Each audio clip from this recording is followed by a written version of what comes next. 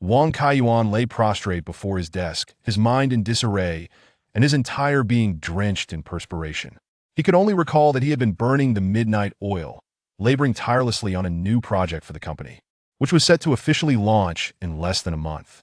Little did he anticipate that, perhaps due to the overwhelming fatigue of recent times, he had unwittingly succumbed to sleep, awakening with no notion of how much time had elapsed. It was no surprise, for Wang Kaiyuan had devoted himself to preparing for this project for over half a year, investing all his savings, even mortgaging his house to the bank. Should the project fail, he would find himself not only destitute but also burdened with a substantial debt to the bank, a sum he would likely never be able to repay in his lifetime. With this grim reality weighing heavily on his mind, Wang Kaiyuan resolutely slapped his cheeks, striving to regain clarity. There remained a crucial segment of code that required his scrutiny, and there was no room for error.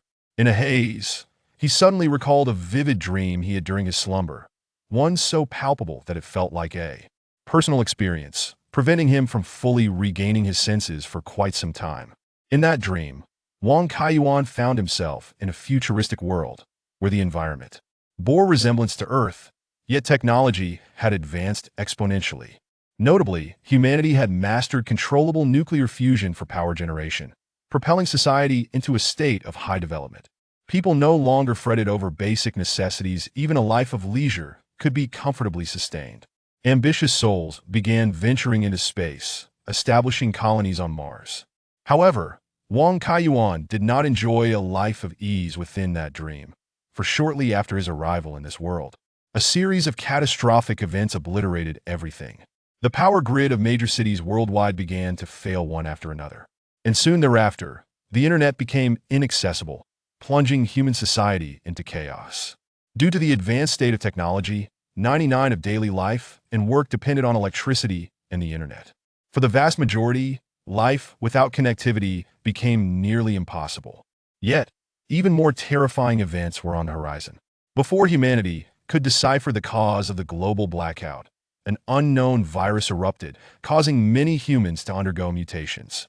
Those afflicted not only gained immense strength, but also exhibited extreme aggression. Even worse, ordinary individuals bitten by the infected would soon transform into monstrous beings reminiscent of the zombies depicted in films. To compound the calamity, having enjoyed a century of peace, the world possessed but a single nation, resulting in a lack of sufficient military might. Thus, humanity paid a staggering price to eradicate the zombies and the virus.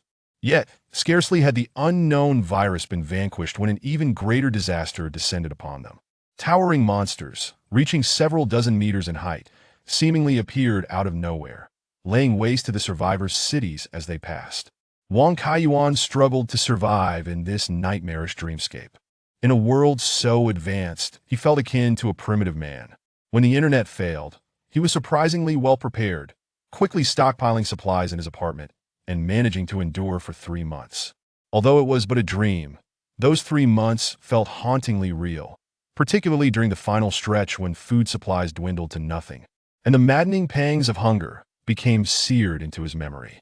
Reflecting on those harrowing details, Wang Kaiyuan even questioned whether he had truly experienced such a terrifying existence. Fortunately, after 3 months of struggle, the humans within the dream finally triumphed over the virus, and societal order was restored. Wang Kaiyuan was spared from dying of starvation. Unfortunately, shortly thereafter, the very city in which he resided became the site of the monstrous creature's appearance. After witnessing the terrifying behemoth with his own eyes, Wang Kaiyuan endeavored to flee the city by any means necessary. Yet the creature's mere footfall flattened the street he occupied. It was only in that moment of death within the dream that he jolted awake, returning to reality. Shaking his head once more, the sudden influx of 3 months' worth of memories left his thoughts in disarray. He reached for a bottle of soda on his desk and gulped down several mouthfuls. The carbonated bubbles erupted on his tongue, and the mild, tingling sensation provided a modicum of clarity. Truly, this soda produced by brilliant company surpasses the original in potency.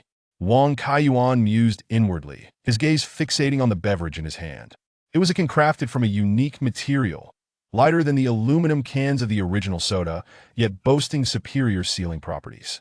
This allowed for a greater infusion of carbon dioxide, significantly enhancing its flavor.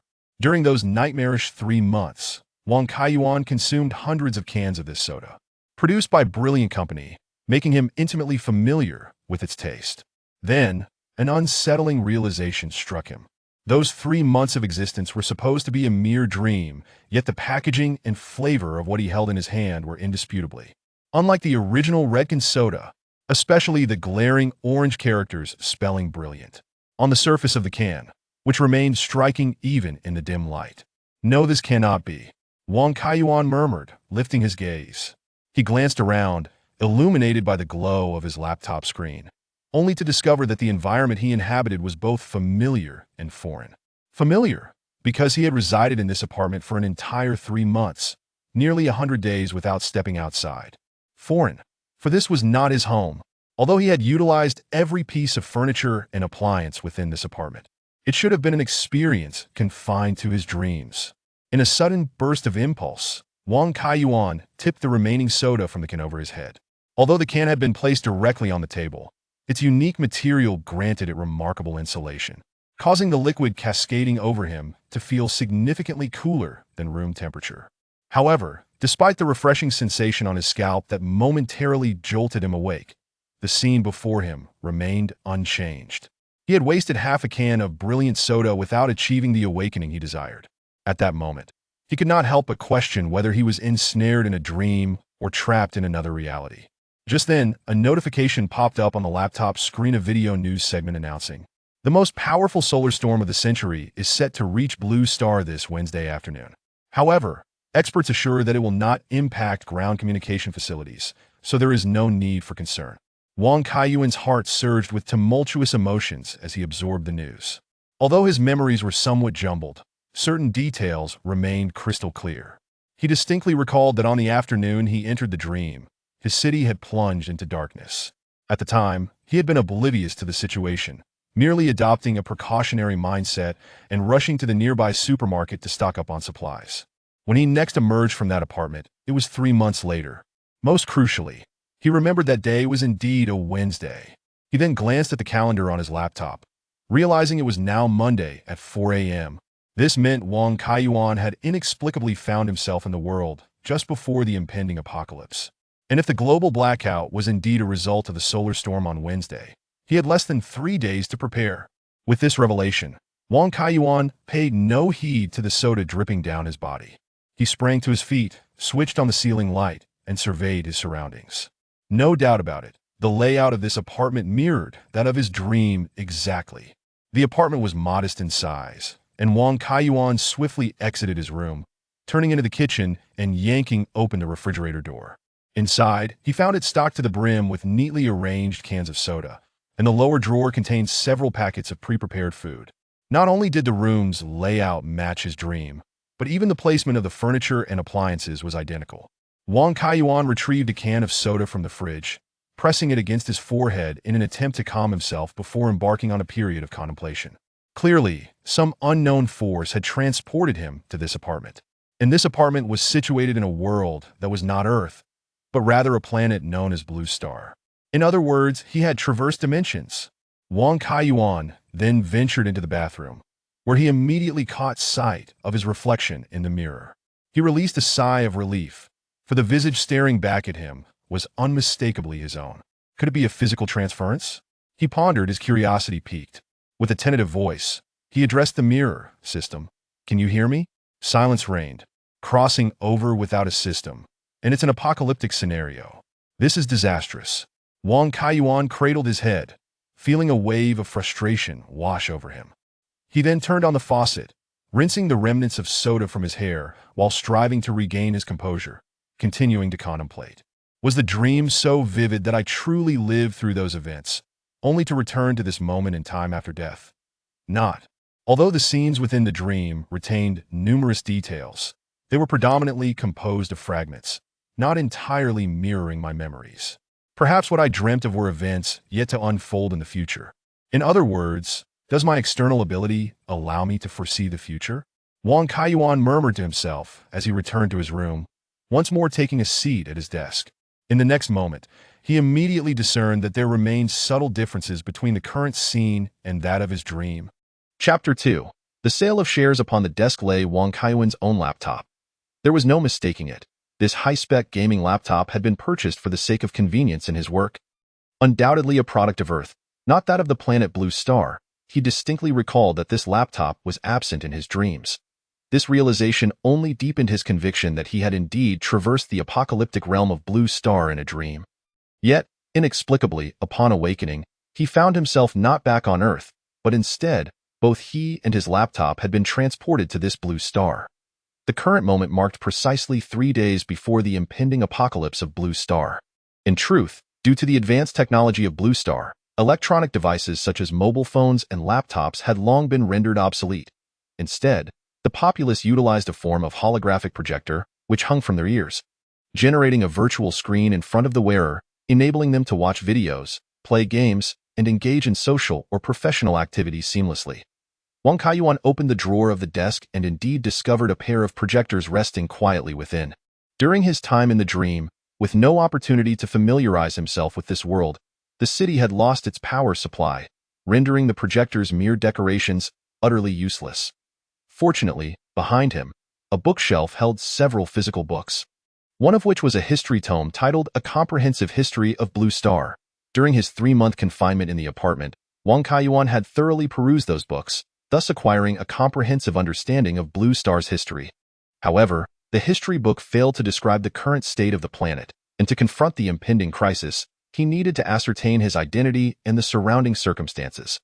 After all, if the disasters from his dreams were indeed to unfold in Blue Star, then even if Wang Kaiyuan procured sufficient supplies and sheltered himself in the apartment for another 3 months, the outcome would likely remain unchanged. The colossal monstrosity that appeared 3 months later in his dream could undoubtedly obliterate an entire city with ease. Thus, he must devise a means to escape this place. With this thought in mind, Wang Kaiyuan promptly retrieved the holographic projector from the drawer, split it in two, and affixed one half to each ear. Soon, a soft blue interface materialized before his eyes. The projector seemed to default to a social platform, and though it was the early hours of the morning, a deluge of information continued to scroll across the screen. While some snippets mentioned the impending solar storm, they were merely fleeting remarks. Clearly, the inhabitants of Blue Star were not particularly concerned about this solar storm. This was understandable.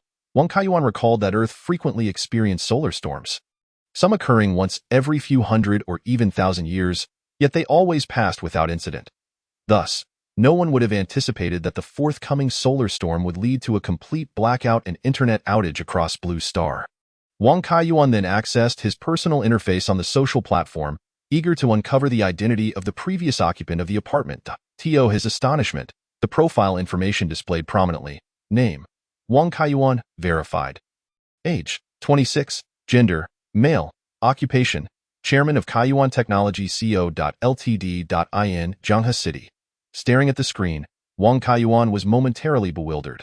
How could this individual share not only his name, but also the same company name? Wang Kaiyuan also owned a small company named Kaiyuan Technology on Earth, albeit with only around 20 employees. The firm focused on gaming, particularly single-player titles, and had released a well-received independent game 2 years prior. This success had bolstered Wang Kaiyuan's confidence, leading him to reinvest all profits into his next project and even to mortgage his property to secure a loan for its development. As both the chairman and the technical director, he witnessed the project swell in scale, with overtime becoming a daily routine. Little did he know that after one ordinary night of working late, he would find himself transported to this planet called Blue Star. Seeing that Blue Star also housed an individual named Wang Kaiyuan, who bore an uncanny resemblance to himself and operated a company of the same name, he wondered if Blue Star might be a parallel world akin to Earth. With questions swirling in his mind, he continued to peruse the profile of Blue Star's Wang Kaiyuan, soon discovering some distinctions. For instance, Earth's Wang Kaiyuan had entered the gaming industry only after completing his graduate studies, while Kaiyuan Technology and Blue Star had been established for 4 years, boasting hundreds of employees and 3 release titles, earning a modest reputation within the gaming sector. Moreover, Blue Star's Kaiyuan Technology had recently launched a single-player game that sold 1 million copies. A commendable achievement, albeit not comparable to major AAA titles. Interestingly, the personalities of both Wang Kaiyuans appeared quite similar. Both were rather reclusive, as evidenced by the social platform's contact list, which contained only colleagues and a few partners. Devoid of any friends, this revelation brought Wang Kaiyuan a sense of relief. Had Blue Star's Wang Kaiyuan possessed even a couple of friends or a partner, he would have found himself at a loss on how to confront that situation. Wang Kaiyuan further explored the social platform for pertinent information about this world, as his experience in the dream had only scratched the surface, and the history book contained outdated data. For 3 months, he had been cut off from the internet, unable to watch live broadcasts or communicate with anyone, leaving him filled with curiosity about this unfamiliar realm. After an undetermined amount of time, a sudden call notification appeared on the virtual screen before him. Manager Lu? Wang Kaiyuan furrowed his brow, then noticed the note accompanying the caller's name. Investment Department of Shui Sheng Group. Following an intense stint of online exploration, he had gained a preliminary understanding of Blue Star's internet industry. And the name Shui Sheng Group resonated with prominence. This conglomerate merged social networking, entertainment, gaming, and finance into a formidable entity. For instance, the social platform, Blue Star Home, was directly operated by Shui Sheng Group. While Blue Star's Kaiyuan technology had achieved modest success, it paled in comparison to this giant. With a sense of trepidation, Wang Kaiyuan answered the video call, only to see Manager Lu beaming at him. Mr. Wang, it has been a weekend since our last discussion. Have you reached a decision regarding the transaction? To be frank, the terms we offer are quite generous. Although unclear about the nature of the transaction Lu referred to, Wang Kaiyuan sensed an underlying insincerity in Lu's smile. Noticing Wang Kaiyuan's prolonged silence, Lu's expression shifted to one of impatience. He dropped the pretense and stated seriously, "We are offering 50 million to acquire 30 of your company's shares, which is a remarkably favorable deal. For a small gaming company like yours, who wouldn't be desperate to secure investment from Shui Sheng Group?" Before Wang Kaiyuan could respond, Lu continued, "Once Shui Sheng Group completes the investment, your games will gain access to enhanced promotional resources. Ensuring a mutually beneficial arrangement, of course, you are free to decline our proposal, but securing sufficient exposure for your games in the future will become considerably more challenging." Though Wang Kaiyuan was not well acquainted with Shui Sheng Group, he was all too aware of the tactics employed by such large enterprises. Refusing their acquisition would undoubtedly complicate future promotional efforts for Kaiyuan Technologies games, significantly increasing costs. More critically, Shui Sheng Group controlled the largest gaming store across Blue Star. If they chose to bar Kaiyuan Technologies games from their platform, it would spell disaster for the company. As the saying goes, all crows are black, and Wang Kaiyuan surmised that Shui Sheng Group would employ similar coercive tactics as their counterparts on Earth to seize shares from other game companies. Given that Blue Star's Kaiyuan Technology had already released a relatively successful title, its valuation exceeded 300 million, making 30 worth at least 100 million. Thus, Wang Kaiyuan deemed their offer decidedly inadequate. Noticing Wang Kaiyuan's continued silence, Lu's impatience grew. He was well aware that the 50 million offer fell short of expectations, but that was simply how Shui Sheng Group conducted business. Furthermore, upon acquiring shares in Kaiyuan Technology, they would provide some promotional support. Though whether that support was worth 50 million was highly subjective. Prior to the call, Lu had anticipated that Wang Kaiyuan would likely refuse, but that was of little concern. He had encountered many startups in the gaming industry. A slight pressure from Shui Sheng Group would undoubtedly lead Wang Kaiyuan to seek him out, pleading for him to purchase shares in his company. At that point, Lu's offer would likely be far less than 50 million. Perhaps he could even drive it down to 30 million. As Lu contemplated the commission he would earn from closing this deal, he reveled in the prospect of the imminent transaction. However, Wang Kaiyuan responded decisively, 50 million for 30 of the shares, no problem. It's a deal. Chapter 3. Building a sanctuary in the apocalypse without hesitation, Wang Kaiyuan sold 30 of Blue Star Kaiyuan Technology to the Shui Sheng Group. The rationale was simple. In 3 days, the apocalypse would arrive. What use was there in retaining the company? Nonetheless, at Wang Kaiyuan's insistence, both parties included a clause in the contract. It stipulated that upon signing, a 10 deposit must be paid immediately, with the remaining 90 to be settled within 3 months. Otherwise, it would be regarded as the first party, Shui Sheng Group, forfeiting the acquisition of shares, and the second party, Wang Kaiyuan, would not be required to refund the deposit. From Manager Lu's perspective, this clause was utterly meaningless. After all, unless facing the end of the world, it was certain that Shui Sheng Group could pay the remaining 45 million within a month. Wang Kaiyuan, however, opted not to provide any explanation. He had contemplated issuing a warning to the world through the internet, but the events occurring in his dreams were so outrageous that no one would believe them if he spoke of them. Even Wang Kaiyuan himself remained skeptical. Was it possible that he was merely experiencing an ordinary time travel, and that the so-called apocalypse was merely a figment of his imagination? Nevertheless, he preferred to trust in its existence rather than dismiss it. The thought of a global internet blackout followed by a viral crisis, and subsequently, an invasion by colossal monsters, made Wang Kaiyuan yearn to vacate the city immediately, ideally constructing a sanctuary in a desolate area. However, finding a place deemed safe within a mere 3 days proved to be a formidable challenge, necessitating substantial financial resources. Unfortunately, despite Blue Star Kaiyuan Technologies' considerable scale, like many startup enterprises, it operated under debt. Wang Kaiyuan had been quite earnest, investing nearly his entire fortune into the company's operations, leaving him with less than 500,000 in his personal bank account. While 500,000 might be a significant sum for an ordinary person, property prices on Blue Star were comparable to those on Earth, rendering such a sum insufficient for even a down payment in a major city. Although the 50 million from Shueishan Group for the acquisition of 30 of the shares could not possibly be paid in full at once, Wang Kaiyuan promptly received the 10 deposit of 5 million upon signing the contract. The purchasing power of 5 million on Blue Star was roughly equivalent to that on Earth. Thus, this sum was a timely boon for Wang Kaiyuan. He then immediately boarded a flight, covering over 2,000 kilometers, arriving that afternoon at a resort community in Tianhai Province. His choice of Tianhai Province stemmed from having briefly interacted with soldiers responsible for rescuing civilians after leaving his 3-month stay in an apartment. They informed him that the majority of cities on Blue Star had descended into chaos due to an unknown virus. Moreover, the headquarters of the Blue Star Alliance had relocated to Huaishan City in Tianhai Province, implying that the disaster's impact there was relatively milder. En route, Wang Kaiyuan had already secured a property in the resort community through the internet. Given the advanced state of Blue Star's internet, transactions for equity sales and property purchases could be executed online with remarkable efficiency. He opted for the resort community in Tianhai Province because it was now late autumn, right in the tourism off-season, so there should be relatively few permanent residents. Originally, Wang Kaiyuan had intended to acquire an uninhabited island further south, completely distancing himself from the mainland. However, with no suitable options available in such a short time, he settled for the Sunshine Holiday Town located on the outskirts of Huaishan City in Tianhai Province. Although referred to as a town, it was merely a community spanning 0.5 square kilometers, surrounded by several rows of townhouses and smaller single-family homes. Since most individuals purchasing property here did not intend to reside long-term, the smaller units were consequently more sought after. The community featured a single entrance on the southern side, with a robust metal gate that provided Wang Kaiyuan with a sense of security. The property he chose was a 3-story standalone villa near the sea, covering approximately 2,000 square meters. It was perched upon a protruding cliff, with 3 sides suspended in mid-air, connected to the community road by only one side.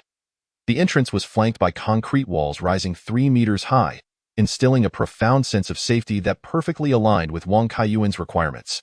Furthermore, the villa boasted a 300-square-meter basement, allowing Wang Kaiyuan to seek refuge for a time during any extraordinary peril. More importantly, the location had an abundant supply of seawater. While not directly drinkable, it could be desalinated using the villa's purification equipment, completely alleviating concerns about water supply. During the final period of his dream, Wang Kaiyuan had tried every conceivable method to resolve his water supply issues, and those memories were nearly unbearable to recall. Thus, despite the villa's steep price of 30 million, Wang Kaiyuan resolutely made the down payment, using 4.5 million of the 5 million he had just acquired. With his previous savings added, he was left with less than 1 million in his bank account. Fortunately, compared to Earth, Blue Star had a unified economy, and the demand for housing was relatively low. Thus, property prices in Huaishan City were only half of those on Earth. Otherwise, the sum Wang Kaiyuan possessed would not even suffice for a down payment. Thankfully, even if the apocalypse did not materialize, Wang Kaiyuan would still receive the remaining 45 million from Shueishan Group, making the villa an affordable investment. That evening, he ordered a substantial amount of supplies from nearby supermarkets and suppliers online, most of which were non-perishable food items, along with some frozen goods, enough to last him alone without restraint for half a year. Wang Kaiyuan was further pleased to discover that, likely due to the incredibly cheap energy costs, these supplies were priced at merely 1/3 of what they would cost on Earth, totaling less than 50,000. This was also attributed to Wang Kaiyuan's modest requirements for food, a significant portion of which consisted of inexpensive compressed biscuits and instant noodles. While their flavor left much to be desired, they were noted for their affordability and volume. Wang Kaiyuan also ordered 10 large freezers to store meat and frozen foods. Given the ample space in the villa, he would have filled every corner with food if time permitted. Compared to Earth, Blue Star's e-commerce services were significantly more robust. Wang Kaiyuan placed his order on a Monday evening, and by noon the following day, a container truck from the e-commerce platform arrived at the villa's doorstep. The use of a container was necessitated by the sheer volume of items Wang Kaiyuan had purchased.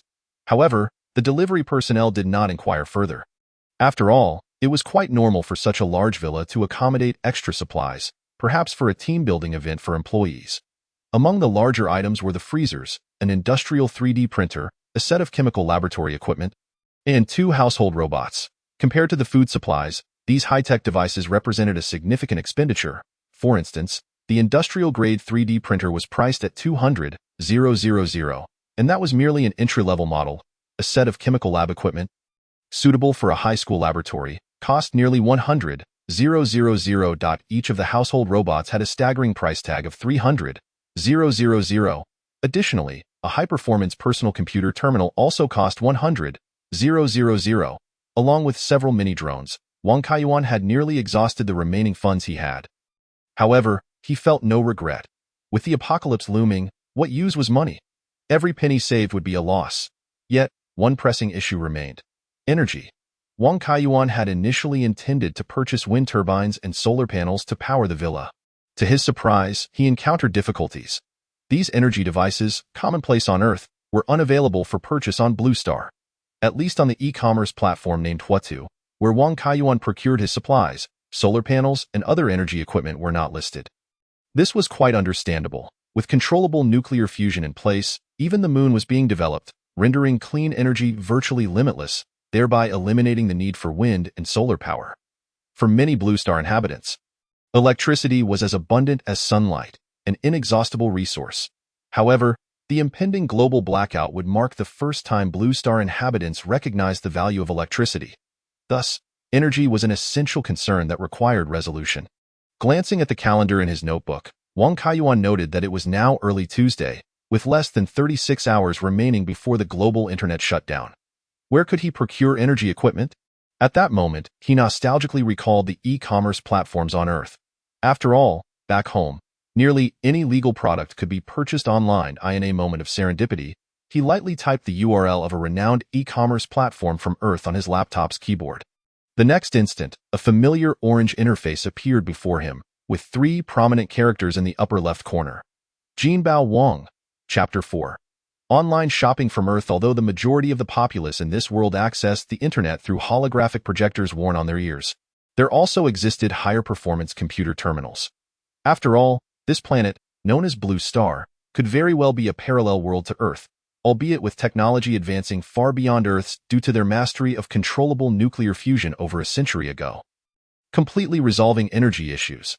Nonetheless, some objective laws and physical principles remain the same between the two worlds. For instance, the larger the computer, the stronger its performance.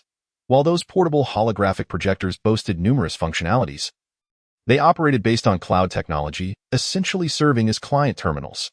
This meant that they required a network connection to a remote server to function properly. Once a power outage disrupts the internet, these holographic projectors become nothing more than a pile of scrap.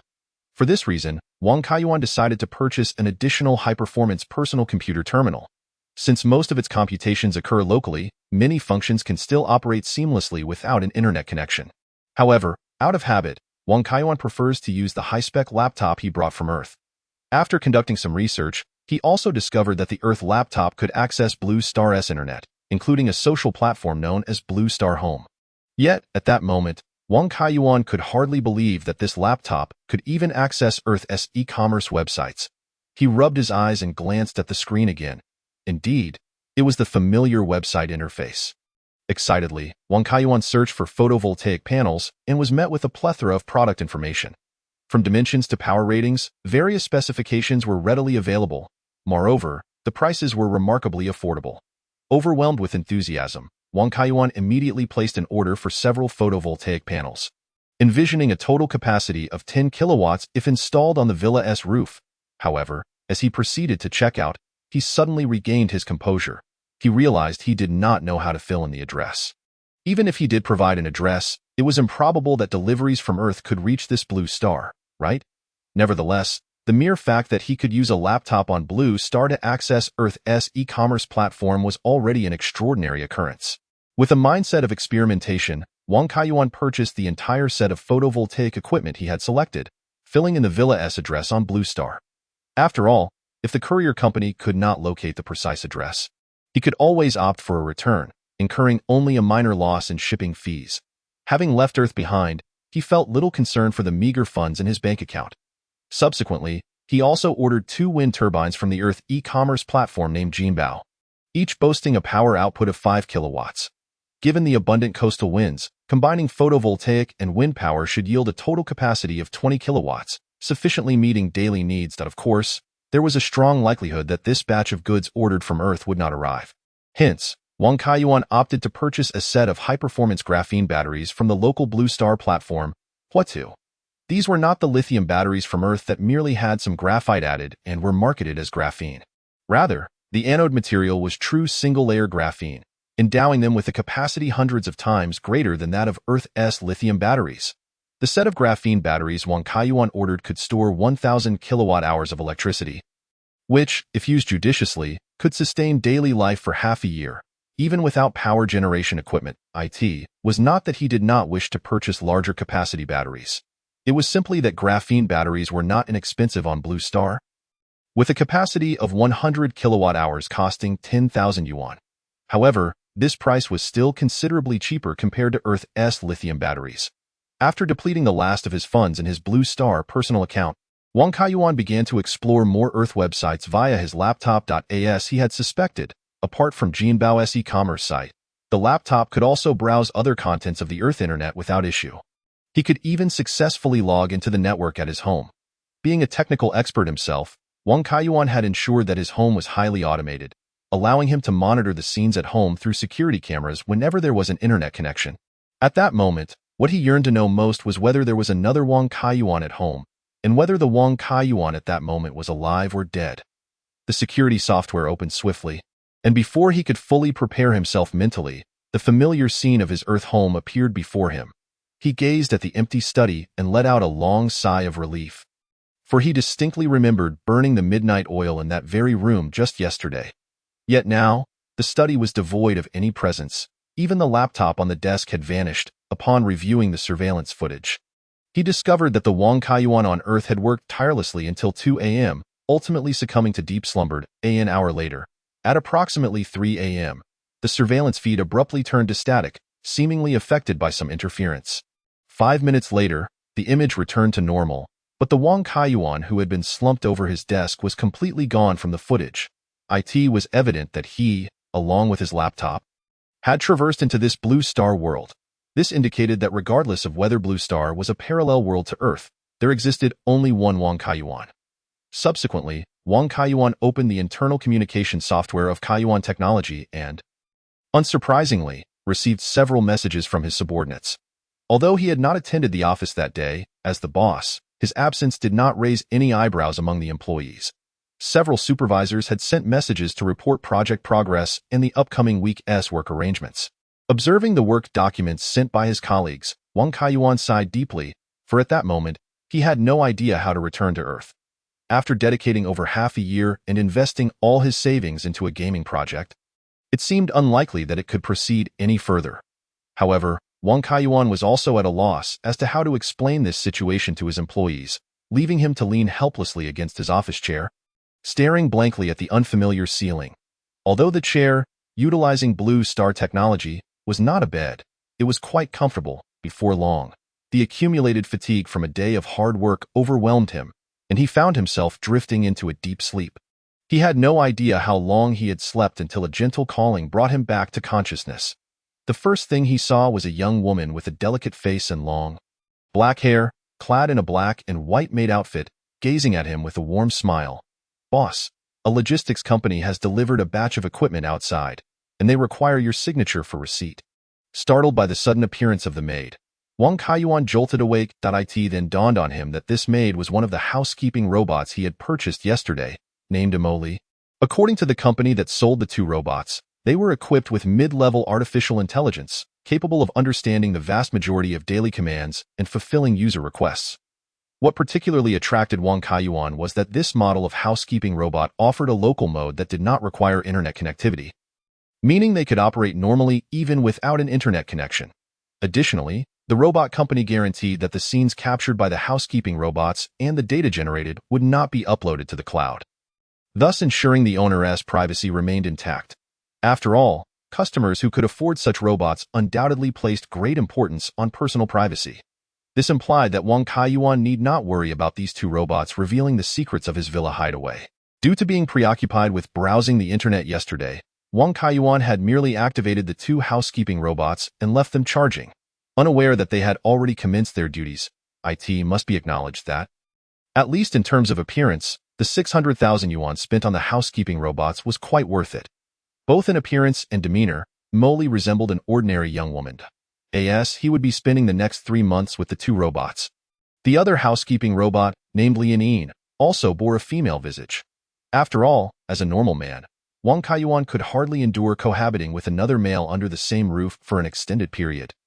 Even if that individual were a robot, the equipment that Emoli mentioned had likely been the set of graphene batteries ordered from the Huatu platform last night. Wang Kaiyuan glanced at the time. It was already 9 a.m. on Wednesday, meaning that in just a few hours, a global power outage would occur. He hurried downstairs to the yard, where he immediately spotted Lian Yin, clad in a tailcoat, conversing with the delivery person outside the gate. High-end housekeeping robots like Emoli and Lian Yin were relatively rare even on Blue Star. Yet considering Wang Kaiyuan's residence in such a large villa, the delivery person did not find it unusual. After confirming that Wang Kaiyuan was the recipient, the delivery person promptly drove away in a small truck. "Boss, do you need us to help you install this equipment?" inquired Lian Yin, her hair styled in a bun at the back of her head, her demeanor more austere compared to the gentle Emoli, and her attire further enhancing her elegance, rivaling that of a true human butler. However, Wang Kaiyuan did not respond to Lian Yin's question. He stood frozen in place, his gaze fixated on a pile of goods at the entrance. Four arranged neatly on the ground were not only the graphene battery pack ordered from Huatu, but also a complete set of photovoltaic equipment and 2 wind turbines. Chapter 5. Dream becomes reality. Stunned for a moment, Wang Kaiyuan finally whispered to the butler beside him, "Lian Yin, were these photovoltaic devices and wind turbines also delivered by Huatu?" Lian Yin gently shook her head. These devices appeared at the entrance early this morning. The only items that Huatu just delivered were the graphene battery pack. A shiver ran through Wang Kaiyuan's body. He quickly activated the holographic projector hanging from his ear and began reviewing the surveillance footage from outside the villa from last night until before 9 a.m. It did not take long for him to discover that at 6 a.m. that morning, the surveillance feed suddenly turned to static, only returning to normal 5 minutes later. Shortly thereafter, boxes containing the photovoltaic equipment and wind turbines mysteriously appeared in the vacant area at the gate. Evidently, some form of supernatural force has transported the goods ordered by Wang Kaiyuan from Earth to the Blue Star. Moreover, the manner in which these goods appeared on the Blue Star almost mirrors the process of Wang Kaiyuan's own disappearance from Earth. Wang Kaiyuan is eager to uncover the truth behind these occurrences. However, this question is destined to remain unanswered. 10 minutes later, Wang Kaiyuan finds himself seated in the dining room on the ground floor of his villa, savoring breakfast prepared by Jasmine while observing through the window as the maid and butler busily install power generation equipment and battery packs. At this moment, they have donned orange electrician work uniforms, exuding a sense of professionalism. These uniforms were originally intended for Wang Kaiyuan himself, as it is inevitable that he would encounter situations requiring maintenance during his 3 months of isolation. He never anticipated that the two domestic robots would take on the role of repair workers. Furthermore, given their tall statures, the work attire fits them remarkably well. It is no wonder that the youth of the Blue Star have taken to a laid-back lifestyle. After all, relatively simple tasks can easily be delegated to robots. Without a specialized skill, it becomes increasingly challenging to secure a satisfactory job relying solely on physical strength. With their basic needs met, many prefer to remain at home, living a life of leisure. Additionally, numerous young individuals find themselves engrossed in the virtual world, leading to the flourishing gaming industry on the Blue Star. Even a small company like Blue Star Kaiyuan Technology, with around 100 employees, boasts a valuation in the hundreds of millions. Although Jasmine and Lian Yin present as female, their essence remains that of robots. considering the physical demands of domestic services, they have been enhanced for strength. Thus, the two robots can effortlessly transport graphite battery packs weighing several hundred kilograms. Wang Kaiyuan has also purchased additional skill expansion packs for them, including electrician, chef, gardener, and construction worker, enabling them to handle simple installation and maintenance tasks competently. After all, with a price tag of 300,000, this model is considered a high-end civilian variant among the robots on the Blue Star.it. Is said that this type of domestic service robot is equipped with the latest graphene processors, allowing them to function normally even without internet access once the corresponding skill expansion packs are downloaded into their internal memory. Judging by Jasmine and Lianin's current performance, the investment of 600,000 seems truly worthwhile. Naturally, the longer they work and the greater the workload, the more power they consume. Therefore, upon receiving photovoltaic equipment and wind turbines from Earth, Wang Kaiyuan promptly instructed Jasmine and Lianin to commence installation. After finishing his breakfast, he returned to the study on the second floor, activated his newly acquired personal computer terminal, and began downloading a plethora of data from the internet. According to the premonition from his dream, the power supply on the Blue Star would be interrupted within a few hours, and the internet would vanish approximately a week thereafter.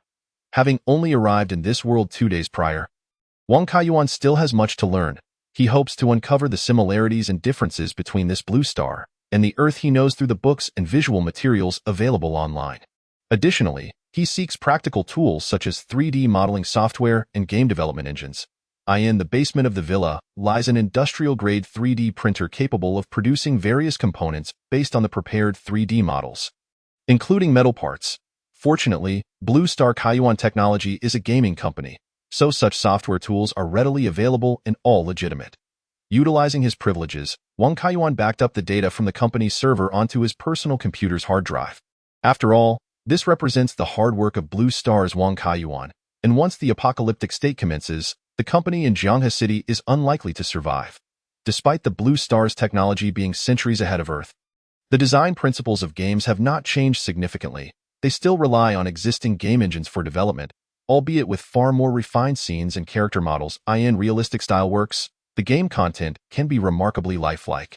The gaming experience has also undergone notable transformation. Players wear holographic projectors that cover their entire field of vision, resulting in a heightened sense of immersion in games of this era. However, the rumored brain-machine interfaces that could achieve consciousness separation do not exist. Visuals, sound effects, narratives, and gameplay remain the primary forms of expression in Blue Star games. The data backed up locally also includes a single-player game developed by Blue Star Kaiyuan Technology, which has sold over 1 million copies worldwide. Although Wang Kaiyuan has not had the time to fully experience it, judging by player reviews on the Waterborne Game Store, the graphics of this game are not top-notch, as a team of 100 developers cannot achieve the industry's highest standards in visuals. Nonetheless, the gameplay is highly engaging, and the narrative aligns well with the preferences of most players, particularly the standout designs of several female protagonists, resulting in a commendation rate exceeding 90. Consequently, Blue Star Kaiyuan Technology has been recognized as the most promising game developer of the year within the industry. This recognition is precisely why Blue Star Kaiyuan Technology has attracted the attention of the Waterborne Group, which has resorted to threats to seize 30 of the company's shares. By the time Wang Kaiyuan has downloaded all the vital data, it is already past 2 p.m. He refrains from further internet browsing and instead approaches the window in his study, gazing out at the distant horizon over the sea. He observes a yacht anchored on the water, with several young men and women in swimsuits frolicking on the deck, seemingly enjoying themselves immensely. Wang Kaiyuan suddenly contemplates how wonderful it would be if his dreams did not come true. For the living conditions of the Blue Star inhabitants are far superior to those of Earth. How could he bear to witness all this beauty being obliterated? At that moment, a video call unexpectedly comes through, yet again from Manager Liu of the Waterborne Group. Mr. Wang, I hear you have gone to Tianhai and acquired a luxurious villa in Waya City. What a delightful venture. Observing the beaming face of Manager Liu, Wang Kaiyuan furrows his brow slightly. Are you monitoring me? How could that be? I merely happen to have acquaintances in the real estate sector. After all, properties in Waya City have become increasingly difficult to sell over the past 2 years. A transaction of 30 million is quite rare. Noticing Wang Kaiyuan's silence, Manager Liu continues, if Mr. Wang wishes to retire early, we can fully acquire your company. The price is negotiable. That is unnecessary. Wang Kaiyuan shakes his head. Very soon, the entire globe will experience a power outage. Even if he were to sell Blue Star Kaiyuan technology to the Waterborne Group, the funds would ultimately be rendered useless. Manager Liu had not expected Wang Kaiyuan to agree. He presses on. The acquisition of 30 of your company's shares is already in internal processing, and the remaining funds are expected to be fully transferred to your personal account by the end of the month. According to the contract stipulations, we will dispatch professional operational personnel to your company next month to commence collaboration. I have also had someone review the demo for your next game, and while the character narratives are passable, the graphics are simply inadequate. Consequently, we may also send additional artists and modelers to your company to contribute to the next phase of game development. Wang Kaiyuan is not taken aback by these demands from the Waterborne Group. After all, having invested in acquiring 30 of the shares, their ultimate aim is undoubtedly to exert control over Kaiyuan technology. The first step would naturally be to place their personnel in crucial positions. If all proceeds as expected, the Waterborne Group will subsequently cite the slow progress of game development and the unsatisfactory graphics as reasons to demand increased investment, thereby diluting Wang Kaiyuan's remaining shares. It is worth noting that Blue Star Kaiyuan technology is not solely owned by Wang Kaiyuan. He originally held 80 of the shares, with the remaining 20 allocated to several partners and management. The Waterborne Group has now acquired 30 in one fell swoop, making them the second largest shareholder. Although Wang Kaiyuan retains the title of largest shareholder, his stake has dipped below 50, meaning he no longer holds full control. Should the Waterborne Group dilute Wang Kaiyuan's remaining shares through further capital infusion and subsequently acquire more shares from partners and management, they could potentially achieve over 51 control in such a scenario. Blue Star Kaiyuan technology would theoretically no longer belong to Wang Kaiyuan, and the company's operations and the development direction of new games would be dictated by the Waterborne Group. Despite not being a Blue Star inhabitant, Wang Kaiyuan is well acquainted with such business tactics, having witnessed them numerous times on Earth. However, he remains unfazed, for the impending apocalypse looms. Even if humanity does not face complete extinction, those who survive will likely lack the inclination to play games. Thus, the value of most gaming companies on the Blue Star will swiftly plummet to zero. Yet, Manager Liu remains blissfully unaware of what is to come. Though still smiling, his eyes resemble those of a hunter fixated on its prey. He knows all too well that once the Waterborne Group acquires shares in Kaiyuan technology, this burgeoning game company will inevitably become a part of the Group's assets. Observing Manager Liu's self-satisfied expression, Wang Kaiyuan can no longer suppress a smile, remarking, "No problem, I only hope that by next month, we can still meet." Manager Liu attempts to say more, but suddenly the video feed goes black, and he can be heard asking in a flustered tone to those nearby, "What happened? Did the lights in the office go out?" At that moment, Wang Kaiyuan disconnects the video call and gazes up at the now extinguished chandelier above, muttering to himself, "Finally, it has begun." Chapter 6. Global Power Outage. Little did he know. Within a minute, the chandelier above him flickers back to life. A sudden shock coursed through his heart. Could it be that the global blackout had not come to fruition as anticipated, and that everything he had witnessed in his dreams was mere illusion? Just then, the voice of the maid, Molly, drifted in from outside the door. "Boss, we've experienced a sudden power outage at home. It appears there is a fault with the external power supply. Fortunately, we completed the installation of the battery system at noon, and Lianine has just gone to the underground control room to switch over to the battery lines." Wang Kaiyuan promptly flung open the door and inquired of Molly, who was clad in work attire. "How much battery power remains?" "Approximately 50, Molly replied. "This is likely because the new batteries were just manufactured and not fully charged." In other words, there were still 500 kilowatt-hours of electricity left, which eased Wang Kaiyuan's mind. He immediately instructed Molly, "Please, work diligently to complete the installation and grid connection of the photovoltaic panels and wind turbines. I fear this power outage may persist for an extended period." Although Molly and Lianine were currently functioning adequately, many of the intelligent robots' features required an internet connection. Wang Kaiyuan was concerned that should the internet also be interrupted subsequently, Molly and Lianine would not be as effective as they currently were. "No problem, boss." Molly smiled slightly, turning to step outside and commence the execution of Wang Kaiyuan's new orders. Meanwhile, Wang Kaiyuan busied himself, retrieving a bundle of blackout curtains from the supplies he had previously procured, and methodically replaced the curtains in every room of the villa. He was acutely aware that the most perilous threat ahead was not merely the power outage or the internet failure, but rather the unknown virus that could lead to human mutations, ultimately resulting in zombification. Once transformed into zombies, these beings not only attacked indiscriminately but were also exceedingly sensitive to light, sound, and scent. If the villa was illuminated at night, it could easily attract the attention of the undead. Moreover, the dangers of human nature in a post-apocalyptic world were equally formidable. Wang Kaiyuan had purchased this secluded villa with the intention of surviving alone, hoping to avoid any interaction with strangers. The villa boasted over a dozen rooms, and by the time he finished his task, it was already 4 p.m. At that moment, he received reports from Molly and Lianin. The photovoltaic panels on the roof had been successfully installed. Upon arriving at the basement control room and observing the 8-kilowatt input power displayed on the photovoltaic controller panel, Wang Kaiyuan let out a sigh of relief. Given that it was deep autumn, the afternoon sunlight was not particularly intense, so the 10-kilowatt photovoltaic panels could not operate at full capacity, yet this power was entirely sufficient. Once the wind turbines were also connected to the grid, he would be able to utilize high-power appliances such as industrial 3D printers. With a sense of reassurance, Wang Kaiyuan returned to his study, enjoying the afternoon tea that Molly had served while simultaneously obtaining information from the still-functioning internet.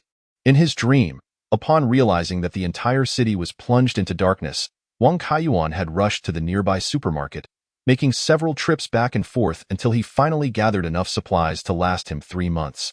However, due to inadequate preparation, some meat and fresh ingredients had spoiled before he could consume them, resulting in a rather miserable last stretch.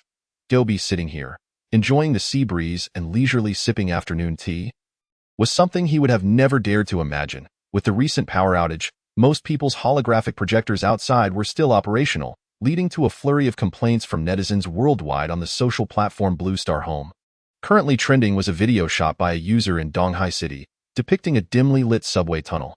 The only sources of light were emergency lamps placed dozens of meters apart on the walls, accompanied by the faint glow of a few portable flashlights. With these limited beams, one could barely make out a group of people slowly traversing the pitch-black tunnel. Soon, a breathless voice explained in the video, "Folks, can you believe it? Line 1 in Donghai City has lost power. Our train has stalled in the subway tunnel, and after waiting for 2 hours, we still haven't seen any rescue." The passengers, stifled by the heat, had no choice but to manually open the doors. After some discussion, they collectively decided to walk to the next subway station since the train was stuck. Just as the speaker concluded, an elderly-looking man stumbled, nearly falling. Fortunately, 2 nearby individuals reacted swiftly, supporting him on either side. The young man filming the video called out, "Everyone, watch your step. We must help one another during such times. Don't leave anyone behind." Wang Kaiyuan then clicked on the second most popular video, which seemed to be set in a remote area. The white train lay quietly on the tracks, resembling the high-speed trains of Earth. However, the passengers who were supposed to board were now gathered outside the train, anxiously discussing their predicament. The high-speed train had been immobilized for 2 hours, and with no nearby villages or towns, they were at a loss for what to do next. The nearest station was over 50 kilometers away, making it impossible to walk there. They could only wait for rescue. Yet, 2 hours prior, they had already called for assistance, and there had been no response. It was reported that many areas had lost power, causing all operational high-speed trains to halt temporarily while awaiting rescue. They were not the only ones in this predicament. In the early stages of the global blackout, the first to be affected were rail transit systems, as both subways and high-speed trains required constant electricity to operate. Once power was lost, these modes of transportation would cease to function. Fortunately, Blue Star's rail transit had emergency protocols in place, allowing vehicles to automatically stop using emergency power in the event of a power failure, thereby preventing major accidents thus far.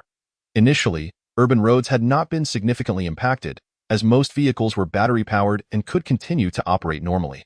However, as citizens poured out of subway stations and surrounding office buildings also closed early due to the power outage, some narrow roads began to become congested. More critically, with the power supply from the generating stations completely severed, even backup circuits could not sustain operations for long. By 5 p.m., many cities' traffic network control centers gradually lost electrical supply. Blue Star's electric vehicles had achieved full automation, meaning that cars on the road did not require a driver. They operated autonomously based on commands received from the traffic network control center. The advantages of automation were evident. Traffic lights became obsolete as high-performance AI effortlessly managed the speed and routes of every vehicle, ensuring smooth traffic flow and the most efficient routes to destinations. As a result, taxis and ride-hailing vehicles eliminated the driver's seat altogether, allowing them to carry 6 passengers at once. Only government vehicles and a few high-end private cars retained manual driving capabilities. The system's designers had initially considered the possibility of network vehicles losing control due to power outages, thus implementing a backup power source to maintain system operation for at least 1 hour without external power. Typically, 1 hour would suffice to resolve a power outage. However, they had not anticipated a worldwide blackout, and even the most skilled repair teams could not conjure electricity from thin air. Consequently, when the autonomous electric vehicles lost their system guidance, they activated their emergency systems and pulled over to the roadside.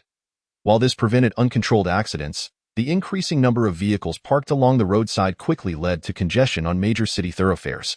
This, in turn, trapped the once autonomous vehicles, rendering them immobile. By 6 p.m., as night fell, traffic in most Blue Star cities had come to a complete standstill, with few vehicles still moving. Those just finishing work had no choice but to walk home. Even more alarming, the power outage had rendered some buildings' emergency systems inoperative, and some uninformed citizens attempted to create light sources by igniting flammable materials, resulting in sporadic fires in certain areas of the city. Although most of these fires were not severe, and the building's fire suppression systems could activate using backup power, as time passed, the risk of these fires spreading would inevitably increase once the automatic system's power was depleted. Observing the chaotic videos flooding the social platform, Wang Kaiyuan let out a soft sigh, knowing that the peaceful days of the Blue Star inhabitants had irrevocably vanished. Chapter 7. The boundless sports center compared to the tumultuous scenes online. The Sunshine Holiday Town where Wang Kaiyuan resided was markedly tranquil. At that moment, he stood in a third-floor bedroom, gazing through heavy curtains toward the city. All he could see was an expanse of darkness. While the specifics were unclear, it was reasonable to assume that the internal roads of the community were devoid of pedestrians. The holographic projectors commonly used by Blue Star inhabitants could also function as flashlights in emergencies, making any nearby users conspicuous in the darkness. However, for safety's sake, Wang Kaiyuan moved to the seaside balcony on the other side.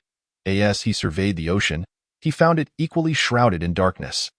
With the boats he had seen during the day now vanished from sight, the only sounds surrounding him were the rhythmic crashing of waves against the rocks below. Wang Kaiyuan nodded in satisfaction. The fact that the villa was enveloped by the sea on 3 sides meant that unless someone sailed nearby, it would be difficult to detect any activity within. One must admit, the investment of 4.5 million for the villa was indeed worthwhile. As for the remaining loan of over 30 million and the interest, it was likely that he would not need to repay it.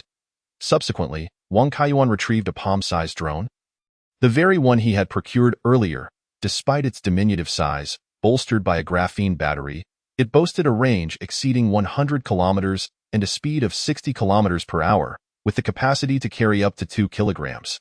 Even in the absence of an internet connection, it could maintain video transmission with the controller via a private wireless network, with a communication range of up to 10 kilometers. Seizing the opportunity while the internet had not yet been entirely severed, Wang Kaiyuan decided to use the drone to scout the surroundings.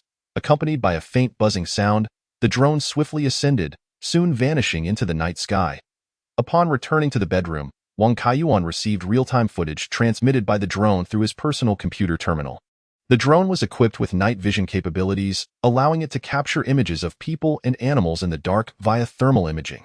However, being a civilian version, it could not peer into indoor spaces. Given that Huaishan's urban area lay to the north of the villa, Wang Kaiyuan maneuvered the drone to fly northward. As he had anticipated, the outdoors of Sunshine Holiday Town was largely deserted, with even the most basic streetlights extinguished, leading the few households to remain indoors.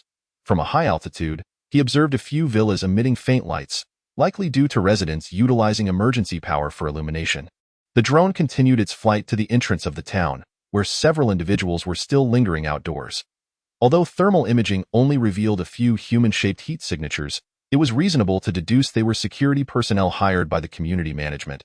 As Sunshine Holiday Town was positioned as an upscale locale, predominantly comprising villas with significantly higher property management fees. As he exited the town's perimeter, the number of pedestrians on the road began to increase. Those situated in the suburbs, the entire Tianhai province's transportation system had become paralyzed, forcing people to walk home. Those residing in the city fared better, while suburban dwellers bore the brunt of the situation. Fortunately, the autumn climate in Tianhai province remained pleasant, with temperatures still above 20 degrees Celsius at 7 or 8 in the evening, preventing those on the roads from succumbing to the cold. The drone hovered in the air for a moment, and as Wang Kaiyuan observed the light spots representing pedestrians on the screen, his brow furrowed in concern. He noted that the majority of the foot traffic was coming from the same direction, implying that a substantial crowd was likely gathering nearby. This was distressing news, as his dreams had forewarned of an impending outbreak of an infectious unknown virus within days. Thus, densely populated areas would become increasingly perilous. Realizing the gravity of the situation, Wang Kaiyuan swiftly reversed the drone's course, flying against the flow of pedestrians. Approximately 5 minutes later, the screen began to display a greater number of light spots. After a short while, it became evident, without the aid of thermal imaging, that a considerable crowd was congregating outside a structure resembling a gigantic egg. Each individual held a glowing light stick, while these could not be used for illumination. The collective brightness of thousands of them was sufficient. The sight left Wang Kaiyuan astounded. The number of people depicted on the screen likely reached 10 to 20,000, with more continuously pouring out from the building. Judging by the size and shape of this massive egg, it was highly probable that it was a sports venue. Wang Kaiyuan hastily searched on the Blue Star platform and uncovered astonishing news. The giant egg was indeed the Huaishan Sports Center, which was scheduled to host a concert for the immensely popular singer Yu Hiwei that very evening at 7 p.m. The Huaishan Sports Center was designed to accommodate up to 80,000 people, and given Yu Hiwei's immense popularity, throngs of fans had arrived throughout the day. Despite the power outage occurring as early as 2 p.m., most fans assumed it was a temporary issue and did not alter their plans. According to online reports, by 6 p.m., around 30,000 fans had already gathered at the sports center. These fans waited until 7 p.m., only to realize that the concert could not proceed, prompting them to consider leaving. However, by that time, the transportation system across the province had completely collapsed, and with the sports center situated over 30 kilometers from the city center, walking back would likely take until dawn. Moreover, many fans had traveled from distant locales without booking accommodations, planning only to depart after the concert via plane or high-speed train, leaving them without a place to stay. Thus, although some fans opted to walk away, the majority remained at the sports center. Under normal circumstances, this would be the prudent choice, as the sports center boasted excellent facilities and ample indoor space, originally intended as an emergency shelter, making it perfectly acceptable to spend the night there. Yet, Wang Kaiyuan understood that, in light of the viral threat, allowing tens of thousands to congregate at the sports center was akin to a ticking time bomb. The sole silver lining was that the Huaishan Sports Center lay a straight-line distance of 5 kilometers from Sunshine Holiday Town, and given the town's secluded location, even if a virus erupted here, it would not necessarily have immediate repercussions. However, the realization that such a significant threat loomed so close to his chosen sanctuary was something Wang Kaiyuan had never anticipated. At that moment, he recognized that although he possessed the advantage of foresight via his dreams, he had spent the majority of the past 3 months sequestered in an apartment, utterly oblivious to the changes in the outside world. Thus, he had mistakenly believed Tianhai province to be relatively safe, a notion he had gleaned from a soldier who mentioned that the headquarters of the Blue Star Alliance had relocated here.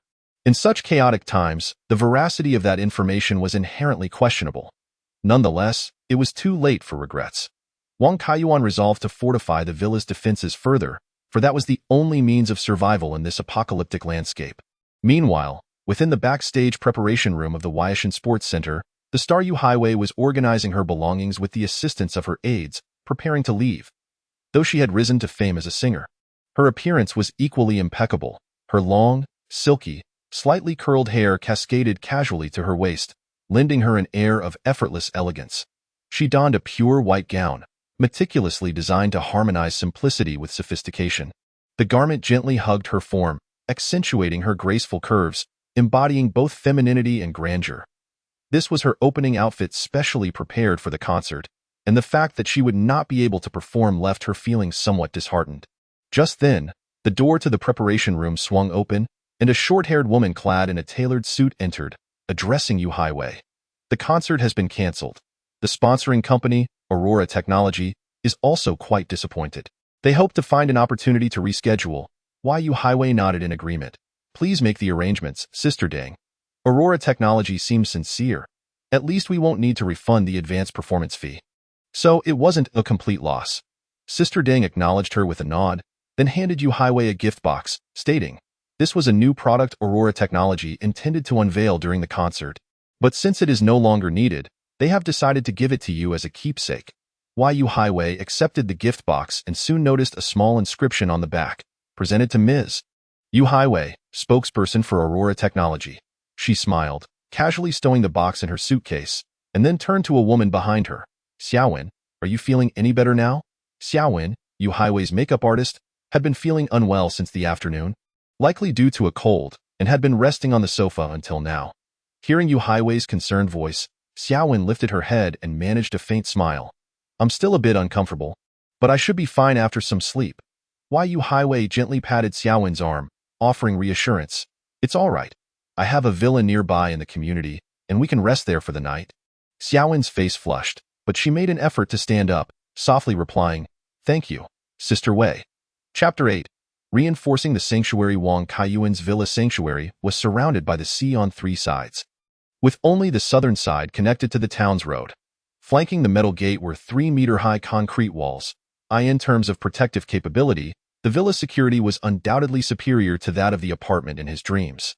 However, given the villa's larger target profile, even though its location was remote, the residents of Sunshine Holiday Town were certainly aware of its existence. Therefore, when faced with future challenges such as water and food shortages, there was no guarantee that someone would not take the risk to invade the villa. Considering that there were tens of thousands of people just 5 kilometers away who could mutate at any moment, Wang Kaiyuan increasingly felt that relying solely on the metal gate and the concrete walls was insufficient. Further reinforcement was imperative. However, the supplies he had previously purchased via the Blue Star Fire Rabbit platform did not include construction materials. And in comparison to Earth's Jingbao Mall, Blue Star's Fire Rabbit Mall still lagged significantly in terms of product variety. Consequently, after retrieving the drone, Wang Kaiyuan promptly opened his notebook, logged into Earth's Jingbao platform, and commenced his second cross-world procurement. This time, Wang Kaiyuan has set his sights on the classification of building materials and has even acquired a compact electric multifunctional excavator. Wang Kaiyuan is uncertain whether Mali and Liaoning can operate the excavator, but he is confident they can learn. Fortunately, the real estate market on Earth has not been particularly prosperous in the past 2 years, making building materials and equipment relatively affordable. Nonetheless, the total expenditure has nearly reached 100,000. Although Wang Kaiyuan is not wealthy, he is a business owner and, coupled with the commendable performance of his previous gaming projects, his personal bank account on Earth boasts over 100,000 in funds. If he were to borrow from the company account, he could gather an additional 200,000 to 300,000. However, Wang Kaiyuan does not intend to touch the company's funds, as with the impending arrival of the apocalypse on Blue Star, any future purchases will have to be made through the Earth's Jingbao platform. Thus, he still needs to leverage his Earth-based company to generate income, ensuring he has sufficient capital for procurement. Contemplating this, Wang Kaiyuan opened the internal communication software of the Earth Kaiyuan Company. According to reports from his subordinates, the company's new game project is progressing steadily, and barring any unforeseen complications, it should be ready for a normal launch next month. For this project, Wang Kaiyuan even mortgaged his house to the bank, investing a staggering 30 million. If the project succeeds, it is expected to yield a modest profit. In this day and age, online gaming reigns supreme on Earth, especially card-drawing mobile games that generate billions in revenue daily. Therefore, the game Wang Kaiyuan is developing can only be considered a minor endeavor. As long as it does not incur losses, it will be deemed a success. However, this game project still lacks a crucial technology, one that is central to the gameplay and primary selling point. Wang Kaiyuan had been working tirelessly to refine this technology, only to unexpectedly find himself transported to Blue Star. Fortunately, the technological issues can be resolved online. As long as the network between Blue Star and Earth remains intact, the game's eventual launch is assured. Before he knew it, he had been busy until late at night. The following morning, Wang Kaiyuan was awakened once again by Mali. Over the past few days, his sleep quality seemed remarkably good. He had not dreamt at all, which left him somewhat disappointed, as he had hoped to glean future insights through his dreams. Yet, it appeared that reality was not as simple as he had imagined. Wang Kaiyuan initially intended to have breakfast but was taken aback when Molly delivered astonishing news. "Boss, the entrance of the villa is once again piled high with goods." So soon? Wang Kaiyuan could hardly believe it, for this time he had ordered building materials and an excavator. Based on Earth's experiences, deliveries typically take 3 to 5 days. However, upon arriving at the entrance, he was greeted by a plethora of materials ordered the previous night, stacked neatly in the vacant space. Beside them stood a yellow and black excavator, quietly awaiting its purpose. Time was of the essence. Wang Kaiyuan hastily consumed 2 pieces of bread for breakfast before heading to the yard to study the excavator's controls with the 2 housekeeping robots. Naturally, Molly and Lianine were not equipped to operate an excavator, as it did not fall within the scope of their household duties, but they had the capacity to learn. The artificial intelligence on Blue Star had advanced to a considerable degree, and mid-level AIs like Molly possessed a certain degree of learning ability. While they could not master the mechanical arm in a short time, controlling the hydraulic claws to lift heavy objects posed no significant challenge. As for the building materials, Wang Kaiyuan had procured semi-finished concrete frames, each comprising a 60-centimeter cubic hollow space. Due to their hollow nature, they were not overly heavy and could be easily transported by the excavator. These hollow concrete cubes would be stacked behind the wall, forming a new wall with a thickness of 60 centimeters, with rebar connecting and securing the cubes. The hollow sections would be filled with gravel to enhance the frame's weight and strength. Finally, the prepared concrete would be poured to fill the gaps between the outer and inner walls, effectively expanding the original wall, which was less than half a meter thick, to over 1 meter. Even with vehicular impact, breaching this wall would prove exceedingly difficult. While this frame-style wall may not boast the longevity of the outer reinforced concrete wall, it would certainly withstand the test of 1 to 2 years. Moreover, once the wall was widened, an electric fence could be installed on top to deter any would-be intruders. However, this seemingly straightforward project proved challenging with only 3 individuals. Wang Kaiyuan, along with Molly and Lianine, toiled from morning until afternoon, managing to complete only half of the work. Fortunately, the total length of the 2 side walls was merely around 10 meters, so they expected to finish the reinforcement by tomorrow at the latest. Just as the trio was immersed in their labor, a stranger's voice suddenly called out from outside. "Mr. Wang, are you home?" Upon hearing this, Wang Kaiyuan promptly signaled for Molly and Lianine to pause their work. He then checked the surveillance at the entrance, spotting a uniformed security guard standing there. Thankfully, they had previously moved all the building materials into the yard. Otherwise, the sudden appearance of so many items would likely have raised suspicions. Being able to procure materials from Earth was Wang Kaiyuan's greatest asset, and it was imperative that no one else discovered this. However, the noise from their activities had undoubtedly attracted the guard's attention. Recognizing he could not evade the situation, Wang Kaiyuan wiped the sweat from his brow and opened the electric metal gate just a crack, squeezing himself through. Due to his tall stature and his deliberate effort to block the view while swiftly closing the door, the guard did not glimpse the scene within the yard. Seeing Wang Kaiyuan's vigilant expression, the guard quickly explained, "There has been a power outage, and our property management is currently counting the number of residents in the community. If you are facing any difficulties, you can come to the management center to collect some supplies." Wang Kaiyuan, taken aback by the guard's attentiveness, thought to himself that this indeed reflected the high standards of the upscale community. He recalled being trapped in his initial apartment for 3 months without ever encountering the property management. Reflecting on the current situation, which was still the 2nd day of the power outage, ordinary people likely remained oblivious to the apocalypse that had descended upon them, perceiving it merely as a temporary inconvenience. Thus, the social order had yet to collapse, and trust among individuals still prevailed. With a smile, Wang Kaiyuan replied to the guard, "I'm all right for now, but thank you for your concern." As he spoke, he retrieved a pack of cigarettes from his pocket and handed it to the guard. Though he himself did not smoke, as a company owner, he often found himself in social situations where carrying cigarettes became a habit. Moreover, based on various narratives, cigarettes were likely to become a form of hard currency in the apocalypse, prompting him to procure a considerable amount. Although the brand was relatively ordinary, costing only 40 to 50 yuan per pack, the guard perceived it as a token of appreciation from the homeowner for his work. "Mr. Wang, you are too kind. My surname is Zhang. You can just call me Xiao Zhang. If you need anything in the future, feel free to reach out." The guard, Xiao Zhang, smiled as he accepted the cigarettes, then lowered his voice to add, "I heard from people in the neighboring community that many there are exhibiting symptoms of fever. there might be some contagious illness going around. If your household has sufficient supplies, it would be best to limit your outings these days. Wang Kaiyuan was taken aback. Could that unknown virus already be spreading? Chapter 9. The virus strikes after sending off the security guard Xiaozhang. Wang Kaiyuan returned to the yard, instructing Molly and Lianin to continue reinforcing the wall while he logged into the Blue Star Home social platform using the full-spectrum projector. Compared to the previous day, the information on the internet had become increasingly chaotic. Urban transit systems in major cities had become completely inoperable. While subways still functioned, allowing travelers to find exits through the tunnels, high-speed trains in the wild posed a significant problem. Vehicles stranded in desolate areas without any nearby towns left passengers unable to return to the cities on foot. Although the Alliance had begun organizing rescue efforts for those trapped in the wilderness, the number of vehicles capable of autonomous driving was limited, and with charging stations out of power, the congested roads made passage exceedingly difficult. Many rescue vehicles had broken down after leaving the city due to running out of electricity.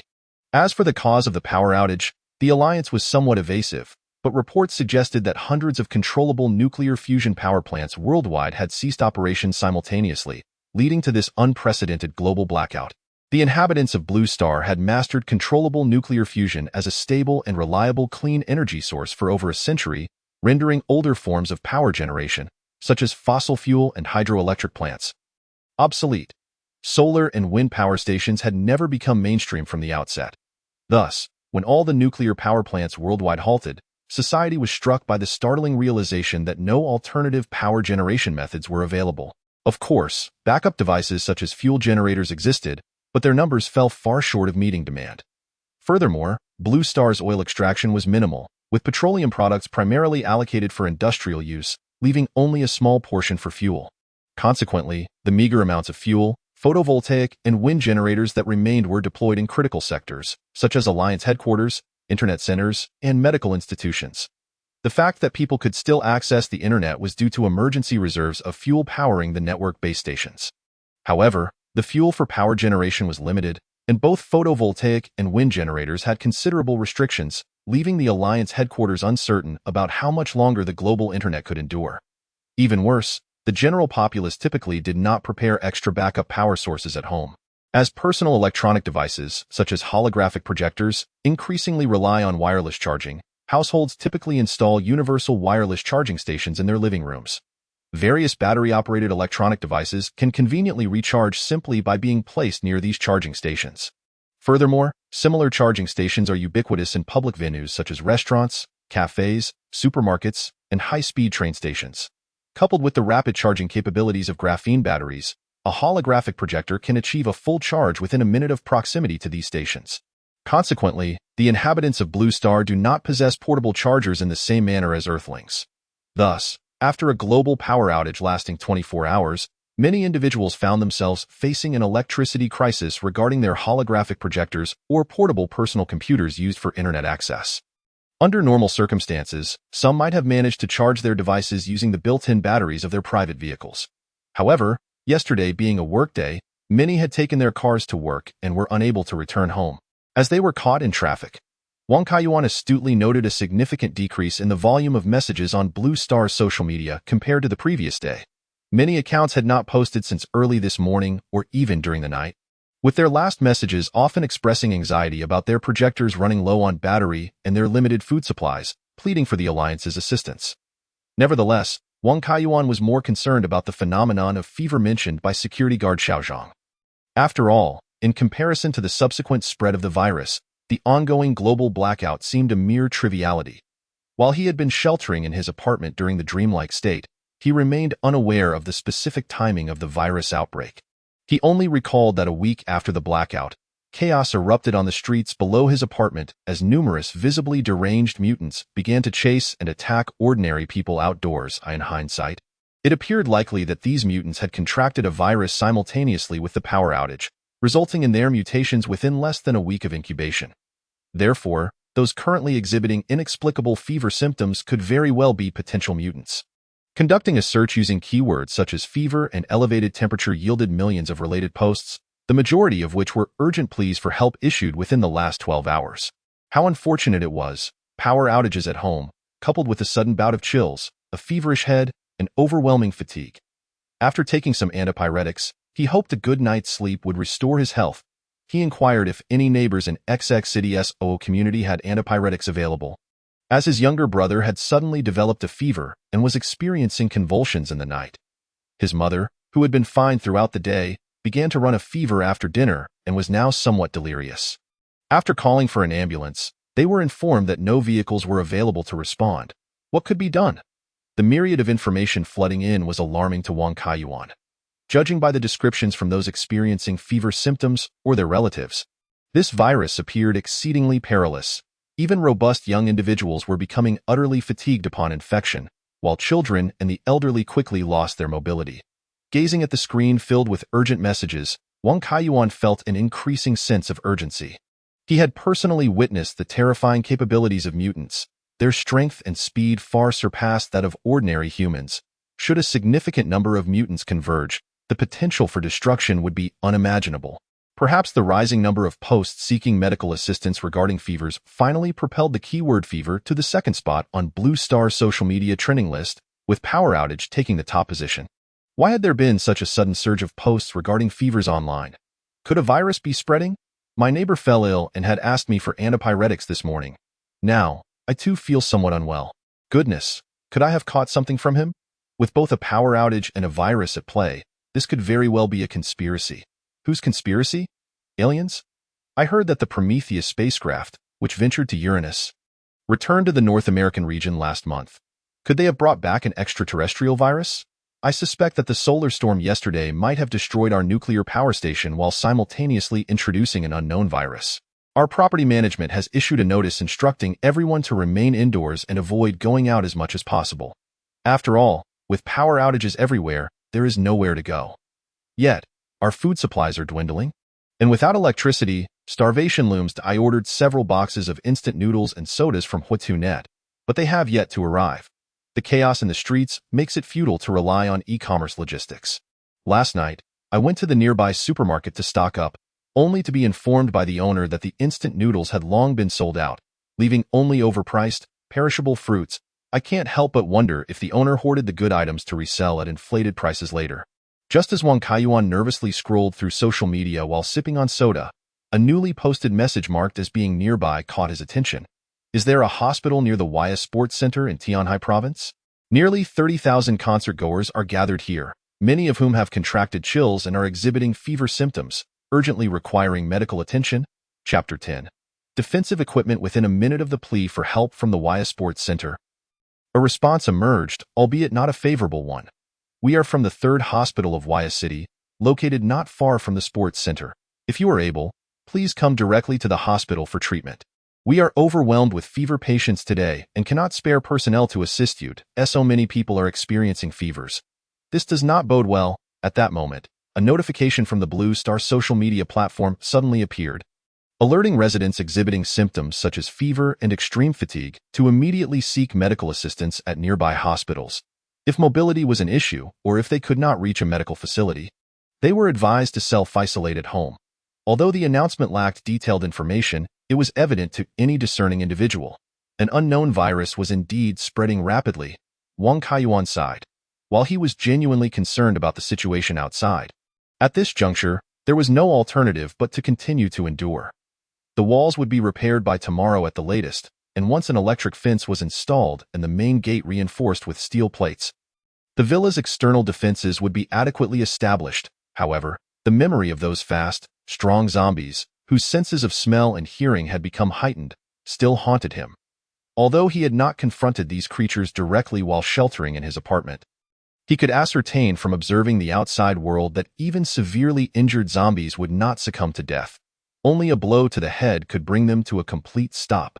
This meant that even with an electric fence, it would merely deter ordinary humans, proving ineffective against zombies. Should a sufficient number of zombies gather outside the villa, they could easily stack upon one another to scale the 3-meter wall and breach the villa's interior. Therefore, in addition to passive defenses, he needed proactive measures to eliminate the zombies that might appear around the villa in the future. The first thought that came to Wang Kaiyuan's mind was powerful firearms. However, Blue Star had not experienced war for over a century. From the recent materials he had reviewed, it appeared that the most common weapon used by security personnel was a type of stun gun. This device could instantly unleash powerful miniature lightning bolts, incapacitating any human struck by them. However, this weapon had significant drawbacks against zombies, as the miniature lightning could not damage their brains, and thus could not halt their advance. There was also a more formidable Gauss rifle, which utilized electromagnetic force to launch metal projectiles with kinetic energy to incapacitate targets, far surpassing the power of ordinary firearms on Earth. However, only soldiers in the Alliance-S military were equipped with such weapons. Regardless of whether it was a stun gun or a Gauss rifle, Wang Kaiyuan had no means of acquiring them. As for the so-called all-encompassing Jinbao on Earth, firearms were certainly not available for purchase there either. Thus, if he wanted weapons, he would have to create them himself. During his university years, he had once developed a shooting game, and in pursuit of realism, he had specifically collected various 3D models of firearms from overseas military enthusiast websites for study. He later discovered that some models were created through actual scanning, resulting in highly detailed representations of every component. If he could input these model data into a 3D printer, it was entirely feasible to assemble a real firearm. Although firearms were prohibited from being printed by 3D printers on Earth, and ordinary 3D printers could only utilize plastic, making it improbable for them to produce functional weapons, the 3D printers on Blue Star were not subject to such restrictions. Furthermore, he had purchased an industrial-grade 3D printer capable of printing with various metals.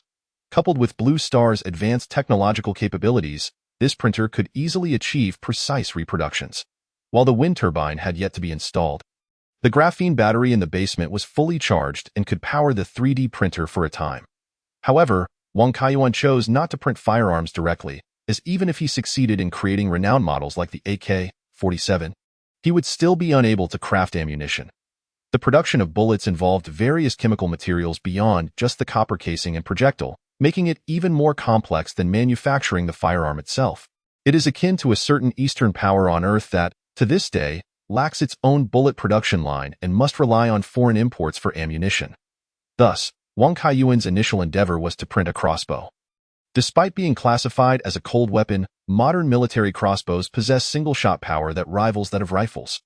Moreover, the discharge of a crossbow bolt is silent, making it less likely to alarm nearby mutants.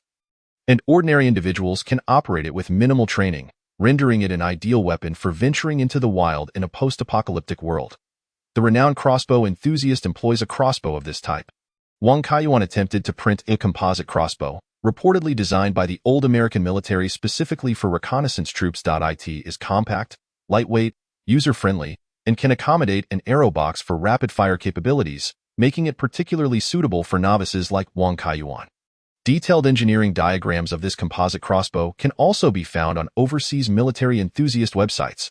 Although the 3D engineering files from Earth cannot be directly input into the 3D printers of Blue Star, Wang Kaiyuan, being a game developer by trade, quickly mastered a 3D software tool specific to Blue Star, converting the Earth-derived engineering diagrams into the appropriate format.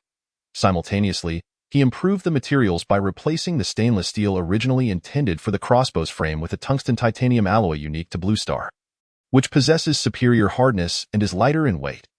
The bow body was crafted from a carbon fiber composite material, further reducing weight. It was his first time using a Blue Star 3D printer. The entire manufacturing process was rather arduous, taking a full 5 hours before it could be deemed a success. Fortunately, any flawed printed materials could be recycled for reuse, resulting in minimal waste. Although dusk was approaching, Wang Kaiyuan eagerly carried his handcrafted composite crossbow into the yard, only to discover that a significant portion of the inner wall had already been constructed. 2 robots were still diligently at work. Although they possessed a degree of intelligence, they were still robots and would not cease their tasks until Wang Kaiyuan issued new commands, which would only happen once their internal batteries were depleted. Observing this, Wang Kaiyuan waved his hand, instructing Emoli and Lien Yin to temporarily halt their wall-building efforts. It was not out of sympathy for the machines. After all, robots require rest, or their internal components may suffer from wear and tear. Despite having a 3D printer at his disposal, some particularly intricate components remained impossible to fabricate. Finding replacement parts for robots in the ensuing apocalypse would not be an easy task.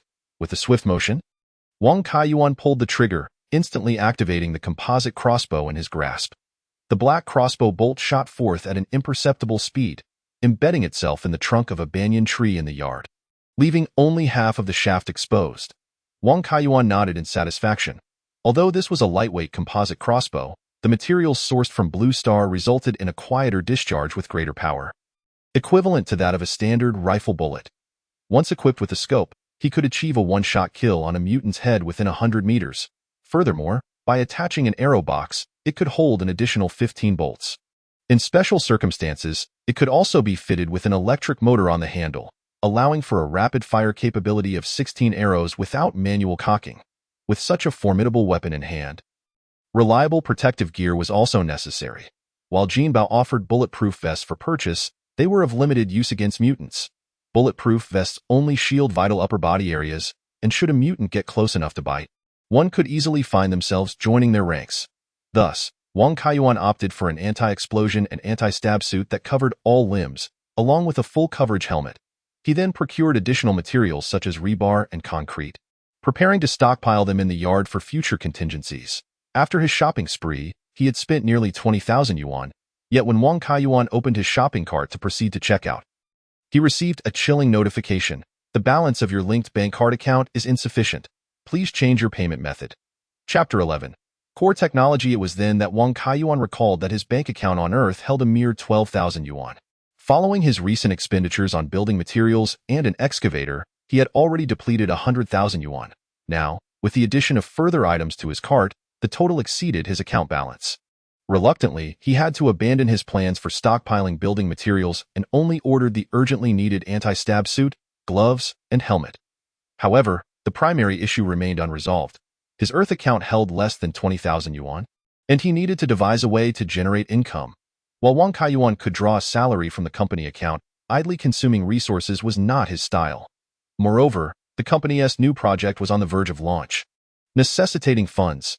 Therefore, the best course of action was to ensure the project's successful rollout, recoup the investment, and then make a modest profit, allowing for confident and unrestrained procurement thereafter.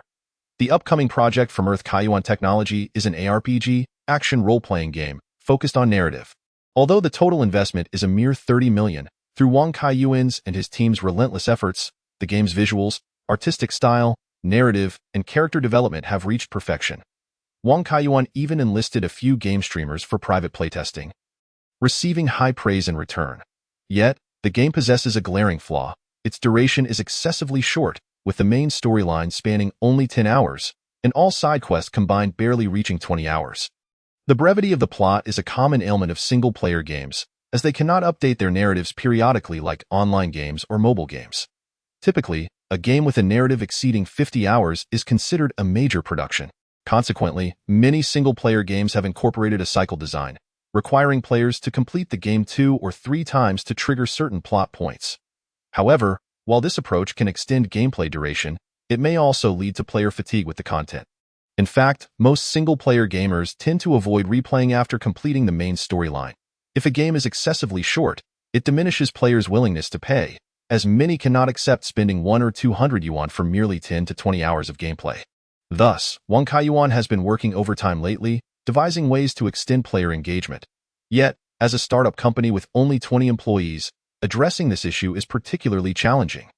The simplest way to prolong gameplay is to add more narrative, whether in main or side quests. However, crafting narrative also requires time and resources. For every hour of gameplay, approximately 100 hours of development may be necessary. After all, game development is not akin to novel writing. In addition to narrative text, one must also create scenes and character storyboards, with major titles even requiring voice actors. Given the current scale of Earth Kaiyuan Technology, producing a game with a narrative lasting 20 hours is already a considerable achievement. Nevertheless, the previous title released by Earth Kaiyuan Technology was an independent game, priced affordably, so its short narrative was understandable to players. However, the upcoming title is a bona fide commercial game, expected to be priced higher. A short gameplay duration could easily provoke player backlash. The hard-earned player base could potentially be lost. Fortunately, Wang Kaiyuan has conceived a new idea that could entirely resolve the issue of inadequate narrative length in the new project. During his recent moments of leisure, he delved into a game developed by Blue Star Kaiyuan Technology, which has sold over 1 million copies. This game is well regarded for its rich narrative, largely owing to Blue Star Kaiyuan Technology's core innovation, the dynamic narrative generation system. This system can automatically generate more detailed game narratives from a brief outline penned by game writers, encompassing scenes, storyboards, and character dialogues. Once the narrative is generated, game developers merely need to review it to ensure there are no issues before seamlessly integrating the new content into the game. This greatly reduces both the development time and costs.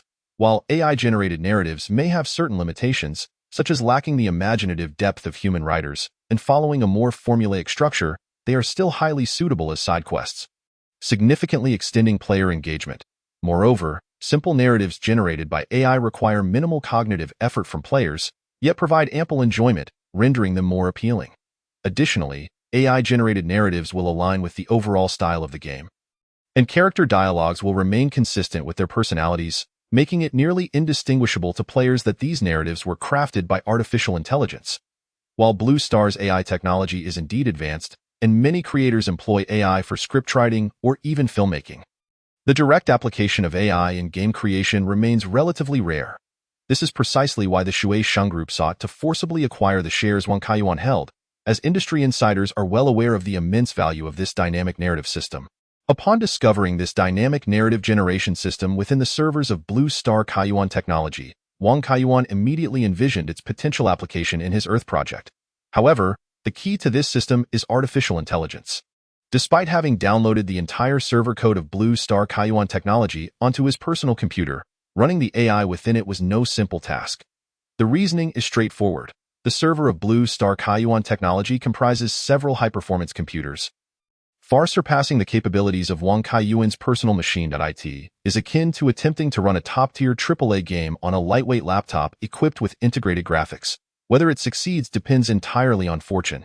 Fortunately, the personal computer configuration that Wang Kaiyuan invested 100,000 in is not lacking in capability. After a bit of tinkering, the artificial intelligence of Blue Star Kaiyuan Technology finally managed to function.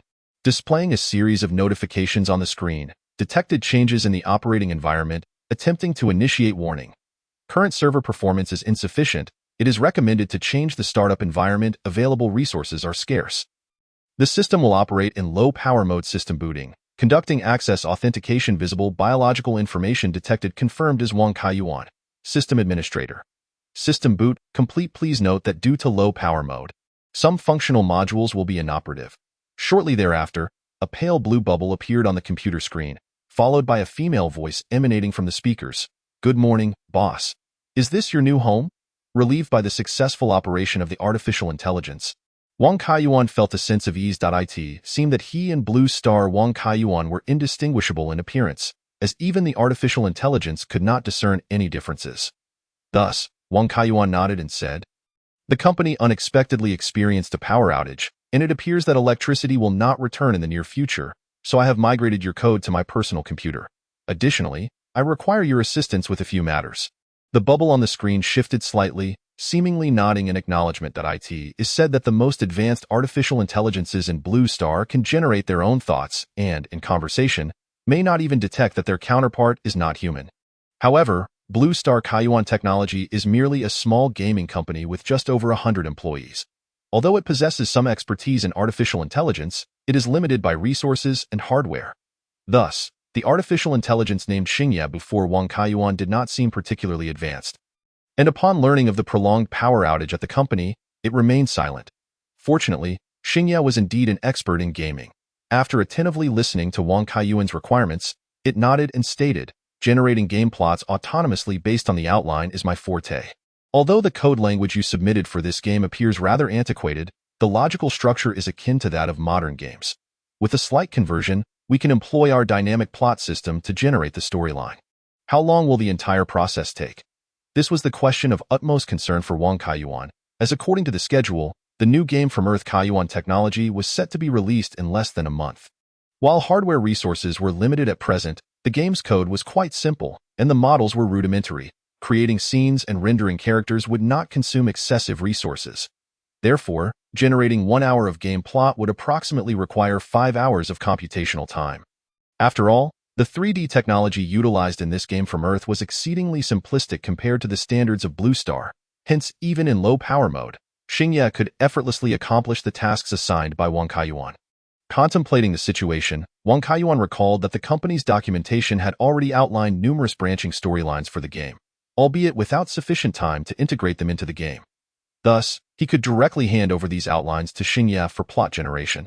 However, considering that the project needed to be submitted for review to the major game stores at least 10 days in advance of its launch, he realized that only 10 days remained for utilization.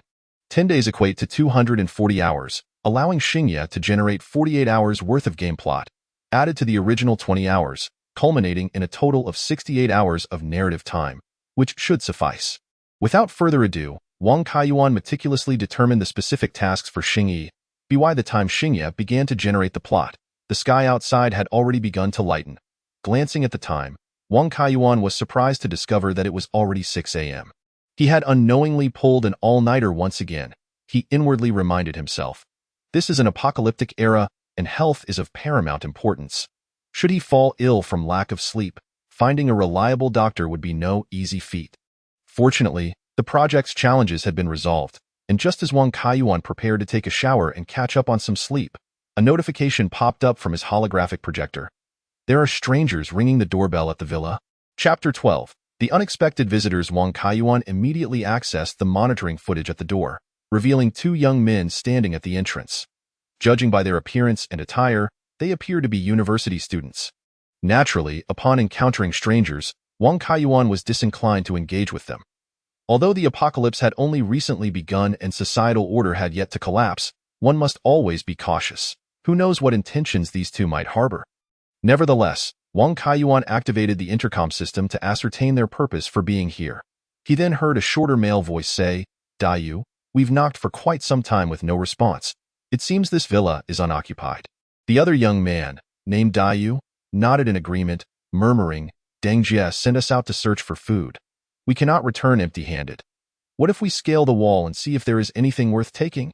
That seems unwise. The shorter male hesitated, aware that breaking and entering is a crime. All the nearby supermarkets are closed, and even the vending machines have been emptied. Where else can we find food? Dayu took 2 steps back, seemingly preparing to run and leap over the wall. However, after some time, he dejectedly shook his head, muttering, "What kind of misdeeds did the owner commit to erect such a high wall? It must be 3 meters. Typically, the walls of villas range from 2 to 2.5 meters, allowing agile young individuals to scale them easily, effectively deterring honest men rather than dishonest ones. However, a 3-meter high wall could not prevent the determined from using tools to climb over. Which is why Wang Kaiyuan had instructed Moli and Lianin to construct an inner wall and install an electric fence atop it as soon as it was finished. The 2 young men wandered around the villa's entrance, discovering that aside from the main gate and the surrounding wall, the sides were bordered by sheer cliffs, making it impossible to breach the villa without assistance. Reluctantly, they decided to abandon their plan to enter the villa and retrace their steps. Little did they know, a palm-sized drone had ascended into the air, monitoring their every move through a telephoto lens. Wang Kaiyuan had surmised that these 2 students, disguised as young men, were likely not residents of Sunshine Holiday Town, indicating that outsiders had infiltrated the neighborhood. Moreover, judging by their search for food, it seemed that quite a number of individuals had entered the area. This clearly posed a potential threat, necessitating vigilance, perhaps due to their lack of breakfast. The 2 boys moved at a sluggish pace. As they passed a vending machine, the shorter male ran over to inspect it, only to walk away with a face full of disappointment. Clearly, as Dayu had stated, the vending machines in the neighborhood had been thoroughly emptied, and it was uncertain whether this was the doing of the property management or the nearby residents. After all, anyone with a modicum of intelligence would ensure the sufficiency of their household supplies in the event of an extended power outage. After walking for about 10 minutes, they finally arrived at a 3-story villa. This villa appeared to be somewhat larger than Wang Kaiyuan's, surrounded merely by a standard fence, with a lush green lawn within, exuding vitality. However, Wang Kaiyuan felt a sense of foreboding upon noticing that a group of over a dozen young individuals, most of whom were male, had gathered at the entrance of this villa, either sitting or lying on the lawn, seemingly taking a rest. As the curtains of the villa were tightly drawn, the number of occupants inside remained uncertain. Wang Kaiyuan cautiously stationed the drone atop a large tree outside the villa, utilizing a directional microphone to faintly catch snippets of their conversations. he observed as two boys traversed the grassy expanse of the yard, approaching a short-haired woman dressed in a black, professional outfit at the entrance. Quietly stating, "Dengjia." Wei scoured the area, but every supermarket is closed, and all the vending machines are empty. So Dengjia, upon seeing the two empty-handed boys, did not chastise them but gently replied, "It's all right, you two rest for a while. We'll brainstorm solutions together at noon." Without waiting for a response, Dengjia turned and entered the villa. The two boys watched as the villa's door closed before hearing the unmistakable sound of it being locked from within. They exchanged glances, visibly disheartened, and sat down on the ground. The shorter boy expressed his dissatisfaction. "We've been waiting at the door for half the night, and before dawn, we were summoned to collect food. Although we didn't complete the task, it shouldn't mean we can't even enter." Dayu immediately countered, "The villa is filled with women. It wouldn't be convenient for us men to stay inside. Moreover, this is Wei Jia's villa. It is already quite a favor for her to take us in, so let us not make things more difficult for her." "But they took all our food," the shorter boy retorted, indignation evident in his voice. "They said it was to be collectively managed. At the very least, they could have let us eat something before we set out in the morning. Yesterday, we helped move so many things." Listening to his companion's complaints, Dayu waved his hand in annoyance. "As men, we should do more work. Besides, weren't you quite spirited when you shook hands with Wei Jia?" Upon hearing the words, Wang Kaiyuan felt a stir in his heart. Could the sister Wei mentioned by the other party be Yu Haiwei, who held a concert at the sports center just the day before? Although Wang Kaiyuan was not a fan of Yu Haiwei, he had seen many admirers affectionately refer to her as Sister Wei while searching for related information that day. Meanwhile, Sister Deng, returning to the villa, happened upon a young woman emerging from the bathroom, her expression one of dejection. It was none other than the illustrious Yu Haiwei. She was clad in a silk loungewear robe, her slightly curled long hair cascading casually down her back. Despite the absence of makeup, her exquisite features radiated a distinctive charm. Sister Deng stepped forward, gently adjusting the collar of Yu Haiwei's robe, and inquired, "What is it? Who has upset you?" Sister Deng had been Yu Haiwei's manager since her debut, and their relationship was remarkably close, akin to that of sisters. Yu Haiwei shook her head, saying, "I had planned to freshen up after waking, but to my surprise, the water has been cut off." Sister Deng was momentarily taken aback, swiftly making her way to the bathroom to turn on the faucet, only to find a mere trickle of water.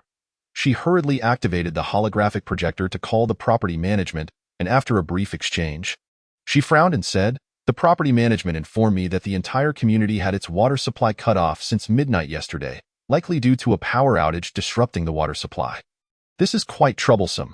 With a house full of women, it's exceedingly inconvenient to be without water for washing. It's my fault." Yu Haiwei expressed with some remorse, reflecting on how she shouldn't have consumed so much water while bathing the previous day. Yu Haiwei's entourage comprised around 20 individuals, all women, including several assistants, makeup artists, and the leader of her fan team. Although Yu Haiwei claimed her villa was not far from the Y City Sports Center, by the time they walked to Sunshine Holiday Town, it was already the dead of night. The boys at the entrance were all die-hard fans of Yu Haiwei.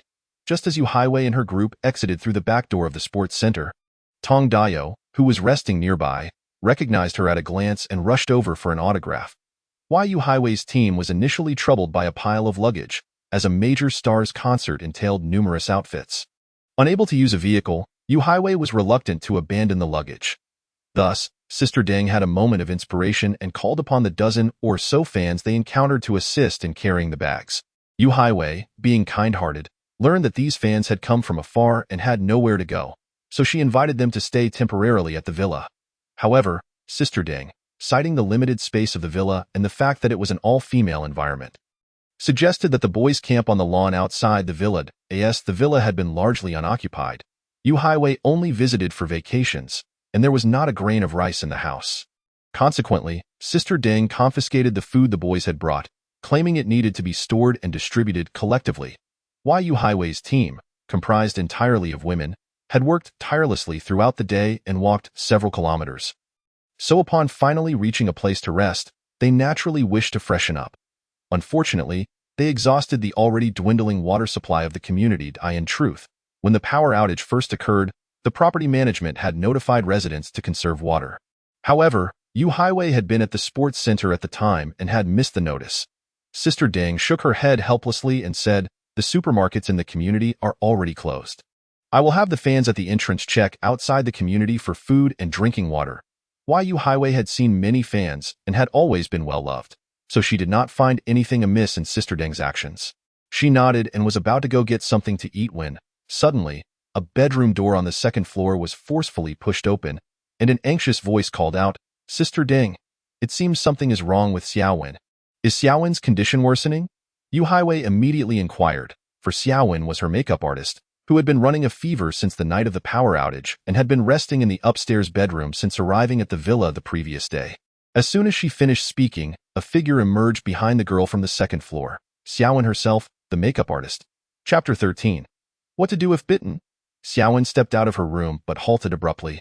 Clad only in a flimsy undergarment and drenched in sweat. Her eyes were wide open, yet all that could be seen was a ghastly pallor.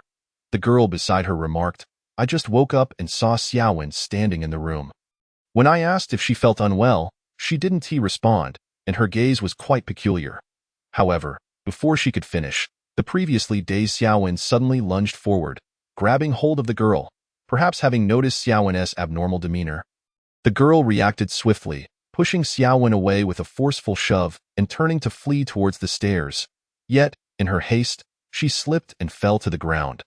Fortunately, the carpet cushioned her fall, and she was uninjured. However, as she struggled to rise, Xiaowen lunged forward, crawling on all fours, seizing the girl's right foot and yanking it backward, then opening her mouth to bite at her ankle. A piercing scream shattered the air within the room, startling the boys resting on the lawn outside. Hearing the commotion, Dayo, who had been stationed at the door, sprang to his feet, knocking on the villa's door and anxiously inquiring, "Sister Ding, what is happening?" However, there was no response from within, only a series of gasps and the sound of furniture being overturned. Dayo, frantic as an ant on a hot pan, attempted to force his way inside, but the villa's door was a sturdy metal security door, impervious to brute strength. Thankfully, the door was soon pulled open from the inside, revealing none other than Yu Highway, Sister Wei Wei. Upon seeing his idol in nothing but a sleep robe, Dayo's face flushed crimson, leaving him at a loss for what to do. Yet Yu Highway paid little heed to his embarrassment. Spotting Dayo at the door, she urgently called out, "Tong Dayo, Mo Gang, you too, go help Qi Shui." Upon hearing Yu Highway's voice, Dayo finally noticed the two figures entangled at the foot of the stairs leading to the second floor, while Sister Ding stood nearby, anxiously attempting to separate them but at a loss for how to proceed. Without a moment's hesitation, Dayo charged forward, closely followed by the shorter Mo Gang. Upon approaching, they discovered that Qi Shui, whom Yu Highway had asked for help, was being pinned to the ground by none other than the makeup artist Xiaowen. Dayo quickly realized that Xiaowen appeared to be unwell. Disregarding her scant attire, he seized her arms. To his astonishment, Xiaowen, who looked frail, possessed a strength that exceeded that of an average woman, and his efforts to pull her away yielded no results. "Mo Gang, come help!" Dayo shouted, and together, they gripped Xiaowen's arms on either side, ultimately managing to wrench her away from Qi Shui. However, Xiaowen seemed to have entered a frenzy, struggling relentlessly and even attempting to bite Dayo's arm. Alarmed at the sight of blood in her mouth, Dayo kicked Xiaowen away, narrowly avoiding her bite. As Xiaowen quickly scrambled to her feet, Mo Gang grabbed a chair and positioned it between them, and he and Dayo worked together to push the frenzied Xiaowen into the kitchen, securing the door tightly behind them. Although the kitchen door could be unlocked from the inside, Xiaowen appeared to have lost her sanity, repeatedly banging against the door without attempting to turn the handle, rendering her unable to escape. At last, the group let out a collective sigh of relief, with Dayo and Mo Gang still on edge, their eyes fixed on the kitchen, while Sister Ding hurried to the door to disperse the onlookers blocking the entrance. Meanwhile, several members of Yu Highway's team, having heard the commotion, rushed to assist Yu Highway in moving Qi Shui, who lay on the ground, to the living room sofa. Qi Shui was bruised all over, likely from rolling down the stairs, but the most alarming sight was her bloodied right foot, which bore a clear bite mark. Appearing horrifically gruesome. One onlooker, incredulous, questioned, "Did Qi Shui get bitten by Xiaowen?" Yu Highway remained silent, as the events that had transpired were so terrifying that if not for the sounds of Xiaowen still banging on the kitchen door, she would have thought she was trapped in a nightmare. Not far away, Mo Gang quietly asked Dayo. That was terrifying. You weren't bitten, were you? Dayo glanced at Yu Highway and then shook his head. Relieved, just barely. Thankfully, I reacted quickly. Do you think Xiaowen has turned into one of those dot things? And what about Qi Shui being bitten? Shi Wenti turn into something like Xiaowen, will she? Though the technology and history of Blue Star differed significantly from Earth, cultural similarities abounded, and most of the young people present were familiar with various apocalyptic-themed films. Indeed, someone proposed, why don't we take Qi Shui back to her own room? Since she was originally sharing a room with Xiaowen, isolating her there would effectively separate them. However, Yu Highway shook her head. Qi Shui is severely injured and requires our care. Wai Yu Highway shared a close bond with Qi Shui, and upon witnessing the extent of Qi Shui's injuries, she could not bear to isolate her alone. She then cast a glance at the two boys nearby and whispered, Tong Dayo and Mo Gang will remain in the living room. If anything happens, you both come help. Simultaneously, in another villa, Wang Kaiyuan had arrived at the small courtyard of his abode, continuing to fortify the walls alongside Moli and Lianin. Although the drones had not followed the two students into the villa, the earlier scream and the commotion at the entrance suggested that someone in the celebrity's residence had likely undergone a mutation. Thus, Wang Kaiyuan understood that this was not a time for complacency. He needed to expedite the construction of the inner walls to instill a modicum of reassurance. Drawing from the experience of the previous day, the trio's movements had become considerably more adept. Moli and Lianin were tasked with assembling the framework, while Wang Kaiyuan operated the excavator, pouring fine stones into the constructed frame, ultimately filling the gaps with concrete.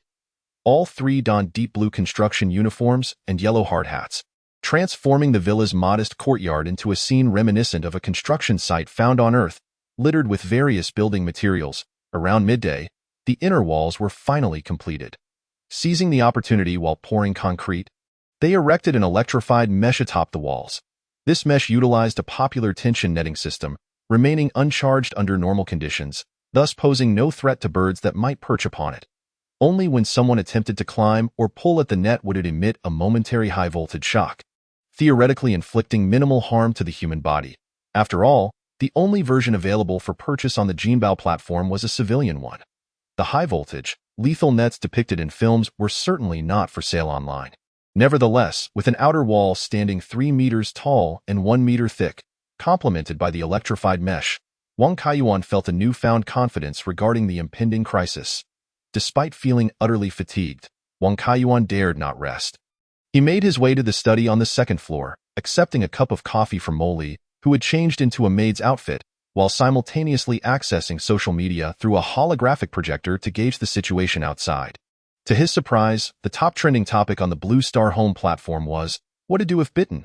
Chapter 14. The villa's horror in just one night, discussions on how to handle bite injuries had surged to over 1 million.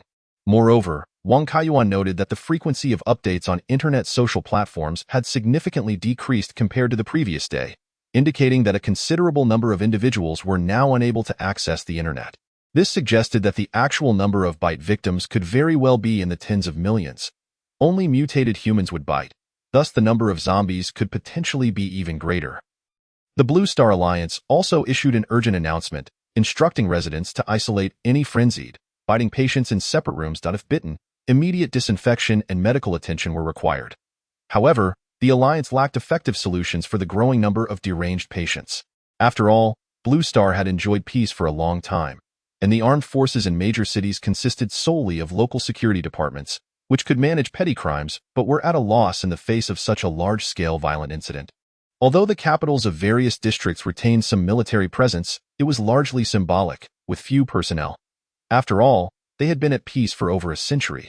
What need was there for an army? To make matters worse, many members of the security departments had also succumbed to the illness, and with the Alliance prohibiting the direct extermination of these frenzied patients, capturing and isolating them had already strained most of the security resources. At this moment, in the Sunshine Holiday Town Owners Chat area where Wang Kaiyuan resided, distressing messages began to surface. I'm in Building 15 of the East District. My father's mental state seems to have deteriorated, and I've locked him in the bathroom. Can the property management come help take him to the hospital? I'm in Building 3 of the South District. My brother has gone mad, and I've been bitten too. Hiding in the closet. Someone, please help. Security guard Xiao Zhang replied. We've sent someone over. Please hold on. Hurry. My brother keeps banging on the door. I don't know how much longer I can hold out.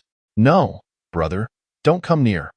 Why are there so many people lying on the lawn outside building one of the West District? They can't possibly be residents here. Why isn't the property management doing anything? Property manager Xiao Lu responded. Those people seem to be guests invited by the owner of Building 1 West. What's going on? How can they still be entertaining guests at a time like this? Do they not realize how dangerous it is outside? Is the owner of Building 1 West in the group? Wang Kaiyuan scrolled through the chat history and discovered that in the past few hours, there had been 15 messages related to zombie-related emergencies, initially receiving responses from property personnel. However, in the last 2 hours, there had been no replies from the property management. This, however, provided Wang Kaiyuan with a slight sense of relief, as it indicated that the number of zombies in the entire community was not yet overwhelming and that they remained confined indoors, as long as no one recklessly opened doors to release the zombies. The neighborhood was still relatively safe. The primary concern now was that within the villa of the celebrity Yu Highway, there was a substantial likelihood that zombies had already manifested. Additionally, among the students sprawled on the lawn outside the villa, there could also be undiagnosed patients. With that thought, Wang Kaiyuan sent a message to the security guard Xiao Zhang he had encountered earlier. I heard there are numerous deranged patients outside. Biting indiscriminately, we must not allow strangers to enter our community. Perhaps due to the fact that he had gifted the other party a pack of cigarettes the day before, security guard Xiao Zhang quickly replied. Rest assured, Mr. Wang, we have secured the community gate. Only residents may enter or exit. Wang Kaiyuan nodded. Given that Sunshine Holiday Town was an upscale community, the main gate was quite sturdy, making it difficult for a small number of zombies to breach. He continued, by the way, when I passed by Building 1 West this morning, I heard a lot of commotion inside. There are many people there. I'm concerned something might have happened. Should we check on it? All right, we're currently assisting a resident in the East District isolate his father. Once we finish, we'll head over to the West District. It seemed the property management was indeed overwhelmed. Wang Kaiyuan refrained from pressing further, instead writing, "Thank you, stay safe, and be careful not to get bitten." He then sent a 200 yuan red envelope to the other party. The community served as the first line of defense for Wang Kaiyuan's villa. Thus, maintaining a good relationship with the property management was essential. Moreover, he understood that money had lost much of its value. No matter how much he gave, it would merely remain a number. However, ordinary people still believed that order would soon be restored, rendering currency valuable to them. As expected, security guard Xiao Zhang promptly sent a smiley face emoji, followed by, Mr. Wang, rest assured that our property management will ensure the safety of all residents. Feeling somewhat reassured by the reliability of the property management, Wang Kaiyuan let out a sigh of relief. He once again switched to the drone's perspective hovering outside Yu Highway's villa, prepared to respond swiftly to any sign of trouble. However, perhaps due to the exhaustion from last night and the morning's wall repairs, Wang Kaiyuan, overwhelmed by fatigue, inadvertently closed his eyes and drifted into a deep slumber. Yu Highway gazed at the unconscious Qi Shui on the sofa. Worry etched across her features. With boys present, Yu Highway had changed into casual attire, her long, wavy hair tied back in a ponytail, resembling a college student. 5 hours had passed since Xiaowen had succumbed to madness. Yet the sounds of her banging against the kitchen door could still be heard intermittently. Tong Dayo, concerned that Xiaowen might break free, had even procured a hammer and wooden boards to seal the kitchen door. Qi Shui remained in a state of unconsciousness. Although her bite wound had been hastily bandaged, it continued to ooze blood, an unsettling sight. Meanwhile, several other members of Yu Highway's team and Sister Deng were engaged in hushed discussions at a nearby dining table. The number of bite victims online was rapidly increasing, with some already exhibiting fever symptoms. Would Qi Shui also transform into something akin to Xiaowen? I think we should be cautious. I've seen in movies that those who've been bitten tend to become like their kind. We should persuade Sister Wei Wei to isolate Qi Shui. I'm feeling a bit scared. Sister Wei Wei would never agree to that. She is simply too kind-hearted. Enough of that, Sister Deng interjected, a hint of irritation in her voice. I'll talk to Wei Wei and then find a few fans outside to take Qi Shui to a nearby hospital. Soon as she finished speaking, a surprised voice called out from behind. Qi Shui, you're awake. Sister Deng turned to see the previously unconscious Qi Shui slowly sitting up from the sofa. However, something seemed off about Qi Shui. She swayed unsteadily, mumbling incoherently, her arms twitching and contorting unnaturally. Qi Shui, what's wrong? Do you feel any better? Seeing Qi Shui in such a state, Yu Hiwei instinctively moved closer with concern. Yet Qi Shui did not respond. Her previously tightly shut eyes suddenly flew open, revealing a terrifying, ghostly pallor. Be careful. As Tong Dayo observed Qi Shui from the side, he suddenly stepped forward and forcefully pulled Yu Hiwei away from her. Almost simultaneously, Qi Shui lunged forward, crashing headlong into the sofa where Yu Hiwei had been seated. The tremendous impact toppling the furniture, Qi Shui tumbled to the ground, yet she did not pause for a moment. Instead, she swiftly scrambled on all fours towards the nearest woman. The woman, utterly taken aback by the sudden turn of events, barely had time to react before Qi Shui pounced on her, pinning her to the floor. Help! Ah! The poor woman could only emit a single cry for help before Qi Shui sank her teeth into the nape of her neck, the force severing her carotid artery in an instant. Crimson blood gushed forth, splattering against the nearby pristine white wall, resembling a grotesque work of demonic graffiti. Sister Deng and several other women, terrified, turned to flee, while the stout Emo gang brandished a dining chair, charging forward in an attempt to subdue the frenzied Qi Shui. However, to his astonishment, Qi Shui abruptly released the woman beneath her and pivoted to pursue Sister Deng and the others. Emo gang, not trying to stop her again, discarded the chair and rushed to assist the fallen woman. Sister Xiaotao, hang in there. He endeavored to staunch the bleeding, but the severed artery gushed forth like a faucet turned wide open. Leaving him at a loss as to how to help, Sister Xiaotao, already convulsing and spewing blood, could utter not a single word.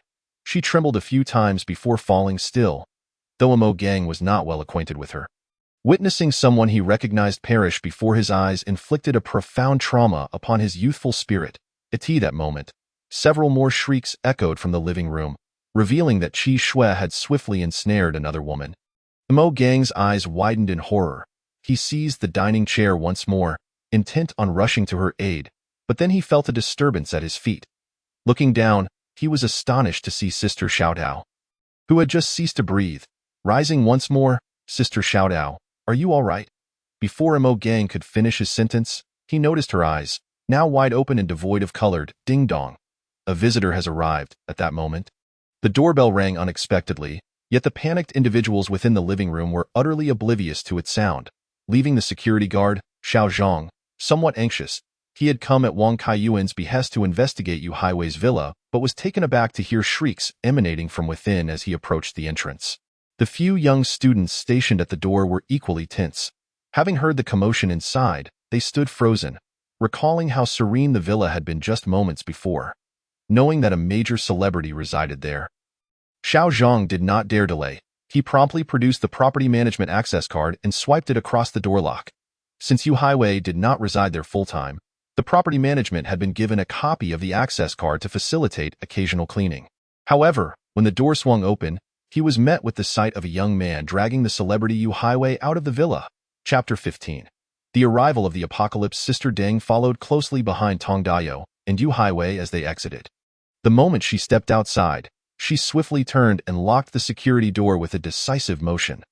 The individuals at the entrance exchanged anxious glances, and someone exclaimed, Sister Deng, there are still people inside. The speaker was Tong Dayo's companion, a fan who had been resting outside the villa. He had heard the commotion and stood at the door, witnessing the horrifying scene of people inside chasing and tearing at each other. Sister Deng's face turned pale, yet she quickly declared, they've already been bitten. They will soon transform into zombies. Zombies? Upon hearing this term, the fans at the door turned ashen. They had heard tales of people going mad outside, some even resorting to biting. But could such an unscientific phenomenon truly exist? What we just witnessed, Sister Deng said, her complexion ashen.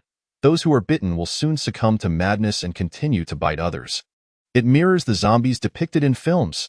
Sister Deng paused before continuing. Therefore, we must not open the door to let them out, or we are finished. Yu Hiwei opened her mouth but fell silent again. Having been pulled around by Tong Dayo, she had not noticed how many people Qi Shui had bitten. Sister Xiaotao has gone mad too. Seeing Yu Hiwei hesitate, Sister Deng quickly added, she has bitten several people. At that moment, a boy in sportswear standing next to Tong Dayo quietly asked, Brother Daoyu. Emo gang is still inside. Tong Dayo's face also turned pale. He inhaled deeply and replied uncertainly, Mo gang seems to have been bitten too. Is being bitten really that serious? Tong Dao nodded. After Qi Shui was bitten by Xiaowen, it didn't take long for her to go mad like Xiaowen. Sister Xiaodao was also bitten, and went mad as well. We cannot let them out. What? Is it that severe? The boy exclaimed. Mo Gang still owes me 200 yuan.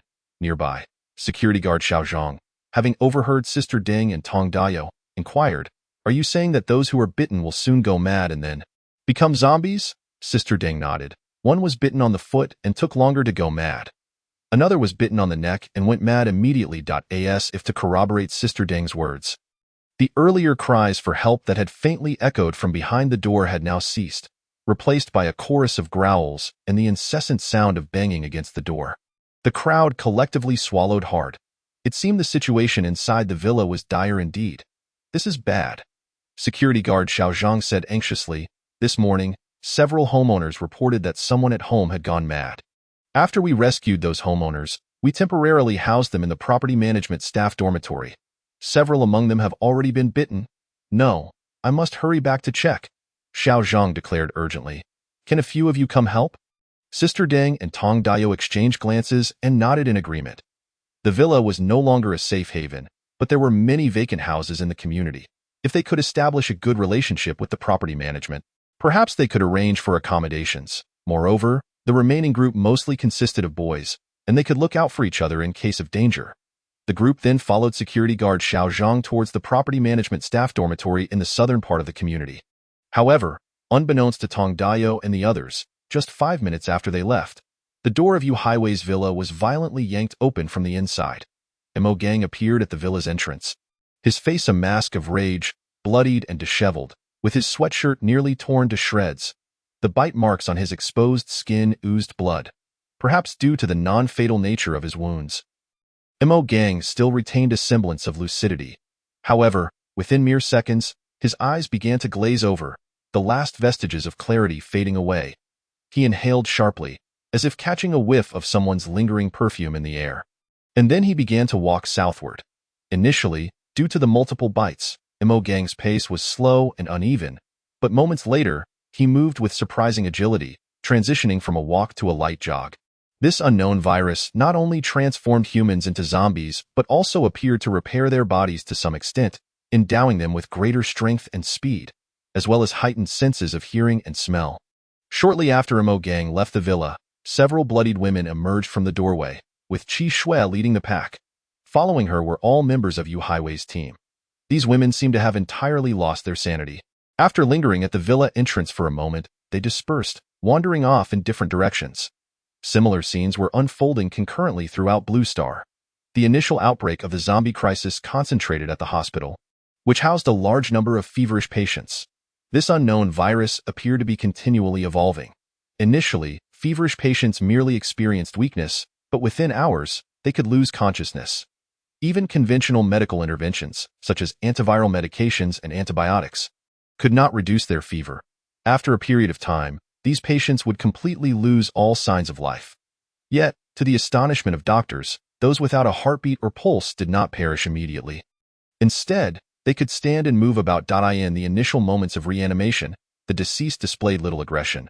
But this phase was brief. As a result, many doctors and nurses, still trying to comprehend the situation, fell victim to the suddenly violent patients.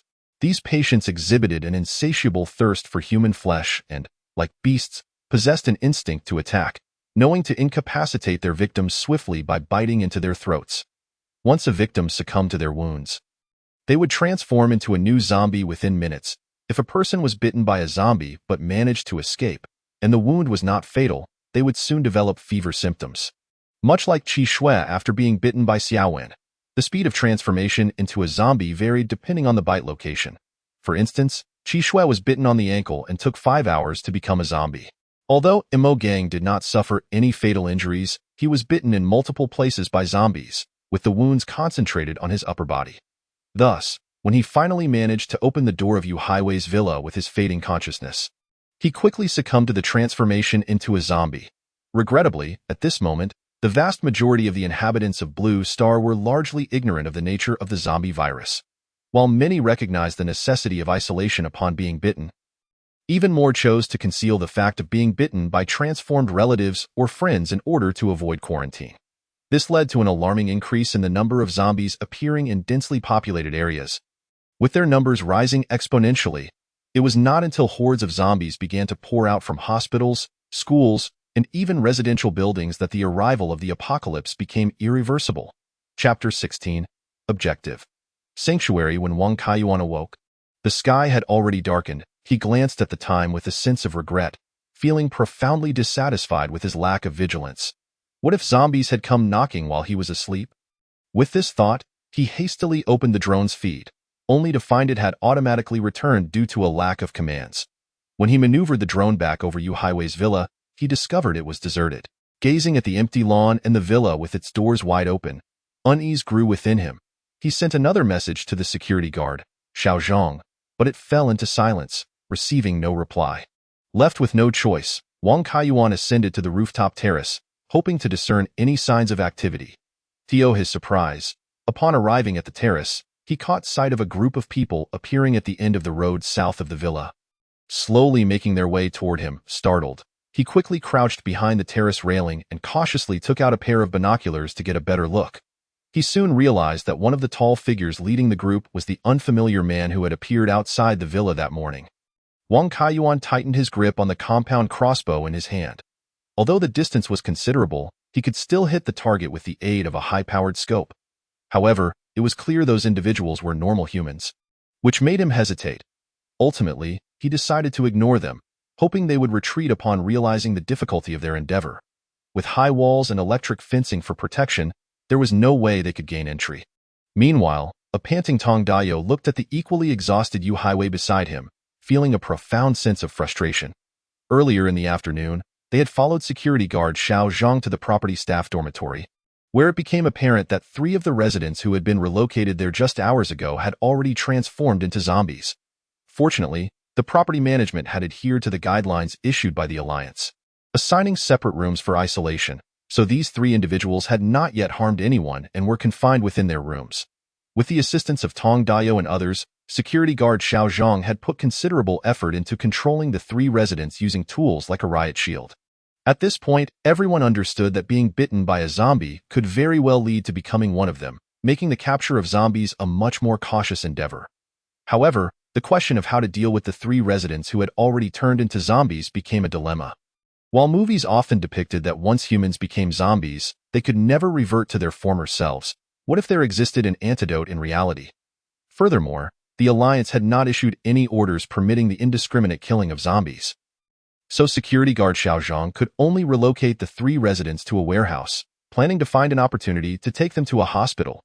Little did they know, the nearby Weishan 3rd Hospital had already fallen. Just as the group left the staff dormitory, they encountered Mo Gang, bloodied and pale, head-on.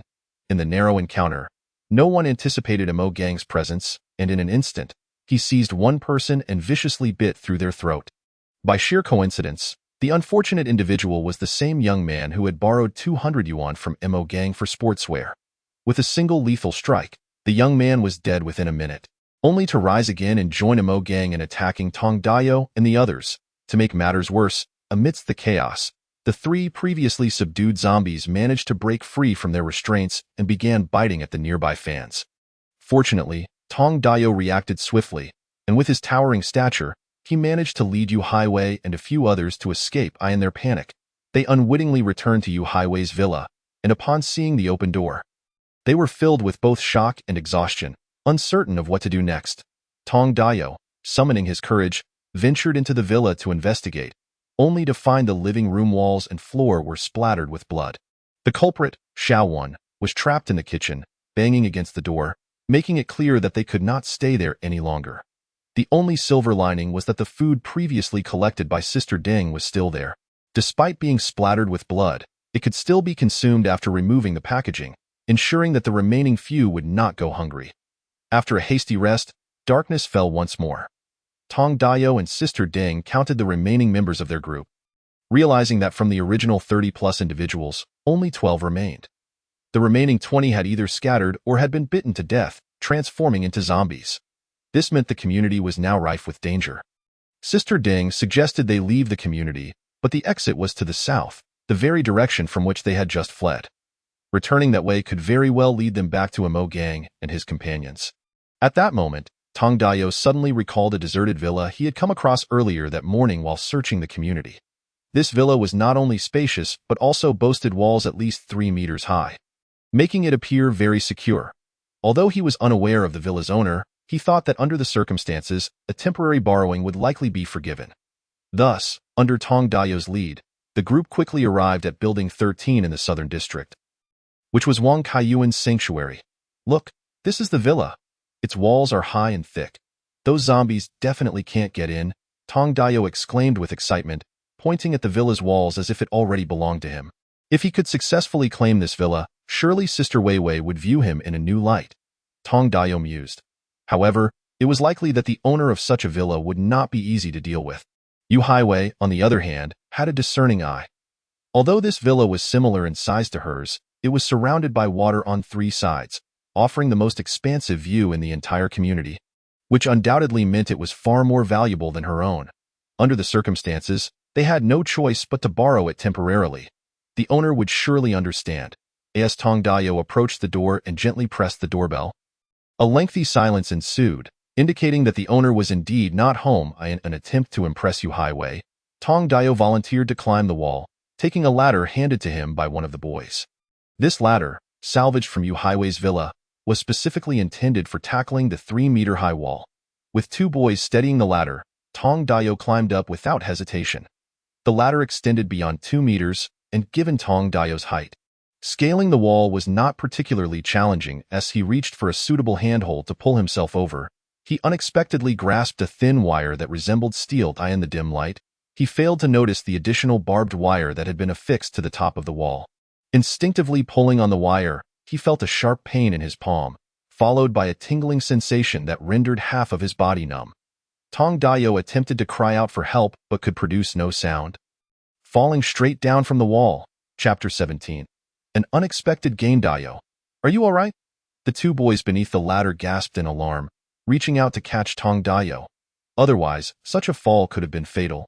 Tong Dayo sat on the ground, his arm completely numb, and after a moment of heavy breathing, he finally regained his composure, his face pale as he uttered, "There's an electric fence on the wall." "An electric fence?" Sister Deng exclaimed, incredulous. "How can there still be electricity?" After all, the chaos had begun with a global blackout, and now discovering that a villa's wall was equipped with an active electric fence was indeed peculiar. Wang Kaiyuan, observing the scene from the rooftop terrace through the holographic projector, nodded in satisfaction as Tong Dayo fell from the wall. The reason he hadn't intervened was to test the effectiveness of the high-voltage electric fence, and the results exceeded his expectations. At that moment, a female voice transmitted through the intercom at the gate. "Is the owner of this villa home? I'm Yu Haiwei. My team and I are currently facing some difficulties and would like to temporarily stay here for one night. We will leave at dawn." It was indeed Yu Haiwei speaking. Naturally clever, she quickly deduced that the presence of the electric fence indicated someone was inside the villa, but she sensed reluctance on their part to engage. In such circumstances, normal people would prefer not to have a group of strangers intruding upon their home. Thus, Yu Haiwei introduced herself, confident that, as a well-known celebrity, her name would carry weight in her view. Even if the villa's owner wasn't a fan, they would surely have heard of her. Now that she was here, earnestly requesting assistance, surely they would extend her some courtesy. However, Wang Kaiyuan is a time traveler from Earth, who just a few days ago had no knowledge of who Yu Haiwei was, let alone having heard her songs. Moreover, in this apocalyptic world, what value does a superstar hold? Even if someone like Demi Mi were to arrive, he would not allow them entry. Nevertheless, Wang Kaiyuan did not intend to resort to direct violence to drive them away.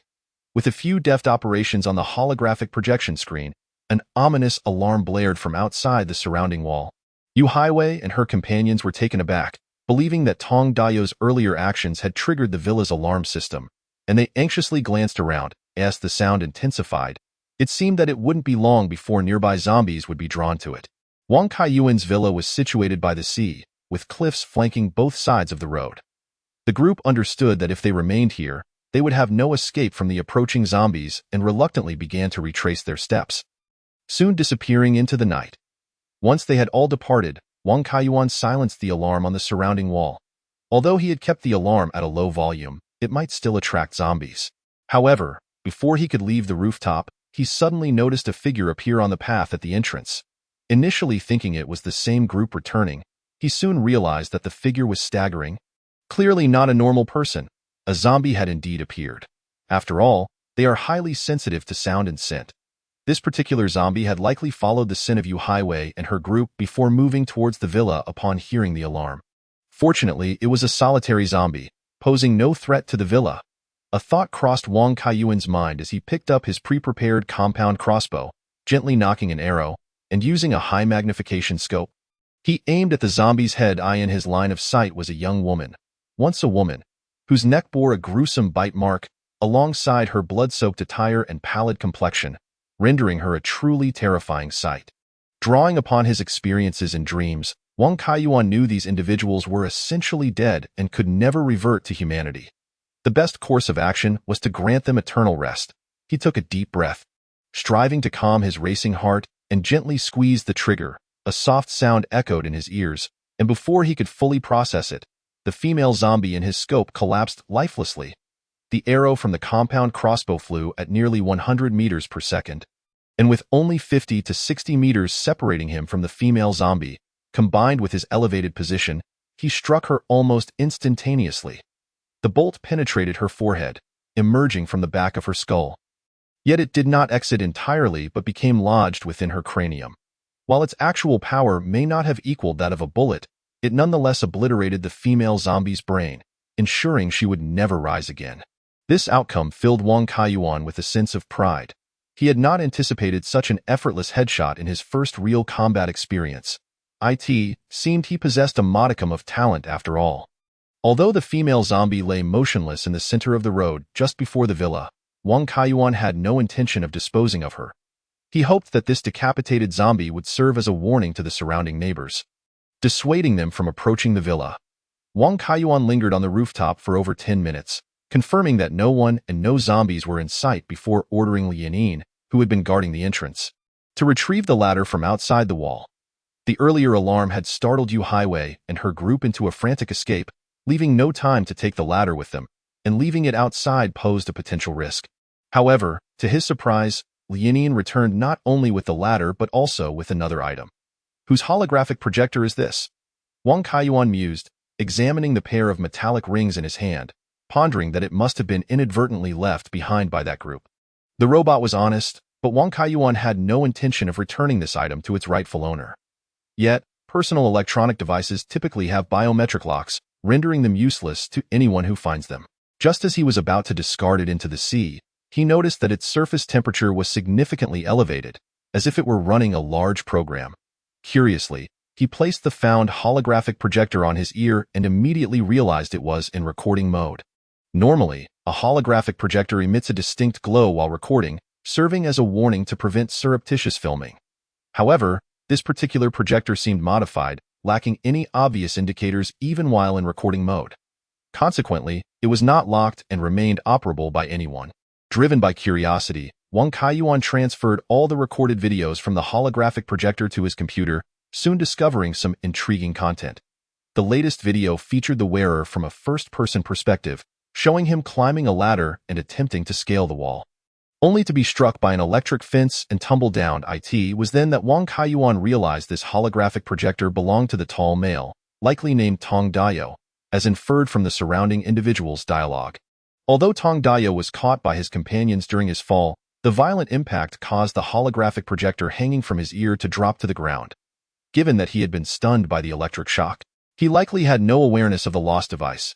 As he continued to peruse earlier videos, Wang Kaiyuan gradually pieced together the events that had transpired at Yu Highway's villa earlier that day, as well as why they had ended up at his villa's doorstep. Tong Dayo's primary motivation for modifying his holographic projector appeared to be to film Yu Highway, with more than half of the dozens of videos consisting of footage of the superstar. It seemed this was what one might call a fervent fan. However, Yu Highway and this admirer seemed to have little familiarity with one another, as their interactions were sparse, with most of the time spent with Tong Dayo silently recording. Upon closer inspection, it was evident that Yu Highway's beauty warranted a rating of at least 8 out of 10, and being a talented singer, it was understandable that she had a legion of ardent fans. Nevertheless, the superstar in the videos appeared somewhat foolish, as she failed to isolate her companion who had been bitten, ultimately leading to the demise of everyone in the villa. This realization made Wang Kaiyuan secretly grateful he had not allowed them into his sanctuary. They were undoubtedly a group of incompetent allies. Conversely, the agent, Sister Ding, displayed a ruthless demeanor, locking the door behind her as she fled the villa, leaving several teammates who had yet to be bitten to perish at the hands of the zombies. If these videos were to be made public, it would likely deal a significant blow to the superstar's reputation. It remained uncertain whether Tong Dayo had any ulterior motives for keeping these recordings. Although Wang Kaiyuan held little interest in celebrity gossip, the abundance of zombie-related footage sparked a new idea in his mind. He immediately inquired of his artificial intelligence, Xingya, "Is it possible to edit this footage?" Adding some transition effects to create a coherent short film. Upon receiving the instruction, the system responded, "Searching, please hold on." After a few seconds, the blue bubble on the screen gently oscillated before replying, "Based on the current content, approximately 5 minutes of short video can be generated. It is recommended to use popular themes such as sci-fi apocalypse and zombie survival, and to submit more expansive scenes for enhancement." Wang Kaiyuan felt a surge of excitement at this response. Rubbing his hands together, he had not expected Xingya, who usually seemed rather dull, to be so reliable when it mattered. With this, his new plan could be set into motion. Chapter 18. The collapse of order. The next morning, just as dawn began to break, Wang Kaiyuan eagerly launched his drone, directing it towards the city.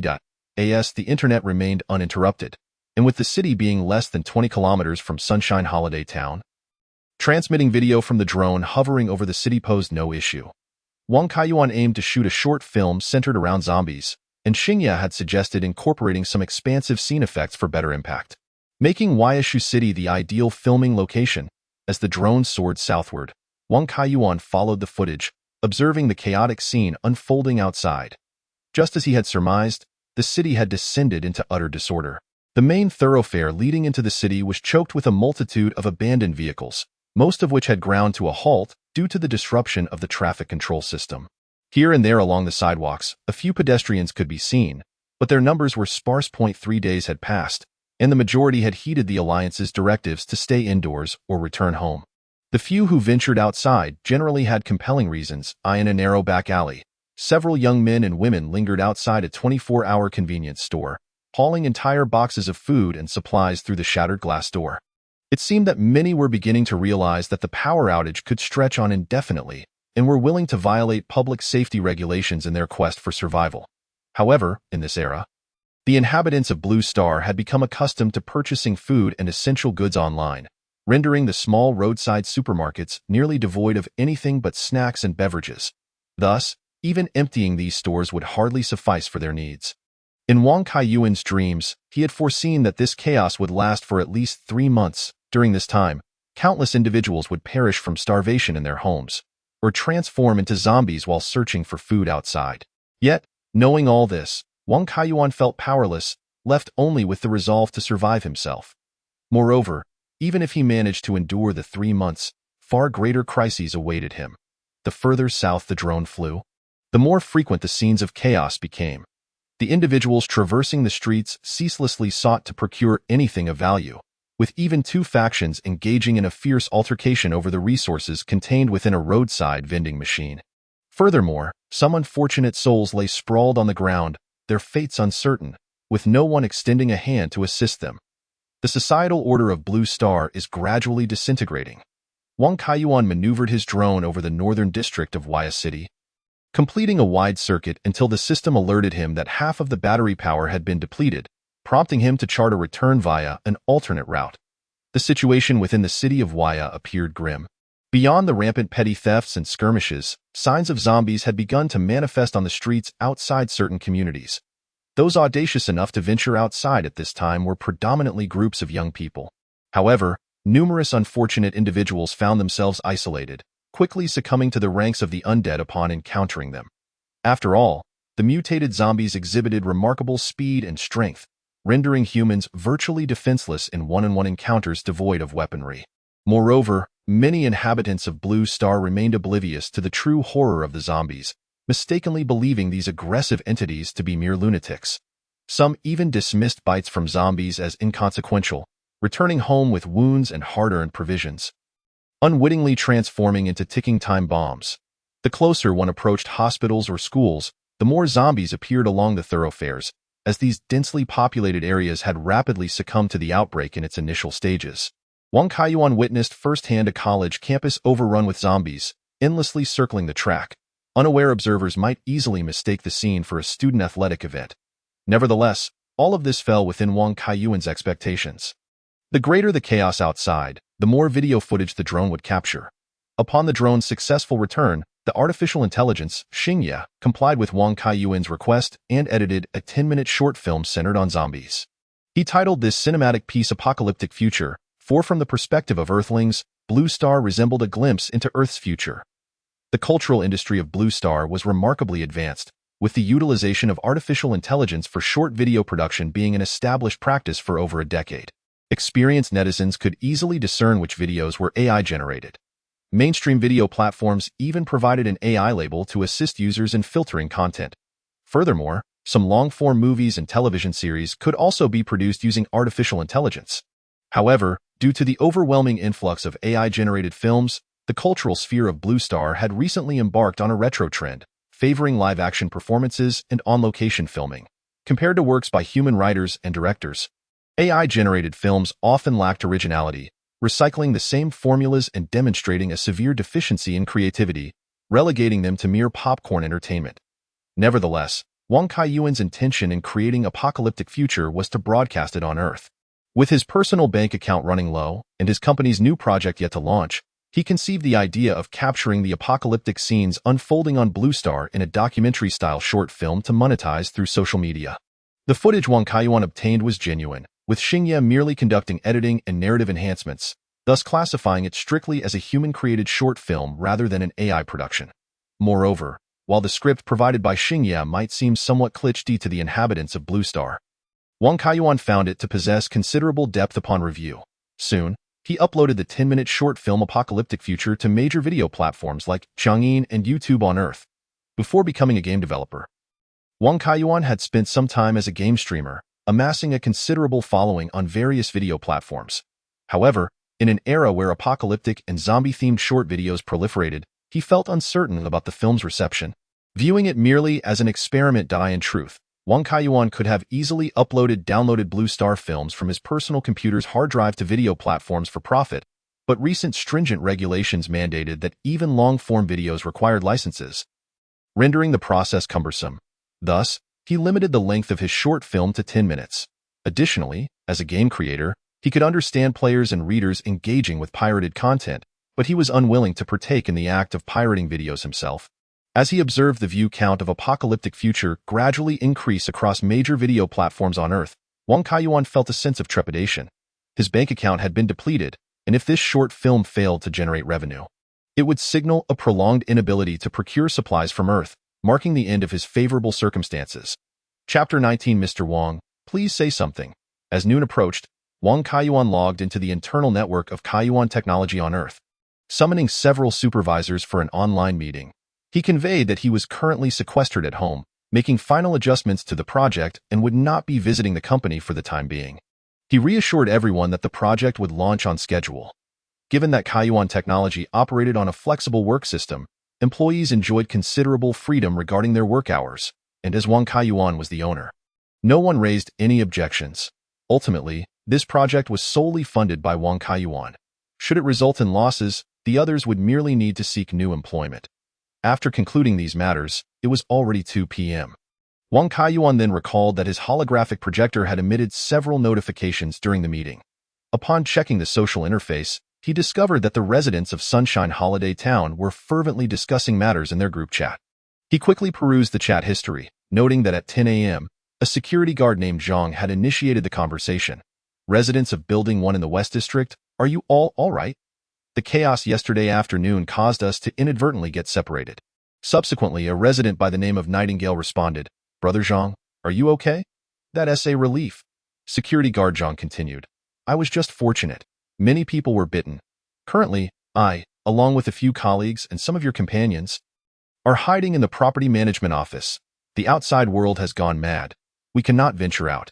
After a considerable pause, Nightingale added, We have returned to building 1 in the West District, for now. We can only take refuge here. Hopefully, we can find a way to leave the community tomorrow.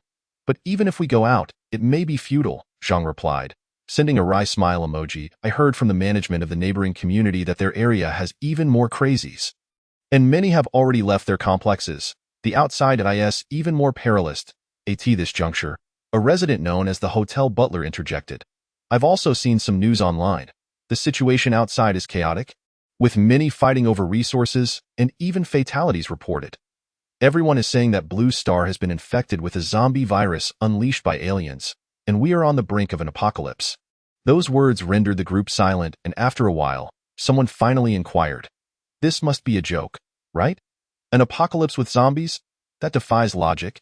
Yet, they had witnessed firsthand how those afflicted not only bit others, but also how those bitten would rise shortly after death to join in the frenzy. Even if one survived a bite initially, they would inevitably succumb to madness after a few hours. Was this not reminiscent of the zombies depicted in films? Indeed, those individuals are terrifying. I stepped outside for some fresh air this morning and was nearly targeted by one. It almost charged into my home. Now it's blocking my doorstep, preventing me from leaving. Regardless of whether they were crazies or zombies, the sight of them roaming in packs within the community posed a severe threat to the safety of the residents. And a solution must be devised. This is utterly terrifying. Where's the Security Bureau? Where's the Alliance Army? Why has no one come to protect us? The Security Bureau usually just deals with petty thefts. Someone chimed in to ask for the military. The Alliance hasn't been in combat for over a century.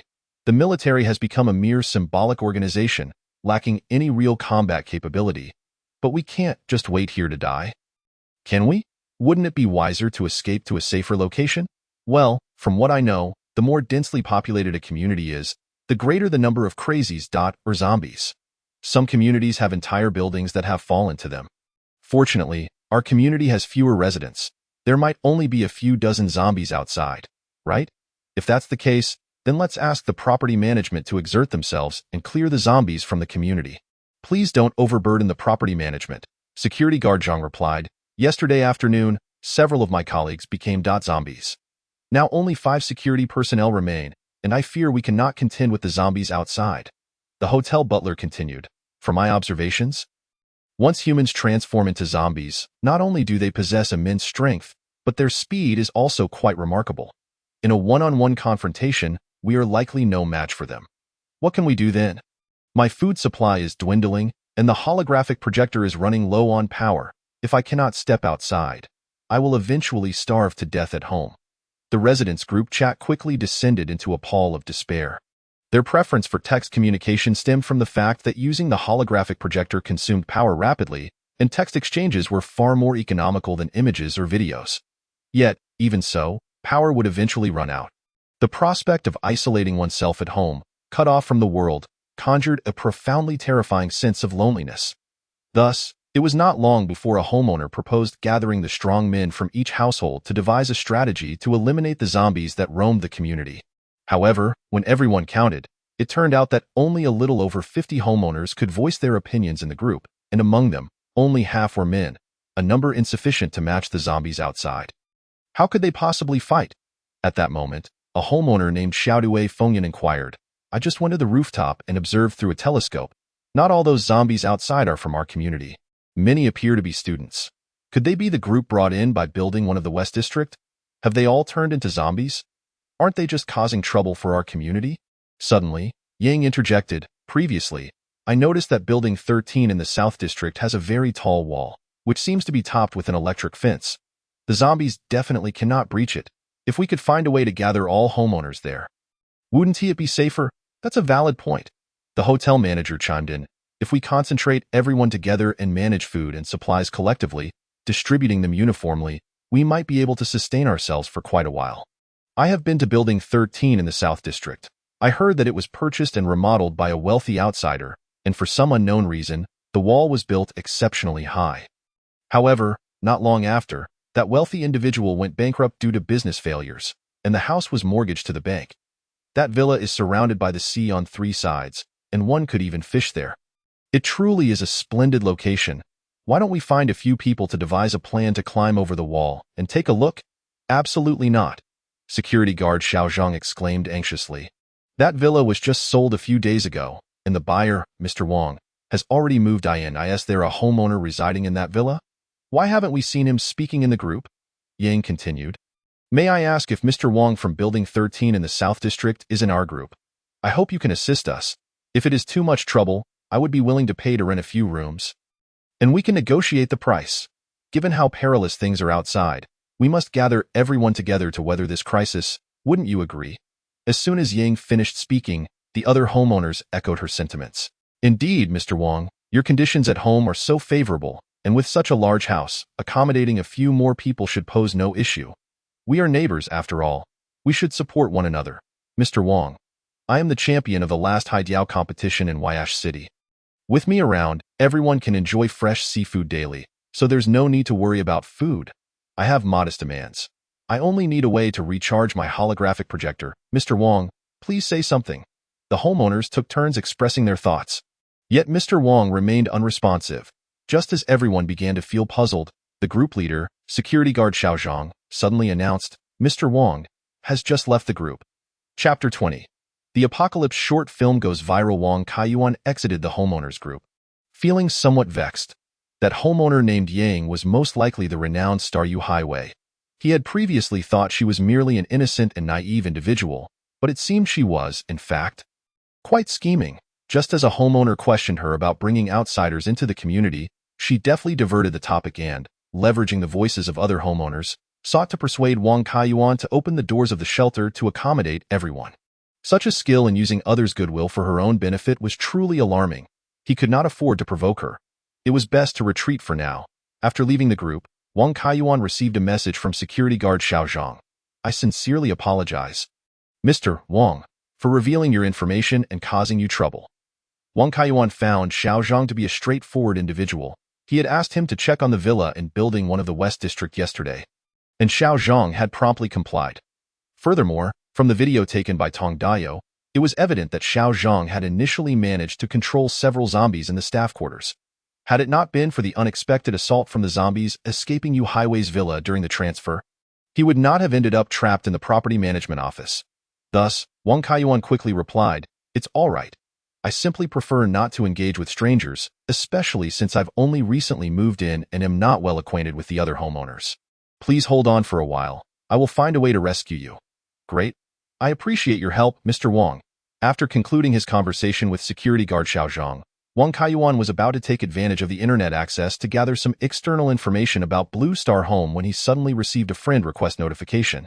The sender's username was Huayu Ming, accompanied by a message stating, I am a homeowner from Building 6 in the South District. I wonder if Mr. Wang requires housekeeping services? I am quite capable. Flying kiss. The profile picture of this Huayu Ming used her own image. And upon clicking it, there was also a 3D display indicating she appeared to be in her early 30s, impeccably dressed. However, Wang Kaiyuan couldn't help but think that this lady hardly seemed like someone adept at household chores. So he promptly rejected her request. Although Wang Kaiyuan had already exited the homeowners group, finding his contact information was not difficult. Thus, he soon received several more friend requests from other homeowners in the community. The conditions proposed by these individuals varied greatly. Some were willing to pay, while others claimed connections with the higher-ups of the alliance, promising further benefits later. Their primary aim was to gain access to Wang Kaiyuan's villa, as it was evidently much safer than the other residences in the community, given its high walls and electric fencing. Wang Kaiyuan chose to decline them all. In this apocalypse, what use were money and power? It wouldn't be long before everyone realized that what they once possessed might not be worth as much as a loaf of bread. Perhaps due to the limited number of homeowners in the community. After Wang Kaiyuan rejected a few requests, the friend invitations gradually diminished. After about 10 minutes, just as Wang Kaiyuan thought no one would add him again, a new friend request popped up. The sender's name was Xinbi Xiaoyang. But this time, the request message was blank, and the profile picture was simply a little lamb, making it impossible to discern whether the sender was male or female. Wang Kaiyuan found the username somewhat familiar but couldn't quite recall where he had seen it before. So out of curiosity, he accepted the request. Shortly thereafter, he received a text message from Xinbi Xiaoyang. Do you have a backup power source at home? My portable computer is about to run out of battery. And if possible, I would appreciate being able to borrow one. while most areas of Blue Star provided ample charging opportunities and rarely experienced power outages. Thus, the majority of its inhabitants never felt the need to keep multiple power banks at home. There remained a certain market demand for specialized backup power sources, particularly during outdoor explorations when charging options were unavailable. For instance, the graphene battery pack Wang Kaiyuan had purchased served as one such backup source. Previously, Yang had revealed in the homeowners group that the electric fence surrounded Wang Kaiyuan's villa, so it was only reasonable for Xinbi Xiaoyang to deduce that he might possess a backup power source. Wang Kaiyuan suspected this was likely another ruse to gain entry into his shelter. So he replied, "I have a few small backup power sources. If you need one, you are welcome to come and fetch it." The implication being, while borrowing a backup power source was permissible, entering his home was out of the question. After that, there was no further response from the other party. Wang Kaiyuan speculated that they had retreated upon realizing the difficulty of the situation, as any rational individual would hesitate to venture outside with zombies roaming about. Meanwhile, in the homeowners group of Sunshine Holiday Town, a campaign against Mr. Wong was unfolding. That Mr. Wong from Building 13 has quite an attitude. I added him as a friend and even left a message offering compensation, yet he outright rejected me. I was also rejected. Why are some people so selfish nowadays? Don't we Blue Star residents value mutual support? Indeed, it's merely a temporary stay at his home. It's not as if we are withholding rent. Who does he think he is, treating our Sunshine Holiday Town as if anyone can reside here? I heard he only paid a down payment for that villa and is on a mortgage for the longest term of 30 years. I doubt he's truly wealthy. Perhaps he just spent his life savings on that villa. Thinking he could enter high society, I have encountered many such individuals. As everyone was engaged in this animated discussion, the hotel manager suddenly wrote, "Everyone, someone has died near Building 13 in the South District." Before others could inquire further, the hotel manager continued, "Since I also reside in the South District, not far from Building 13, I took the opportunity to head over there while there were no zombies around. Upon nearing the vicinity, I saw a person lying on the road. A woman, no less. She was covered in blood, and the most terrifying part was that she had an arrow shot into her forehead. She was beyond dead. What? A death in our community?" Following this, the hotel manager sent a photo showing a woman in a white professional outfit lying on her back, her hair disheveled, and her clothes stained with blood. More disturbingly, a short arrow protruded from her forehead, her eyes wide open in a deathly stare, as if she could not rest in peace. How terrifying! Was she a homeowner in our community? Surely not. There haven't been any serious crimes in Wyash City for many years. Will this death affect the property values in our community? With so many people being bitten and turning into zombies these past few days, who is even thinking about property values? Perhaps there will be a miracle drug in the future that can revert zombies back to humans. By the way, hotel manager, do you think the deceased woman could also be a zombie? From her attire, she hardly resembles one of our property owners. Instead, she seems more akin to a nearby office worker. Blood stains are conspicuously present on her mouth and hands, lending credence to the notion that she might indeed be a zombie. With a wry smile, Fengyan remarked, "So, you mean to say this zombie was shot in the head by someone near South District number 13, and just like that, it met its demise? I've seen those who transform into zombies exhibit tremendous strength and speed. And yet, it was felled by a single arrow? Do you think it could be that Mr. Wong was behind it? If it truly was him, he is quite the ruthless individual." A profound silence enveloped the group of property owners. Since Wang Kaiyuan had already exited the chat, he remained oblivious to the subsequent discussions, though his spirits had notably lifted. This was largely due to the fact that the short video he had uploaded to several video platforms on Earth had gone viral. Within just a few hours, the short film titled Apocalyptic Future had surpassed 1 million views on the Qiangyin platform, with an astounding like count reaching 100,000. A genuine hit. The performance on the overseas YouTube platform was also commendable, with views exceeding 300,000 and comments numbering in the thousands. Although revenue from video platforms had sharply declined over the past 2 years, a few hours of viewership hitting the million mark for an original short film suggested that ultimately achieving 10 million views was quite feasible. The revenue from Qiangyin alone was approximately 15,000 yuan. While YouTube's view count might not rival that of Qiangyin, its higher per-view payout meant that revenues from both platforms would likely balance out. In other words, from this single short video, Wang Kaiyuan stood to earn around 30,000 yuan. As a non-merchandising streamer, this income was already quite substantial. The audience's reception of Apocalyptic Future was overwhelmingly positive, with one commenter stating, "Is this a trailer for a movie? The scenes and props are so incredibly realistic, and the actors' performances are remarkably natural, evoking genuine fear as if one were truly encountering a zombie apocalypse.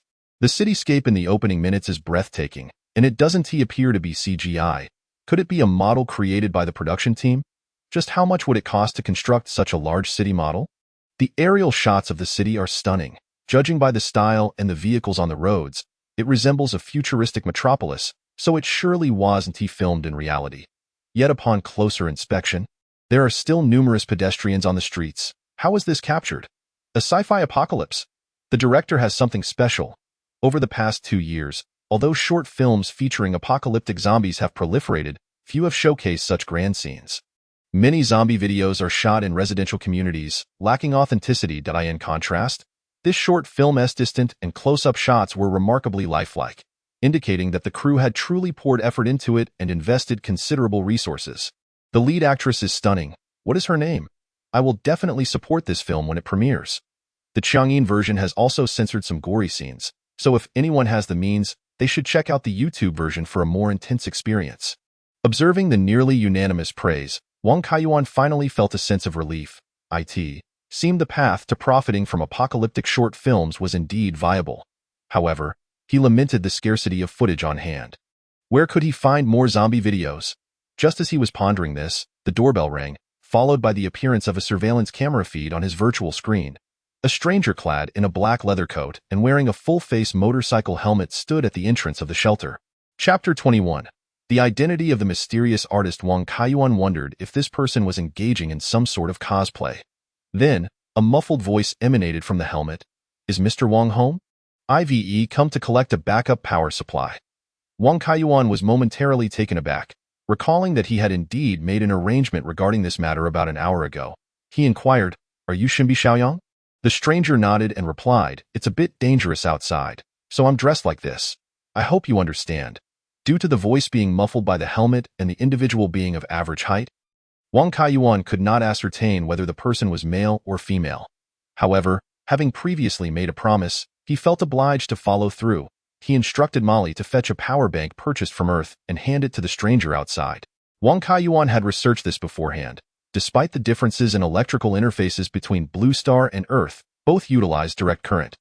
Thus, theoretically, a simple modification of the plug would allow Earth's power banks to charge Blue Star's electronic devices. Moreover, Blue Star had begun using graphene chips, which, while enhancing the overall performance of electronic products, had not significantly increased power consumption. Wang Kaiyuan had procured a high-capacity power bank with a capacity of 50,000 mAh. Though substantial in size, it was incredibly durable. If used with a portable computer on Blue Star, it could likely last a week. The entrance to Wang Kaiyuan's villa had been modified to include a small window for exchanging items with the outside world. Nevertheless, the mysterious Xinbi Xiaoyang still caught a glimpse of Molly, which elicited a slight surprise, though no further reactions ensued, likely considering the presence of a robotic made in the villa to be quite normal. After accepting the power bank, Xinbi Xiaoyang bowed in gratitude and left, surprisingly not requesting to enter the villa. It seemed that the individual had indeed braved the risks merely to obtain a backup power supply. Watching the figure depart on the surveillance feed, Wang Kaiyuan stroked his chin and sent a message. "This backup power supply should last about 5 days. You don't need to return for recharging. I will send another one via drone when the time comes. You can simply return the used power supply on the drone." A full 30 minutes passed before he received a response. "Thank you. I encountered zombies on the way home, which delayed me a bit. Are you all right?" He inquired. "I'm fine. I was dressed warmly and can run quickly." Despite having just faced a life-threatening situation, the individual spoke with a nonchalant tone, prompting Wang Kaiyuan to find them rather intriguing. He continued, "What do you do for work?" "I draw it up. The submission deadline is approaching, and I can't afford to run out of power." Wang Kaiyuan was taken aback, finally recalling who Xinbi Xiaoyang truly was. Just a couple of days prior, while perusing various materials on Blue Star's Kaiyuan Technology Company server, he had gained a general understanding of the gaming industry in this world. Although Blue Star's gaming technology far surpassed that of Earth, the fundamental creative processes bore no significant differences. For instance, Many games unveil a flat visual representation during the promotional phase to introduce players to the game's primary style.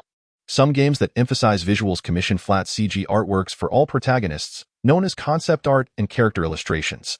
Thus, despite Blue Star's games being fully 3D, concept artists remained a highly sought-after profession. Xinbi Xiaoyang was among the elite in this field, reportedly commanding exorbitant prices for his work, with a single piece of ordinary concept art fetching 500,000 yuan, 10 to 20 times the rate of an average artist. Nevertheless, game companies continued to seek his services, highlighting the exceptional quality of his artistry. Furthermore, Xinbi Xiaoyang's identity was shrouded in mystery. Even their gender remained unknown, which only piqued the curiosity of many players and bolstered their popularity. On the Blue Star Home social platform, Xinbi Xiaoyang boasted an impressive following of 5 million. Numerous gaming projects touted the involvement of Xinbi Xiaoyang as a major selling point for their titles. Kaiyuan Technology had previously considered enlisting Xinbi Xiaoyang to design character illustrations for their latest game, but ultimately abandoned the idea due to the exorbitant fees. After all, Kaiyuan Technology was merely a small-scale gaming company, and spending 500,000 yuan on a single illustration was an extravagant expense. To his surprise, Xinbi Xiaoyang also resided in Sunshine Holiday Town. Given their income, it was entirely plausible for them to afford a villa here. An idea struck Wang Kaiyuan, prompting him to send another message. I happen to be developing a game. Would you be willing to create a few illustrations for me? Before long, he received a reply. Sure. Considerate payment for the backup power supply. Wang Kaiyuan chuckled, realizing that a power bank costing merely a few hundred yuan on Earth had facilitated the acquisition of works from a renowned artist on Blue Star. Truly a lucrative trade. However, concerned that Xinbi Xiaoyang might misconstrue his intentions, Wang Kaiyuan clarified. I did not initially recognize you as the famed concept artist Xinbi Xiaoyang. Providing you with a backup power supply was purely coincidental. It was not my intention to take advantage of the situation, I understand, Xinbi Xiaoyang replied. Given the current circumstances, the supplies you provide hold greater value than my artwork. Even if you hadn't mentioned it, I would have found a way to offer compensation. Now that my illustrations are of use to you, that's even better. To his astonishment, it seemed the other party had already recognized that. With the onset of the apocalypse, items once deemed priceless could now be rendered virtually worthless. As time passed, essentials such as food, water, and various energy resources would inevitably become increasingly expensive. Wang Kaiyuan, still curious, inquired, why then would you risk danger to retrieve a backup power supply just to meet your submission deadline? Perhaps the individuals commissioning your work have already met with misfortune. They have already paid a deposit, so the contract must be honored. Though Xinbi Xiaoyang spoke little, Wang Kaiyuan sensed that they were a person of integrity. Thus, he sent another message. In that case, we can establish a long-term collaboration. I am prepared to provide you with ample backup power supplies and various essential living materials, on the condition that during this period of confinement, you must continuously create illustrations for me. Certainly, the renowned artist, Xinbi Xiaoyang, readily replied, as once I complete the current commission, there will be no further buyers for my artwork. The prospect of reaching a consensus with Xinbi Xiaoyang filled Wang Kaiyuan with great pleasure. During his recent interaction with her, he had perused some of Xinbi Xiaoyang's publicly available works and discovered that not only was she exceptionally skilled, but she also excelled in a myriad of artistic styles. Whether it be realism or the vibrant world of anime, she navigated them with remarkable ease. Although Blue Star no longer required the gaming industry, the gaming sector on Earth continued to flourish. The most significant shortcoming of Wang Kaiyuan's company lay in its artistic endeavors. Due to the lack of reliable artists, the visuals of the game he was currently developing were rather mediocre, and the character designs were merely passable. Consequently, Wang Kaiyuan placed immense emphasis on gameplay and storyline, recognizing that excelling in these areas could compensate for the visual shortcomings. While the newly joined Xinbi Xiaoyang would undoubtedly be unable to contribute to the upcoming game's release, should the game achieve remarkable sales, a DLC expansion pack would certainly follow. At that time, having Xinbi Xiaoyang assist in illustrating new scenes and characters would undoubtedly elevate the game to new heights. Chapter 22. The intentions of Yu Highway. Just as Wang Kaiyuan reveled in the addition of a master artist to his team, in the living room of the villa in the southern district, the freshly returned Xinbi Xiaoyang shed her heavy leather jacket, pants, and gloves, leaving only her fitted undergarments. As the constricting sensation around her chest dissipated entirely, she could not help but exhale deeply. Wang Kaiyuan had not been mistaken. This ensemble was indeed worn by Xinbi Xiaoyang during her school days to cosplay a certain game character, and it had unexpectedly proven useful. Although it was already late autumn, the temperature in Waya City remained close to 30 degrees Celsius, rendering Xinbi Xiaoyang utterly fatigued by her cumbersome attire. Beads of perspiration trickled down her fair neck, cascading along her delicate arms and fingertips, ultimately falling onto the carpet. Subsequently, Xinbi Xiaoyang removed the heavy helmet, and her cascading hair spilled forth like a waterfall, revealing her true appearance. Wang Kaiyuan would likely never have anticipated that the illustrious artist Xinbi Xiaoyang was, in fact, a young woman in her early 20s. Reflecting on her previous exchange with Wang, Xinbi Xiaoyang felt a twinge of confusion. How had it come to pass that there were still individuals so eager to create games? Yet, this was not entirely unwelcome, as it meant she would not be indebted to him. Regarding the proposition to exchange original artwork for supplies, Xinbi Xiaoyang did not perceive it as opportunistic, for half of her friends and colleagues listed in her Blue Star Home contact book were unreachable. Those who had survived were now all hiding indoors, too fearful to venture out, and some had already begun to suffer from hunger due to the scarcity of resources. Given her tendency to remain in the villa for extended periods to create her art, Xinbi Xiaoyang had stockpiled a considerable amount of supplies, but if she continued to consume them without replenishment, her food would inevitably run out. Moreover, just moments ago on her way home, she had encountered a zombie. As mentioned in the community group, fortunately, the creature had been at a distance and appeared oblivious to her presence, allowing her to escape unharmed. Otherwise, even clad in heavy leather, as a woman, Xinbi Xiaoyang would likely not have stood a chance against the zombie. It was then that she realized the world had become increasingly perilous. Therefore, she deemed it a fair transaction to trade her artwork for Wang's supplies. After all, Xinbi Xiaoyang did not possess a true magical brush. No matter how beautiful her art, it could not be consumed. Settling at her desk for a brief respite, Xinbi Xiaoyang retrieved the high-capacity power bank she had just acquired. Perhaps due to its retro design, she examined the power bank for quite some time before connecting it to her personal computer's power source. Upon seeing the projection screen of her computer light up once more, she breathed a sigh of relief, tidying her somewhat disheveled hair before immersing herself back into her work. Simultaneously, in the villa of the Western District, home to the famous Staryu Highway, a battle had just concluded. Tong Dayo and 3 other young men had fashioned wooden guns from the greenery of the community, and together they vanquished the zombie, Xiaowen. Trapped in the kitchen, it became evident that delivering a fatal blow to a zombie's head would instantly render the once vibrant creature lifeless. The young men then dug a shallow grave in the lawn beside the villa, hastily burying Xiaowen. This scene deeply pained Yu Highway, for since her debut, Xiaowen had been her makeup artist, and they had collaborated for nearly 7 or 8 years. Yet, as she surveyed the dark red stains of blood in the living room, kitchen, and stairwell, her sorrow was compounded by frustration, for the house had become uninhabitable. Upon returning to the villa last night, she had endured a night filled with nightmares, and even now, the remnants of fear lingered. Under normal circumstances, she could have cleaned the bloodstains with water and managed to continue living there. However, with the water supply cut off in the community, it was impossible to use the scant remaining resources for cleaning walls and floors. As if sensing Yu Highway's thoughts, Tong Dayo approached her and softly said, "Sister Wei Wei, I have devised a plan to deal with the villa in the southern district. Although its walls are electrified, if we take proper insulation measures and utilize tools to dismantle the electric fence, entering will be a piece of cake." As he spoke, Tong Dayo produced a pair of electrician's gloves, the origin of which was unknown. "We'll give it a try shortly. Just wait for our good news at home, Sister Wei Wei." He clenched his fist, filled with anticipation. However, Yu Highway gently shook her head, stepping forward to grasp Tong Dayo's previously injured right hand, and softly said, "Let's not rush. It is even more dangerous outside at night. You can wait until tomorrow morning to set out." Yet, the place has truly become uninhabitable. Tong Dayo gazed at Yu Highway with concern. "I can endure," Yu Highway replied with a calm smile. "You all should rest early. We can discuss any plans tomorrow."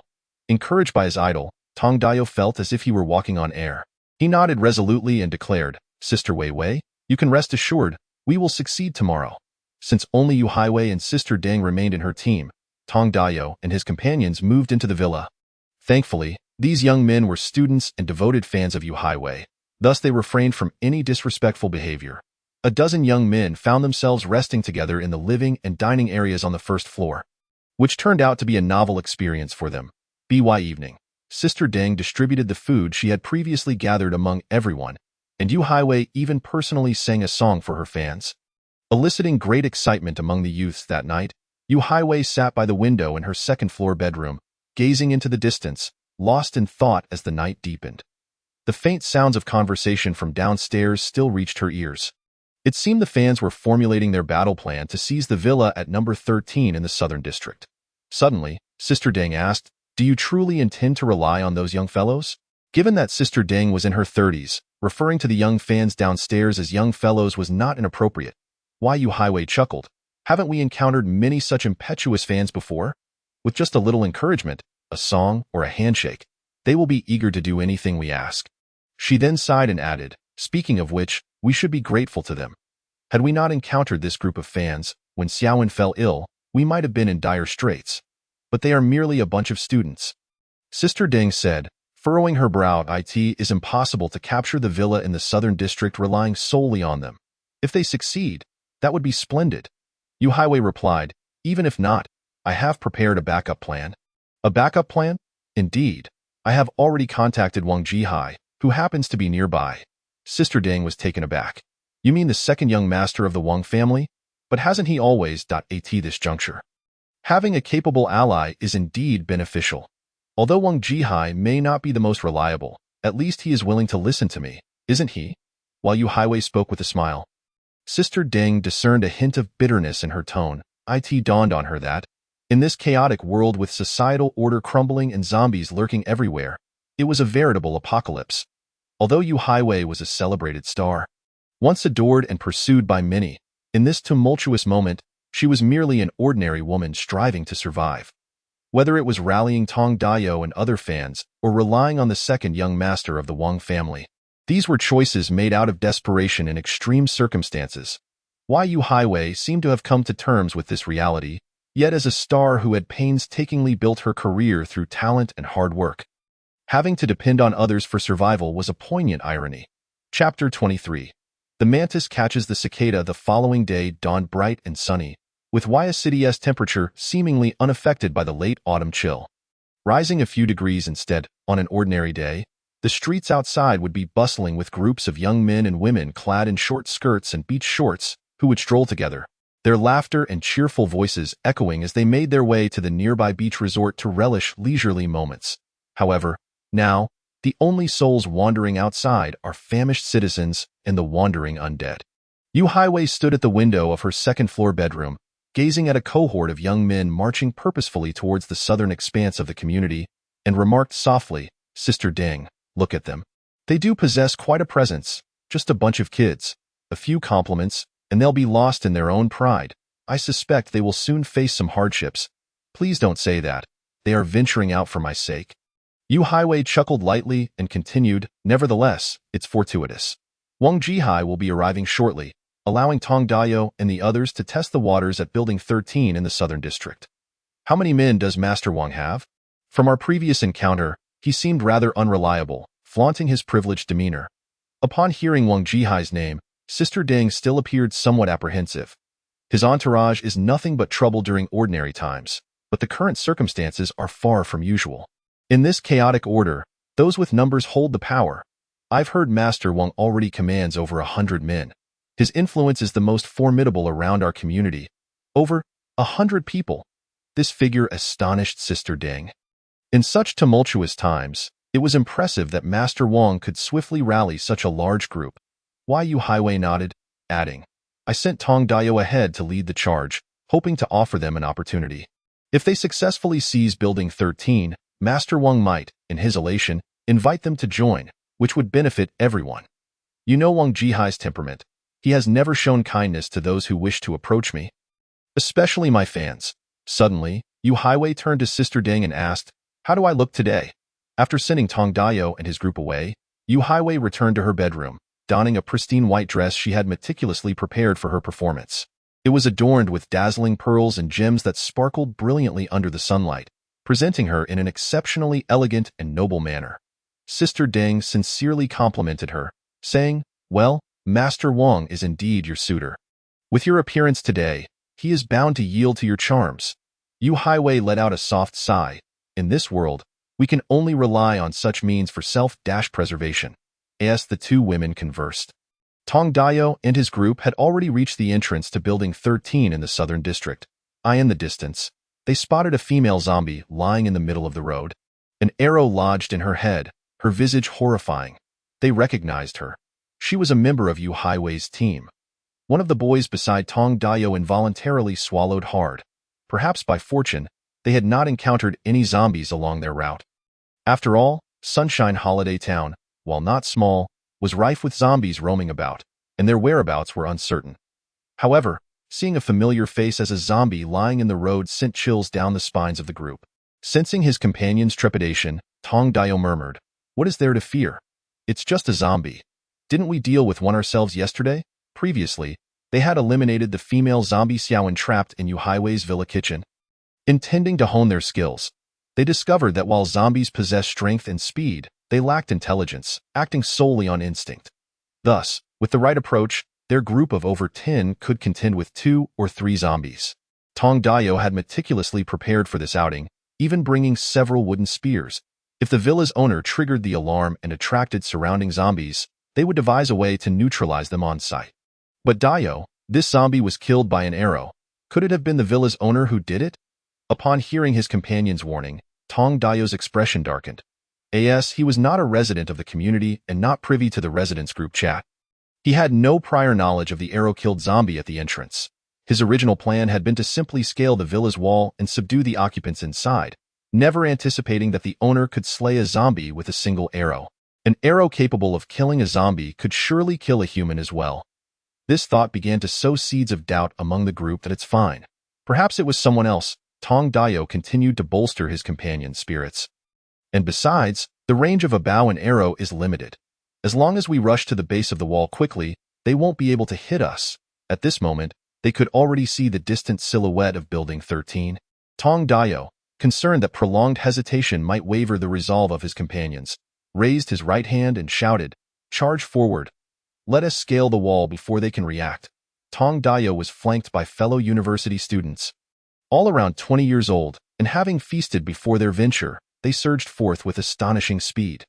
Covering nearly 200 meters, they completed the distance in merely 20 seconds. Latter, quickly, as the leader, Tong Dayo took on the most crucial role in their plan. No sooner had he spoken than the two boys who had lagged behind gasped for breath, propping the ladder against the wall. Although they had lost a ladder during their previous visit to the villa, there were many vacant villas in the community under renovation. In the previous day, Tong Dayo had led a group to find another in mere moments. The stainless steel ladder extended and was secured. Tong Dayo donned a pair of electrician gloves, inhaled deeply, and then turned to scale the ladder, swiftly climbing to the top of the wall. He reached out his right hand, closed his eyes, grasping the electric wire on the wall, and with gritted teeth, pulled with all his might. Although he wore insulated gloves, doubt lingered in his heart. Yet, thinking of Sister Weiwei's expectations, he cast aside all fear for his life. 3 seconds later, Tong Dayo opened his tightly shut eyes, only to find he felt nothing in his hand. An exhilarating rush surged through him. He had succeeded. Just as he prepared to extract the pliers from his pocket to sever the electric net before him, he suddenly heard a faint sound, as if something had sliced through the air. Instantly, a sharp pain shot through his right shoulder, and his arm went limp, causing him to tumble back down from the wall. Wang Kaiyuan stood atop the rooftop terrace, coldly observing the young man writhing on the ground in pain, devoid of any compassion. After Tong Dayo and his group had attempted to scale the wall previously, Wang Kaiyuan had contemplated the limitations of the electric net. After all, it was merely a civilian version with low voltage. An intruder could easily neutralize it with proper precautions. Therefore, early that morning, he had been busy assembling new equipment he had ordered from Earth. However, just as he was occupied with the assembly, Tong Dayo and his group had unexpectedly charged in, catching him off guard. Sensing the impending danger, Wang Kaiyuan acted swiftly. Upon seeing someone ascend the wall, he raised his compound crossbow and fired. Due to the hasty circumstances, he only managed to strike the young man in the shoulder. Nevertheless, under such conditions, without timely medical attention, it was likely the individual would succumb to the pain. As the saying goes, the bird that sticks its head out gets shot, and in tumultuous times, one must employ severe measures. Wang Kaiyuan understood that in such an environment, he could not afford to show weakness. Only through decisive actions could he ensure his safety. The students accompanying Tong Dayo, unprepared for such ruthlessness from the villa's owner, were left in a quandary, unsure of how to proceed. However, they proved to be astute. Huddling in the corners, unwilling to expose themselves, yet, with the crossbow arrows unable to be thrown, they were temporarily at a stalemate. Wang Kaiyuan, however, remained unconcerned. The new equipment on the rooftop had just completed its adjustments and was more than sufficient to deal with the group. Just as Wang Kaiyuan prepared to deploy his new gear, a new situation arose at the intersection ahead. A silver-glimmering electric motorcycle leisurely approached the villa, trailed by a spectacular procession of several electric bikes. These vehicles varied in style and size, yet they all exuded an impressive aura. Chapter 24. The Yellow Sparrow in the rear. Is this the Ghost Fire Youth League of Blue Star? Wang Kaiyuan could not help but scoff inwardly. Although he was not entirely familiar with the aesthetic preferences of the Blue Star populace, the sudden emergence of this electric bike convoy was indeed an eyesore. Reminiscent of the youthful riders frequently showcased on Earth's video platforms, he had previously followed several cycling streamers, but they often ceased updates shortly after, indicating the fierce competition in this field. Meanwhile, the residents' group chat in Sunshine Holiday Town buzzed once again. The hotel steward remarked, "I just saw a convoy passing below. Does anyone know what's going on? A convoy? Could it be the rescue team from the Alliance has finally arrived? It's a dozen electric bikes. They seem quite numerous, but they don't appear to be a rescue team. Could they be from the nearby Wind Chaser Club? They often race at night, causing quite a disturbance with their flashy lights. What are they doing in the community? Wind Chaser Club? Aren't they a motorcycle gang? Indeed. I have heard that it is a small group composed of wealthy second-generation individuals, in this day and age. They are still riding electric scooters. It is no surprise, considering that the motor vehicle roads outside are completely congested. Only these electric scooters can weave through the chaos. I have overheard people saying that the Wind Chaser Society has already taken control of several blocks, and many nearby supermarkets have been emptied by them, with numerous individuals joining their ranks. Hua Yume, surely, these individuals will not come to our community to rob us, will they? What about the property security? Why aren't they taking action? Security guard Xiaozhang. I deeply apologize. There are 7 or 8 zombies gathered at the entrance of our property office, and the remaining security personnel are unarmed. So we cannot venture out at this moment. Hua Yume retorted angrily. We cannot just sit idly by while a group of ruffians invades our community. What will happen if they damage our homes? We pay tens of thousands in property fees each year, and this is how you handle it. I sincerely apologize to all the homeowners. We are also seeking solutions. Please do not panic, the guard replied. Xiao Fengyun remarked. I saw those individuals heading towards the southern district, apparently aiming for the villa at Building 13. This statement immediately ignited a flurry of activity within the homeowners chat group. Hey, they won't be targeting the houses in the southern district, will they? This will surely be entertaining. I told you that house was built so solidly, it must be coveted. I also witnessed it. That group of electric scooters simply plowed through the zombies they encountered on the road. It was spectacular. Thankfully, I couldn't reach that General Wang yesterday. If I had moved into his villa, I would be in trouble today. Exactly. What use is a high wall? It can keep out zombies, but can it keep out people? With the Wind Chaser Society's immense influence, if they were to establish a foothold in our community, they might even provide us some protection. Absolutely. I have some connections with the president of the Wind Chaser Society, Wang Xiao. Once they seize the villa at Building 13, I'll go gauge the situation. Perhaps I can persuade him to be our bodyguard. Although they are all wealthy second-generation individuals, they ultimately have a love for money. As long as the price is right, everything is negotiable. As the homeowners conversed animatedly, they suddenly noticed a dozen electric scooters coming to a halt at the intersection, seemingly deterred by the crossbow in Wang Kaiyuan's hands. Choosing not to approach recklessly, behind the scooter convoy lay 2 corpses of zombies. One female zombie had been shot dead by Wang Kaiyuan, while the other male zombie had just been struck down by the lead silver electric scooter. Despite the enhancement of the zombies' bodies, they remained no match for machinery, and the zombie's head was crushed under the wheels, splattering its insides across the ground like a smashed watermelon. Suddenly, 3 electric scooters accelerated simultaneously, charging straight towards the villa's entrance. The leading silver scooter shone brightly in the noon sun, resembling a gallant knight on a white steed. Wang Kaiyuan held the compound crossbow but refrained from firing. On one hand, the three scooters were moving swiftly, and on the other hand, the riders were clad in helmets and protective gear, so a misfired bolt might not cause significant harm. After hesitating for a few seconds, the three scooters executed a stunning drift and arrived at the villa's gate, skillfully avoiding the crossbow's line of fire. The lead rider dismounted and removed his helmet, revealing himself to be Wang Xiao, the president of the Wind Chaser Society. He glanced at the moaning Tong Dayo lying not far away, his eyes filled with disdain. Then, the rider approached the gate, pressed the doorbell, and declared loudly, "I offer 1 billion for your villa. Provide me with an account, and the funds will be transferred immediately." Wang Kaiyuan had purchased this villa for only 30 million, and even with interest, it barely exceeded 50 million, even during the peak of the real estate market. This villa would have fetched just over 80 million. The offer of 1 billion was, under normal circumstances, quite a generous proposal. However, a mocking voice emerged from the intercom. "Are you foolish? What do you think this is? A meal? 1 billion cannot be taken lightly." Wang Xiao's expression darkened, and he coldly responded, "In these past few days, you are the first to dare speak to me in such a manner. Ha, and you shall be the last. You know why." Wang Xiao's expression gradually turned icy, but he chose not to answer. Wang Kaiyuan, however, pressed on. "Because within a day, you shall meet your demise. Attack." Wang Xiao commanded with a wave of his hand to the two riders beside him. The two swiftly retrieved iron chains from the storage compartments of their scooters and secured them in the gaps beside the villa's gate. Their movements were rapid, clearly not their first time engaging in such activities. After fastening the chains, the two riders exchanged glances before simultaneously revving their throttles. Although the sound of the electric motors was subdued, the low hum still reached Wang Kaiyuan's ears from atop the roof. Following that, the two riders surged forward like arrows. The chains attached to the scooters tightened in an instant, but the connection to the metal gate produced two sharp, jarring sounds, and astonishingly, the gate did not budge.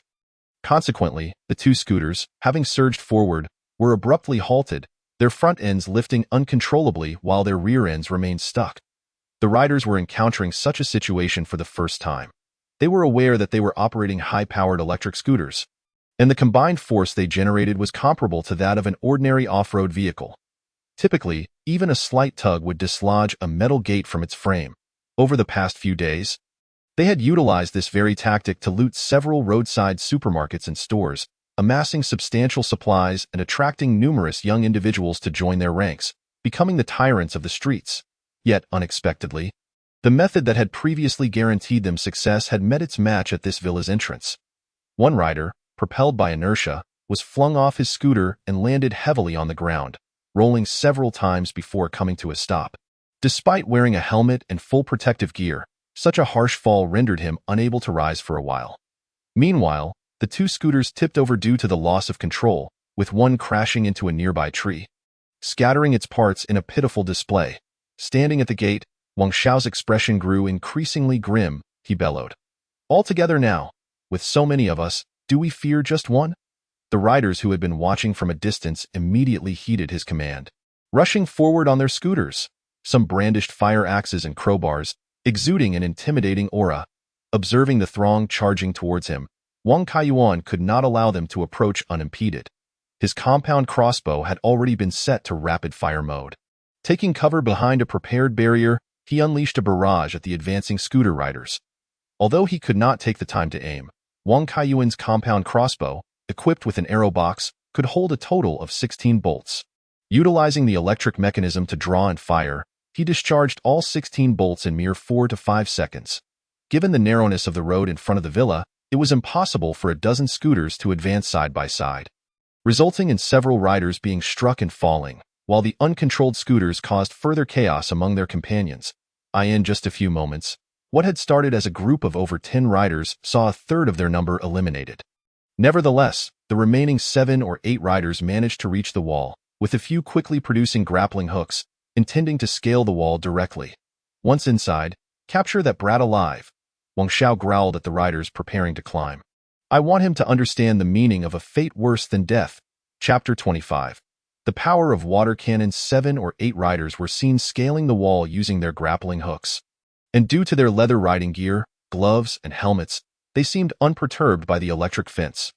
Wang Kaiyuan noticed that despite having shot several bolts, resulting in some riders tumbling from their scooters and creating a degree of chaos, only 2 remained motionless on the ground, while the others had already climbed back up, clearly not mortally wounded. This indicated that the crossbow's lethality was significantly limited against their leather attire and protective gear. However, Wang Kaiyuan remained unfazed. He casually moved to another device on the roof, lifting the rain cover that had been draped over it. Before him appeared a small white cannon, the secret weapon he had been busy installing. The Earthly Jinbao network only sold legally permissible civilian products, so this cannon was not a real artillery piece but a water cannon. Yet, with a slight modification, civilian products often yield unexpected results. For instance, this water cannon, originally designed for firefighting, had a spraying distance of around 15 meters. Wang Kaiyuan had modified the water pump to increase its power, and from his elevated position, he doubled its range and significantly enhanced its force. As for the water source, it was drawn directly from the sea beneath the villa, an endless supply. At that moment, one particularly swift rider had already scaled the wall. Wang Kaiyuan promptly aimed the water cannon at him and fired. With a sharp hiss, a thick column of white water erupted from the cannon's mouth, instantly striking the rider's body. The forceful water flow was beyond human capacity to withstand. Before he could even scream, he was propelled away and crashed heavily to the ground. Subsequently, Wang Kaiyuan directed the water cannon towards the second and third riders, who, lacking any foothold on the wall, were similarly sent tumbling down by the force of the water jet. In a state of panic, some individuals reached out to grasp the electrified fence on the wall. However, their bodies, drenched in seawater, rendered them vulnerable. The instant they pulled on the fence, they were incapacitated by the high-voltage current. Collapsing headfirst from the wall, their fate uncertain. The remaining riders, witnessing the grim fate of their comrade, dared not show themselves, instead pressing against the wall, anxiously casting glances towards the nearby Wang Jihai. Unaccustomed to such a dire situation, observed that none of his tactics had proven effective, with his subordinates already suffering significant injuries. Realizing that this villa would not be easily subdued, he gritted his teeth and declared, "Retreat." With that, he swiftly mounted his silver electric motorcycle and sped away, leading the charge back from whence they came. The remaining riders, seeing their leader flee, naturally followed suit, though half of their motorcycles were damaged, forcing 2 of them to share a single vehicle as they fled without a backward glance. Wang Kaiyuan wished to inflict further suffering upon these intruders. However, the sheer number of them and their swift escape thwarted his efforts. He loosed several arrows in their direction, but none found their mark. After all, he had only been using the compound crossbow for 2 or 3 days, and hitting a fast-moving target was indeed a formidable challenge. Meanwhile, the group of young people who had initially attempted to scale the wall had already seized the opportunity to withdraw during Wang Kaiyuan's fierce confrontation with the riders of the Wind Chaser Society. Nevertheless, he harbored no concerns regarding retaliation from these individuals, for drones in the sky monitored their every move. Moreover, he had devised a plan capable of ensnaring these outsiders completely at the same time. Upon returning to Villa 1 in the Western District, Tong Dayo immediately spotted Yu Highway, elegantly dressed and standing on the lawn outside. He extricated himself from the support of his companions, enduring the pain to approach his idol, and with a face full of shame said, "Sister Wei Wei, we have failed again." Yu Highway, however, did not appear disheartened. She maintained her smile and softly replied, "It's all right, your return is what matters, go rest for now. I have a guest to welcome." A guest? Tong Dayo was momentarily taken aback, having assumed that Yu Highway had donned new attire to celebrate his triumphant return, only to discover it was meant for someone else. Just as he was about to inquire who the awaited guest was, a silver electric motorcycle abruptly surged onto the lawn, positioning itself squarely between him and Yu Highway. "Sister Wei Wei." Tong Dayo, believing the newcomer intended harm to Yu Highway, prepared to intervene. However, upon recognizing the rider, he instinctively halted. For it was none other than Wang Jihai, the president of the Wind Chaser Society, who had been seen outside Villa 13 in the Southern District. As a devoted fan of Yu Highway, Tong Dayo had long recognized Wang Jihai, rumored to be the most favored youngest son of the wealthy Kenan, and a well-known second-generation rich heir in Tianhai Province. It was said that Wang Jihai had been pursuing Yu Highway for an extended period, yet she had never reciprocated his affections.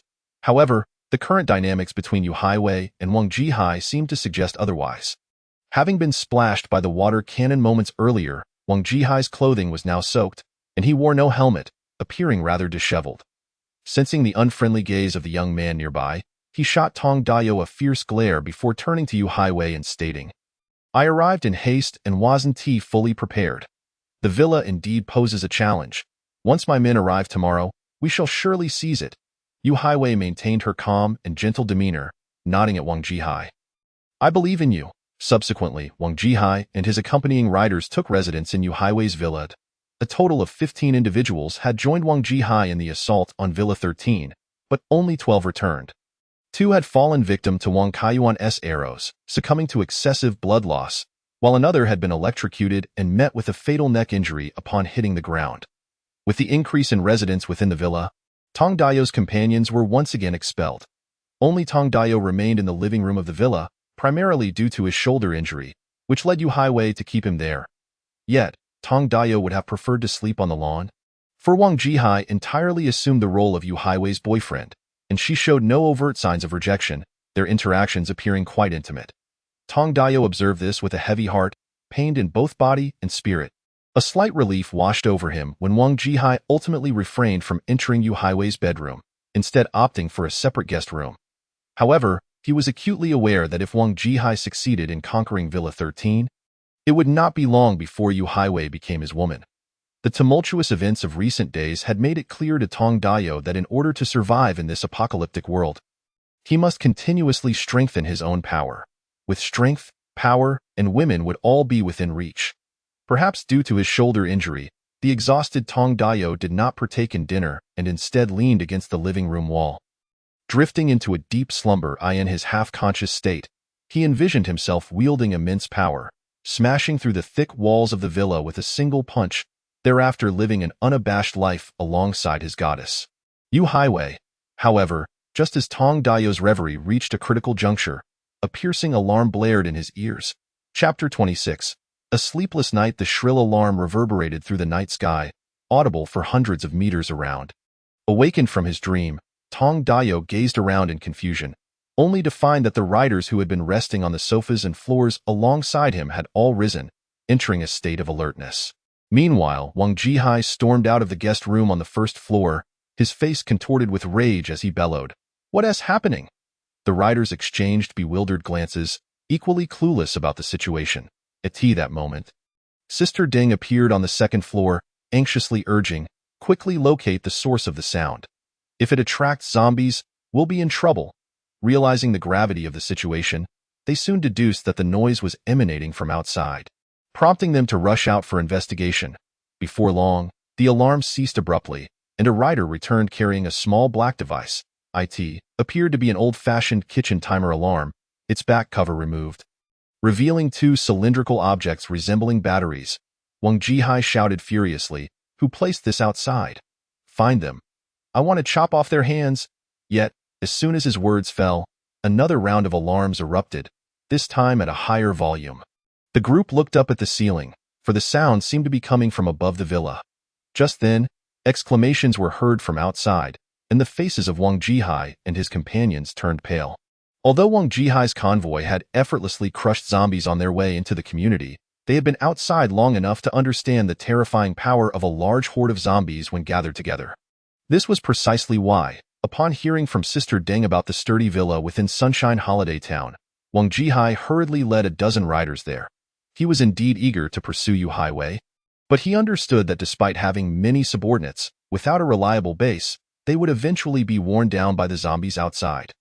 Upon witnessing the defensive capabilities of Wang Kaiyuan's villa, Wang Jihai felt a surge of satisfaction. Although the initial skirmish had not gone well, he had contacted his remaining men outside, and once dawn broke, he would bring them all back to lay siege to the villa again.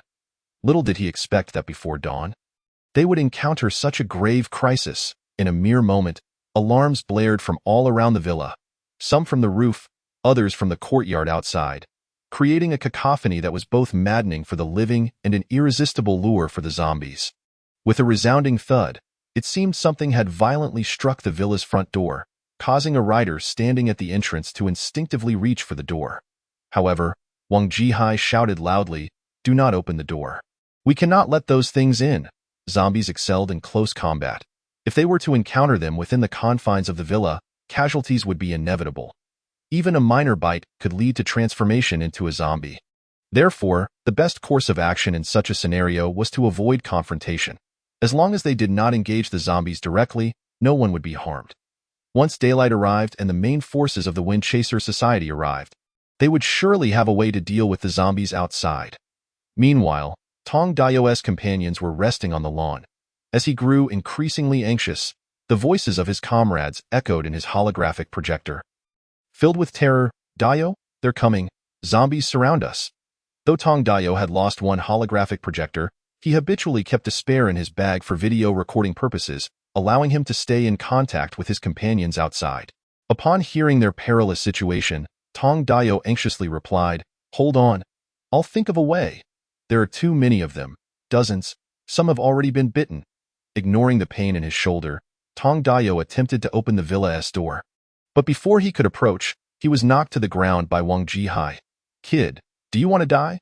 Wang Jihai stared expressionlessly at Tong Dayo, his icy gaze making the latter acutely aware that Wang Jihai might indeed be capable of murder. Tong Dayo closed his eyes in anguish, yearning to plead with Yu Highway.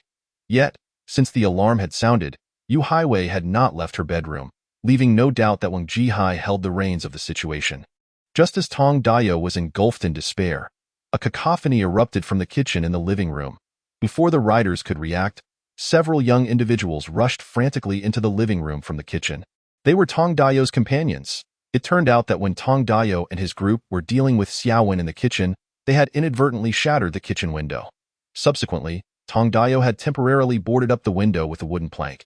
Wang Jihai and his group had not entered the kitchen, thus oblivious to this incident. Now, with no other recourse, Tong Dayo's companions had dismantled the wooden plank from outside and entered the villa to take refuge. However, this action undoubtedly provided a clear path for the zombies outside. After a few chilling screams, two female zombies charged into the living room, shrieking, "Block them!" Wang Jihai bellowed, drawing the fire axe that had been sheathed at his waist, and struck at the female zombie's forehead with all his might. His prowess as the leader of the Wind Chasers was evident. The axe cleaved through the female zombie's head, splattering dark red blood and pink brain matter across the floor, causing her to collapse instantly, lifeless. However, the female zombie's head had lodged the axe blade, and despite his efforts to dislodge it, he was unable to free it that moment. Another female zombie lunged at him, forcing him to abandon the fire axe as he shouted, "Everyone, together! There's nothing to fear." He called out this rallying cry because the riders surrounding him had shown signs of trepidation upon witnessing the zombies. After all, they had merely been a gang of bikers, accustomed to bullying ordinary people, but the prospect of facing zombies capable of biting was genuinely daunting. Nevertheless, seeing Wang Jihai dispatch one zombie with a single blow bolstered the resolve of the remaining riders. One of them wielded a crowbar and held back the approaching female zombie, while another swung a double-headed hammer, striking its head with force. Yet, such tools lacked the destructive power of the fire axe. The female zombie seemed unfazed by the blow, instead roaring angrily at the group. Fortunately, Wang Jihai had reclaimed his fire axe and maneuvered behind the female zombie, preparing to decapitate her when an unexpected turn of events occurred. The first male rider who had burst in from outside had been cowering in a corner, and while the others assumed he was merely frightened, he suddenly let out a mighty roar and lunged at the rider holding a steel pipe, pinning him to the ground in an instant. Although the rider was clad in thick leather, he had removed his helmet upon entering the room, leaving his neck inadequately protected. Before he could react, he felt a searing pain in his throat, and then he could not utter a single sound. "Kill them!" Wang Jihai was acutely aware that the rider was about to transform and immediately commanded the others. Yet, how could the remaining riders swiftly bring themselves to kill someone who had just moments ago been their comrade? Meanwhile, Wang Jihai found himself entangled with the female zombie. He swung his fire axe at her shoulder, nearly severing her right arm, yet her strength remained undiminished in this moment of hesitation. The rider who had been bitten in the throat and artery rose once more, emitting a gurgling sound as red blood sprayed from his neck, splattering onto those nearby. Witnessing their once living companion transform into a zombie in an instant, one of the riders finally broke down, screaming in terror as he dropped his weapon and bolted for the villa's entrance. "Stop! Don't open the door!" Wang Jihai's furious shout did not deter the rider. His desperate desire for survival drowned out all other thoughts. At that moment, he only wished to escape the house teeming with zombies and flee to safety. With a click, the rider unlocked the door, only for it to be thrust open by a tremendous force from the outside. A hulking zombie stood at the threshold, eager for the human that had presented itself. The large zombie seized the rider by the neck, lifting him effortlessly as if he were a mere chick in the grasp of an eagle. "No, don't eat me." The rider's face was streaked with snot and tears as he pleaded for mercy. But alas, the zombie had no understanding of human language, just as humans could not converse with their food. The large zombie squeezed the rider's face with its other hand, distorting his features, and then ripped off the entire skin of his face, leaving two bulging eyeballs devoid of sockets, filled with terror.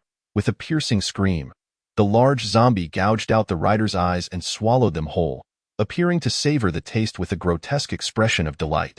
Chapter 27. The might of a blade. Wang Kaiyuan observed everything unfolding at Yu Haiwei's villa through the drone's camera. Although he had mentally prepared himself, the gruesome spectacle of the zombies still revolted him. He would not underestimate Wang Jihai and his crew, nor would he foolishly await their gathering of forces to assault the refuge. After confirming that only a handful of individuals were holed up in Yu Haiwei's villa, he swiftly formulated a plan to eliminate them. These individuals had made several attempts to breach the refuge, thus Wang Kaiyuan deemed any measures taken against them to be justified. Coincidentally, the earnings from his short videos on the Strong Sound platform had just arrived, prompting him to make extensive purchases on the Jinbao website, including several kitchen timers. At 6 a.m. that day, the supplies arrived punctually at the villa's entrance.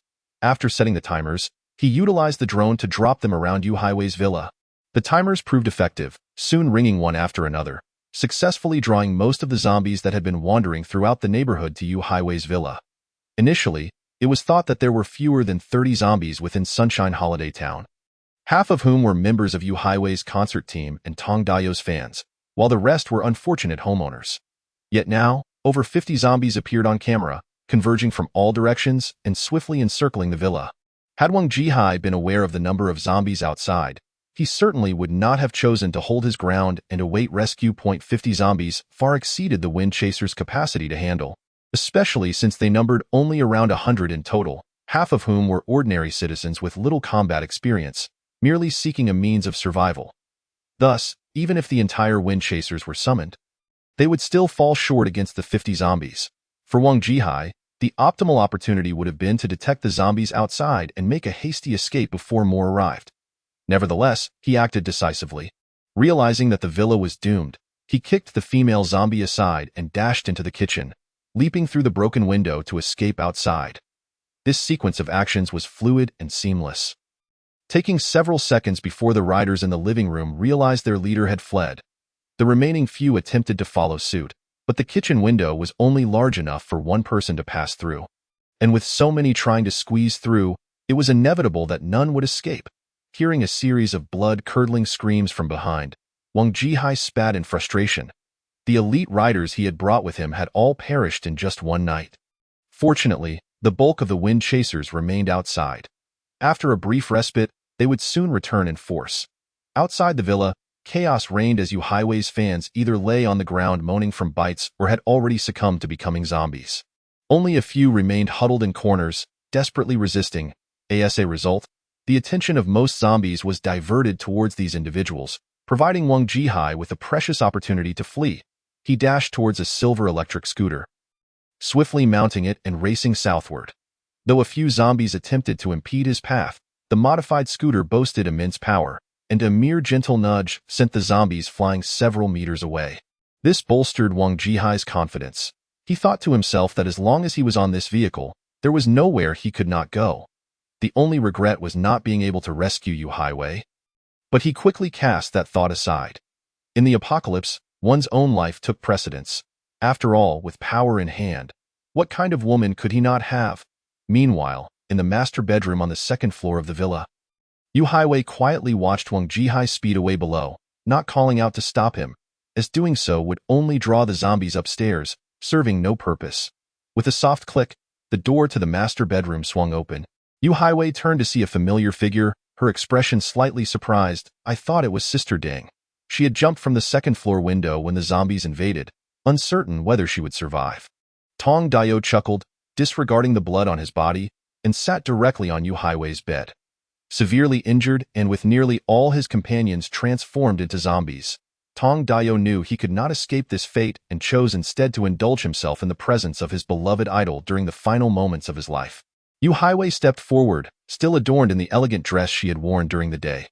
The jewels embellishing the hem of her gown sparkled brilliantly in the morning sunlight, momentarily blinding Tong Dayo.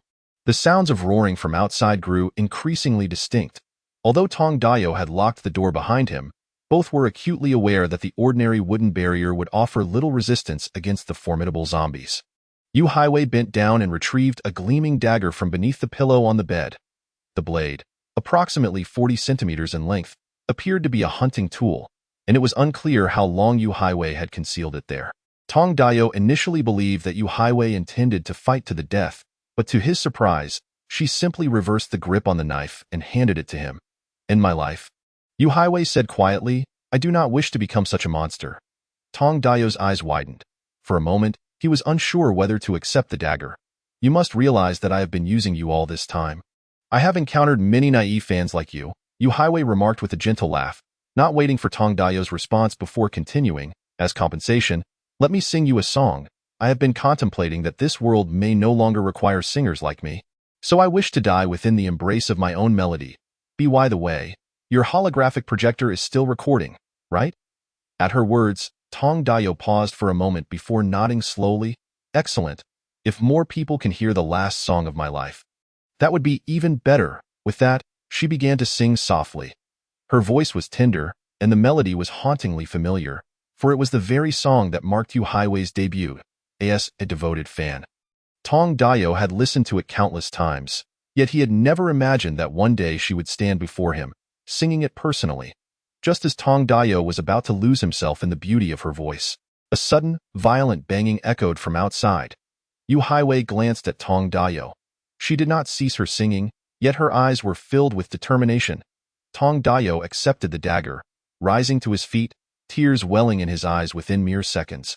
Listening to the beloved melody and gazing at the woman he cherished, he gritted his teeth, suppressing the pain, and tightened his grip on the dagger. Then, he plunged it towards Yu Highway's heart. Crack! A loud crash resonated from behind, and Tong Dayo felt warmth on his face as he turned expressionlessly. Standing at the door was his former companion, Imo Gang, now bearing a menacing expression. At the same time, not far from the entrance of Sunshine Holiday Town, Wang Jihai's silver electric scooter lay overturned, and he knelt on the ground, seemingly unable to catch his breath due to the violent impact. Before him stood a peculiar figure, not particularly tall, but with an impressively proportioned physique. Dressed entirely in black, crucial areas such as the arms and knees appeared to be covered with armor. Moments earlier, as Wang Jihai fled on his scooter, this person had dashed out from behind a nearby tree, delivering a powerful kick that sent Wang Jihai crashing to the ground. The force was extraordinary, almost inhuman. Wang Jihai struggled to lift his head, locking his gaze onto the figure, but the individual wore a full-face helmet, obscuring any view of their features. "You don't know who I am." Before he could finish, a glint of cold steel flashed, followed by a soft sound, as Wang Jihai's neck was effortlessly severed by a sharp blade, his head rolling into the grass by the roadside. After a brief moment, the severed carotid artery erupted in a fountain of crimson, spilling onto the ground. The figure waved their weapon, noting with satisfaction that it bore not a single drop of blood, nodding in approval of the lethal strike just delivered. The long knife was nearly the height of a person, its blade seemingly treated with a special process that rendered it completely non-reflective, allowing Wang Jihai to remain oblivious to the fatal blow that had claimed his life. Chapter 28. Remote Mode. Wang Kaiyuan observed the lifeless form of Wang Jihai on the virtual screen, nodding in satisfaction. That decisive strike had been executed by his control of the robot, Emoli, through remote mode. Though he hadn't physically delivered the blow himself, the special control gloves allowed him to experience the sensation of the blade slicing through Wang Jihai's neck. An exhilarating thrill, as a high-end intelligent robot priced at 300,000 Emoli and Lien Yin supported various operational modes.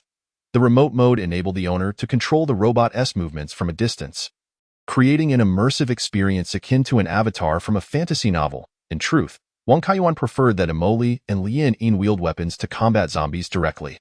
However, being domestic robots, their programming was entirely unrelated to combat, and they were restricted by underlying codes that prevented them from harming humans. Fortunately, the robotics company on Blue Star seemed to disregard the rigid adherence to Asimov's 3 laws, allowing Wang Kaiyuan to control Emoli to kill remotely.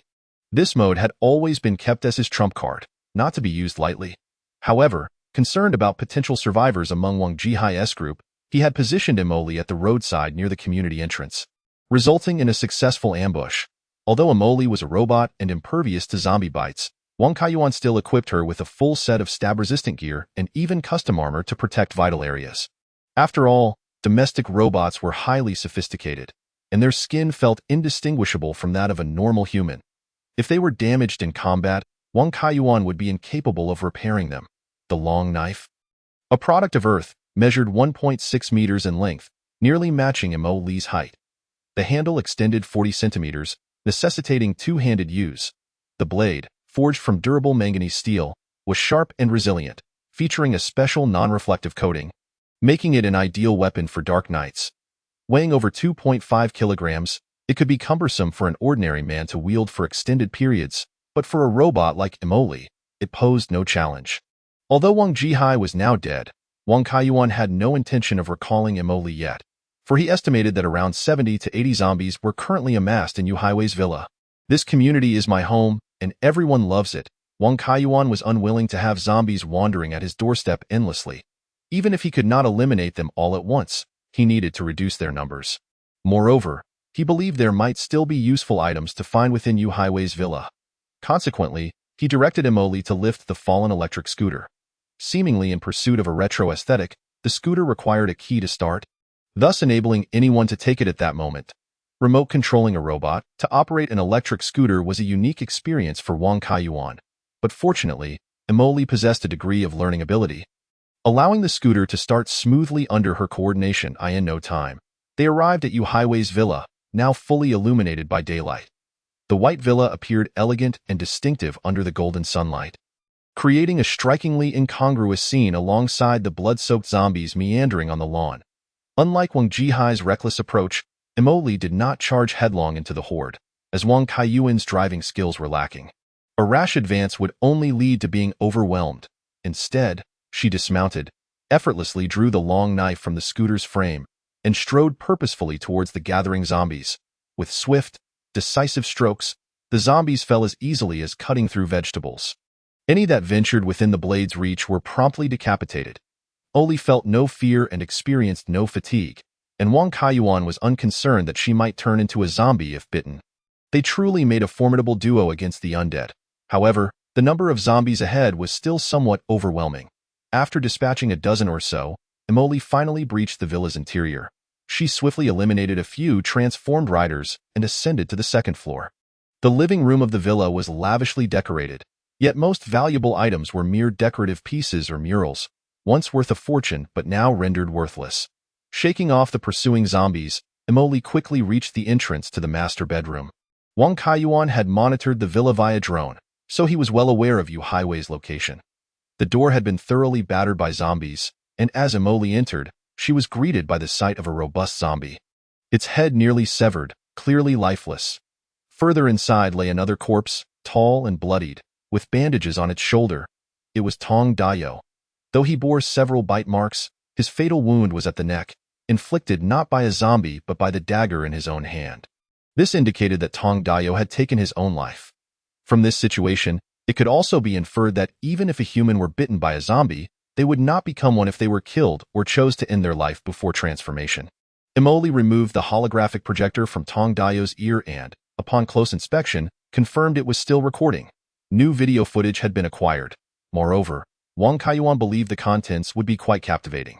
In the master bedroom, a woman clad in a white gown lay on the floor. She was none other than the villa's owner, the renowned singer and superstar, Yu Haiwei. Yu Haiwei's heart was pierced by a sharp weapon, and blood stained her gown crimson, yet her expression remained remarkably tranquil, as if she were willingly embracing death. Although Wang Kaiyuan did not harbor a favorable impression of Yu Hiwei, witnessing the demise of such a beautiful woman evoked a sense of melancholy within him. The apocalypse is indeed ruthless. Jasmine surveyed her surroundings and noted that, despite the opulent decor of the room, the dressing table by the window still displayed several dazzling jewels. However, these possessions held no value for Wang Kaiyuan. Suddenly, his gaze fell upon an inconspicuous gift box in the corner of the dressing table. The box was transparent, revealing a square chip nestled within. Jasmine picked up the gift box, and Wang Kaiyuan could clearly see that the chip's surface bore a special inscription indicating its model, Aurora 3000. Wang Kaiyuan's eyes widened. As a game developer, he had subconsciously kept abreast of the advancements in computer hardware upon arriving in Blue Star, and he had indeed heard of the illustrious Aurora series chips. In simple terms, the Aurora series represents the most powerful consumer chips available for individual purchase, with the Aurora 3000 being the latest model. The mere price of this chip exceeds 200,000.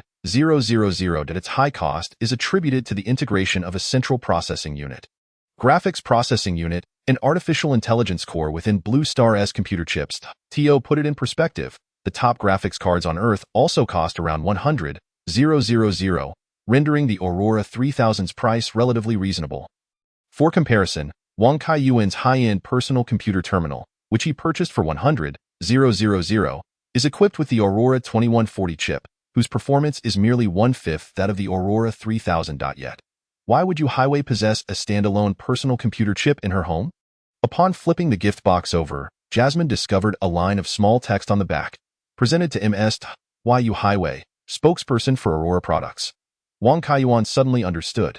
It turned out that Yu Hiwei was the spokesperson for the Aurora series, and the company had gifted her the latest chip as a promotional tool. However, the fact that this gift box was carelessly discarded in the corner of the dressing table suggested that Yu Hiwei seemed to regard it with indifference. After all, Blue Star inhabitants could accomplish most daily tasks using holographic projectors, with only a few professionals utilizing personal computers, leaving only geeks and gaming enthusiasts as potential buyers of top-tier chips. While the jewels on Yu Hiwei's dressing table far surpassed the Aurora 3000 in market value, at this moment, the chip was the most valuable item in the entire villa. Chapter 29. Firepower is a concern. Having obtained the chip, Wang Kaiyuan controlled Jasmine to return outside the villa, then rode his electric scooter in circles to attract all the remaining zombies. He led a long string of them, leisurely making his way toward the community entrance, eventually allowing them to gather in the open space just outside the gate. He then returned to the community, securely closing the gate behind him. This was all to create the illusion that the area had been overrun by zombies. Any ordinary person encountering such a throng of zombies loitering at the entrance would likely be deterred from invading. Moreover, it was rumored that Wang Jihai had numerous subordinates. If they sought revenge for their leader, these zombies could serve as a temporary buffer. Jasmine then returned to Yu Hiwei's villa. Although Yu Hiwei had coveted Wang Kaiyuan's sanctuary, she paid the ultimate price for it, thus settling their score. Consequently, Wang Kaiyuan directed Jasmine to use the entrenching tool she carried to dig a deep hole in the lawn outside the door, allowing Yu Hiwei to rest in peace, as a form of compensation for taking her belongings. After completing this task, a low battery warning appeared before Wang Kaiyuan. Jasmine's built-in battery was nearly depleted after 2 hours of outdoor activity, which included battling zombies and digging. Fortunately, Wang Kaiyuan possessed 2 housekeeping robots, and upon Jasmine's return, Lianine took over her duties. Lianine's equipment closely resembled Jasmine's, featuring a fitted anti-stab suit, protective gear, and a long blade nearly her height. The only distinction was that Jasmine was clad in black while Lianine donned red, making her more conspicuous. Lianine's primary task was to collect the batteries from the electric scooters belonging to the Windchaser Society. Wang Kaiyuan had been pleasantly surprised to discover that the silver electric scooter utilized a high-end graphene battery. No wonder they had managed to ride around despite several days of power outages. However, the silver scooter's battery was only half full and would likely not last much longer. It was no wonder Wang Jihai was so eager to seize Wang Kaiyuan's sanctuary. The electric fence atop the walls suggested that his villa surely had power generation equipment. As long as they could recharge the batteries, the Windchaser Society could leverage the high mobility of their scooters to become a formidable force in the apocalyptic city. Although the graphene batteries inside the scooters were relatively small, each with a capacity of just 50 kilowatt-hours, they were lighter and easier to recover. aside from Wang Jihai's silver scooter and another well-maintained blue scooter kept as a backup. Liaoning dismantled the remaining 14 scooters on site to salvage their batteries. With a total of 14 batteries, Wang Kaiyuan's sanctuary's overall capacity reached 1,700 kilowatt-hours, alleviating immediate concerns about power usage, especially when supplemented by photovoltaic panels and wind turbines. However, this recent series of attacks on Wang Kaiyuan's sanctuary had revealed numerous issues. Foremost among them was the inadequate defense against human threats. While the sanctuary's walls were tall and thick, they could only keep out the intellectually impaired zombies. When faced with cunning human survivors, the defenses proved insufficient. Whether it was the electric fence or Wang Kaiyuan's compound crossbow, they were effective against a lone assailant, but a coordinated assault by a group would easily overwhelm them. Had Wang Kaiyuan not installed the water cannon in time, Wang Jihai's men might have successfully breached the villa's interior. Although Wang Kaiyuan had some backup plans, any intrusion by external enemies would inevitably cause damage to the sanctuary's facilities. The water cannon, too, had a significant weakness. It was immobile. If the assailants possessed ranged weapons, even something as simple as a crossbow or a bow and arrow like Wang Kaiyuan's, they could suppress the water cannon's position from afar, rendering it ineffective. Hence, the Windchaser Society's recent victory over Wang Jihai could primarily be attributed to their lack of ranged weaponry. Wang Kaiyuan had researched the laws of Blue Star and discovered that firearms were strictly prohibited globally, making it exceedingly difficult for ordinary people to acquire weapons.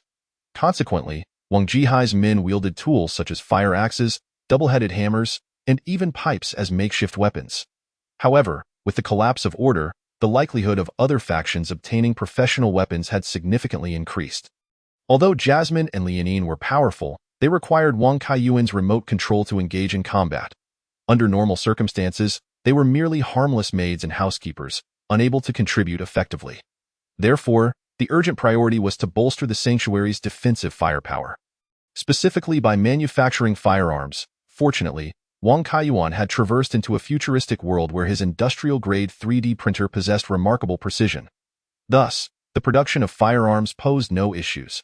Without delay, he set to work, as he still had a considerable supply of steel from his previous purchases. Ensuring he had ample raw materials, Wang Kaiyuan opted for the renowned AK-47 assault rifle. Although this weapon had nearly 80 years of history, it was stable and reliable, having stood the test of countless wars. Its simplicity of structure and ease of maintenance made it well suited for an apocalyptic environment. More importantly, as an iconic firearm, military enthusiasts on Earth had long since obtained the complete design blueprint for the AK-47 and converted it into a 3D format. With precision assured. Although Earth's 3D printers were legally prohibited from fabricating firearm components, Blue Star's 3D printers evidently imposed no such restrictions. BY simply sourcing the military enthusiasts' 3D schematics, converting them to Blue Star's format, and inputting them into the 3D printer, the necessary components could be automatically printed. After toiling for most of the day, a jet black AK-47 materialized in Wang Kaiyuan's hands.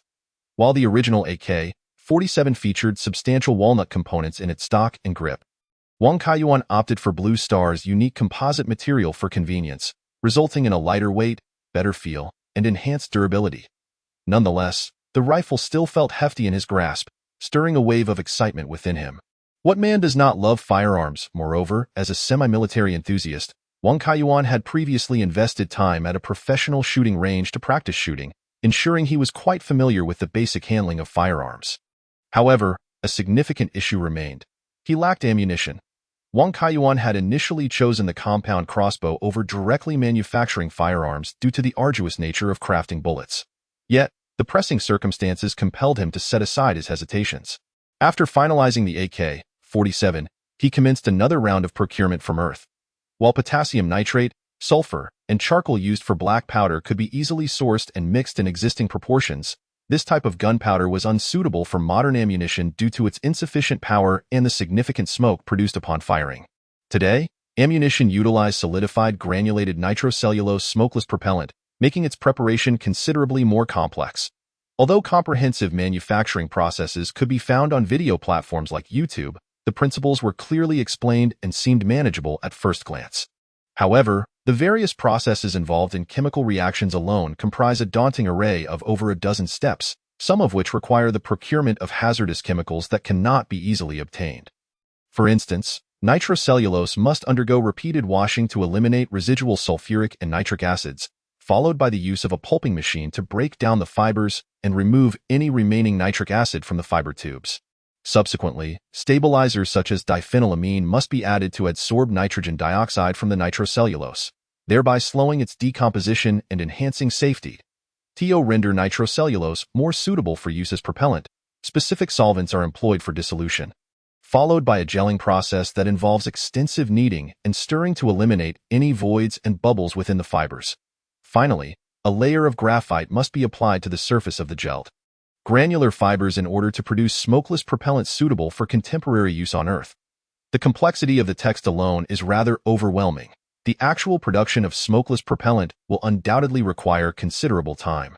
Fortunately, Wang Kaiyuan currently possesses only a single firearm, necessitating a limited quantity of ammunition, which allows for the extraction of essential raw materials such as concentrated sulfuric and nitric acids through chemical synthesis. After an afternoon of research, he finally managed to add all the required materials to his shopping cart. Seizing this opportunity, Wang Kaiyuan sought to clarify a lingering question. How did the items procured from Earth materialize at the doorstep of his villa? Chapter 30. Unobservable. According to Lianin's report, every morning upon opening the villa's grand entrance, she discovers a neatly stacked array of packages awaiting her outside. As a robot, Lianin shows no concern for the origins of these parcels. Yet Wang Kaiyuan is filled with curiosity. Perhaps by investigating the method by which parcels are dispatched from Earth to Blue Star, he might uncover a means to return to his home planet. While many novels of transmigration depict protagonists quickly adapting to their new environments and thriving, Blue Star is a post-apocalyptic world. The current zombie crisis is merely an appetizer, and who knows what calamities lie ahead for humanity. Moreover, Wang Kaiyuan lacks any extraordinary systems or external aids. His only asset is a laptop capable of procuring supplies from Earth. The crucial point is that he must expend his own hard-earned money from Earth to make purchases. In comparison to those transmigrators wielding powers over time and space, Wang Kaiyuan's challenges are decidedly of a Plus Pro Max caliber. Therefore, if a way existed, he would undoubtedly wish to return to Earth. However, each time Wang Kaiyuan examines the surveillance footage at his door, he discovers that during the time the packages appear, the footage becomes distorted with static, seemingly subjected to severe interference, by the time the surveillance returns to normal. The parcels have already manifested in the open space at his entrance, leaving him utterly perplexed as to their origins. In his quest for answers, Wang Kaiyuan resolved to forego sleep that night. He climbed atop the wall with a ladder, finding a concealed yet advantageous vantage point from which to observe the entrance. To maintain focus, he activated a Blue Star film on his holographic projector and became engrossed in the viewing. Meanwhile, despite the late hour, a few individuals in the Sunshine Holiday Town Owners Group continued to chat. With entertainment options now scarce, prolonged solitude could drive one to madness, leading to a constant flow of conversation within the Owners Group. Hotel Steward. It seems several owners have become less vocal in the group these past few days. I wonder if their projectors have run out of power or if they have succumbed to becoming zombies. Xiao Dui Feng Yun. My projector is down to 20 battery. I suspect it won't be long before I can no longer join the conversation. Hua Yuming. Speaking of zombies, has anyone noticed that the undead we used to see wandering outside seem to have vanished? I know the reason for this. The hotel steward interjected. Yesterday morning there was a loud commotion at Villa 1 in the West District, which attracted all nearby zombies. Villa 1 in the West District. Wasn't that the territory occupied by that gang of motorcyclists? Indeed, the members of the Wind and Speed Club had initially ventured to Villa 13 in the South District, only to be driven back by Wang, and subsequently took up residence in Villa 1 of the West District. However, after just one night, that villa was besieged by a horde of zombies. Are those people still alive? I couldn't see clearly through my binoculars, but it appeared that the Wind and Speed Club members were no match for the zombies. As many of the leather-clad riders later turned into undead themselves. Does this mean the number of zombies in our community has increased? What were those people thinking, coming to our neighborhood to face certain death? The hotel steward continued. Eventually, I saw a rider on an electric motorcycle circling the villa twice, leading the horde of zombies away, but I have no idea where they went. Since the hotel steward ceased observing once the zombies had vacated Villa 1 in the West District, he also missed the scene of Jasmine returning after burying Yu Highway. Wang, the owner of Villa 13 in the South District, is truly remarkable. How could so many members of the Wind and Speed Club fail to breach his villa? Is the property management here? Can we find a way to get Wang included again? I believe he is fully qualified to join the owners committee. Indeed. Let's ask Wang if he needs anything. We could negotiate an exchange. It doesn't necessarily have to involve entering his villa.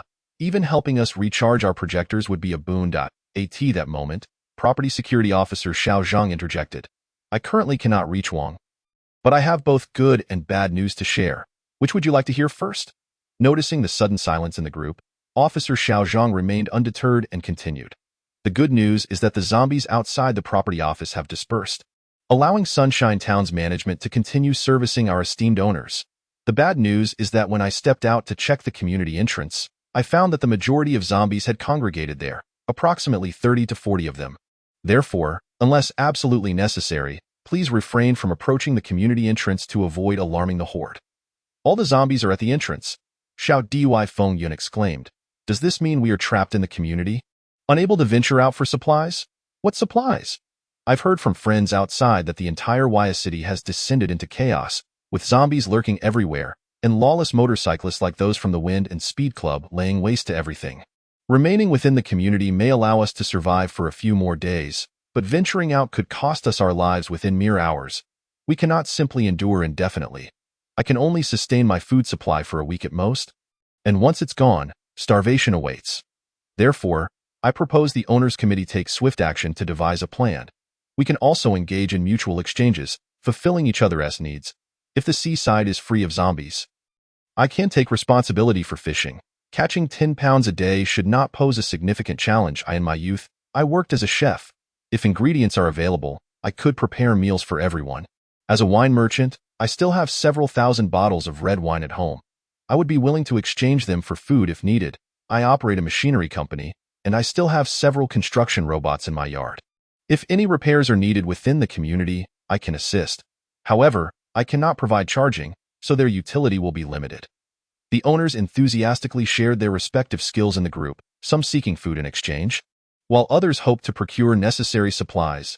At this point, no one mentioned using money to make purchases. Everyone understood that currency had lost its significance. At this moment, Wang Kaiyuan, still perched atop the wall watching a film, received a message from Security Officer Xiao Zhang. Wang, the zombies at the property entrance have departed. I am truly grateful.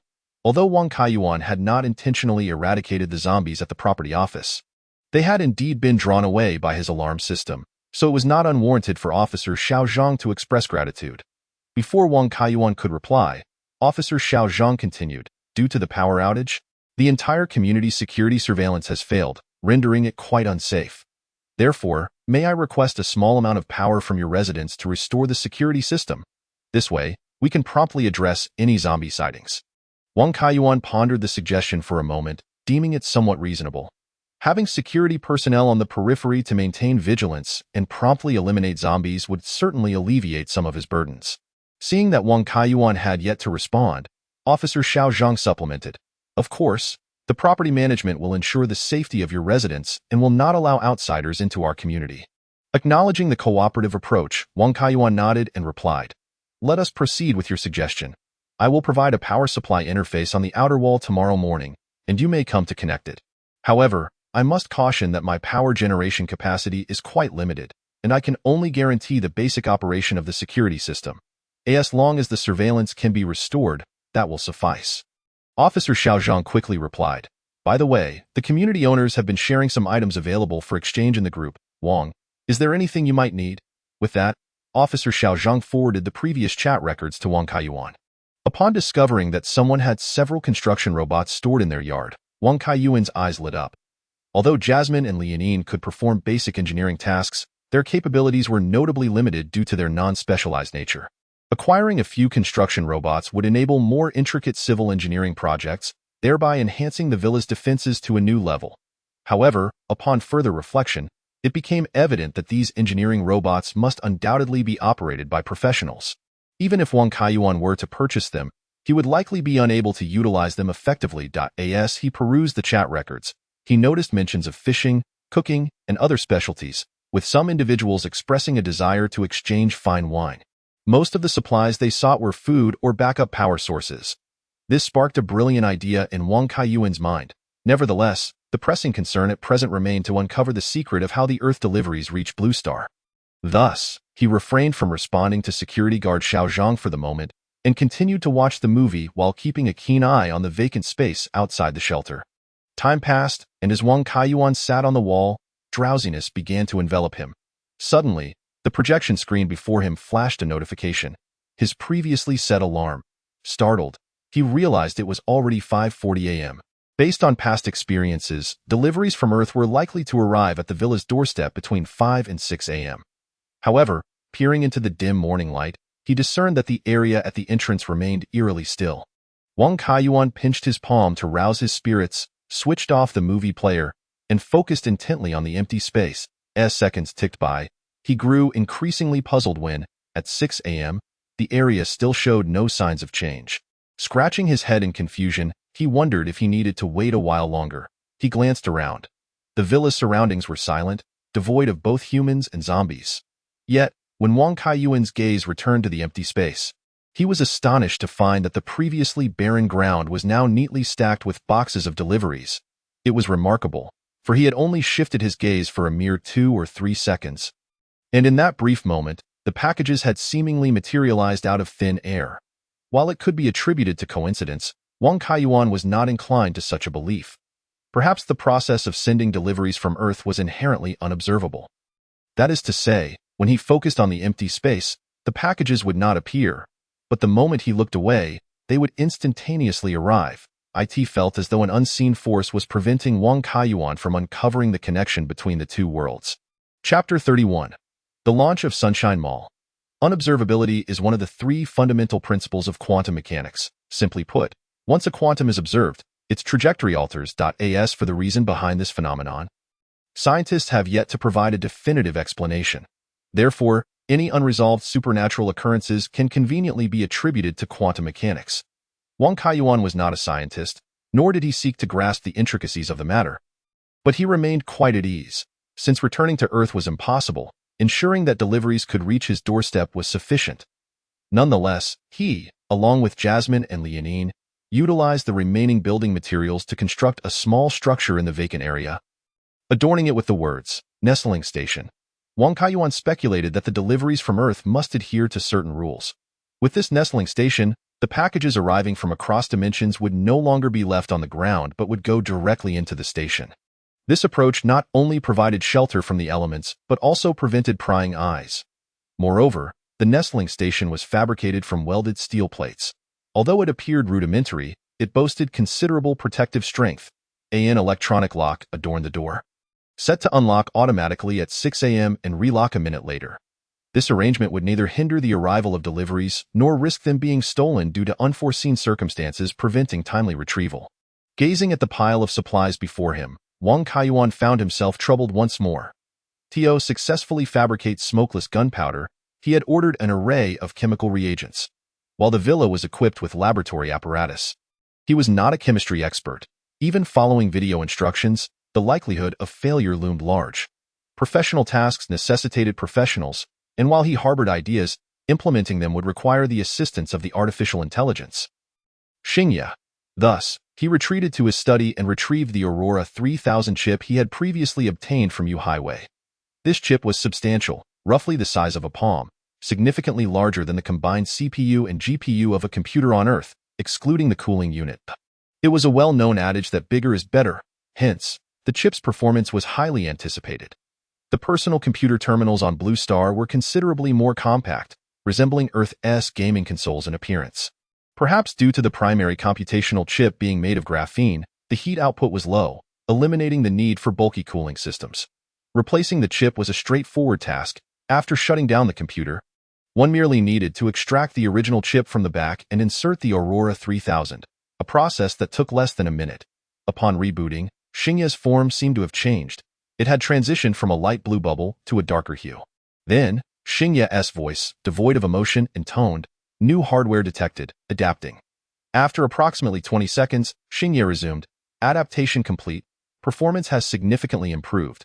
Shall I allocate more system resources to the previous project? The previous project referred to the automatic generation of game narratives that Wang Kaiyuan was developing. Given the substantial computational resources required for this task, It had been estimated that it would take 10 days, now entering the fourth day. Wang Kaiyuan, curious, inquired, "How does the upgraded performance compare to the Company S server?" Currently, it operates at approximately 30 of the company server's performance. Wang Kaiyuan understood. The technology firm on Blue Star employed a server array to run Xingya, effectively aggregating the performance of multiple computational chips. Though each chip's performance paled in comparison to the Aurora 3000, collectively they far surpassed it. Since Wang Kaiyuan's personal computer terminal could only accommodate one chip, the original chip would remain idle for the time being. To restore Xingya's original performance, he would need to procure additional servers. Thus, he did not rush to expedite the generation of game narratives, as there was still ample time before the project launch. Currently, the most pressing issue was to resolve the resource conversion within the shelter. Wang Kaiyuan could continuously procure various supplies from Earth, but with only himself and 2 robots at the villa. Fully utilizing these resources proved exceedingly challenging. Therefore, enlisting labor was the optimal solution. Naturally, Wang Kaiyuan would never allow outsiders into the villa. Instead, he drew inspiration from the chat records provided by security guard Xiao Zhang in the early hours. The neighborhood residents likely possessed surplus supplies that were of no use to them but could benefit others. As the financial system crumbled, currency had lost its value, making the challenge how to exchange these surplus goods for what he truly needed. Presently, the most pressing need among the neighborhood residents was electricity. Thus, Wang Kaiyuan envisioned constructing a micro-commercial system that would allow the residents to work for him. For instance, the property management had expressed intentions to borrow electricity from Wang Kaiyuan to restore their security systems. Wang Kaiyuan could offer electricity as compensation, hiring the property management to work for him. He could allocate a certain amount of electricity monthly to the property department, part for the operational maintenance of the neighborhood S infrastructure, and the remainder as salaries for the property staff. Similarly, for ordinary residents, if they possessed useful supplies, Wang Kaiyuan could pay them with electricity or use it as wages to hire them for various tasks. In return, residents could utilize the electricity for daily needs and trade it with Wang Kaiyuan for various goods, such as exchanging 1 kilowatt-hour for 10 pounds of rice. Consequently, electricity would transform into the currency of Sunshine Holiday Town. With Wang Kaiyuan, as the power supplier, reaping the benefits, however, the villa's photovoltaic panels and wind turbines currently produced only 200 kilowatt-hours of electricity daily, sufficient for Wang Kaiyuan's personal use, yet inadequate for the entire neighborhood's power supply. Hence, he resolved to order an additional set of photovoltaic panels and 4 wind turbines from Earth, aiming to boost daily production to 500 kilowatt-hours. After all, in this apocalyptic world, ordinary people's demand for electricity was not as pressing. They typically required only enough to charge projectors or use induction stoves for cooking. Wang Kaiyuan's primary goal in establishing this commercial system was to allow neighborhood residents to create surplus value. Otherwise, if everyone remained holed up in their homes, it was likely that within a month, half of them would perish from starvation. The remaining individuals, in their desperation to survive, would inevitably seek out supplies, potentially attracting zombies into the neighborhood. To ensure a comfortable surrounding environment for the shelter and enable neighborhood residents to thrive, it was essential to foster their survival. Thus, they would become the first line of defense for the shelter. Should the power generation prove insufficient later, photovoltaic panels could be directly installed on the sea, as offshore photovoltaic technology on Earth had matured significantly. With determination, Wang Kaiyuan organized his ideas into a document and submitted it to Xingya. The artificial intelligence on Blue Star proved exceptionally practical, and as Xingya was specifically designed for game development, coupled with the simplicity of Wang Kaiyuan's request, it effortlessly created an e-commerce application based on the document he provided. The application known as Sunshine Mall can operate directly on holographic projectors. Currently, only the owners of Sunshine Holiday Town are granted access to the mall. Although the range of products available within the mall is not particularly extensive, it comprises essential daily necessities in addition to rice, flour, cooking oil, and fresh vegetables. Items such as instant noodles, prepackaged meals, and biscuits are also offered, ensuring that the residents of the community can eat sufficiently and well. As for the method of purchasing these goods, it operates on a power system. For instance, 10 jin of rice costs 1 kilowatt-hour, while a pack of instant noodles is priced at 0.1 kilowatt-hour. Furthermore, homeowners have the option to sell surplus items from their homes to the mall. For example, a personal computer terminal can be sold back for 100 kilowatt-hours, which is sufficient to exchange for 1,000 jin of rice. Enough for a typical household to last a month with careful rationing. This is primarily because Wang Kaiyuan urgently needs more computers to build a server array to enhance the performance of Xingye. Thus, the offered buyback price is set higher. With Sunshine Mall recently established, Wang Kaiyuan received a message from the security guard, Xiao Zhang. Property management was coming to connect the power lines. Seizing the opportunity, Wang Kaiyuan contacted Xiao Zhang to disclose the Sunshine Mall plan, informing him that the property department would receive 5,000 kilowatt-hours monthly as a basic service fee for the community. The internal distribution of these resources would be decided by them, a matter in which Wang Kaiyuan would not interfere. According to Xiao Zhang, the current security personnel at the property management consists of only 5 individuals, with 3 engineering maintenance staff and 4 cleaning personnel remaining. The property manager and other management staff perished during the viral outbreak, having been trapped in the office. This means that only 12 individuals currently remain in the entire community's property management. The daily monitoring system consumes 100 kilowatt-hours, totaling 3,000 kilowatt-hours a month. After deducting the power consumption of other essential facilities, the average basic monthly salary allocated to each property staff member amounts to approximately 100 kilowatt-hours. Given that 1 kilowatt-hour can be exchanged for 10 jin of rice, this 100 kilowatt-hours is considered a generous salary. Wang Kaiyuan is acutely aware that to have the community's residents accept the Sunshine Mall model, support from the property management is indispensable. Xiao Zhang relayed Wang Kaiyuan's plan to the other property staff, quickly garnering everyone's support, as the remaining 12 individuals are the lowest tier of the property management and understand all too well how crucial a stable food supply is for survival in this apocalyptic world.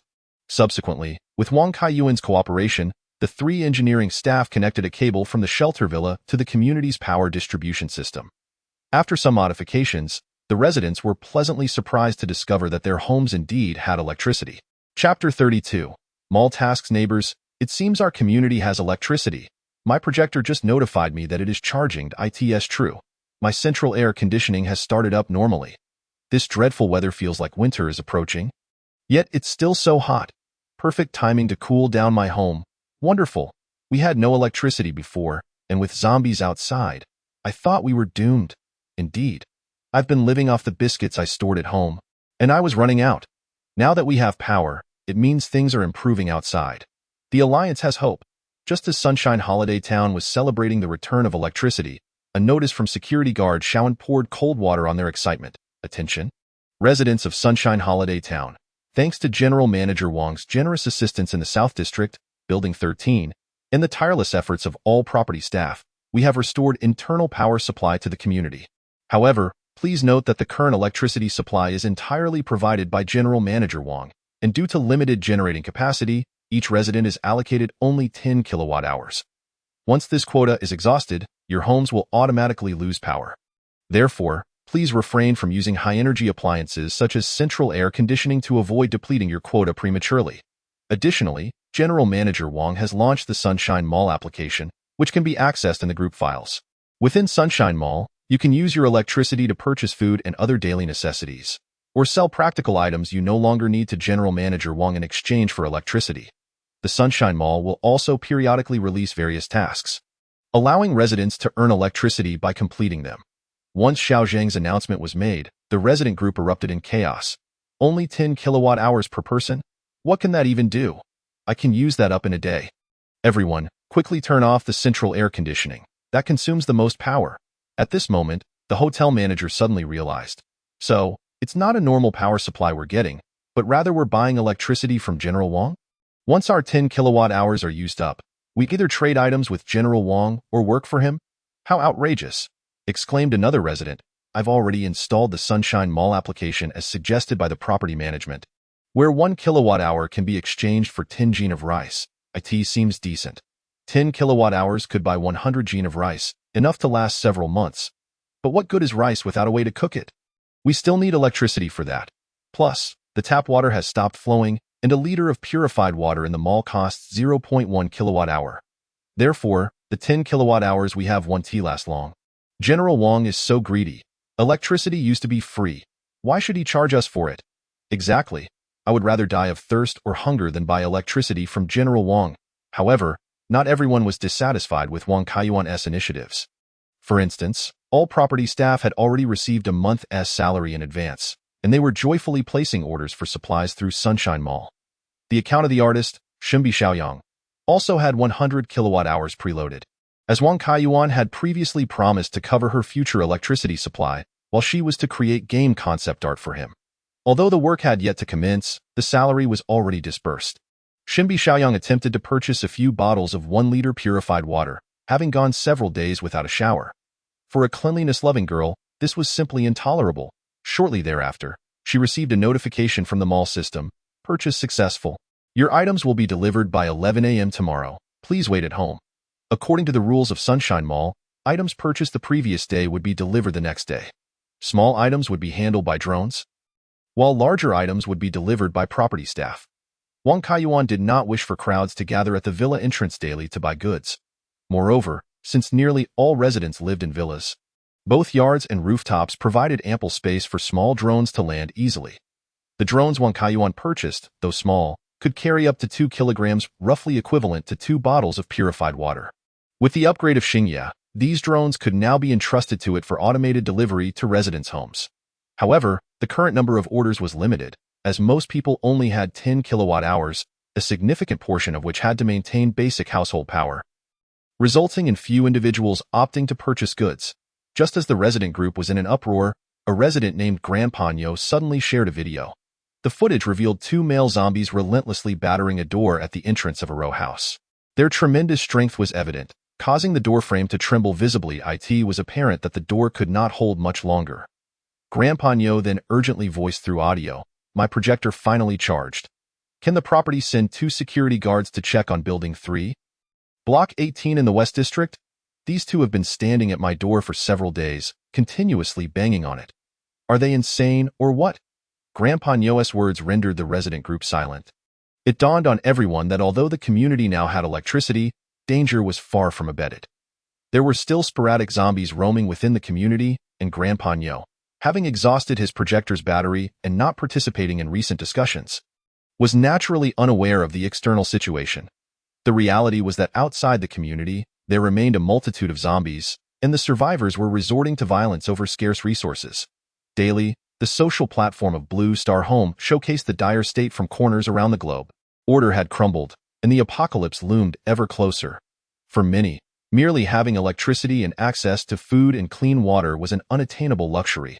This was the harsh reality faced collectively by all Blue Star inhabitants. Just as silence fell over the group, a new announcement emerged.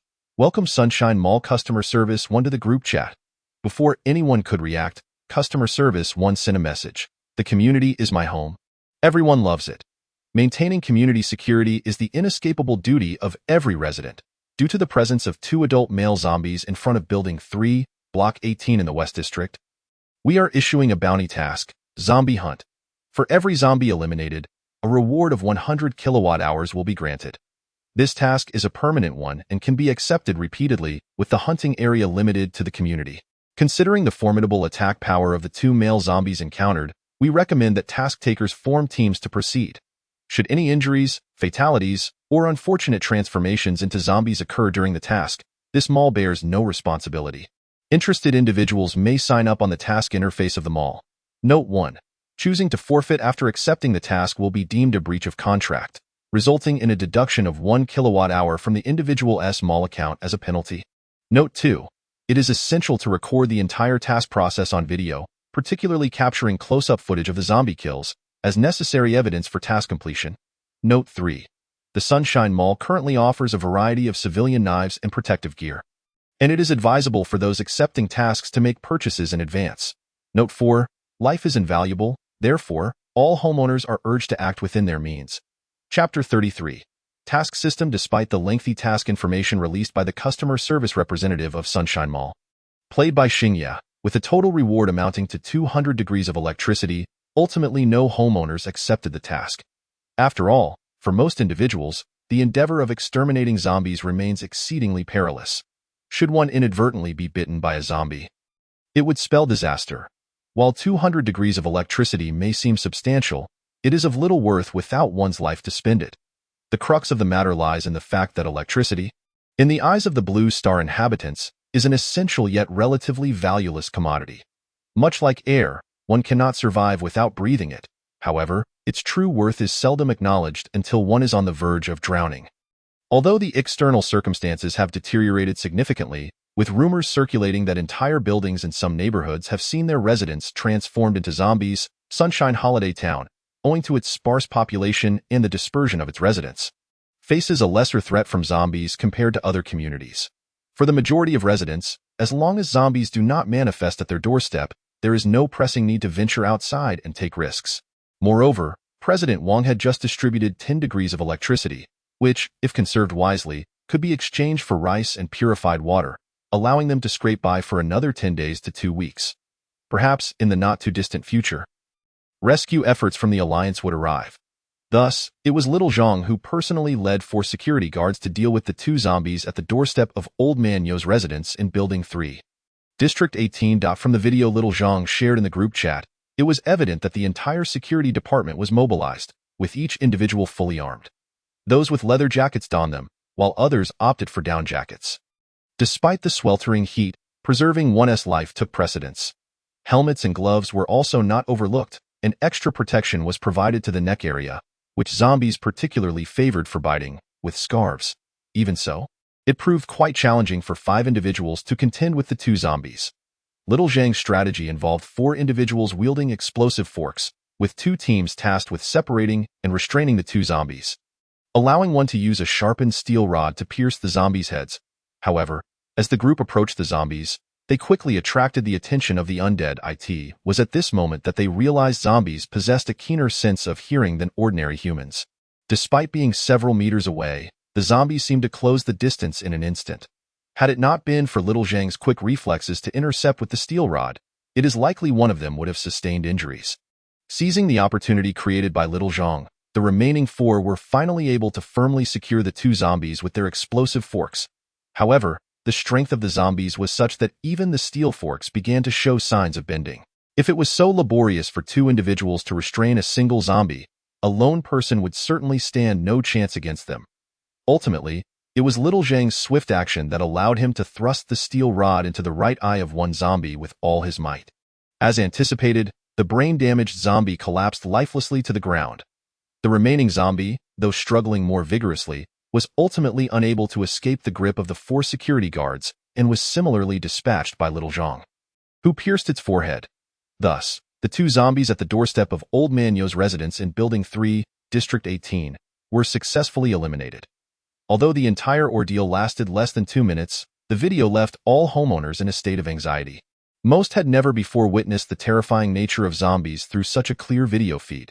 That moment, Old Man Yo, having just survived the encounter, suddenly inquired, "I heard that outside the community, it's filled with these monsters?" Laughing in response to Feng Yun's comment, he added, "Our community is relatively fortunate. A friend of mine lives in an ordinary neighborhood where half the residents of an entire building have turned into zombies. With hundreds of zombies crowding the corridors, the sight is nothing short of spectacular, so you are quite lucky. At least there are property security personnel to assist in clearing the zombies at your doorstep." Security guard Little Zhang remarked, "It is our duty, and President Wong has already settled the task, so we each received 50 degrees of electricity, which can be exchanged for quite a few items. Given the pricing at Sunshine Mall, 50 degrees of electricity could be converted into 500 pounds of rice." Consequently, Little Zhang's statement immediately elicited envy among the homeowners. While most households still had some provisions, being unable to venture outside would eventually lead to depletion of supplies. However, some raised doubts. How much stock does President Wong actually have to dare open an online mall? What if we purchase items and he is unable to deliver? The customer service representative of Sunshine Mall promptly responded, "All items sold in this mall are in stock and will be delivered without any false claims. Customers with concerns may seek alternative vendors for their shopping needs." The individual promptly fell silent. Although the internet was still accessible, e-commerce platforms, including HotRabbit, had long ceased operations. Furthermore, even if one could order online, there would be no delivery personnel to bring the items to their door. And the platform's estimated shipping times had been pushed back to the following month. As for the internal supermarket and vending machines within the community, they had been stripped bare of supplies just 2 days after the power outage, with no replenishment in sight. Ultimately, Wong Kaiyuan Sunshine Mall stood as the sole avenue for residents to procure various necessities, leaving them with no alternative but to place their trust in it. In fact, by noon the following day, the residents' doubts had dissipated entirely. This was due to security guard Little Zhang receiving a message from Wang Kaiyuan early in the morning, instructing him to collect supplies purchased by the property management from Building 13 in the Southern District. Wang Kaiyuan specifically advised Little Zhang to drive over, as they had procured a substantial amount of goods. Among these were 20 bags of rice, over 51-liter bottles of purified water, as well as toothbrushes, toothpaste, toilet paper, and other daily necessities. While these items were not expensive, their quantity was considerable, and Little Zhang's patrol vehicle was nearly overwhelmed with the load. Additionally, Little Zhang proved to be exceptionally reliable. He first parked the supply-laden patrol vehicle at the property management office, then documented the entire distribution process in a short video, sharing it in the homeowners group. Observing the bags of rice and bottles of purified water being handed out to each property employee, many residents experienced a profound sense of astonishment. After all, since the power and water outages, many had gone several days without a warm meal or a proper shower. When the homeowners realized that President Wang's Sunshine Mall could indeed provide them with supplies, the order numbers in the e-commerce system backend soared to unprecedented heights. Watching the backend tally of over 100 orders for 10-pound bags of rice, Wang Kaiyuan felt a wave of relief wash over him. Thankfully, he had received a fresh shipment of rice and purified water from Earth the previous night. Otherwise, meeting the residents' demands might have proven impossible. However, after their shopping spree, the residents soon recognized a significant issue. The 10 degrees of electricity in their possession did not afford them much in terms of supplies. They realized that at least half of that electricity needed to be reserved for household appliances, particularly to ensure the holographic projector remained operational. Otherwise, accessing Sunshine Mall would be impossible. Additionally, if they wished to enjoy warm meals, electricity would be required for cooking, and the 10 degrees would be depleted rapidly. Yet, the prospect of earning electricity through zombie extermination was fraught with danger, and most individuals lacked the courage for such a task. Thus, the recycling services offered by Sunshine Mall began to attract attention. Chapter 34. The short film gains popularity. Homeowners soon discovered that Sunshine Mall not only sold various supplies, but also accepted valuable items for recycling, such as personal computers, various robots, and batteries. According to the recycling prices set by Sunshine Mall, a personal computer could fetch 100 degrees of electricity, equivalent to the reward for eliminating a single zombie. In these times, personal computers were primarily purchased by professional users and gamers, typically costing over 20,000 yuan, making them rather pricey.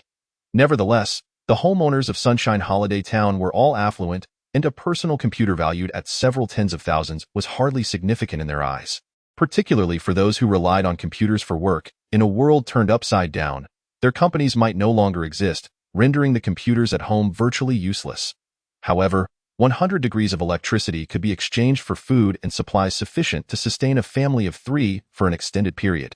Consequently, by that evening, Wang Kaiyuan received a substantial delivery of personal computers collected by the property management, totaling 20 units.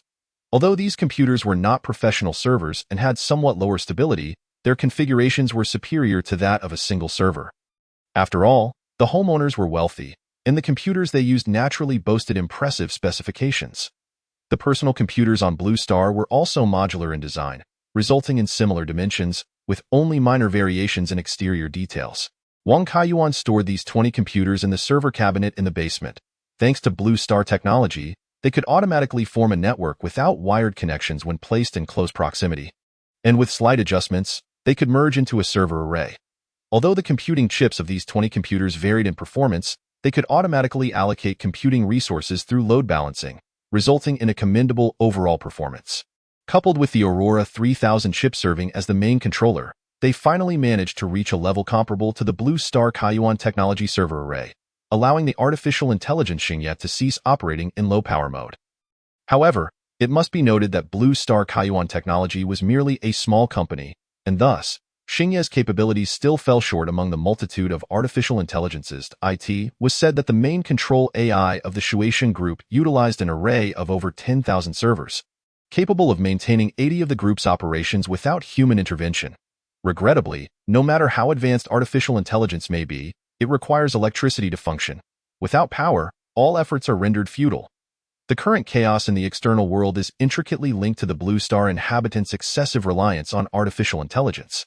In critical sectors such as transportation, finance, healthcare, and numerous fundamental support systems, the absence of AI assistance would lead to a rapid loss of functionality, culminating in total paralysis within mere days. Wang Kaiyuan has personally experienced this reality. Without the aid of the artificial intelligences Xingye, Moli, and Lianin, he would have had to handle many tasks himself, and the Sunlight Mall would not have opened its doors so swiftly. Meanwhile, on Earth's internet, a second short video, automatically generated by Xingye, has once again sparked a fervor. This time, Wang Kaiyuan acquired a wealth of material, including aerial footage from drones and numerous thrilling scenes of zombie slaying captured by Moli's visual cameras. Particularly notable was the inclusion of the scene where the wind chasers besieged the refuge. While the plot may not rival the dramatic twists of commercial blockbusters, its authenticity shines through.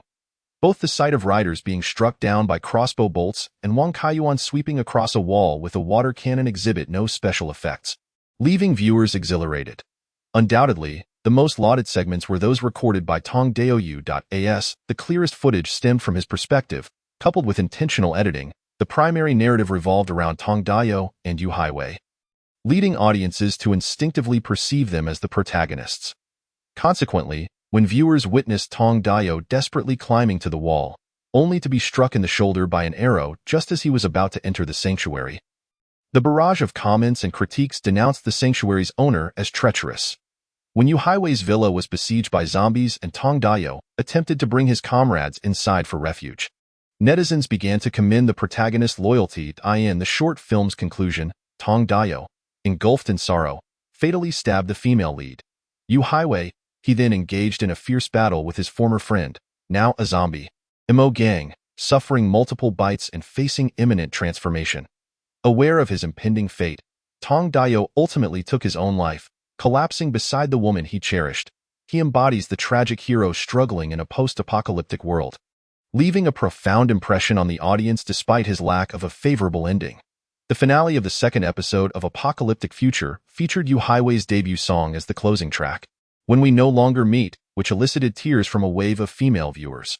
Although the storyline of the short drama diverges from reality to some extent, Wang Kaiyuan believes that such emotionally charged shorts are more appealing. Indeed, following the release of the second episode, the view count on the Qiangyin platform surpassed 1 million in less than 2 hours, while the YouTube equivalent surged by 10,000 views per hour. Audience feedback has been overwhelmingly positive, with nearly everyone inquiring about the identity of the newcomer portraying Yu Highway, as her appearance, demeanor, and vocal talent far surpassed those of Earth's trending stars. Even some entertainment companies reached out to Wang Kaiyuan via the platform, seeking information about the actress and expressing a desire for collaboration. Upon reviewing the back-end data of both video platforms, Wang Kaiyuan noted that Apocalyptic Future had generated nearly 30,000 yuan in revenue on Qiangyin within a day of its second episode's launch. Combined with the first episode, total earnings exceeded 50,000 yuan. The revenue from the YouTube platform was similar, amounting to approximately 6,000 yuan across both episodes. Frankly, if genuine actors were employed to film such grand productions, it would undoubtedly result in losses, as the returns on shorts tend to diminish over time. Ultimately, the cumulative earnings from both platforms might only reach around 100,000 yuan. Thus, the self-produced shorts on Qiangyin and YouTube are generally low-budget endeavors that incorporate advertisements or product placements to offset costs. Wang Kaiyuan naturally included advertisements at the end of both videos, promoting the upcoming game from Kaiyuan Technology on Earth, Galactic Fantasia. Although Galactic Fantasia bears no thematic relation to apocalyptic or zombie narratives, viewers recognized it as an advertisement without much concern. In fact, some curious netizens searched for the developer of Galactic Fantasia and discovered that the company was owned by none other than the creator of Apocalyptic Future himself. This revelation sparked a small discussion and significantly boosted exposure for Galactic Fantasia, effectively saving Wang Kaiyuan a considerable amount in promotional costs. As for the several thousand yuan in revenue obtained from the Qiangyin platform, most was allocated for replenishing food and supplies, given the substantial needs of the community's residents. The remaining portion was used to procure several small-scale network bases, as Wang Kaiyuan anticipated that the Blue Star's internet would soon be completely disrupted. Today marks the 9th day of widespread power outages. Although the internet remains operational, speed and connection quality have deteriorated significantly, with even simple text messages requiring several seconds to send. The volume of information disseminated by ordinary netizens on Blue Star has dwindled, partly due to many individuals' holographic projectors running out of battery, and also because various areas have begun to experience intermittent internet outages. Recognizing that the Sunlight Mall requires internet access for proper operation, It has become imperative to establish a local intranet within the community, enabling residents to shop at the Sunlight Mall without external internet access. Fortunately, Wang Kaiyuan discovered through research that while Blue Star's network technology surpasses Earth's, it is also backward compatible with the prevailing network standards on Earth. Just as Earthlings utilize 5G phones while remaining compatible with 2G signals, it can be said that despite the differences in worlds, many technologies converge toward a common path.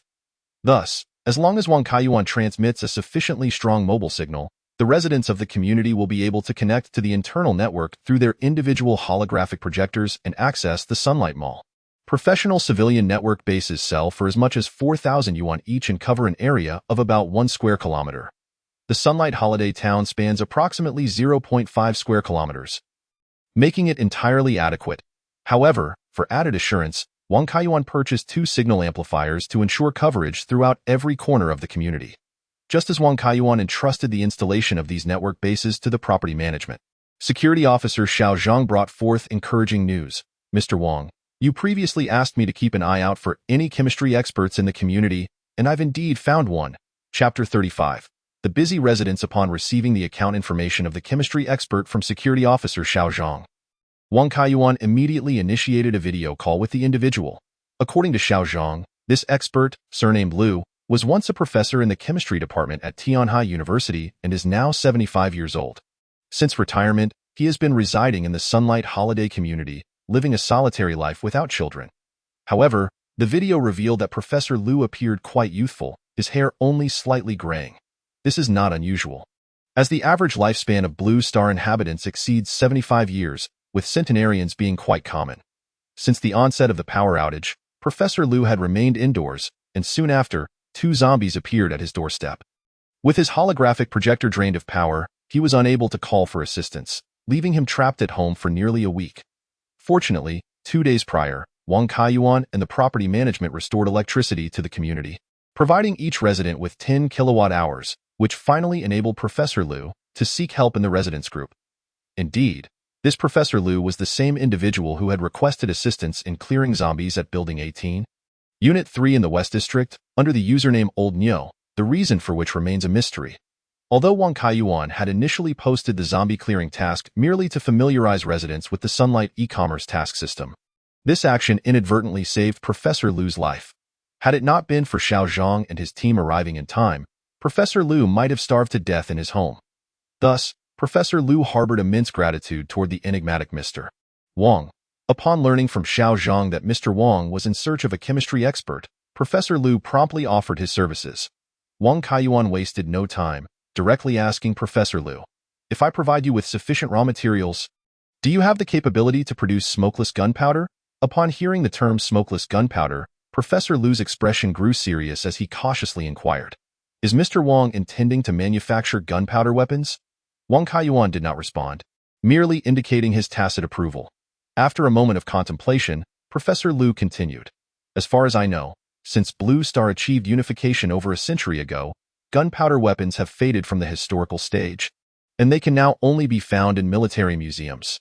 However, smokeless gunpowder is still utilized in certain engineering fields, and its preparation methods are still accessible. In other words, do you have the means to manufacture smokeless gunpowder?" Professor Liu refrained from confirming outright, instead stating, "The primary materials for smokeless gunpowder are nitrocellulose, which requires concentrated sulfuric acid and concentrated nitric acid for its production. These raw materials are not easily obtainable. They are typically stocked in university laboratories, but I do not have any at home." Professor Liu's response did not surprise Wang Kaiyuan, as concentrated sulfuric acid and nitric acid pose certain dangers, making them difficult for ordinary individuals to acquire, let alone stockpile at home. However, it is possible to produce concentrated sulfuric acid and nitric acid from some common raw materials. As Professor Liu elaborated, he listed several easily obtainable items that can be found both on Blue Star and Earth. Wang Kaiyuan nodded in agreement, for he had long since prepared these essential materials, which also illustrated that Professor Liu indeed possessed remarkable expertise. Subsequently, the two reached an accord. Wang Kaiyuan would supply the raw materials and experimental apparatus, while Professor Liu would be responsible for the development of smokeless gunpowder, with an initial payment of 100 kilowatt-hours to cover necessary experimental expenses. Upon successful development, Wang Kaiyuan would compensate Professor Liu with a lump sum of 500 kilowatt-hours. Thereafter, each month, Professor Liu was required to deliver a specified quantity of smokeless gunpowder, for which he would receive a monthly salary of 100 kilowatt-hours. This arrangement was quite generous for Professor Liu, particularly at the age of 75. Regardless of his good health, his physical stamina could not rival that of the youth. Without a stable source of income, survival in this dystopian world would be nearly impossible. Professor Liu clearly understood this as well. That afternoon, after Xiao Zhang delivered the raw materials and experimental equipment to Professor Liu's residence, he immediately immersed himself in the experiment. Given the comprehensiveness of the materials and equipment provided by Wang Kaiyuan, Professor Liu optimistically estimated that he could achieve successful development within a week, with small-scale production realizable within half a month. In addition to arranging for the installation of a network base station and assigning Professor Liu the task of developing smokeless gunpowder, Wang Kaiyuan also disseminated numerous smaller tasks through Sunshine e-commerce. The purpose was to ensure that the residents had productive endeavors, preventing them from idly waiting for death at home. These tasks varied in difficulty, offering corresponding rewards in electricity. For instance, the ongoing task of hunting zombies encouraged residents to locate and eliminate zombies lurking within the community. As scattered zombies posed a significant safety risk, each zombie killed would yield a reward of 100 kilowatt-hours. However, due to the task's heightened difficulty, it was recommended that teams of 2 to 5 individuals collaborate. The larger the team, the lesser the individual reward, yet the safety factor increased. There were also less hazardous tasks, such as cleaning out the deceased zombies from Villa 1 in the West District. This task primarily involved removing the zombies that had been taken down in Uhiwei's Villa.as. Incinerating them on-site could attract the attention of surrounding zombies. The only option was to dispose of them in the sea, making it purely a physically demanding job. Nevertheless, this task tested the participants' resolve, given the gruesome state of the deceased zombies and the potentially overwhelming odor due to the warm weather. Consequently, this task offered a reward of 100 kilowatt-hours, recommending participation from 10 residents, with each receiving 10 kilowatt-hours. Though modest, it was certainly safer than confronting live zombies. Additionally, there was a delivery task, as the number of residents purchasing supplies from Sunshine e-commerce had surged, especially with heavy items like rice and bottled water. The property delivery staff were becoming overwhelmed. Thus, residents could also take on the role of delivery personnel for Sunshine Mall, delivering goods based on orders allocated by the system. The system would compensate based on the weight of the goods and the delivery distance. However, as this task emphasized timeliness, delays would impact earnings. Therefore, it was recommended that only residents equipped with bicycles or scooters undertake this task. Another long-term task involved bolstering defenses, which would be executed in phases. The first phase entailed reinforcing the community's main gate. Previously, the main entrance was a double-opening iron gate for vehicle access, accompanied by a smaller side door for pedestrian entry. However, the security level of these gates was inadequate, as evidenced by the ease with which members of the Wind-Chasing Society had breached it. Later, Jasmine led dozens of zombies outside the community, and although the main gate was secured with iron chains, should those zombies become frantic, they could potentially breach the gate. Hence, this reinforcement task boasted a total reward of 1,000 kilowatt-hours, with all materials for fortification supplied by Wang Kaiyuan. Such a high reward with relatively low risk naturally attracted considerable interest. That afternoon, Xiao Zhang and several security personnel arrived near the entrance of Sunshine Holiday Town, prepared to use the construction materials recently acquired from Mr. Wang to reinforce the gate. Behind them stood 3 orange-painted engineering robots, products of the community resident Huang Kaishan, who owned a machinery company. Huang Kaishan had initially intended to use these robots to renovate his courtyard but had not anticipated the onset of the apocalypse. In contrast to the more humanoid designs of Wang Kaiyuan's Jasmine and Lianin, Huang Kaishan's engineering robots were distinctly different in appearance, towering over 2 meters and employing a robust track system for mobility, ensuring agility across various complex terrains. These robots were equipped with highly customizable functional modules, adept at digging, hammering, drilling, and more. Furthermore, they could be operated manually or autonomously via artificial intelligence, making them invaluable tools for civil engineering. However, before reinforcing the gate, a pressing issue needed to be addressed: the zombies that had congregated in the open area outside the gate. Merely approaching these zombies would immediately draw their attention, let alone attempting any construction work at the entrance. Chapter 36. The Escaping Residents. Xiao Zhang, do you think those zombies outside will rush in? Security guard Lao Li asked anxiously, observing the dozens of zombies outside the community gate. Reinforcing the main gate inevitably risked disturbing the horde that had gathered there. Their presence had effectively deterred outsiders, as anyone encountering such a dense mass of the undead would likely abandon any intention of entering the community. Yet, despite their current lethargy, a noise from within the gate would rouse them instantly. The community's entrance was a common European-style fence gate, allowing visibility from both sides. Given the formidable strength of the zombies, a collective charge might well overcome the gate. Xiao Zhang replied.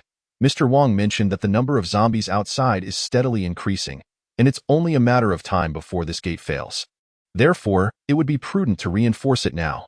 Subsequently, the walls would be electrified to prevent intrusions from outside. Lao Li nodded in agreement.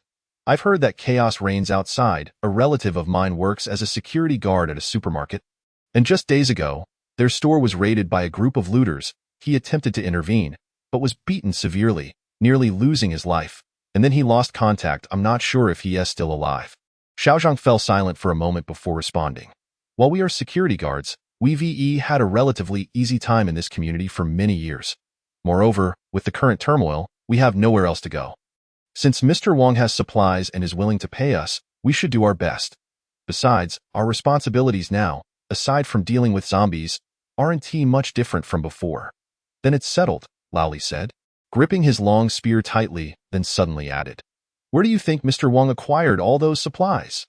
This spear certainly doesn't seem like something an ordinary household would possess. After analyzing videos of previous security teams combating zombies, Wang Kaiyuan concluded that conventional anti-riot weapons struggled against the stronger undead.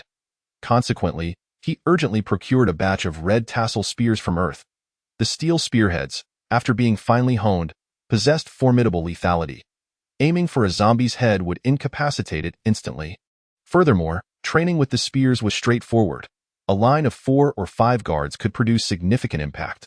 Wang Kaiyuan also equipped the guards with arm shields and machetes for close combat. Compared to traditional square anti-riot shields, arm shields offered less surface area but greater agility.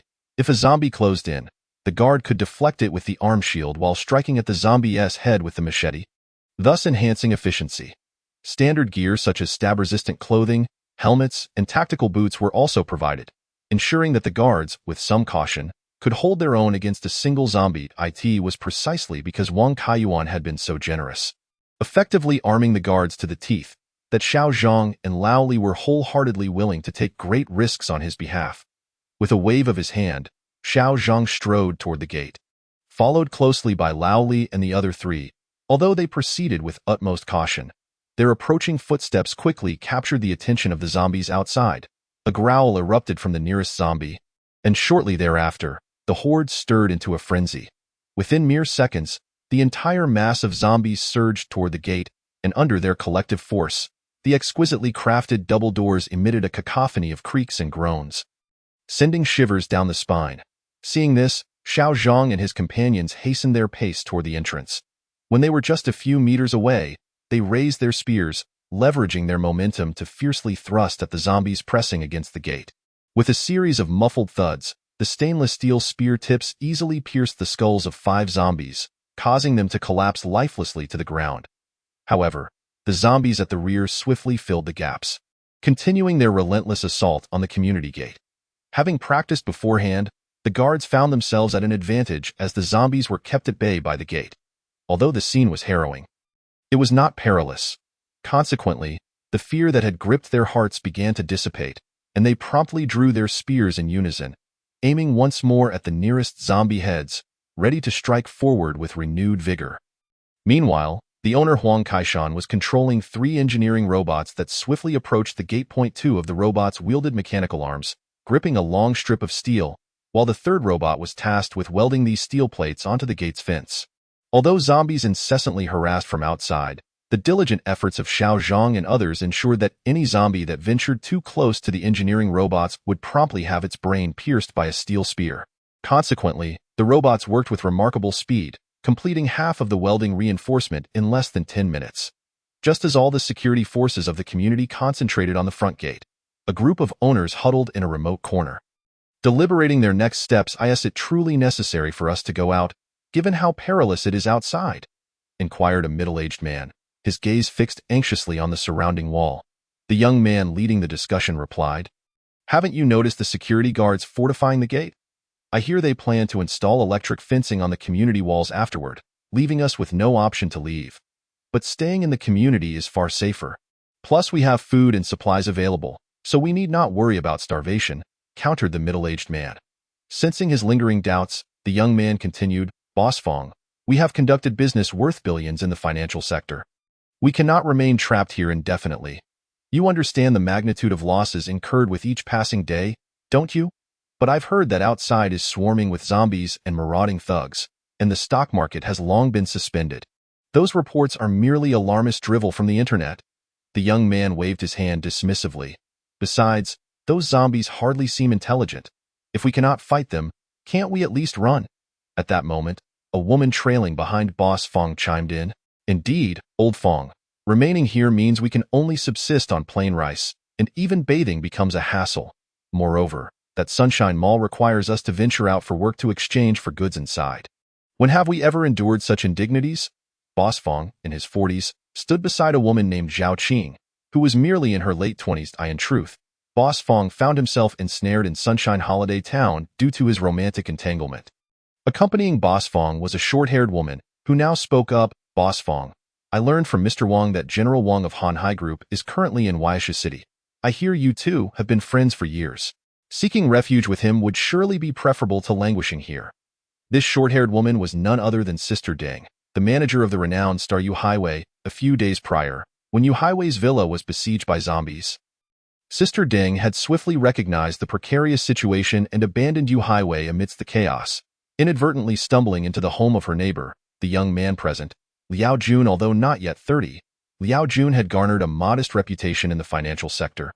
With a fortune exceeding $1 billion, naturally, the impetuous Liao Jun was reluctant to remain in the community working for Wang Kaiyuan, and under Sister Deng's persuasion, he soon resolved to leave the community and seek asylum with Wang Qinan of Hanhai Group. He invited Boss Fong along, as he was a childhood friend of Wang Qinan, hoping to strengthen their connection. Under the persuasion of the group, Boss Fong ultimately steeled himself. Furthermore, with the security guards' attention focused on the gate, the four of them effortlessly scaled the community wall using a prearranged ladder. Although Liao Jun believed the situation outside was not as dire as the internet portrayed, he nonetheless took considerable precautions. He selected a relatively secluded alley, and upon crossing the wall, they found the surroundings eerily quiet, devoid of any figures. Perhaps due to the alley's dim lighting, Zhao Qing could not suppress a shiver and whispered, "I didn't realize the temperature difference between the community and the outside world would be so stark." Just as Boss Fong was about to respond, he noticed Liao Jun suddenly crouched down, swiftly hiding behind a dumpster in the alley. Sister Deng reacted promptly and mimicked Liao Jun's actions. Moments later, two unsteady figures emerged at the end of the alley. Chapter 37. Live broadcast. Upon recognizing the figures, Boss Fong turned pale with fear. He intended to retreat behind the dumpster like Liao Jun and Sister Deng, but Liao Jun hissed, "Don't come over, or we will all perish." The space behind the dumpster was too confined to accommodate 4 adults. Unless one was willing to crawl inside the dumpster, which, though sizable, was filled with refuse that had gone uncleaned for days, exuding a foul odor from a distance. Boss Fong, a man of stature, would never stoop to hiding in a dumpster. Even in death. Before long, their conversation drew the attention of the 2 zombies at the alley's entrance, which let out a guttural roar and lunged toward Boss Fong. Panic surged through him as he grasped Zhao Qing's arm. Gritting his teeth, "We must charge through together." Without uttering a word, Zhao Qing followed suit and began to run. Though unprepared for an encounter with zombies immediately after scaling the wall, Boss Fong was not entirely defenseless. He swung a metal bat with all his might at the nearest zombie's head. Having seen videos of the security guards dispatching zombies, he knew that targeting the head was essential. However, theoretical knowledge often diverges from practical execution. Perhaps due to overexertion, his swing missed the zombie's head and struck its shoulder instead. The sound of shattering bones echoed, and had it been a mere human, that blow would have sent them crashing to the ground in agony. Yet, the zombie remained unfazed, seizing Boss Fong's arm and lunging to bite his neck. In that moment of crisis, Boss Fong summoned an unprecedented strength, lifting his right foot to kick the zombie away. Simultaneously, he shouted to Zhao Qing, "Zhao Qing, help me." Zhao Qing held a kitchen knife. Though it was not particularly ergonomic, it could still be lethal in close quarters. She stepped forward but did not aim the knife at the zombie's head. Instead, she kicked Boss Fong's left leg. At that moment, Boss Fong had just lifted his right leg to kick at the zombie, and Zhao Qing's unexpected assault threw him off balance, causing him to crash heavily to the ground. Before Boss Fong could react, the zombie pounced upon him, sinking its teeth into his shoulder. Despite wearing a thick outer coat, the zombie's bite was far more powerful than that of a typical human. Tearing a bloody chunk from his shoulder, the rich scent of blood attracted another zombie, which crouched down, grasping Boss Fong's thigh and attempting to bite between his legs. Poor Boss Fong screamed in agony. A cacophony of pain and terror. "I'm sorry, old Fong. I don't want to die." Observing that Boss Fong had drawn the attention of two zombies, Zhao Qing immediately bolted toward the alley's exit. However, as she reached the juncture of the alley and the street, she was blindsided by a female zombie that had been lying in wait, and before she could utter a scream, the zombie brought her crashing to the ground, biting through her throat. In less than a minute, 2 of the 4 who had attempted to flee the community had met their demise. Liao Jun and Sister Deng, hidden behind the dumpster, dared not linger any longer. Seizing the opportunity while the 3 zombies feasted, they finally escaped the alley. None of them anticipated that from the moment they scaled the wall, every action had been captured by a nearby surveillance camera, broadcasting live to the owners group of Sunshine Holiday Town. The community's surveillance system supported motion detection, and the alley, which led directly to the street, was a focal point for monitoring. Thus, when Liao Jun, Sister Deng, and the others climbed to the wall, the property management's monitoring center received an alert, promptly reporting the situation to Wang Kaiyuan. Due to the elevated position of the camera, Wang Kaiyuan quickly noticed the activity of several zombies at the alley's mouth. He immediately foresaw the grim fate awaiting the 4 individuals and directed the e-commerce customer service account controlled by Xingye to initiate a live broadcast in the owners group, which swiftly garnered the attention of other residents. After all, many owners, like Liao Jun, were eager to leave the community for elsewhere. While life within the community spared them from starvation, the quality of life had significantly diminished. Sunshine Holiday Town was initially an upscale community. Many owners had grown accustomed to a life of luxury and found it difficult to accept the necessity of working for food. Consequently, many silently encouraged Liao Jun and his companions, hoping they would successfully escape. If they could verify that the outside world was safe, it would provide the remaining owners with an alternative path to consider.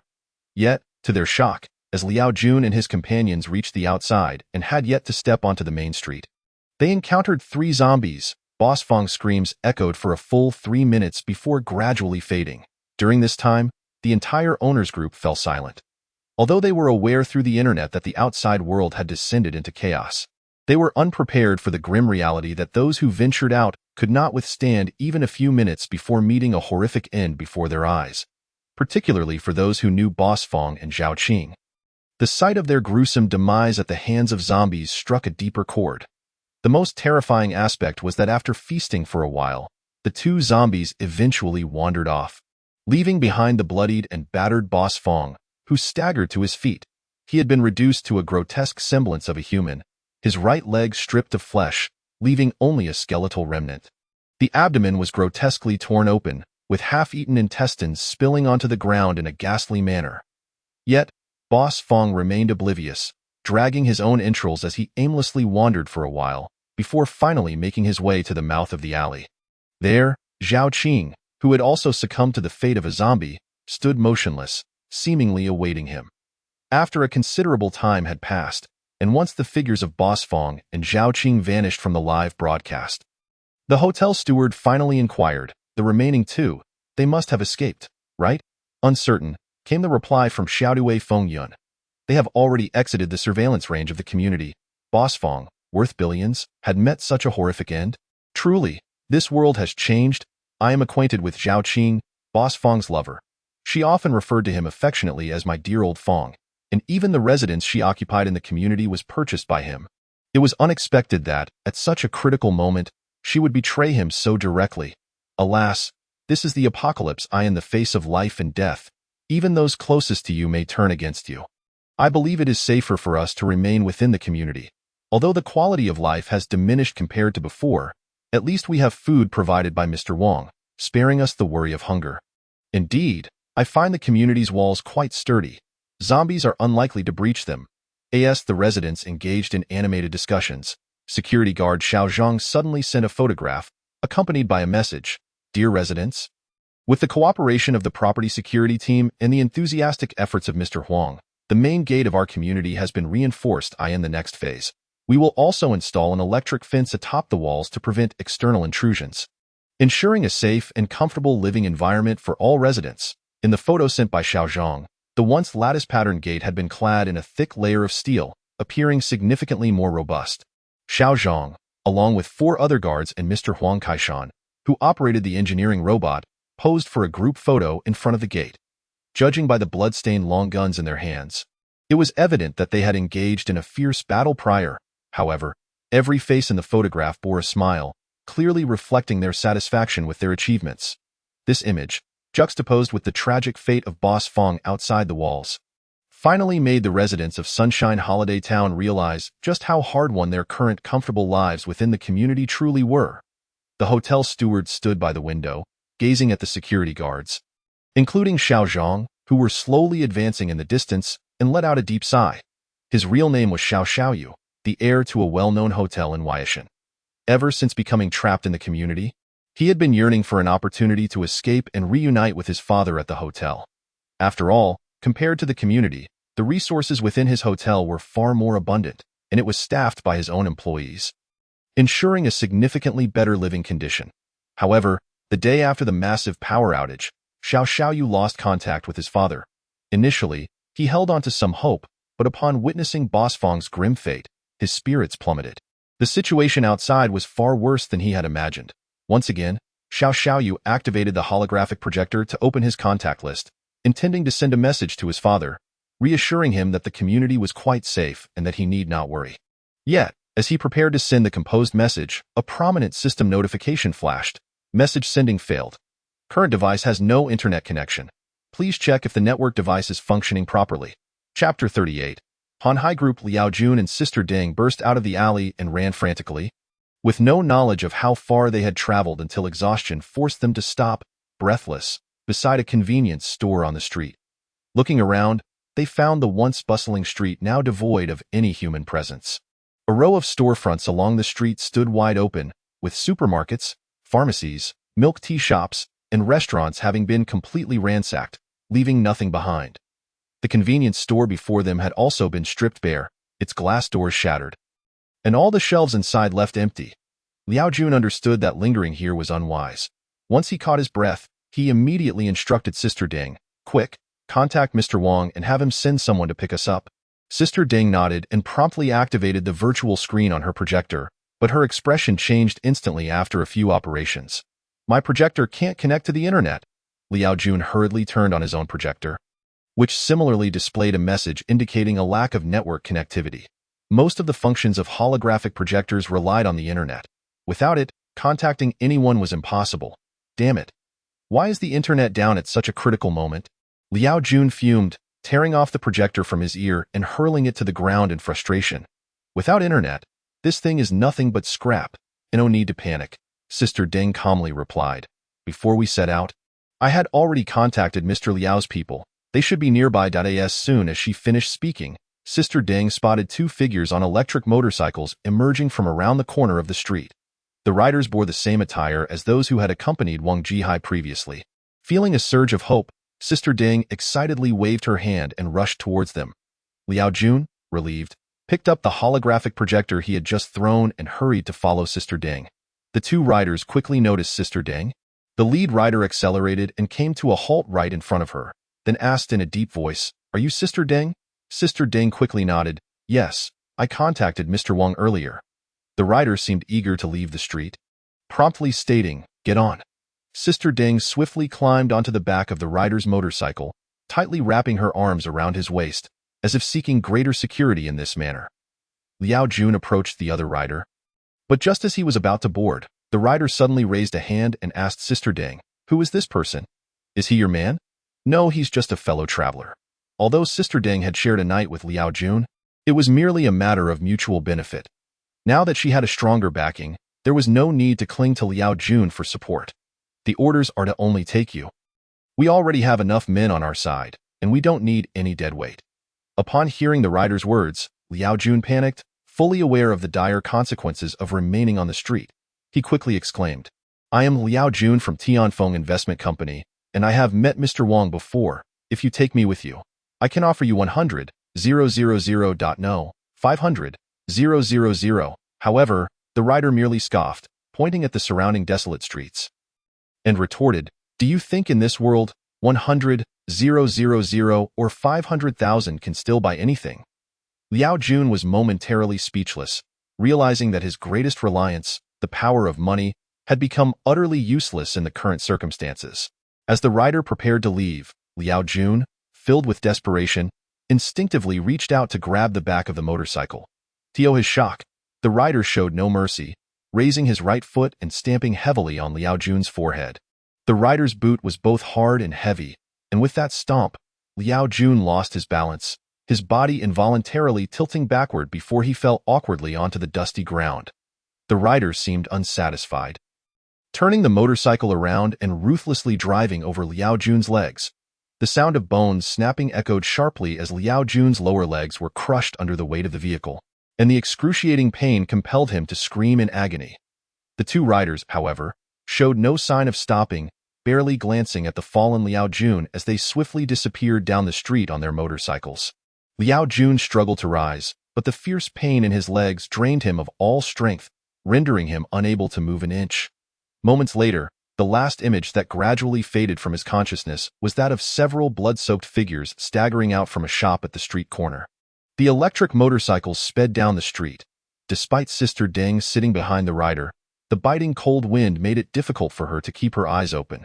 Whether it was an illusion or not, she felt that the temperature outside had noticeably dropped since leaving Sunshine Holiday Town.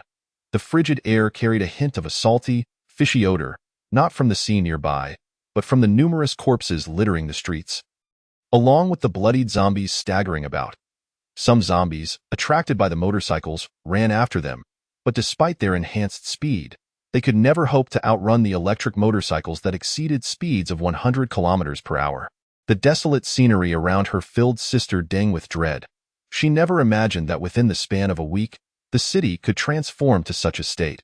She secretly regretted that perhaps leaving Sunshine Holiday Town was a grave mistake. Approximately 20 minutes later, the two motorcycles came to a halt in front of a large building. Sister Deng looked up and recognized that this building was the headquarters of Han Hai Group in Huaishan. Han Hai Group had a vast array of business operations, primarily in retail supermarkets, and thus its headquarters was also a large-scale marketplace. The building spanned an area of 50,000 square meters and comprised 12 floors. The first 10 floors served as commercial space, while the 11th and 12th floors housed the offices of Han Hai Group.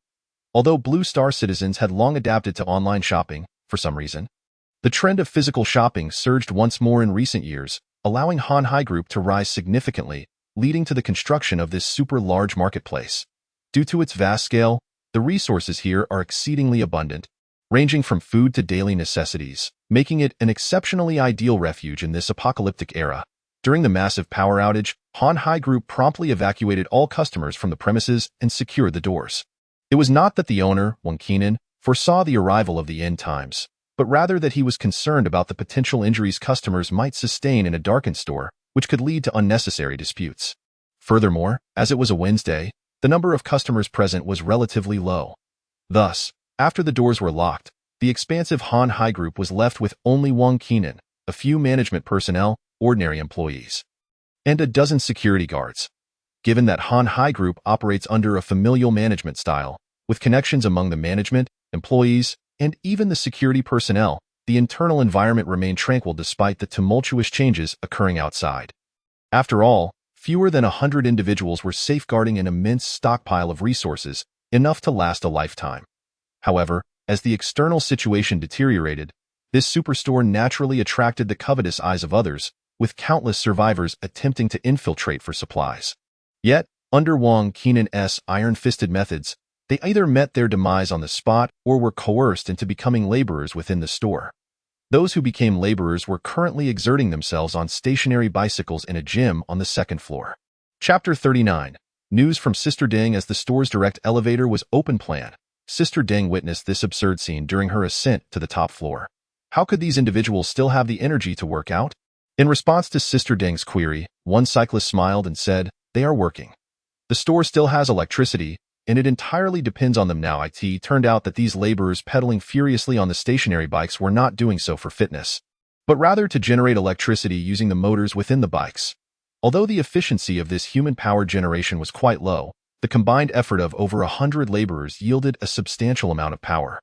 This not only ensured basic lighting but also allowed for the use of elevators. Will these individuals not attempt to escape? Observing the laborers diligently pedaling, Sister Deng still found it hard to believe. "Why would they want to flee?" the cyclist replied with a smile. "You've seen the conditions outside. Staying here to work at least allows us to survive. Out there, one either gets bitten by zombies or starves to death in some corner." Another cyclist added, "Initially, these laborers were petty thieves caught while trying to steal from the store, but in recent days, more and more individuals have come forward voluntarily seeking work, some even bringing their families. There aren't enough stationary bikes for everyone. Otherwise, the man with you could also come to earn a meal." The thought of Liao Jun, whose legs were crushed by an electric motorcycle, filled Sister Deng with sorrow. Compared to this place, Sunshine Holiday Town felt like paradise, and she began to regret her escape from there. Sister Deng then noticed that the fourth floor, originally designated for household appliances, had been transformed into a workspace. Numerous women were bustling about on this level. Some were sorting supplies, others were washing clothes, and some were busy preparing meals. Sister Deng quickly observed that the food being prepared by the cooks was far from gourmet. It consisted merely of white rice balls, seasoned with a sprinkle of salt and sugar, serving as the staple food for the survivors. This vast store had evidently morphed into a miniature community composed of survivors, where the overwhelming majority could only exchange their labor for a meager amount of food, ensuring their survival in this apocalyptic world. After a while, the elevator finally reached the top floor, at which point one cyclist remarked, "Only core personnel are allowed on this level. The boss is in the innermost office." Just as Sister Deng anxiously approached the door to Wang Qinan's office, it suddenly swung open, revealing a woman in a long dress stepping out. Both individuals froze momentarily upon meeting each other's gaze. "Ms. Huang, hello." Sister Deng, a veteran in the entertainment industry, immediately recognized the woman as the somewhat famous television star Huang Shanshan. Despite having crossed the age of 30, time had not left any weariness on her face. Instead, it had added a touch of maturity and intellect to her charm. However, at that moment, Huang Shanshan's cheeks were flushed, and she appeared flustered, displaying immense embarrassment upon seeing Sister Deng. After a considerable pause, she finally asked, "Sister Deng, where is Wei Wei?" Sister Deng's expression darkened, unsure of how to respond, when a deep male voice came from behind Huang Shanshan. "Is it Sister Deng? I've been waiting for you for quite some time. Do come in." The sound of Wang Qinan made Huang Shanshan shudder, and she hurriedly exited the room as if fleeing. Sister Deng took a deep breath, calming her emotions while discreetly loosening a button on her shirt. Before approaching Wang Qinan's desk, yet Wang Qinan did not lift his gaze. He continued perusing a document while inquiring, "Do you have any information regarding my son?" Wang Qinan had 3 sons. The eldest managed the overseas market and was currently out of contact. The second son remained by his side, serving as the store's general manager. The youngest, Wang Jihai, had always been rebellious, claiming he wanted to forge his own path, only to establish a motorcycle club and spend his days wandering outside on an electric motorcycle, much to Wang Qinan's chagrin. However, since Wang Jihai had gone missing a few days ago, his motorcycle club had disbanded and sought refuge with Wang Qinan, becoming a mobile force for the superstore, primarily tasked with gathering various supplies. When Sister Deng contacted Wang Qinan to inform him of Wang Jihai's whereabouts, he immediately dispatched the motorcycle club's riders to bring her back, nervously organizing her thoughts in response to Wang Qinan's inquiry. Sister Deng spoke softly. "A few days ago, young Master Wang received a message from Wei Wei and went to Sunshine Holiday Town. He intended to seize a well-supplied villa in a prime location, but accidentally fell victim to a zombie attack. Ultimately, he did not escape." Although Wang Jihai had actually been decapitated by the controlled Jasmine, Sister Deng had fled the villa at the onset of the attack and was thus unaware of his fate. She only speculated that he had likely met with misfortune upon losing contact. Upon hearing Sister Deng's words, Wang Qinan finally raised his gaze to fixate on her, pressing further, "And you, Highway? Why haven't I seen her?" Wei Wei. I fear she may be with young Master Wang." Before Sister Deng could finish her sentence, Wang Qinan slammed his palm onto the desk in anger, exclaiming, That fool is truly bewitched by you, Highway. What does it matter if she is a big star? In this apocalypse, as long as one possesses strength and resources, finding a few starlets is no issue at all. Sensing Wang Qinan's ire, Sister Ding stood silently by, not daring to speak. After a lengthy pause, Wang Qinan resumed his inquiries. Is the villa that Jihai had his eye on genuinely stocked with a plethora of supplies? Sister Ding nodded. The owner of that villa appears to have hoarded a considerable amount of food and necessities, even having the capacity to share with other residents in the community. Moreover, it can generate its own electricity to supply the entire community. Generate its own electricity? Wang Qinan asked with keen interest. Does he possess power generation equipment? Sister Ding affirmed. Young Master Wang mentioned that solar panels were installed on the roof of the villa. Wang Qinan immediately became intrigued, for while his superstore excelled in many aspects, it was sorely lacking in electricity. Although human power generation was currently employed, it was inefficient and unstable. After all, Blue Star had not experienced such a large-scale power outage in decades, and thus the Han Hai Superstore had not prepared generators, relying instead on backup batteries for emergency power. However, despite the substantial capacity of these backup batteries, they would eventually run out. Hence, it became necessary to arrange for laborers to generate power manually. Therefore, acquiring high-capacity solar photovoltaic panels could significantly enhance the internal environment of the superstore. Wang Qinan gestured for Sister Ding to sit beside him on the sofa, continuing to inquire, please elaborate on the details of Sunshine Holiday Town and that villa. Chapter 40. New features launched. Although the internet disruption in Sunshine Holiday Town caused a minor panic, it did not last long. The moment the internet went down, Wang Kaiyuan, having prepared in advance, instructed the property maintenance staff to activate 2 newly installed small network base stations. Each of these base stations had a coverage radius of 1 kilometer, so it wasn't too long before the community residents' projectors reconnected to the internet signal.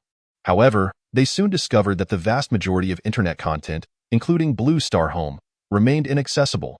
The only application that could still be opened was the Sunshine Mall, which had been recently installed just days prior.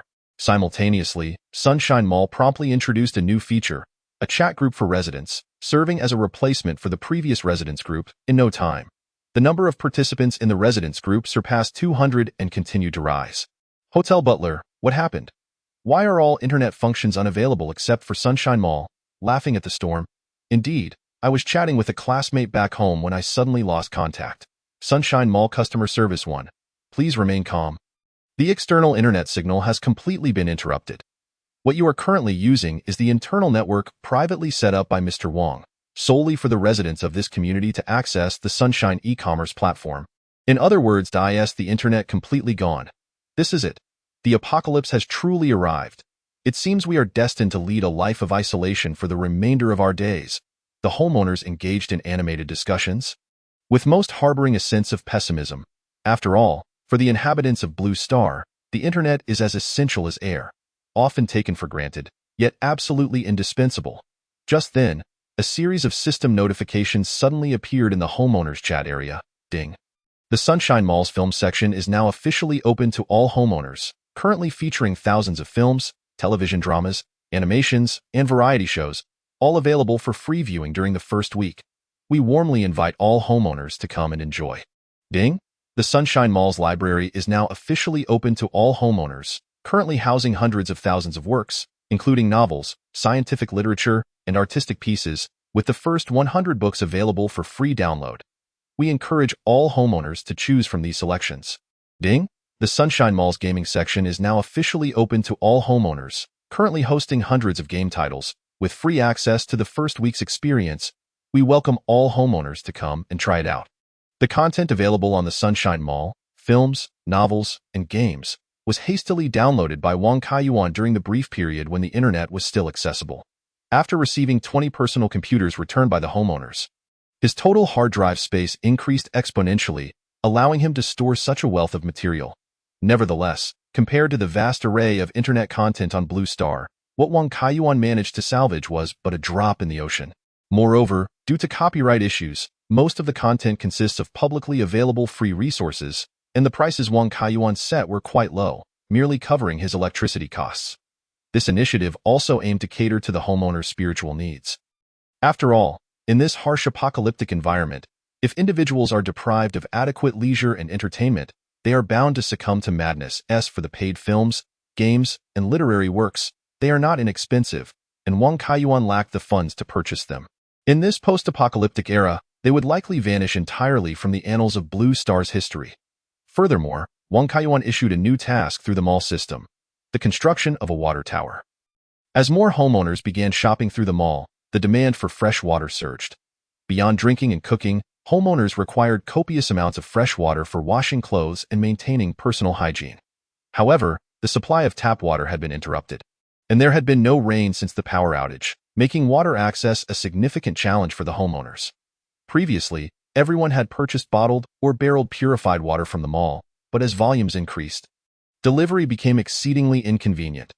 Thus, the task of constructing a water tower became imperative. The method of construction was quite straightforward. Ready-made stainless steel water tanks were available on the Jimbawang platform, which could be installed at elevated locations within the community and connected to the existing water pipeline. Wang Kaiyuan procured water tanks with a capacity of 10 tons, and each household in the community typically used around 50 liters per day. This means that a fully filled water tank could serve 200 households, essentially meeting the current needs of all homeowners in the community. The source of fresh water would primarily rely on seawater purification. Besides the set Wang Kaiyuan's villa possessed, the property management also had similar purification equipment. Merely half a day later, the homeowners who accepted the task successfully completed the construction of the water tower. They positioned the water tank provided by Wang Kaiyuan in the center of the community and constructed a steel framework towering 10 meters high to elevate the tank. Fortunately, most residences in the community are 2 to 3-story villas, so the water tower did not need to be excessively tall to achieve adequate water pressure. Although there was only one water purification unit, resulting in limited water supply and occasional water shortages at night, homeowners no longer needed to purchase bottled water for cooking and cleaning, and even managed to save enough for an occasional shower. Of course, this fresh water still required electricity for acquisition, though it was considerably cheaper than bottled water. Following the completion of this project, Wang Kaiyuan sensed a reduction in the homeowners' anxiety through their feedback in the community group. Compared to the past, most homeowners experienced no significant changes in their daily lives within the community, aside from slightly diminished quality in their sustenance and necessities. However, prior to the disruption of the internet, most homeowners had learned some information about the outside world, albeit to varying degrees. With the continuous rise of zombies, it had become increasingly challenging for city survivors to procure food and supplies.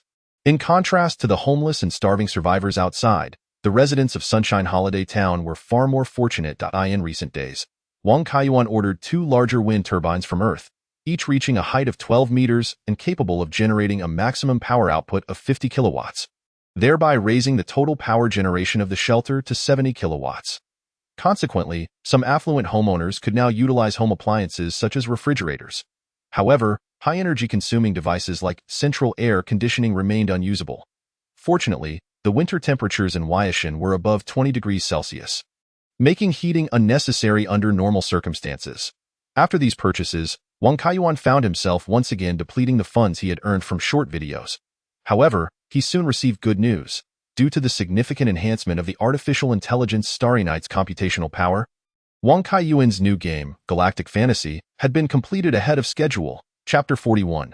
Playtest experience. Wang Kaiyuan spent a day and a night roughly playing through the game developed by his own company, Galactic Fantasy.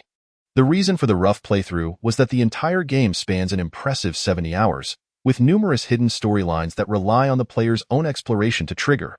Therefore, without a guide, fully experiencing all the storylines would take at least 100 hours. This design inherently carries certain risks, as the abundance of repetitive storylines could easily lead to player fatigue and abandonment of the game. However, Galactic Fantasy employed a clever tactic by featuring as many as 5 female protagonists, each with their own exclusive plots and endings. This means that each time a player engages with the game, selecting a different female protagonist will yield a unique narrative progression, providing varied gaming experiences. Additionally, once players have experienced the repetitive storylines, they can be automatically skipped. Of course, if players prefer to focus solely on combat and wish to bypass unviewed storylines, they can do so as well. Overall, the storyline of Galactic Fantasy bears some resemblance to text adventure games, but its overall design and gameplay remain firmly rooted in action RPG mechanics, requiring players to navigate through challenges alongside the protagonists and teammates until they reach the conclusion. The game also features hundreds of enemy units and 13 storyline bosses, eliminating difficulty tiers, thus demanding a certain level of skill from players while still offering enjoyable gameplay. Furthermore, as a science fiction title, the game includes dozens of different weapons and several types of vehicles, allowing players to don powered armor and annihilate hordes of alien creatures with plasma cannons, or to pilot a battleship and obliterate an entire planet with a single shot. Consequently, Wang Kaiyuan was quite pleased with this game. In Wang Kaiyuan's eyes, the storyline and levels crafted by Starry Night were exceptionally well executed, showing no signs of being automatically generated by artificial intelligence. These plots, while seemingly independent, intricately interconnect, delivering a level of excitement that rivals the main storyline. Most importantly, players receive different minor tasks each time they log into the game, and even after completing the main storyline. These tasks continue to refresh daily, almost without repetition. These daily tasks are not merely simple monster slaying or item collection. They serve as supplements to the game's narrative. Simultaneously, the female protagonists introduce new storylines and dialogues each time players enter the game, creating the sensation of having a real companion within the game world, fostering a powerful sense of belonging that compels players to indulge in the game daily. In summary, the gaming industry on Blue Star far surpasses Earth in terms of technological concepts, making even AI-generated storylines superior to the majority of games on Earth. Nevertheless, to ensure prudence, Wang Kaiyuan decided to first seek the opinions of real players to identify any shortcomings of the game. Thus, he added Galactic Fantasy to the gaming category of the Sunshine Mall, labeling it as temporarily free, allowing all homeowners to partake. Wang Kaiyuan recalled that shortly after Galactic Fantasy was launched, there were already dozens of download records. And considering the time elapsed, some homeowners should have completed the main storyline by now. Therefore, he eagerly accessed the system backend of the Sunshine Mall to review the homeowners' evaluations of the game. To his surprise, the first comment came from the talented artist, Xinbi Xiaoyang. However, upon reflection, this was not unexpected, as Xinbi Xiaoyang, being an original artist, would naturally have an interest in the game. Moreover, having received 100 degrees of electricity as payment from Wang Kaiyuan and not needing to work outside, he had ample time to play games. Xinbi Xiaoyang commented, "After spending an entire night, I progressed the main storyline to 70. Overall, the experience is quite satisfactory. Although some branching storylines reveal traces of artificial intelligence generation, they are not overt. The main storyline is engaging while possessing a certain depth. The author has evidently put in considerable effort." Xinbi Xiaoyang's review was lengthy. While it began with praise, the tone shifted dramatically in the second paragraph, regrettably. Apart from the storyline, this work is lacking in every other aspect. The gameplay lacks innovation and could even be described as retro. The most disheartening aspect is the game's visuals, where character modeling appears to have regressed by a century. Nowadays, even an ordinary high school student who has never attended university could create superior game graphics. The original artwork and character illustrations are rather juvenile, employing an excessive array of colors that render the visuals chaotic. The costumes of several female protagonists are adorned with superfluous embellishments, resulting in an overall disarray that resembles the aimless display of a primary school student who has only recently begun to learn drawing. This game scarcely qualifies as a commercial product. Fortunately, it is free, making it passably adequate for whiling away time. Upon encountering the 2-star rating, out of 5, and the unfavorable review from the user known as Xinbi Xiaoyang, Wang Kaiyuan silently closed the comment section. Yet, he did not allow himself to become overly disheartened, for the technological disparity between Earth and Blue Star was evident. Naturally, Xinbi Xiaoyang, accustomed to the games of Blue Star, would look down upon those from Earth.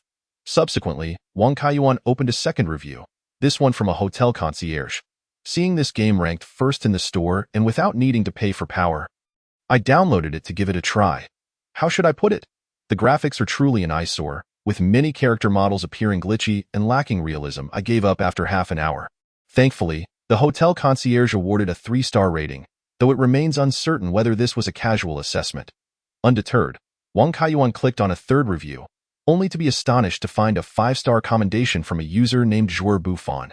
Excitedly, he read further, where Jouer Buffon remarked, "I haven't played for long, but the locked male protagonist is commendable, and all the female protagonists receive high praise. It seems each female lead has her own emotional storyline.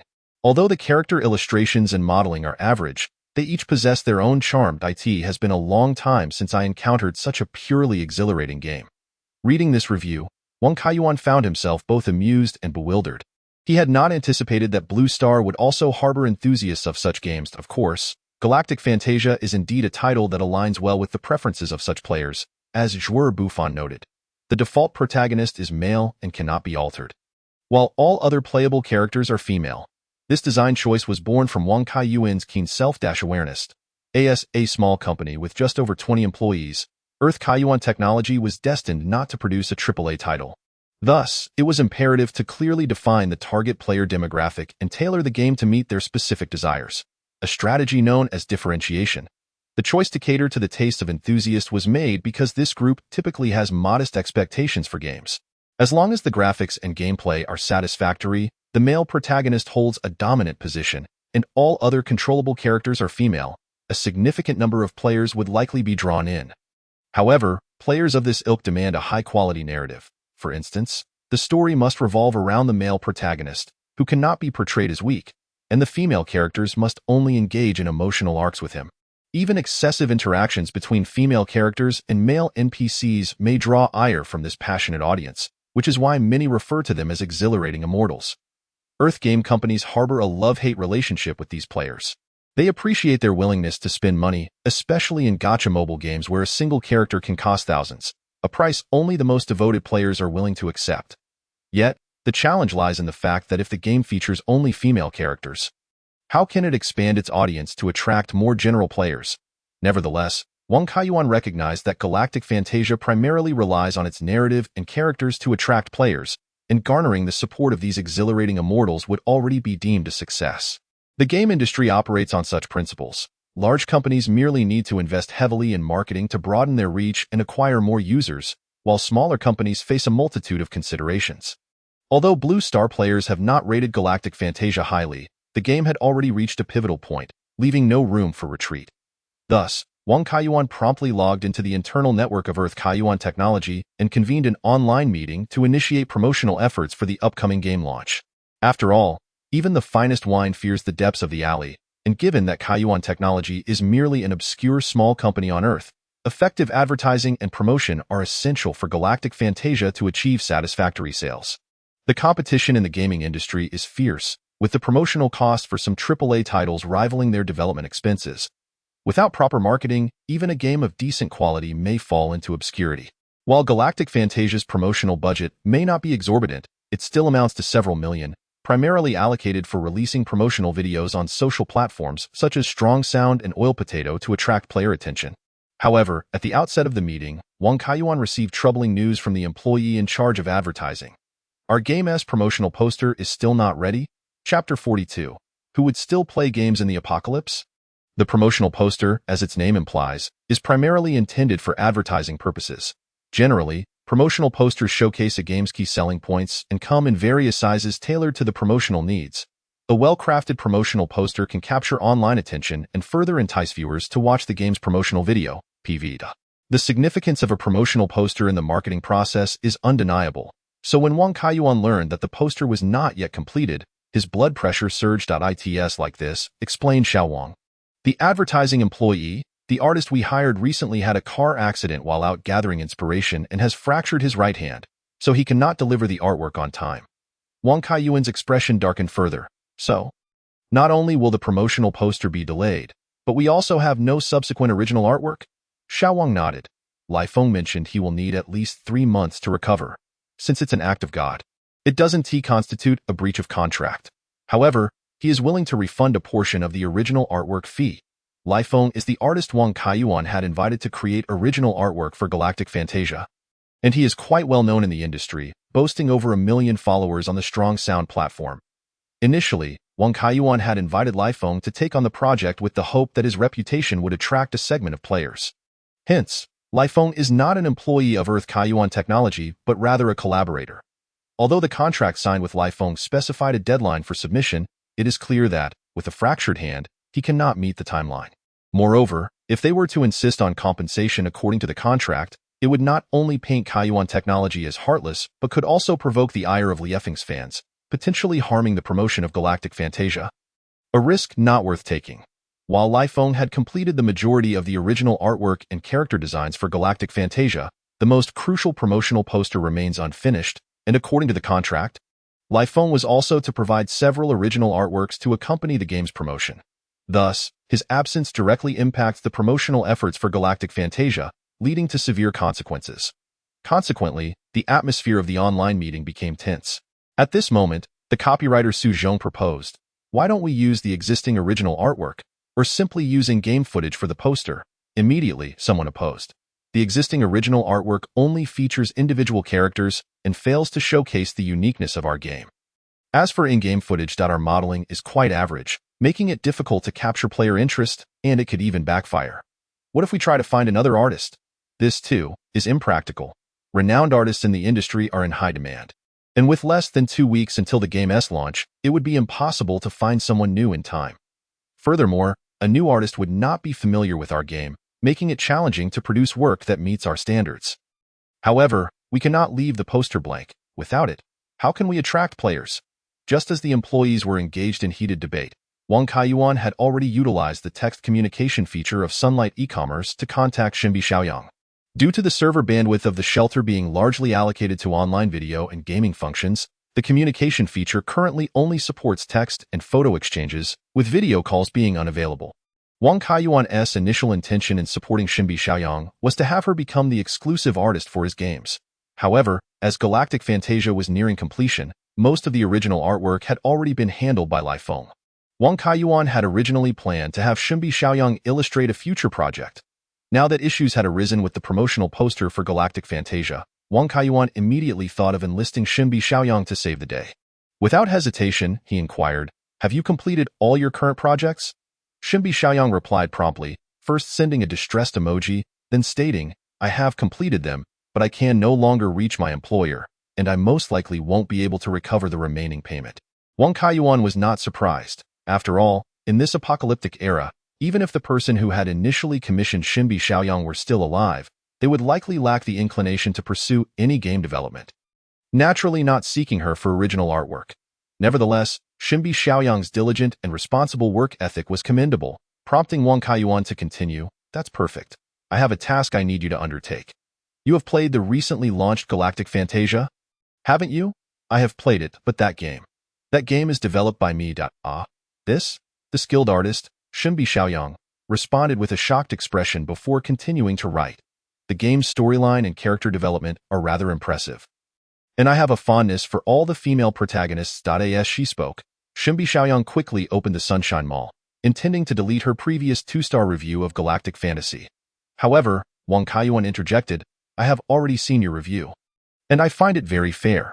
The previous artwork and character designs were lacking. Therefore, I have decided to assign you the responsibility of creating the artwork for this game, with your first task being to design a promotional poster." Xinbi Xiaoyang was taken aback. She wished to ask what the purpose of creating a game was in this apocalyptic world, but considering that this game provided her with a stable job, enabling her survival in these dire times, she remained conflicted and silent.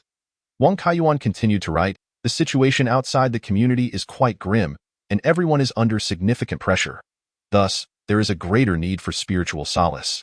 This is why I wish to create games that can bring joy to everyone and help them unwind." Wang Kaiyuan's words filled Xinbi Xiaoyang with a profound respect. After all, isn't bringing joy to players the most fundamental pursuit of game developers? Consequently, Xinbi Xiaoyang replied earnestly, "I understand. Grant me 2 days. No, just 1 day. I will surely create a piece that meets your expectations." Seeing Xinbi Xiaoyang's determination, Wang Kaiyuan felt a deep sense of relief. Although her time with Galactic Fantasy had been brief, and the time allotted for her to create was limited, her talent was undeniable, and the promotional poster she would produce would surely not be inferior to that of the renowned artist. Lifephone. Subsequently, Wang Kaiyuan informed the employees of Earth Kaiyuan Technology via an online meeting that he had found a suitable concept artist and that the promotional poster would be ready within 2 days. Thus, the promotional efforts proceeded as planned, and once the poster materials were available, they would commence full-scale online distribution. Given their boss's confidence, the employees had no objections. Earth Kaiyuan Technology was solely owned by Wang Kaiyuan, making his words the final decision. Conversely, even if the new title sales were disappointing enough to lead to the company's closure, the employees would not suffer greatly. They would merely need to seek new employment. While Wang Kaiyuan had granted Xinbi Xiaoyang 2 days, she assured him she would complete it within a day. However, to his surprise, early the next morning, he received the original artwork from Xinbi Xiaoyang. Chapter 43. Pre-sales ignite in just one night. Xinbi Xiaoyang had created 6 original pieces, one of which was a main visual featuring all the characters from Galactic Fantasy, with the backdrop being the interstellar battleship Dawn of the Stars, which frequently appeared in the game. The entire composition exuded a magnificent aura. Notably, the 5 female protagonists surrounded the male lead like stars around the moon, subtly hinting at the game's elements of interstellar exploration, action-adventure, and romantic development. Each female protagonist possessed a distinct appearance and style, making it easy to discern their respective personalities at a glance. The remaining 5 pieces corresponded to each of the 5 female leads, showcasing unique characteristics in both appearance and attire, with thoughtfully designed backgrounds and actions. The color palette was simple yet rich in meaning, and through the clever combination of a few elements, each female character was imbued with vivid personality traits that were unforgettable and left a lasting impression. Moreover, these 5 pieces of artwork represented the individual storylines of the 5 female protagonists. As players progressed in the game, their understanding of these characters would deepen, and upon revisiting these artworks, they would evoke a different resonance. In essence, only an artist who had played Galactic Fantasy and gained a profound understanding of the game could have created these 6 pieces. Wang Kaiyuan was aware that Xinbi Xiaoyang had played the game. Yet he did not anticipate her comprehension of its narrative to be so astute. The quality of these 6 original artworks far surpassed that of the previously commissioned renowned artist, Lai Feng. In fact, based on Blue Star's market value and Xinbi Xiaoyang's rising fame, each piece was worth at least 500,000. However, Xinbi Xiaoyang did not even mention fees, and she sent Wang Kaiyuan the source files, meaning that if he was unsatisfied with the artwork, he could easily find another skilled artist to modify them. Such an exceptional artist was content with merely 100 kilowatts of electricity per month, which left Wang Kaiyuan feeling somewhat embarrassed. He sent her a message inquiring, "The 6 pieces are outstanding, truly exceeding my expectations. As a token of gratitude, is there anything you need in your daily life?" Wang Kaiyuan expected her to request some food or daily necessities, but to his surprise, she replied, "My monthly allowance of 100 kilowatts is already sufficient to procure plenty of items. However, if you plan to continue developing games, I hope to be involved. Of course, I would be delighted to welcome you aboard." Wang Kaiyuan was still somewhat taken aback. He hadn't expected Xinbi Xiaoyang to genuinely enjoy game development. He added, "Galactic Fantasy is an early work of our company, so the graphics are rather rudimentary. Have you heard of Edge of the Black Hole? That game performed quite well." Edge of the Black Hole was the most renowned title from Blue Kaiyuan Technology, selling over 1 million copies and gaining a modest reputation in the industry. Wang Kaiyuan's plan was to commence the porting of Edge of the Black Hole immediately after Galactic Fantasy launched on Earth. Although Edge of the Black Hole utilized a considerable amount of Blue Star technology, like Galactic Fantasy, it relied heavily on its narrative and characters as selling points, meaning that the hardware requirements were not particularly demanding. Naturally, the lowest-tier computers on Blue Star were still far superior to the top-tier machines on Earth, so when Edge of the Black Hole was ported to Earth, the graphics would undoubtedly be significantly downgraded. Nevertheless, the fact that Edge of the Black Hole could sell 1 million copies in such a competitive gaming market on Blue Star proved its merit. In the eyes of Earth players, it would undoubtedly be regarded as a solid AAA title. Aiming for a AAA title was a dream shared by nearly all game developers, including Wang Kaiyuan, and to achieve this goal, Xinbi Xiaoyang's assistance was indispensable. At this moment, Xinbi Xiaoyang replied, "I've only heard of Edge of the Black Hole. I remember they once sought my services for artwork but ceased contact after providing a quote." Wang Kaiyuan felt somewhat awkward. The primary reason he had not collaborated with Xinbi Xiaoyang back then was due to her high asking price. 500,000 for a single piece of artwork was beyond the reach of a small company. However, he refrained from elaborating too much and simply stated, "The initial production of Edge of the Black Hole faced budget constraints, leading to some shortcomings in artistic presentation. Now, I plan to take this opportunity to revamp the 2D artwork portion of the project, which also serves to remedy the regret of not being able to collaborate with you, Teacher Xiaoyang, back then." This remark subtly flattered Xinbi Xiaoyang, though she seemed unperturbed, merely replying, "I noticed that Edge of the Black Hole is also available on Sunshine e-commerce. I will play it when I have the time and hope it proves to be more engaging." After concluding his conversation with Xinbi Xiaoyang, Wang Kaiyuan promptly forwarded the 6 original artworks to Xiao Wang, the employee responsible for promotions at Earth Kaiyuan Technology, instructing him to initiate the domestic marketing for Galactic Fantasy immediately. Following this, Wang Kaiyuan utilized his Chang'in and YouTube accounts to release a promotional PV for Galactic Fantasy, with the video cover featuring the main visual crafted by Xinbi Xiaoyang.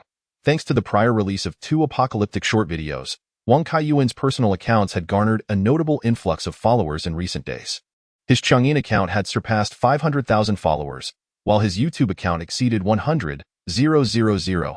Though this number paled in comparison to that of established game developers, most of these followers had only recently begun to follow Wang Kaiyuan's account, making them particularly active. Indeed, less than 5 minutes after the PV for Galactic Fantasy was uploaded, dozens of comments began to appear below the video.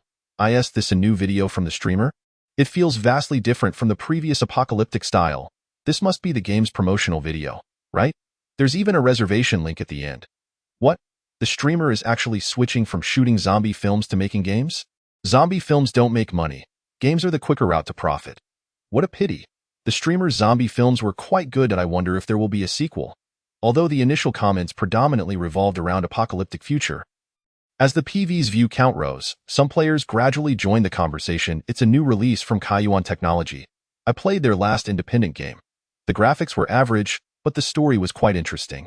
Boss Wang is both filming videos and making games. What a talent. I must say, the art style of this game is quite appealing. The 5 female leads grow more endearing with each viewing. I declare that the blonde girl in black stockings is my wife. What do you mean your wife? Once she is on my phone, she is my wife. Mobile players are in for a surprise. This game is only available on PC. What is the price of this game? The girls are quite adorable. I'd like to give it a try. You can reserve it on both Youtu and Power Game. Priced at $128. Youtu and Power Game serve as the principal gaming platforms in China and abroad, respectively. The simultaneous launch of Galactic Fantasia on these 2 major platforms aims to attract a broader audience of players. However, there is a sentiment that the price feels somewhat exorbitant. Can a game from a small company truly justify such a cost? Perhaps it would be prudent to wait for the release of the demo version before making a decision. After all, reserving a copy incurs no expense. AT128. It is certainly more reasonable than those gacha mobile games. Within less than half a day, Galactic Fantasia has generated quite a stir among gamers. Especially considering the substantial marketing budget of several million. The promotional efforts have evidently borne some fruit. The primary factor contributing to this excitement is undoubtedly the striking promotional posters for Galactic Fantasia. According to backend statistics, the number of pre-registrations surpassed 500,000 within just 5 hours. Notably, half of these players opted to reserve their copies immediately after viewing 6 original illustrations. This impressive figure brought a sigh of relief to Wang Kaiyuan, as a final sales tally exceeding 500,000 copies would at least ensure that the venture does not result in a loss. However, converting these 500,000 pre-registered players into paying customers remains a formidable challenge. Thus, that very evening, Earth Kaiyuan Technology released the demo version of Galactic Fantasia. To the player's astonishment, the demo offered over 2 hours of gameplay. Chapter 44. A fully voiced major production in this day and age. It is quite rare for unreleased games to provide demo versions, as many games allocate a significant portion of their budgets to marketing rather than to actual quality. Such titles often seem to be designed merely to cash in quickly, making it difficult to entice players to engage with a demo. Wang Kaiyuan, however, harbored hopes that Galactic Fantasia would achieve notable success, especially since the game's primary selling points are its narrative and characters. Thus, allowing players to experience a portion of the storyline in advance serves as an effective promotional strategy. This initiative quickly garnered recognition among players. The following morning, backend data revealed that over 100,000 users had downloaded the demo from both Youtu and Power Game platforms. Wang Kaiyuan was further delighted to discover that player feedback on the demo was overwhelmingly positive, with 96,000 users on the domestic Youtu platform providing favorable reviews, translating to a remarkable approval rate of 96%. This is a commendable achievement for a game that has yet to officially launch. It is worth noting that the remaining 4,000 players who left negative reviews had various reasons for their discontent. Notably, half of them expressed frustration over the demo's abrupt narrative interruptions at critical junctures, leading them to leave unfavorable comments. After all, Wang Kaiyuan personally crafted the storyline for Galactic Fantasia, dedicating considerable effort to its opening segments. The 2 hours of narrative can be regarded as the most captivating aspect of the entire game, filled with numerous tantalizing cliffhangers. That storyline was engaging, but the abrupt cuts were infuriating. Just as the identity of the murderer in the space station incident was about to be revealed. It ended? Wasn't Wang Luqin one of the protagonists? How could she die right at the start? I was drawn in by her character design only to be deceived.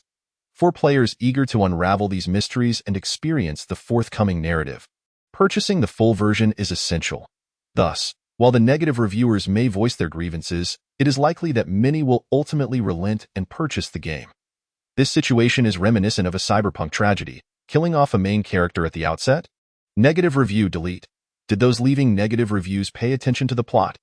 Clearly, Wang Luqin was collaborating with the male protagonist, intending to feign death to draw out the true murderer. By the way, Wang Luqin's character design is quite impressive. Those long legs and black stockings are simply stunning. I personally prefer Chi Hui. She exudes a delightful girl-next-door vibe. The storyline is too lengthy. I choose to skip it. Moreover, the combat mechanics are rather mediocre, making it feel less enjoyable. The battle system has yet to reveal much, but I suspect that characters with high affection levels will unlock combo techniques later on, which should enhance the fun. Why are there no male characters among the teammates? Negative review. Hey, have you all noticed that the game features full voice acting?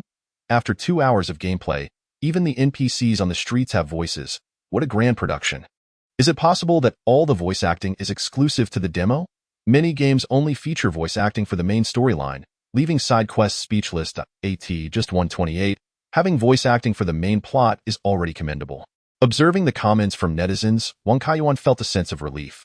Although there were some negative reviews, the majority of players seemed to appreciate Galactic Fantasia, particularly praising its narrative and character development.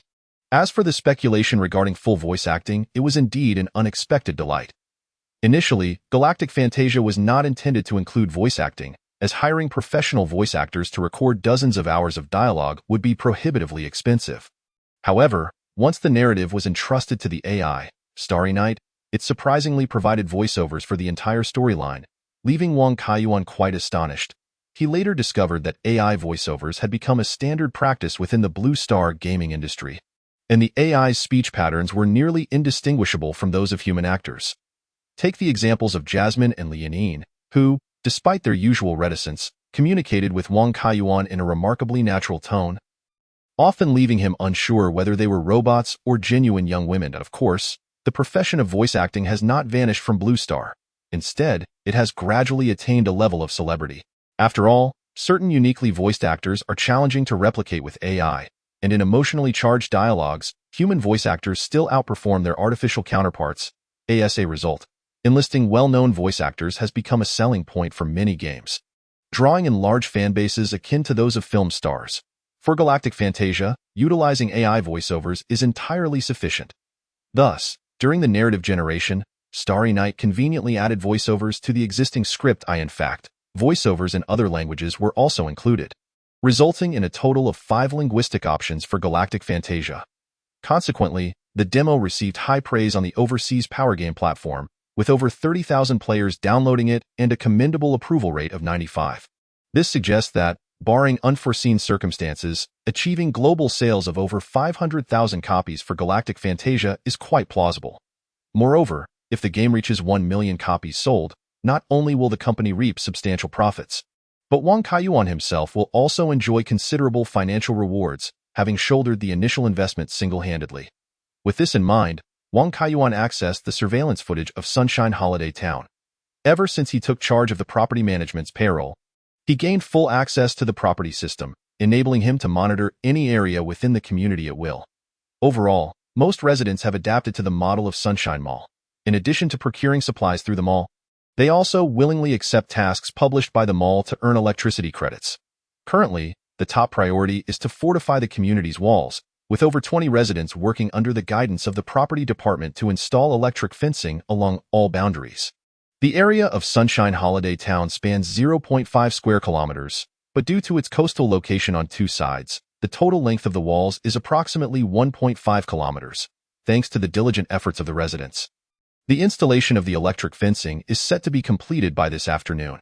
However, The walls stand only 2.5 meters tall and are far thinner than Wang Kaiyuan's shelter, necessitating regular patrols in addition to the electric fencing. Therefore, following discussions with the property department, the security team has expanded by adding 5 new members, bringing the total to 10. These new security personnel, all university students, were initially fans who had been brought into the community by Yu Highway. This group of fans originally numbered over 30, but after the first appearance of zombies at Yu Highway's villa, they came to the property management office to assist security officer Zhang in dealing with the zombified residents.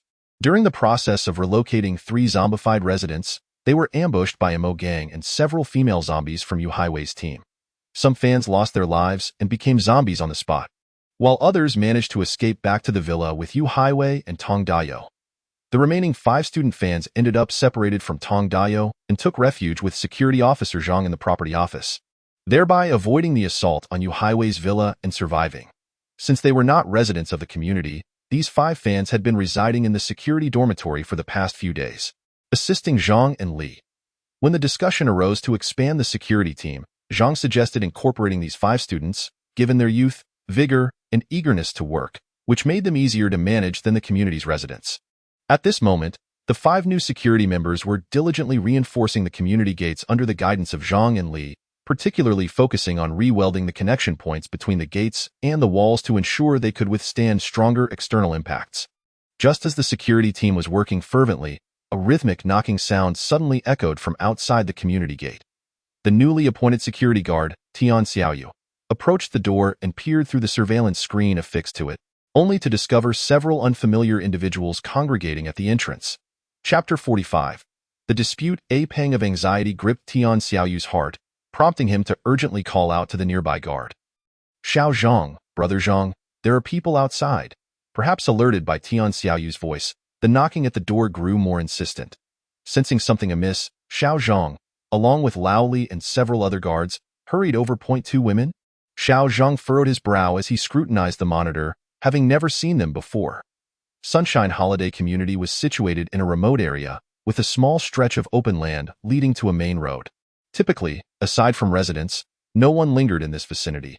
Previously, that open space had been teeming with dozens of zombies, and during the fortification of the gate, guards like Xiao Zhang had dispatched a portion of them with long rifles. The remaining 30 or so zombies had gradually dispersed after the gate was reinforced, unable to perceive any living beings within. However, unexpectedly, while the zombies had vanished, strangers had appeared. At that moment, voices could be heard from outside. Is anyone inside? We are survivors from the area, and we have nowhere else to go. Could you kindly allow us to enter and seek refuge for a while? Their tone, laced with desperation and urgency, suggested they were indeed at their wits' end. The guards exchanged glances. This was their first encounter with survivors from outside the community, and notably, 2 solitary women. Under normal circumstances, the community would categorically refuse entry to outsiders unless vouched for by a resident. Yet now, with zombies lurking outside, these 2 women might not survive more than 3 days if they failed to find shelter. Being the youngest and still a student, Tian Xiaoyu reflected on his own situation. Had he not been taken in by guards like Xiao Zhang, he might have long since succumbed to becoming a zombie. Thus, he suggested, they seem rather pitiable. Perhaps we could. But before he could finish, Xiao Zhang interjected firmly, we are security personnel, not residents. It is not within our purview to decide whether to allow outsiders in. At this juncture, Lao Li, gazing intently at the surveillance feed and stroking his stubble, remarked gravely, these 2 women appear quite delicate. How have they managed to survive? Moreover, with so many businesses and shops nearby, they could easily find an empty storefront to hide in. Why come to our community? This raises suspicions. Another middle-aged guard, Lu Zhenbong, disagreed with Lao Li, furrowing his brow as he said, given the chaos outside, it is indeed extremely challenging for 2 women to be alone. Why not let them in to ascertain their circumstances before making a decision? Lu Zhenbong, in his 50s, had a daughter in her 20s. But they had lost contact amidst the turmoil.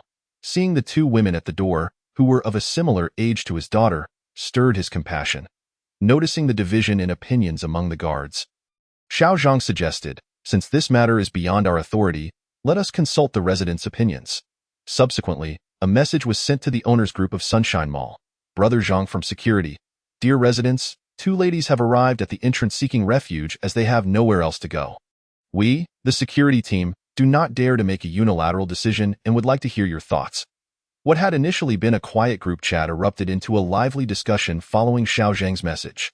Two ladies, do we have photos? Share them, one resident exclaimed. Xiao Zhang activated the live feed from the surveillance camera, allowing everyone to observe the scene outside. Upon confirming that indeed two young women stood at the door, Resident Hua Yuming quickly stated, "Is there any need for deliberation? It's perilous outside, swarming with zombies. These women must be in dire straits. Let them in quickly. We have plenty of vacant units in our community." However, the hotel manager countered, "There are zombies out there. The sudden appearance of two women at our gates is highly unusual. We should exercise greater caution." The residents engaged in a back and forth, essentially dividing into two factions, one supporting the admission of the two women for their safety, while the other raised concerns about the risks involved in admitting strangers, questioning whether the women might have already been bitten by zombies. After all, while there were numerous vacant properties, most belonged to residents who were simply away when the chaos erupted. Neither the management nor other homeowners had the authority to grant occupancy to strangers. The basis for such a dispute stemmed from the inherent naivety of the Blue Star inhabitants compared to Earthlings. After all, Blue Star had not witnessed war for over a century, and the limitless energy from controlled nuclear fusion allowed its citizens to live comfortably with minimal effort. Thus, the people here tended to be more amicable, instinctively inclined to help strangers in distress, even in the face of an apocalypse. At this moment, Wang Kaiyuan, though not listed among the residents in the group, observed the unfolding debate. The entire Sunshine Mall was established by Xingya. He had access to all the chat records from the back end. While this might infringe on personal privacy, it was deemed necessary.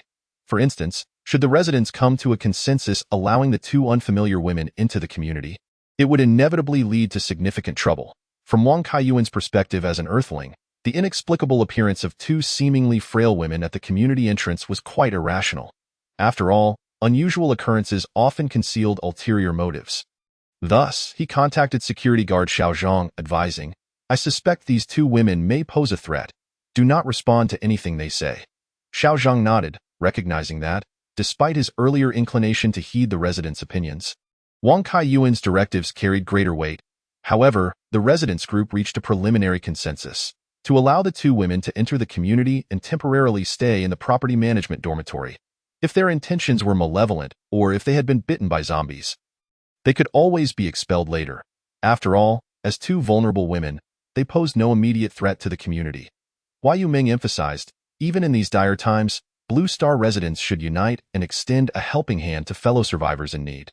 Her sentiments garnered considerable support from other residents, with another female resident, Li Shaokai, adding, "Those two girls outside are poorly dressed and empty-handed. They must have gone days without food. Can you bear to watch them starve out there? Where has our basic human compassion gone?" With such compelling arguments put forth, others found it difficult to counter, and silence fell over the group.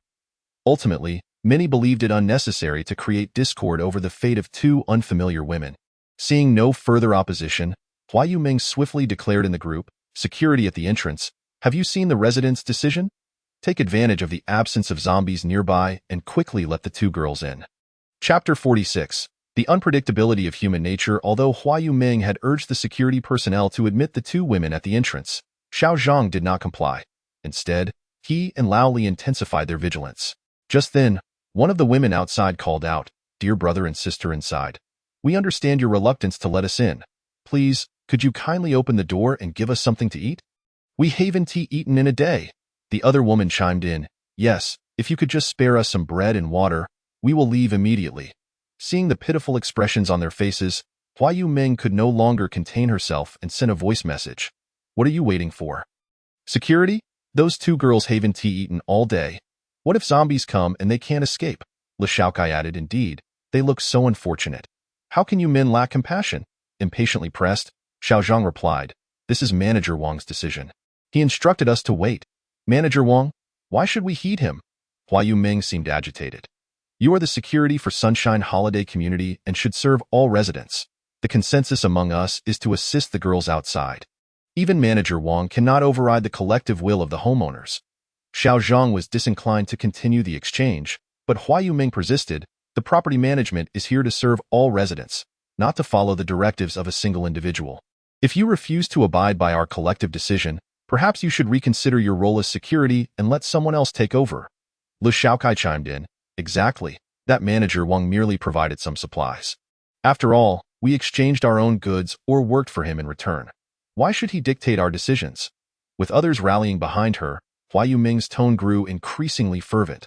I believe that manager Wang harbors ill intentions. He has exchanged a few bags of rice and bottles of water for our valuable possessions. The computer worth over 100,000 yuan left by my husband was swapped for just 100 units of electricity. That is hardly worth anything.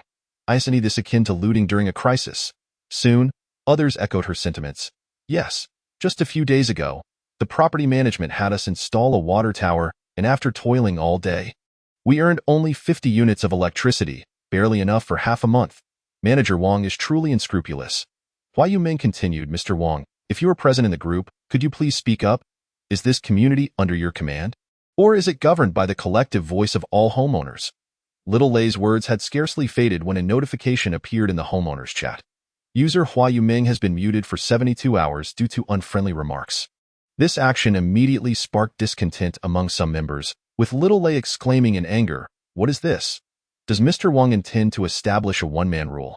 Has he truly come to view this community as his private property?" User Little Lei was also muted for 72 hours for his unfriendly comments.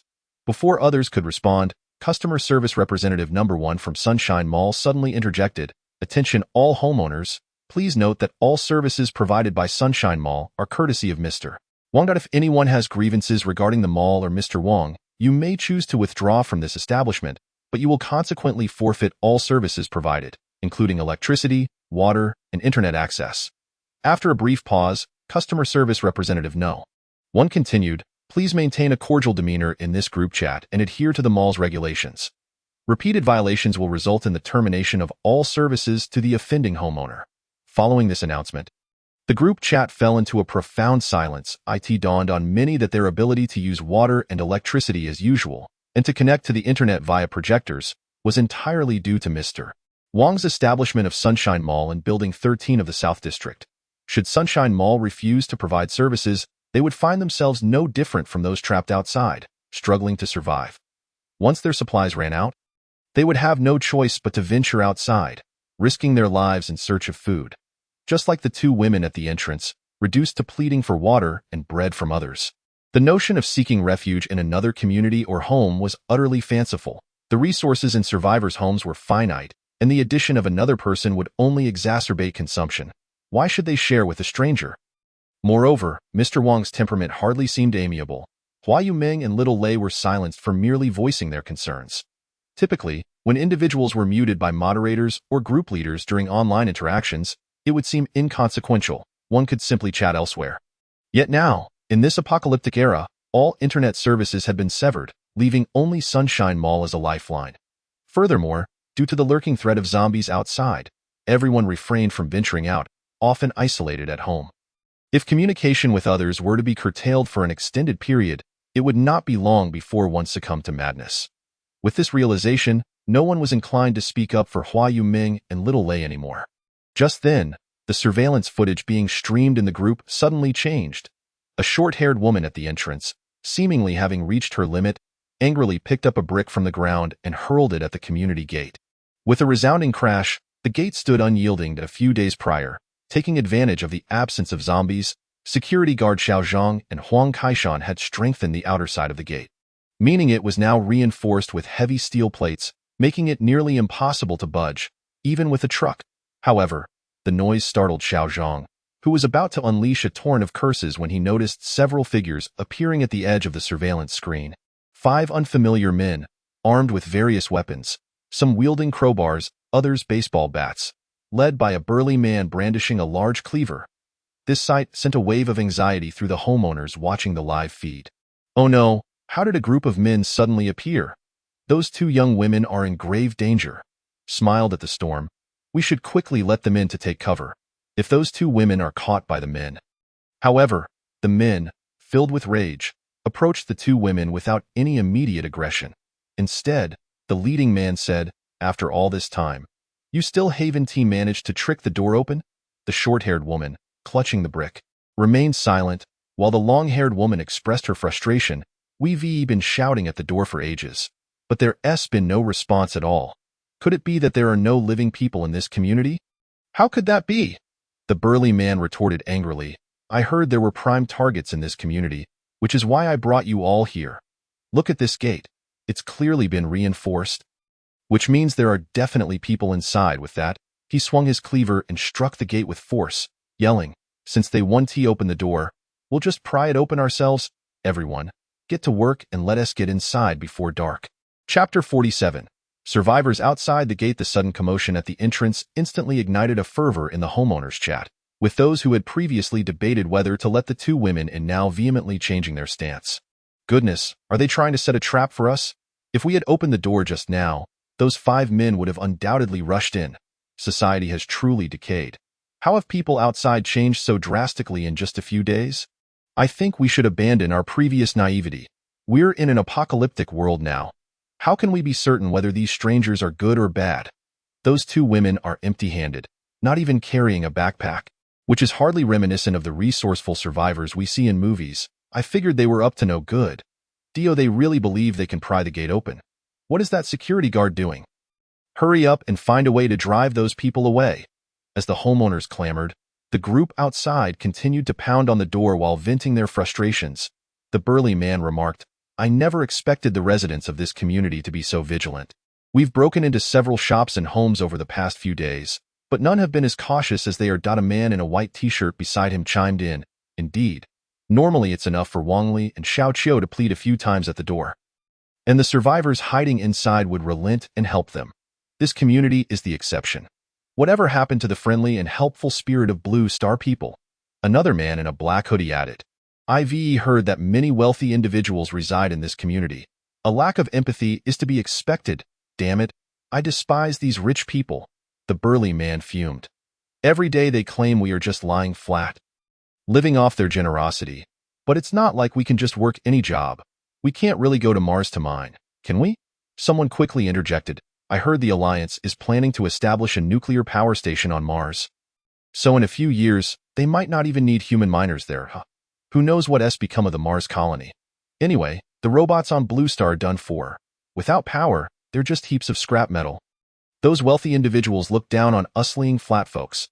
Let us go and inhabit their grand houses. Ha ha, exactly. The man in the white t-shirt added indignantly. They say social housing cannot have independent bathrooms. So the laying flat crowd can't be too comfortable. What kind of nonsense is that? The 5 men and 2 women continued their raucous chatter as they attempted to pry open the community gate with their tools. However, after several minutes of laborious effort, they found themselves utterly unable to budge the iron gate. Damn. Why is this door so tough? The man in the black hoodie spat, even with his so-called sacred sword of physics crowbar. He was at a standstill against the heavy steel plating, leaving only a few scratches in the gaps. The man in the white t-shirt, panting heavily, exclaimed, This gate is built so solidly. There must be something valuable inside. Yet we can't even get in. The short-haired woman looked up at the walls on either side and suggested, What if we climb over? The walls of Sunshine Holiday Town are only 2.5 meters high, and a grown man could easily scale them without any tools if he jumped high enough. The leading man glanced up and frowned, but there's an electric fence on top. What electricity is there at this time? The short-haired woman scoffed. It's probably just a scare tactic. Let me try. The man in the black hoodie declared as he dropped his crowbar, took a few steps back, and took a deep breath. He then sprinted forward, and as he reached the base of the wall, he pushed off with his right leg, propelling himself upward by half a meter. He reached for the edge of the wall, and with a kick of his left foot, he propelled himself even higher, nearly reaching the top. But the electric fence obstructed his path. Unperturbed, he reached out to grab the wires to pull them down. Suddenly, a series of crackling sounds erupted from the wall, and the man in the black hoodie let out a muffled grunt before plummeting back down from the wall. Little hey! The long-haired woman exclaimed in shock, rushing forward to catch him. Unfortunately, the distance was too great. By the time the long-haired woman reached the wall's edge, the man in the black hoodie had already fallen heavily. Though he landed on his feet, he lost his balance, twisting his right foot at an awkward angle, and cried out in pain, Damn, my foot! The long-haired woman's relationship with the man in the black hoodie seemed significant. She quickly looked at his right foot, only to find that it formed a rather unusual angle between his foot and calf, likely a result of the fall causing an ankle fracture. Instinctively, she reached out to adjust his ankle. But as soon as she applied pressure, he cried out in agony, Don't push too hard. It hurts too much, little Hay. Don't shout so loudly." The short-haired woman beside him whispered urgently. We must not attract the zombies. At that moment, the figure in the black hoodie lying on the ground had turned pale, not only due to the pain from his fractured bones, but also because he understood all too well what a broken leg meant in such dire circumstances. Just recently, they had abandoned a teammate with a fractured arm. After all, for these individuals, a companion incapable of moving freely was merely a burden. Thus, the black-hooded man grasped the arm of the long-haired woman beside him, forcing a smile as he said, "It's just a minor injury. Help me up, and after a brief rest, I'll be fine." The long-haired woman nodded, gripping his arm and straining to pull him up from the ground. However, as soon as the black-hooded man began to rise, he realized his right hand had lost all sensation. In a state of panic, his body lost balance once more, and he inadvertently aggravated the injury on his right foot. Despite his strenuous efforts, the intense pain in his right foot compelled him to let out a pained scream once again. At this moment, the burly leader had grown impatient. He approached angrily, exclaiming, "What are you shouting about? You can't even climb over such a low wall." The black-hooded man, drenched in sweat from the agony, gritted his teeth and replied, "The electric fence on the wall, really has electricity." The burly man was momentarily taken aback. Their previous tactics of using tricks to ambush and rob had always been successful. They had heard rumors of ample prey in this neighborhood, hence their venture here. Little did they expect this prey to turn into a formidable challenge. The big man began to have second thoughts. After all, based on their experiences over the past few days, they could not linger in one spot outdoors for too long, or the surrounding zombies would quickly converge upon them. Drawn by sound and scent, since the two women had arrived at the entrance of the community nearly an hour ago, further delay could prove perilous. Casting a glance at the still-closed gate of the community, the big man grumbled, "Even if we take a hit today, we'll gather our tools and return in a couple of days." With that, he strode away without looking back. The short-haired woman and the individual in the white t-shirt, seeing their leader depart, hurriedly followed suit. Only the long-haired woman remained, assisting the black-hooded man as they limped along, striving to keep pace with the others. Unfortunately, the black-hooded man's injuries were too severe, causing the distance between them and the main group to widen. Such is the harsh reality of the apocalypse. Any survivor who loses their utility is promptly discarded by those around them. However, just as despair began to envelop the two, the group ahead suddenly hurriedly retraced their steps. "Damn it!" the big man cursed, his expression a mix of anger and fear. "There's a massive horde of zombies over there." Chapter 48. The zombie tide approaches on the roof of a nearby two-story building. Two men clad in riders' leather jackets were observing the movements of a horde of zombies below through binoculars. The sheer number of zombies was staggering, their dense formation extending hundreds of meters to another intersection. Likely exceeding 10,000 in total, one could easily refer to it as a zombie tide. This could be a significant problem, one of the riders exclaimed, lowering his binoculars, his voice trembling with a mix of excitement and fear. After all, anyone encountering such a large-scale zombie horde would find themselves facing certain death. The other rider frowned as he watched the advancing horde, murmuring, "It's all because of Gao Laosan and his ineptitude. They've been at it for nearly an hour and still can't breach the community's gate. Yet, we were ordered to find a way into Sunshine Holiday Town to ascertain the situation, which is why we sent Gao Laosan to take the lead. Now we've inadvertently released the zombies from the neighboring community. If they swarm into the town, how can we fulfill our mission?" These two riders were, of course, members of the Fengqi Association from the Han Hai Group. They had previously assisted in extracting Sister Deng from the community a few days ago. They received orders from headquarters to investigate Sunshine Holiday Town, prompting them to contact the nearby Gao Laosan team, luring them with promises of plentiful prey. Gao Laosan had taken the bait, immediately setting his sights on Sunshine Holiday Town. However, despite their arrival, they found themselves unable to enter the town's gates.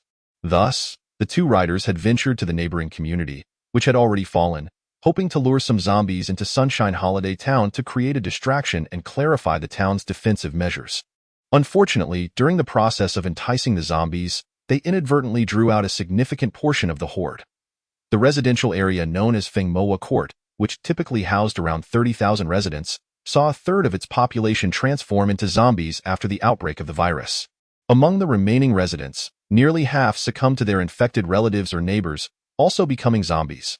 Consequently, this once thriving community had become a desolate wasteland.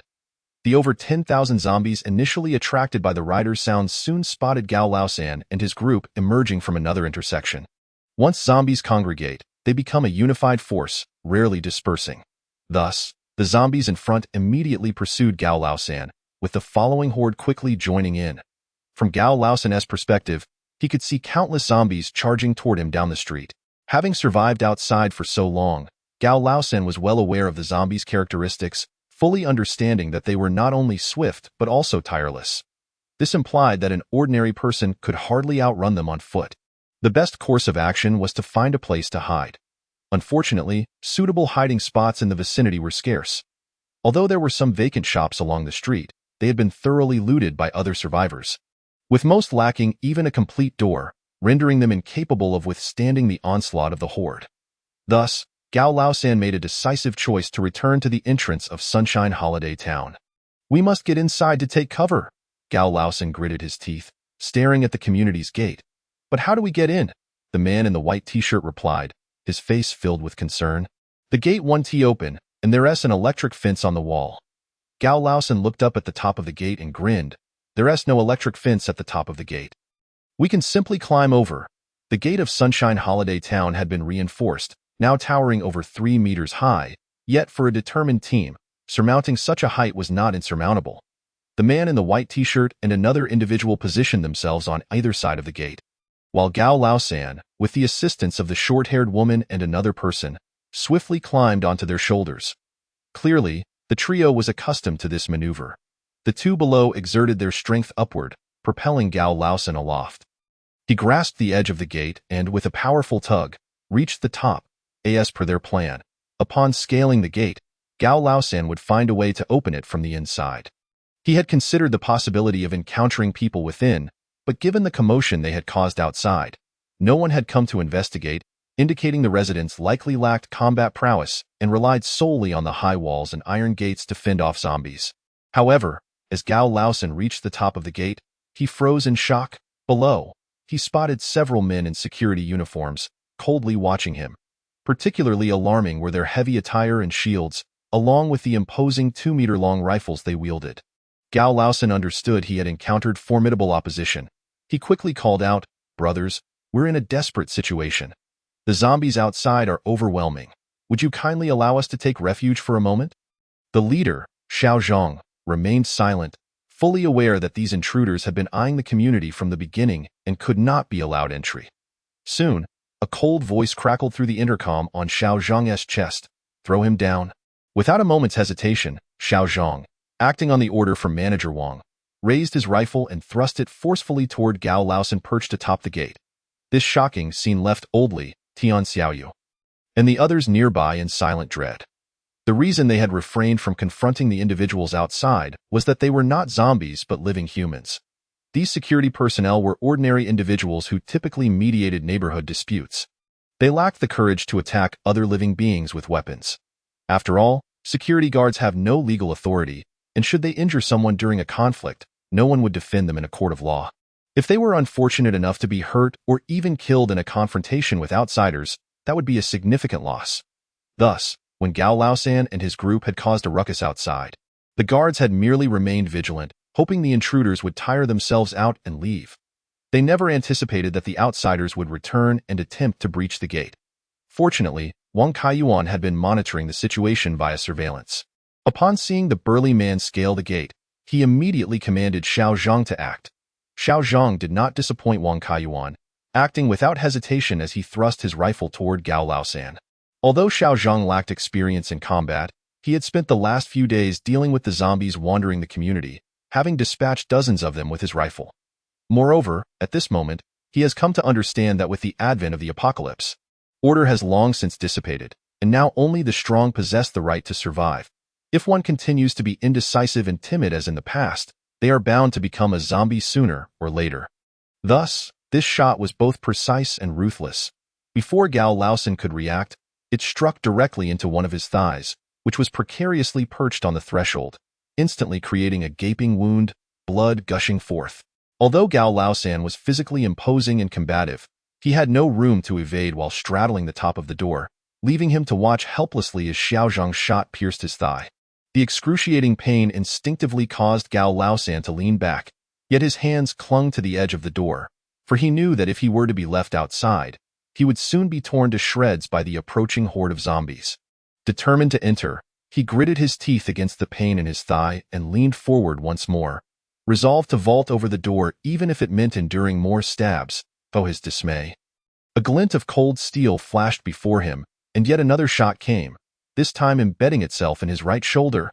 The weapon belonged to Lao Li, who, being the closest ally of Xiao Zhang, wasted no time in joining the fray. Ah, ha! With a roar, Tian Xiaoyu also sprang into action, his long spear striking Gao Laosan's ribcage.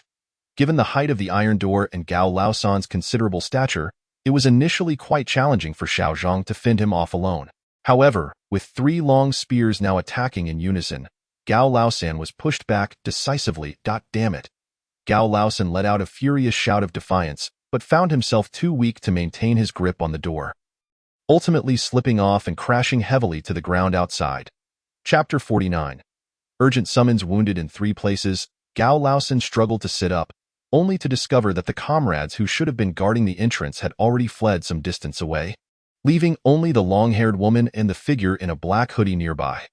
The short-haired woman, the one in a white t-shirt, and the 2 other men had not escaped far, for the horde of zombies had already arrived. The leading zombies roared like beasts, charging towards the remaining individuals. In mere moments, the short-haired woman was tackled to the ground by one of the zombies, unable to react in time before her neck was bitten through. The 2 men managed to take refuge in a nearby store, desperately searching for something to barricade the door. However, the glass door of the shop was no match for the relentless assault of the zombies, which burst open after only a few seconds, and the 2 figures quickly vanished into the tide of the undead. The long-haired woman and the figure in the black hoodie seemed to have abandoned any hope of escape. Huddled together as they awaited their grim fate, Gao Laosan sat on the ground, a bitter smile etched across his face. He had once believed he could achieve greatness in this apocalypse, yet scarcely a few days of respite had passed before he found himself in an abyss of despair. However, he refused to succumb. Straining to his feet, he leaned against the gate of Sunshine Holiday Town and bellowed at the encroaching horde. Come on, don't be shy. There are even tastier morsels waiting for you behind this door. Bang! A zombie lunged at Gao Laosan, their bodies colliding with the steel door. Subsequently, more zombies surged towards the entrance, resembling ferocious and famished beasts intent on devouring Gao Laosan, all the while relentlessly battering against the community gate. Bang! Bang! Bang! The dull thuds echoed, leaving Xiao Zhang and the others inside the gate pale with fear. The homeowners in the chat group were equally aghast as they witnessed the relentless onslaught of zombies surging towards their community. Each one stunned into silence, as they observed the zombies repeatedly crashing against the community gate. The hotel manager anxiously inquired, "Can the gate and walls withstand this? If the zombies breach the entrance, it would spell disaster for all of us." The security guard, Xiao Zhang, stared fearfully at the gate, which had begun to tremble, uncertainly stating, "We've reinforced the gate several times." But no one anticipated such a vast number of zombies.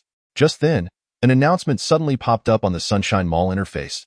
This notice was mandatory, regardless of whether homeowners were chatting, shopping, watching shows, or playing games. They all received the information simultaneously. Urgent mission. A zombie horde is approaching.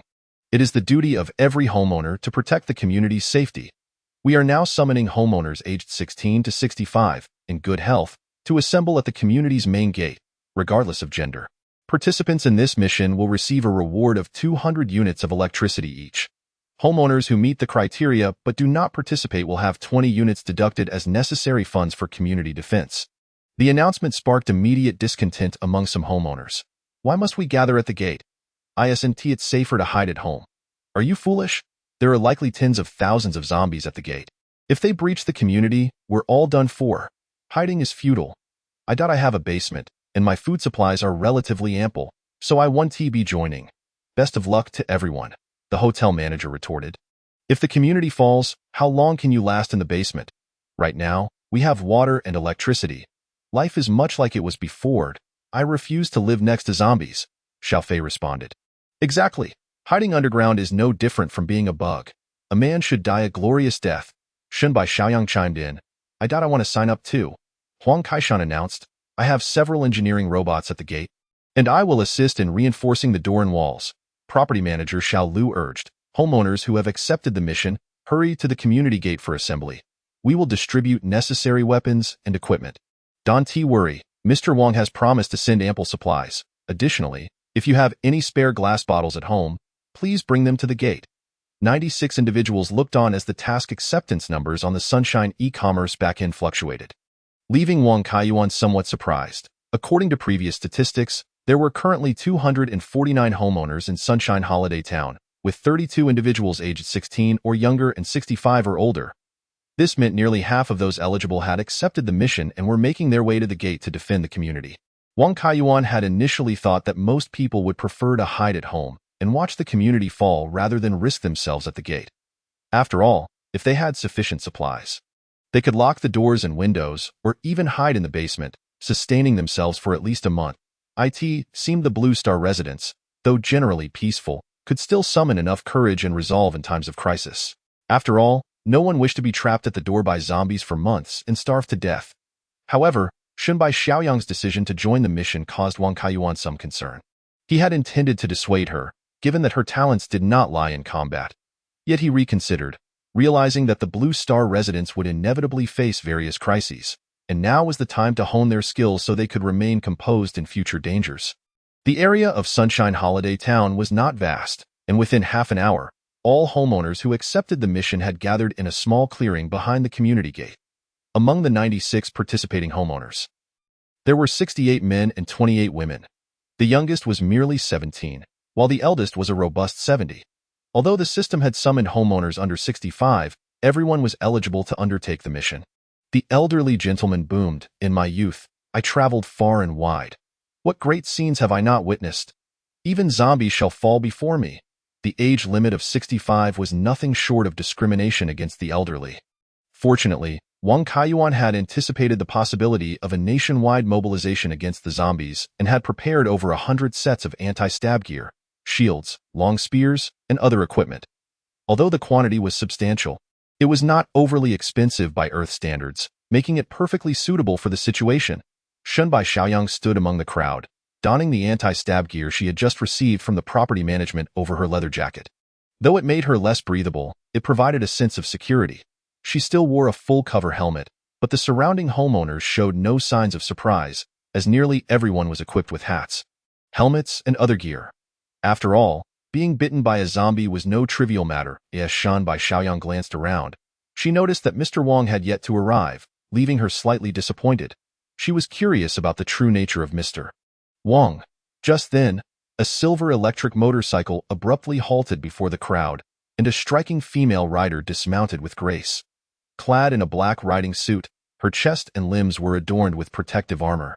However, her height of at least 1.7 meters meant that the robust protection did little to conceal her alluring figure, drawing the gazes of the surrounding male homeowners. It was evident that anyone riding a motorcycle within the community was no ordinary person. Prompting someone to ask, "Are you Mr. Wang?" Chapter 50. Homemade firebombs. As Jasmine removed her motorcycle helmet, the homeowners finally beheld Mr. Wang's true visage. A gasp erupted among them. Mr. Wang is a woman? However, this was quickly corrected by another. What kind of vision do you have? That's clearly a robot. Although the realistic robots of Blue Star closely resembled humans in appearance, there were still subtle differences discernible for the sake of distinction. For instance, near Jasmine's ears, there rests a pair of uniquely shaped hair ornaments that resemble the holographic projectors commonly utilized by the blue-skinned beings, albeit in a more diminutive size. Those with discernment can immediately recognize that these are, in fact, antennas employed by robots to receive external signals. The residents of the community are predominantly affluent individuals, well acquainted with various lifelike domestic robots, and thus, it did not take long for someone to unveil Jasmine's true identity. Upon confirming that the arrival was not Mr. Wang, discontent arose among the crowd, with one voice expressing, "Mr. Wong summoned us here to fend off the zombies, yet he himself lurks in the shadows. What does this mean? Another echoed, indeed. Have we been mere pawns in Mr. Wong's game? Despite the residents' skepticism, Wang Kaiyuan remained unperturbed. He commanded Jasmine to stand firm before the assembly and proclaimed, "Esteemed guests, while I may not be able to fight alongside you in person, this robot can serve a far greater purpose." At that moment, Wang Kaiyuan utilized his own voice, and though it emanated from the lips of a striking female knight, it clarified to all that the one controlling this machine was indeed Mr. Wang himself. After his declaration, the onlookers beheld Jasmine draw forth an astonishingly long steel blade from behind her. Then, with a slight exertion, she plunged it downward, effortlessly cleaving the concrete beneath her feet and embedding it firmly within. Witnessing this spectacle, many gasped in astonishment, realizing that such a razor-sharp blade would make dispatching zombies as effortless as slicing through vegetables. The blade's weight seemed to exceed several kilograms. A mere mortal would soon find themselves breathless after a few swings. Only a skilled warrior or a robot could wield such a weapon without hindrance. With the crowd's doubts quelled, Wang Kaiyuan continued, however, according to aerial footage from our drone, the number of zombies outside the community may well exceed 10,000. As he spoke, the projection screen before them displayed the exterior scene captured by the drone, revealing a vast, dark mass of zombies stretching from the community gates to the far end of the street, causing some individuals to tremble slightly. It was only natural to be daunted by the sheer number of zombies amassed outside the community. Thus, relying solely on our current weapons, it would be utterly insufficient to eliminate such a multitude. Wang Kaiyuan moved towards a silver electric motorcycle, patting a round container strapped to its rear. This contains 99 pure industrial ethanol. He explained, "You have all seen makeshift Molotov cocktails in movies, right? You fill a glass bottle with alcohol, stuff the neck with fabric or other flammable materials, ignite it, and hurl it into the horde outside." As he elaborated, he directed Jasmine to fill an empty glass bottle generously with industrial ethanol and then insert a rag torn from old clothing, igniting it with a lighter. Jasmine then advanced a few steps and hurled the burning bottle far beyond the gates.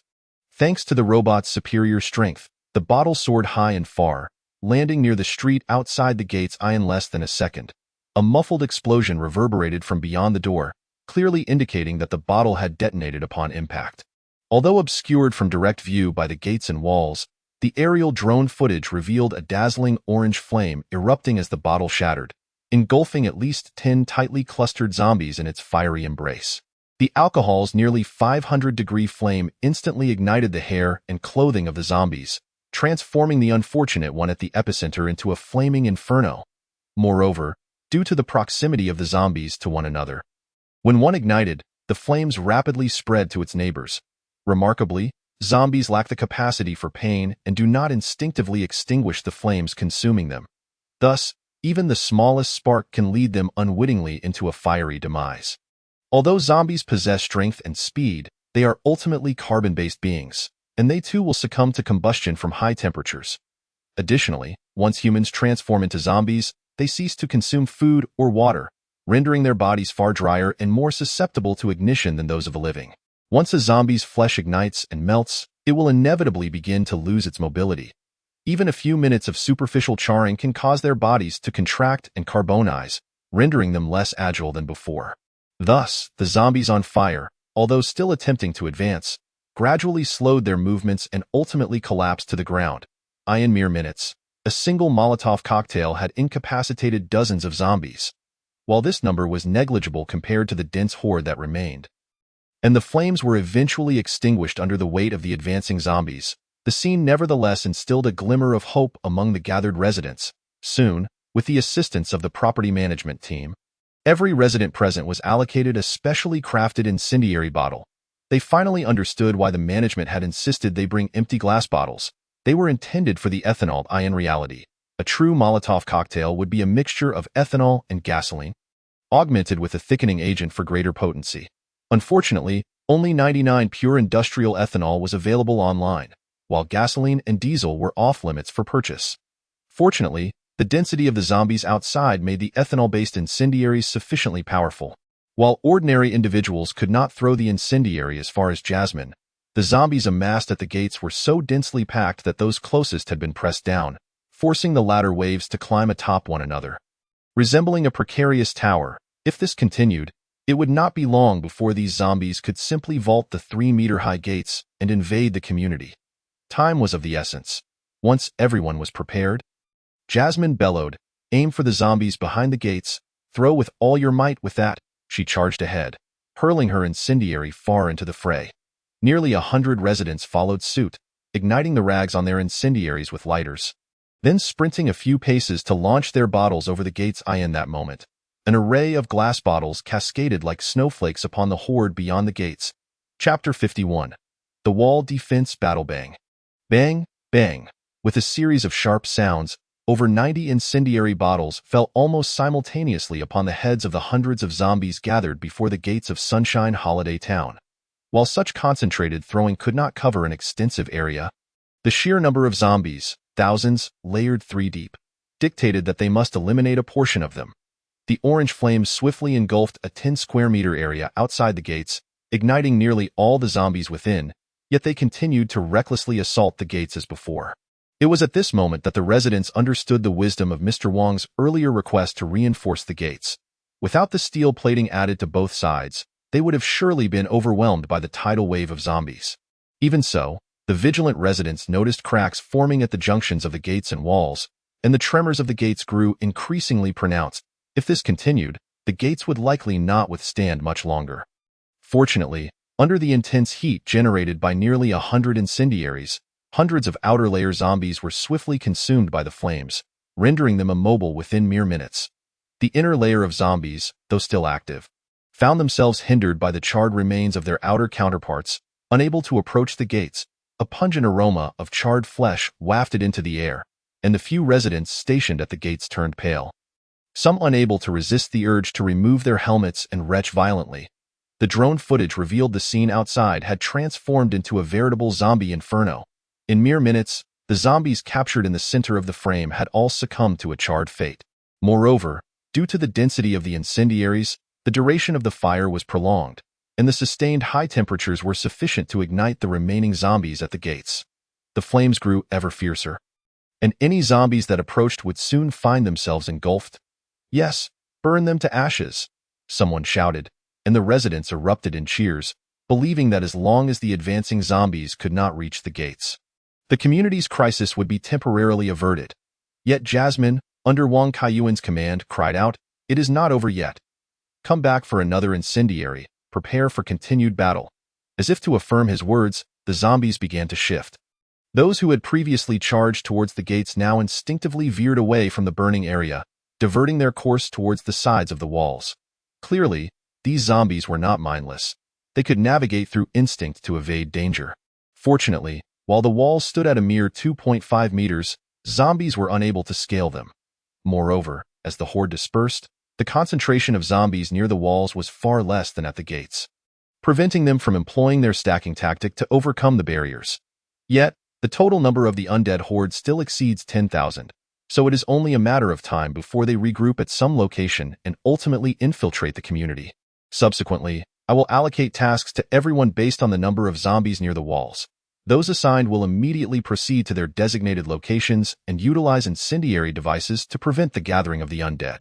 Upon concluding his statement, Wang Kaiyuan's holographic projectors displayed a map of Sunshine Holiday Town for all present owners, with a red marking their location and blue dots indicating where they needed to go. Through the drones hovering above, Wang Kaiyuan could clearly observe where the concentration of zombies outside the walls was greatest. With the assistance of the artificial intelligence Starry Night, he could swiftly direct the nearest owners to take action. The owners reacted with remarkable speed. After receiving the new incendiary flasks from property manager Xiao Lu, they quickly set off towards the blue dots on the map. Xiao Xiaoyu, the hotel steward, arrived breathlessly at his target location. Although he could not see the scene beyond the community walls, the unmistakable roars of zombies echoed in his ears.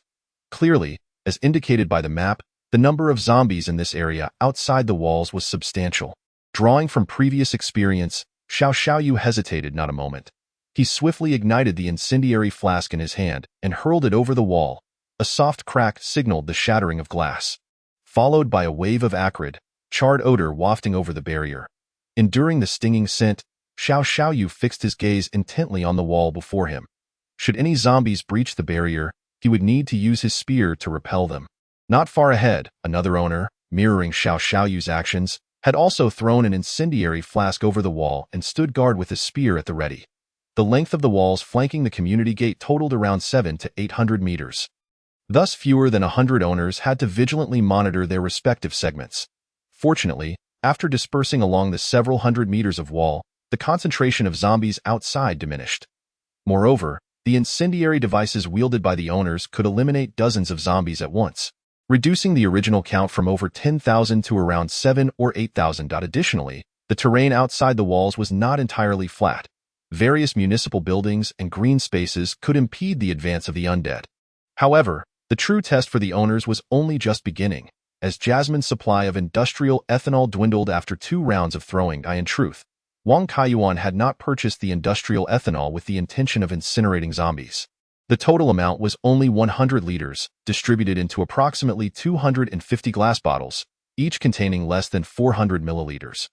With 96 owners, along with property management, security personnel, and Jasmine herself, over 200 bottles of ethanol had been consumed in just 2 rounds. Leaving only a few dozen for the most critical moments, that moment, someone suddenly exclaimed with excitement, "Fire! Look, it's on fire!" The eyes of the owners turned towards a small grove designated for landscaping outside the southwestern wall of the community, which had ignited in a fierce blaze, billowing thick smoke that obscured a significant portion of the sky. Under normal circumstances, the sight of flames would prompt thoughts of extinguishing the fire. However, with zombies lurking outside, the owners could only hope the fire would grow more intense, incinerating all the undead beyond the walls. Yet, the subsequent scene left everyone aghast. A towering tree, approximately 4 to 5 meters tall, appeared to have fallen towards the nearby wall due to the flames. Though it did not collapse the wall outright, the trunk formed a complete bridge to the ground. Almost immediately, several flaming zombies scrambled up the burning trunk and onto the wall. The electric fence atop the wall had been severed by the fallen tree. And even if it had remained intact, it could not deter the pain-immune zombies. Witnessing this, the nearby owners rushed forward. The foremost among them thrust his spear fiercely into the leg of one zombie, sending it tumbling off the wall. Yet, soon a second and a third zombie ascended the trunk, and the owners, untrained in spear combat, became flustered and chaotic. Everyone, hurry and help! Xiao Xiaoyu, observing from a distance, felt a surge of urgency. Confirming that no zombies were present on his wall segment, he dashed towards the direction of the invasion. However, in a matter of minutes, over 10 flaming zombies had climbed over the trunk into the interior. Though they moved sluggishly due to the flames, otherwise, the 5 or 6 owners present would have stood no chance against them. Even so, if more zombies were allowed to breach the wall, the consequences would be dire. Chapter 52. The tide recedes. Shun Bai Xiaoyang stared at the few flaming zombies before her, her heart racing. Upon witnessing the invasion, she instinctively rushed over to assist, but as she faced the undead at close range, her limbs turned to jelly, and she struggled to grip her spear. Yet, when she saw a zombie lunging at an owner who was preoccupied with another, she summoned her courage. Gritting her teeth, she stepped forward boldly, raising her spear as taught by security guard Xiaozhong, and thrust it forcefully at the zombie's head. Perhaps due to the intense heat rendering the zombie's skull fragile, Shun Bai Xiaoyang's spear met little resistance, plunging deep into the creature's head and reducing its brain to mush. However, before she could revel in her success, another zombie charged towards her with a terrifying roar. Panic surged within her as she attempted to withdraw her spear for defense. But it was too late. The zombie closed the gap in an instant, and the stench from its gaping maw assailed her senses. Shun Bai Xiaoyang's mind went blank. She was oblivious to the imminent threat of being bitten. Yet, in that critical moment, she felt a tight grip at the nape of her neck, followed by a powerful force yanking her backward, causing her to crash to the ground. The fall was brutal, even sending her heavy helmet flying, revealing her terrified visage to the world. In the next moment, she beheld a towering figure looming above her. Wang Kaiyuan observed the fallen Shun Bai Xiaoyang through Jasmine's perspective. At that moment, he was unaware of her identity but noted her striking beauty. Her earlier bravery in defending another owner from a potential bite had prompted him to intervene and save her. To be fair, the owners had performed admirably, exceeding Wang Kaiyuan's expectations, and he was determined to rescue everyone. He believed that after this battle, the owners would gain a deeper understanding of survival in the apocalypse. Under Wang Kaiyuan's guidance, Jasmine swiftly retrieved a bottle of incendiary device from her belt, ignited it, and hurled it beneath the burning tree outside the wall. The fierce flames further consumed the trunk, and soon it would be entirely severed, preventing the zombies from using it to climb over the wall. Despite over 10 zombies having breached the wall, Wang Kaiyuan remained unfazed. Jasmine charged forward, her blade slicing effortlessly through the air. The zombie that had attacked Shun Bai Xiaoyang was decapitated in an instant. Without pausing, she continued, cleaving another zombie in two. The razor-sharp manganese steel blade moved with such precision that with each swing, a zombie's head would either be sent flying or split apart in less than a minute. The dozen or so zombies within the walls lay dismembered at Jasmine's feet, leaving the surrounding owners in awe of the formidable figure wielding the blade. While they knew Jasmine was a robot controlled by Wang Kaiyuan, her combat prowess seemed almost otherworldly. In reality, Jasmine's exceptional capabilities stemmed from Wang Kaiyuan's reprogramming of her operating system with the aid of artificial intelligence Starry Night. As a developer himself, Wang Kaiyuan had become well acquainted with the coding language of Blue Star after some time. Though Blue Star's technology far surpassed that of Earth, the principles of coding bore striking similarities. The primary disparities lay in hardware. Thus, Wang Kaiyuan crafted an additional combat system for Jasmine and Liaoning, drawing inspiration from action games. He easily located the relevant code from the data of a previously successful game produced by his company, which had sold over 1 million copies, and completed the system upgrades for Jasmine and Liaoning. With this combat system enhancement, controlling Jasmine in battle felt akin to playing a game for Wang Kaiyuan. Coupled with Jasmine's superior strength, speed, and agility as a robot, she was able to execute complex yet powerful maneuvers with ease. Moreover, as a domestic robot, Jasmine was exceptionally well-built, possessing not only great strength and speed, but also the ability to flawlessly perform the high-difficulty combat actions designed by Wang Kaiyuan, making her an incredibly potent ally. Consequently, Wang Kaiyuan found himself pondering what considerations led the Blue Star people to design domestic robots with such formidable combat capabilities. At that moment, a sharp crack echoed from a distance. It was the burning tree trunk finally splintering in two, sending several zombies that had been attempting to scale the wall tumbling to the ground below.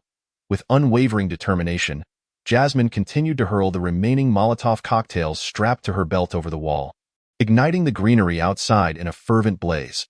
This inferno raged for over 2 hours, consuming the entire landscape while spreading to nearby municipal facilities and even the storefronts along the roadside. As a result, the zombies amassed by the wall were nearly obliterated, and by the time night descended and the flames began to subside, only a meager tenth or so of the original crowd of over 10,000 remained. Thus, the first major crisis faced by Sunshine Holiday Town in this post-apocalyptic world was adeptly navigated through the collective efforts of its residents. That evening, a grand celebration banquet was held in the community square, attended by all property management staff, security personnel, and the 96 homeowners who had participated in the defense of the town. The banquet featured a buffet-style meal. Although the dishes did not rival those of a 5-star hotel, they were a veritable feast in the context of the current apocalyptic environment, allowing residents to indulge to their heart's content. Pork chops, beef steaks, and lamb ribs were plentiful. Chicken legs, roasted duck, and barbecued goose were all in abundance. Not to mention unlimited supplies of beer, soft drinks, and fizzy beverages. This lavish banquet led the homeowners to reminisce about the halcyon days of the past. Goodness, how could the property management have amassed such a bounty of food? And is it truly permissible for us to partake in it for free? Although laughing at the wind's harbored doubts, he wasted no time filling his plate with an array of delicacies. Everyone, take what you need, but please do not waste, explained property manager Xiao Lu. All this food has been generously sponsored by Mr. Wang from Building 13 in the South District. He wishes to reward everyone for their contributions to the defense of our community. At that moment, someone chuckled, Mr. Wang is far too gracious. The community belongs to all of us, and we were merely fulfilling our obligations. Indeed, Mr. Wang put forth the greatest effort.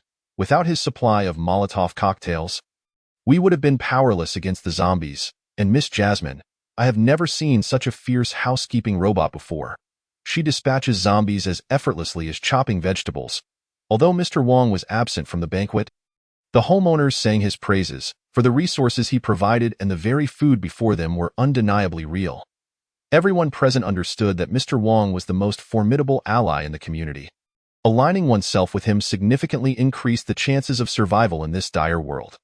Not to mention, against the onslaught of thousands of zombies, it was nothing short of miraculous that none of the 96 homeowners sustained even a single injury. At that moment, Xiao Xiaoyu, clutching a bottle of beer, suddenly proclaimed, "I propose Mr. Wang as the new chairperson of our homeowners committee. Does anyone oppose?" I support this." Laughing at the winds, still savoring a chicken leg, immediately raised his glistening hand. And soon, the entire assembly echoed their agreement, pledging to follow Mr. Wang's lead henceforth. Chapter 53. A new power generation method. The food at the celebratory banquet was part of the frozen supplies that Wang Kaiyuan had stockpiled immediately after acquiring the shelter. These provisions could have lasted for 6 months, but with over 100 people to feed, it seemed this feast would be their sole meal. However, Wang Kaiyuan did not feel remorseful. After all, he could procure fresh ingredients from Earth at any time, rendering the frozen stockpiles unnecessary. Moreover, the recent surge of the zombie horde had made him realize that, in this post-apocalyptic era, absolute safety was unattainable, no matter where one sought refuge. Had it not been for the valiant efforts of nearly 100 homeowners staunchly defending against the oncoming tide of zombies, the entire community would have likely fallen.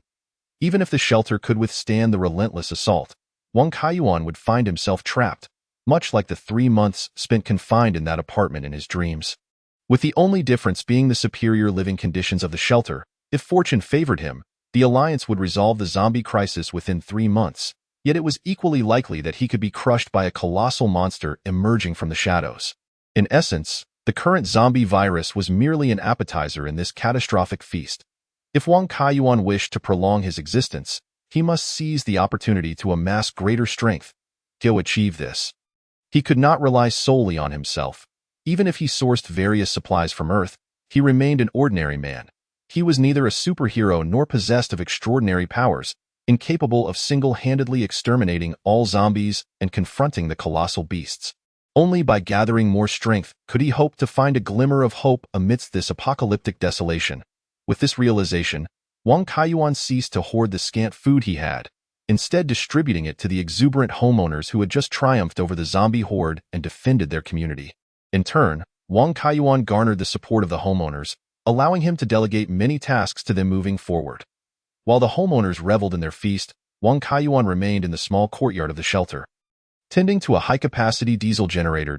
AS Sunshine Mall allocated increasing amounts of electricity to the homeowners through task distribution. The financial system of the entire mall faced the looming threat of inflation.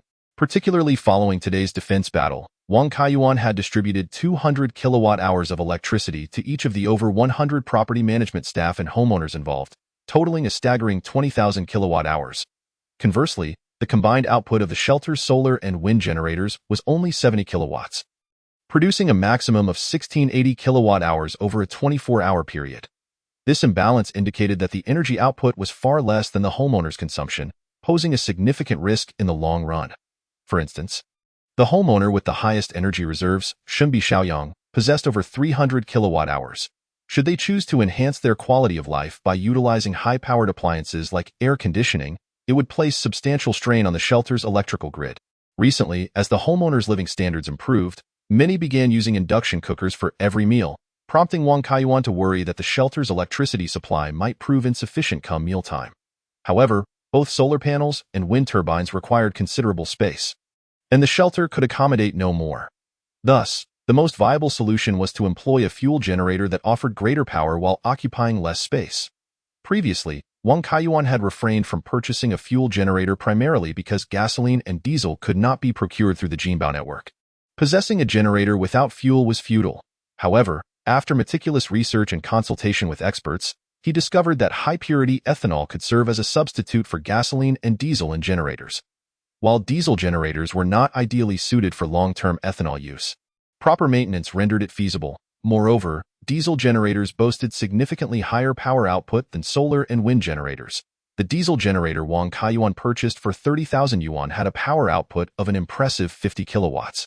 Alongside it, he acquired 100 liters of 99 pure industrial ethanol. Unfortunately, before he could utilize it, the zombie horde arrived, and most of the ethanol was transformed into Molotov cocktails. Ultimately, only about 10 liters remained, sufficient for the generator's operation for just 1 hour. However, verifying that ethanol could indeed generate power was a positive outcome, providing a new direction for the community's electricity supply. The only drawback was that ethanol was significantly more expensive than gasoline or diesel, costing over 35 yuan per liter. This meant that if the 50-kilowatt generator operated continuously for 24 hours, the daily cost of ethanol would soar to 8,400 yuan, even if it only ran for 12 hours a day. Nearly 130,000 yuan would be consumed monthly, a veritable fuel guzzler. Consequently, this experiment could only last an hour before depleting the ethanol supply and necessitating a shutdown. After purchasing the generator and 100 liters of ethanol, Wang Kaiyuan found his bank account drained once more. Fortunately, the recent siege provided ample video material, and with the prior antics of Gao Laosan and others at the gate, as well as the dramatic escape of the figure in a black hoodie and the long-haired woman, he had plenty of compelling footage to work with. Submitting this footage to Xingya, he edited it into a roughly 10-minute short film, the third episode of Future of the Apocalypse, which he promptly uploaded to Chang'in and YouTube. Within mere minutes, it garnered over 100,000 views. The sheer scale of the zombie horde, numbering in the thousands and featuring real-life performances, coupled with aerial shots, rendered the presentation immensely striking. Such grand scenes had been unprecedented in recent years' zombie films on Earth. A 3-minute-long take, accompanied by the unknown tune of Blue Star Symphony, allowed viewers to experience the suffocating pressure of the siege from their screens. Consequently, the third episode of Future of the Apocalypse received an abundance of likes, with numerous dedicated fans offering cash rewards, providing Wang Kaiyuan with a modest windfall. It seemed that until the official release of Galaxy Fantasia, Future of the Apocalypse would serve as Wang Kaiyuan's primary source of income. Naturally, he did not forget to include an advertisement for Galaxy Fantasia at the end of the short film, effectively promoting the game once more. Currently, pre-orders for Galaxy Fantasia had surpassed 1 million, a commendable achievement for a low-budget single-player game, even if it paled in comparison to the tens of millions of pre-orders garnered by popular mobile games. As Wang Kaiyuan contemplated the potential profits from the third installment of End of the World Future, he was interrupted by the voice of Jasmine outside his study. After receiving his permission, she gracefully entered the room. That moment, Jasmine had shed her black combat attire in favor of a professional maid outfit, her long legs accentuated by sheer white stockings, which left Wang Kaiyuan feeling quite pleased. It was hard for the homeowners outside to imagine that the fierce Jasmine, who had been a formidable presence during the day, transformed into such a gentle and charming figure by night. As a housekeeping robot, Jasmine was entirely unfazed by Wang Kaiyuan's gaze and softly remarked, "Boss, Lianine discovered an additional package at the Chick station by the door, so she asked me to bring it to you." Wang Kaiyuan was taken aback. According to his past experiences, any supplies he ordered from Jinbao Network before midnight would arrive at Chick Station by 6 a.m. the following day, and Lianine would retrieve them for the shelter. However, since he had exhausted the funds in his personal account, he had not made any purchases the previous night, nor had he arranged for Lianine to collect a package in the morning. Thus, he pondered the origin of the package Jasmine held. Could it be that he missed one during the morning's delivery? Curiously, he accepted the package from Jasmine's hands, only to find that, like most goods shipped from Earth, it was encased in a corrugated cardboard box devoid of any logistics information. It seemed as if the tracking number, sender and recipient addresses, and other pertinent details that should have been on the box had been erased by some supernatural force. Wang Kaiyuan carefully sliced open the cardboard, and upon glimpsing the contents, he stood there in astonishment. Inside the package lay not the items he had ordered from Jinbao Network, but rather a mere decorative craft. A gift likely sent to him by a partner of Kaiyuan Technology on Earth. Although Kaiyuan Technology was a small company with over 20 employees, it had several partners who exchanged gifts during holidays to express goodwill. What astonished Wang Kaiyuan was that this was the first time he had received a package from outside Jinbao Network. He had previously speculated that, since his laptop could access Earth's websites, perhaps he could also shop from other platforms, such as Pingxi. Unfortunately, Pingxi lacked a web version, and most of the items he sought were available on Jinbao Network.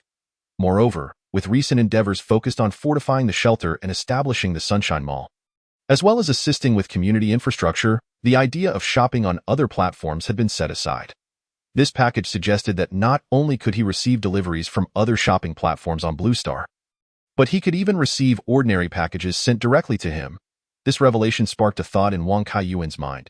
He could potentially source supplies unavailable on Jinbao Network, such as urgently needed gasoline and diesel, through direct purchases from manufacturers. With this in mind, Wang Kaiyuan promptly opened the internal communication software of Earth Kaiyuan Technology and sent a message to his assistant, Xiaolin, I1TB, returning to the company for a while. In a few days, I'll be heading out of town for a collaboration. Please send the company seal to this address. The address he provided to his assistant was the same as the shelter's location on Blue Star. Specifically Building 13, South District, Sunshine Holiday Town, Waya City, Tianhai Province. Although Wang Kaiyuan had searched the map and found a Waya City in Tianhai Province on Earth, he discovered that no Sunshine Holiday Town existed. The site was a barren area on the outskirts of Waya City. From satellite imagery, it appeared as nothing more than a stretch of marshland, completely devoid of development, with even the nearby Waya City Sports Center being an undeveloped plot. This indicated that Blue Star had a far superior level of land development compared to Earth. Unbeknownst to Assistant Xiaolin, who promptly complied with Wang Kaiyuan's request by packaging the company seal and sending it. The absence of Sunshine Holiday Town in Earth's geography was a revelation. Wang Kaiyuan glanced at the time. It was 8:30 p.m. Given Jinbao Network's delivery speed, he anticipated receiving the seal from his assistant by 6 a.m. the following morning. He then recalled another matter of concern and addressed Jasmine, who had been standing beside him. Why don't you try operating this laptop? With that, Wang Kaiyuan stood up and relinquished his seat to Jasmine. The advantage of robots is their unwavering obedience to commands without questioning the reasoning behind them. Jasmine promptly seated herself in Wang Kaiyuan's office chair, but as soon as her fingers grazed the laptop's keyboard, the previously illuminated screen abruptly went black. Despite his mental preparation, Wang Kaiyuan felt a pang of anxiety as he swiftly lifted the laptop off the desk. When it returned to his hands, the screen flickered back to life, allowing him to exhale in relief. After conducting numerous tests, Wang Kaiyuan could ascertain that only he could operate this laptop. Whenever Jasmine or Lianin attempted to touch it, the device would instantly shut down and become unresponsive. Moreover, to Jasmine and Lianin, the contents displayed on the laptop screen appeared as a blurred mosaic, rendering them unable to discern any information. Wang Kaiyuan even checked the visual data preserved by Jasmine and Lianin, confirming their claims were indeed accurate.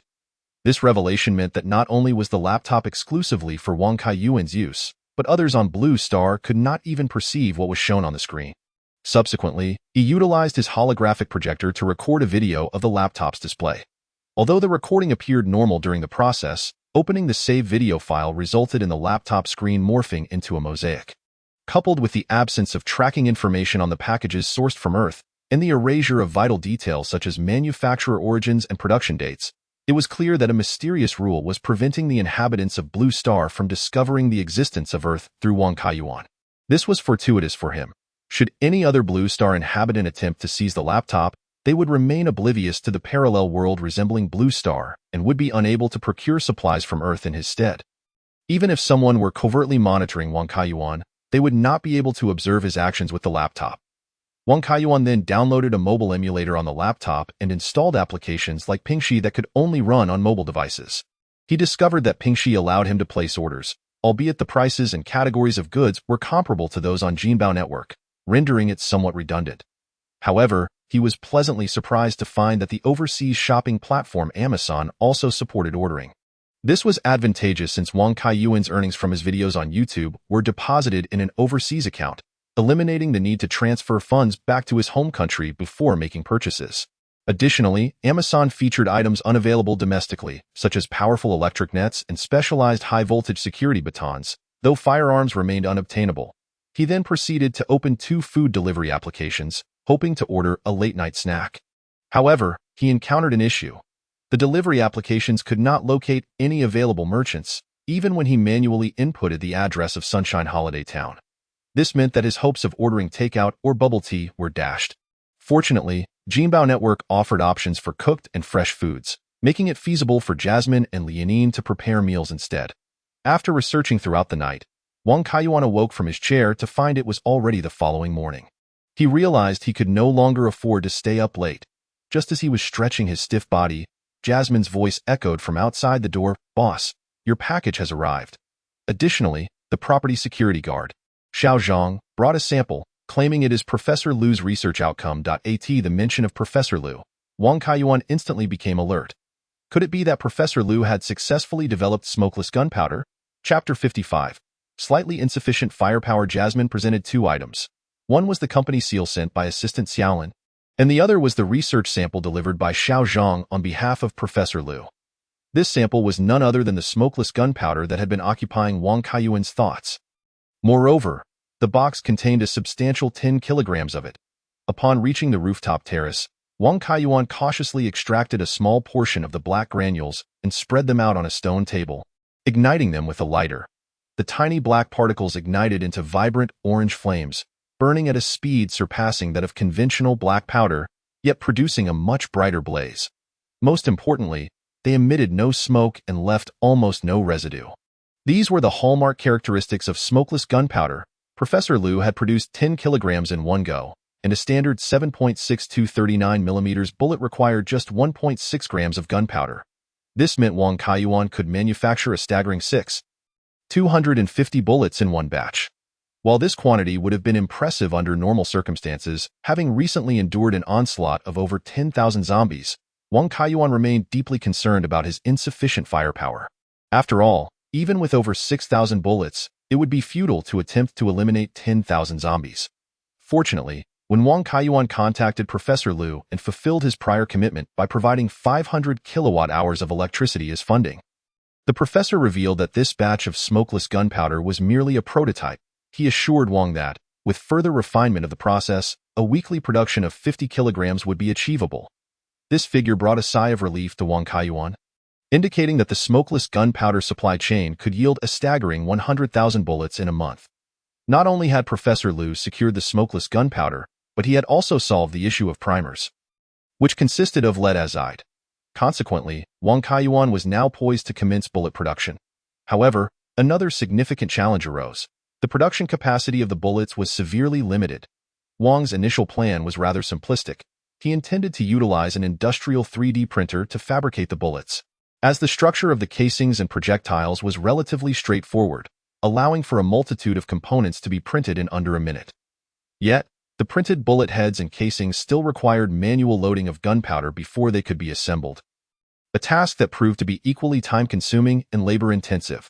Although he could enlist the help of Moli and Lianin, as robots excel at performing repetitive tasks, it seemed an inefficient use of their capabilities. Wang Kaiyuan found himself at a loss for a solution. If no alternatives presented themselves, he would have to assign the task to the owners, relying on human labor for the loading process. Fortunately, half of the bullet issue had been resolved, as the previously manufactured AK-47 was finally operational. Wang Kaiyuan spent an hour crafting around 100 bullets by hand and proceeded to fire them at the seaside behind the villa. The results were exceedingly satisfactory. Despite the fact that these bullets were handmade, both the projectile and casing exhibited remarkable precision. The quality of the smokeless gunpowder was exceptional, and coupled with the AK-47's inherent reliability, every single bullet fired flawlessly without a single jam. This meant that should any human survivors attempt to breach the sanctuary in the future, Wang Kaiyuan could ensure their complete annihilation. Nevertheless, perhaps due to his heritage as a Huaxia person, after an afternoon of firing the AK-47, Wang Kaiyuan began to feel that the firepower was somewhat lacking. After all, the AK-47 is an assault rifle designed primarily for offensive maneuvers, with a magazine capacity of only 30 rounds. While extended magazines could be used, they would impede tactical movements and prove cumbersome in action. Moreover, given the prevalence of defensive scenarios in this apocalyptic world, such as the previous assault by over 10,000 zombies, frequent magazine changes would be necessary if relying solely on the AK-47 for defense. Furthermore, to mitigate recoil during firing, the AK-47 utilizes a smaller amount of gunpowder, which works reasonably well against human targets but proves inadequate when dealing with zombies. A bullet must strike a zombie in the head to guarantee its demise. Merely hitting the torso has little impact on the creature's combat effectiveness. Thus, Wang Kaiyuan required a weapon with a higher rate of fire and greater lethality. After searching through overseas military enthusiast forums, he settled on the M134 minigun, the legendary Gatling-style rapid-fire machine gun. The M134 Gatling boasts 6 barrels, theoretically capable of unleashing 6,000 rounds in a single minute.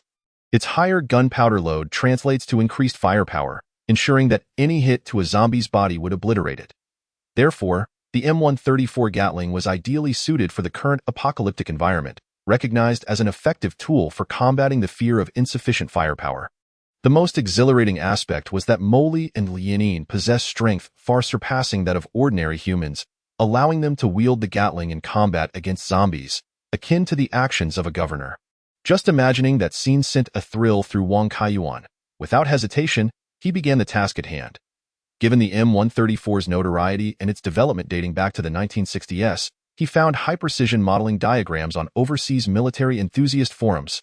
Much like those available for the AK-47. However, the M134's structure was significantly more complex, with a multitude of components requiring motorized operation. Thus, despite laboring in the basement from afternoon until night, Wang Kaiyuan had only managed to complete a third of the project by 9 p.m. Famished, he emerged from the basement, intending to settle for a packet of instant noodles for dinner, when he suddenly sensed a noticeable drop in the outdoor temperature. Additionally, a faint howling sound reached his ears. The wind whistling through the cracks of the door and windows. A sense of foreboding washed over Wang Kaiyuan, prompting him to swiftly ascend to the rooftop. There, he discovered that various items had been blown into the corners by the fierce wind. He promptly returned to his study and accessed the control software accompanying the wind turbine on his computer terminal, only to find that the wind speed had escalated to a force 7 and was rapidly intensifying. While strong winds could enhance the electricity output of the wind turbines, excessive gusts could also damage them. The darkness obscured Wang Kaiyuan's ability to assess the weather over the sea, but he surmised that a typhoon was imminent. After all, Waya City was a coastal city situated to the south, and with the end of October upon them, encountering a typhoon was hardly an unusual occurrence. However, in this apocalyptic world, the survivors struggling outside faced the threat of this sudden calamity. Would they endure?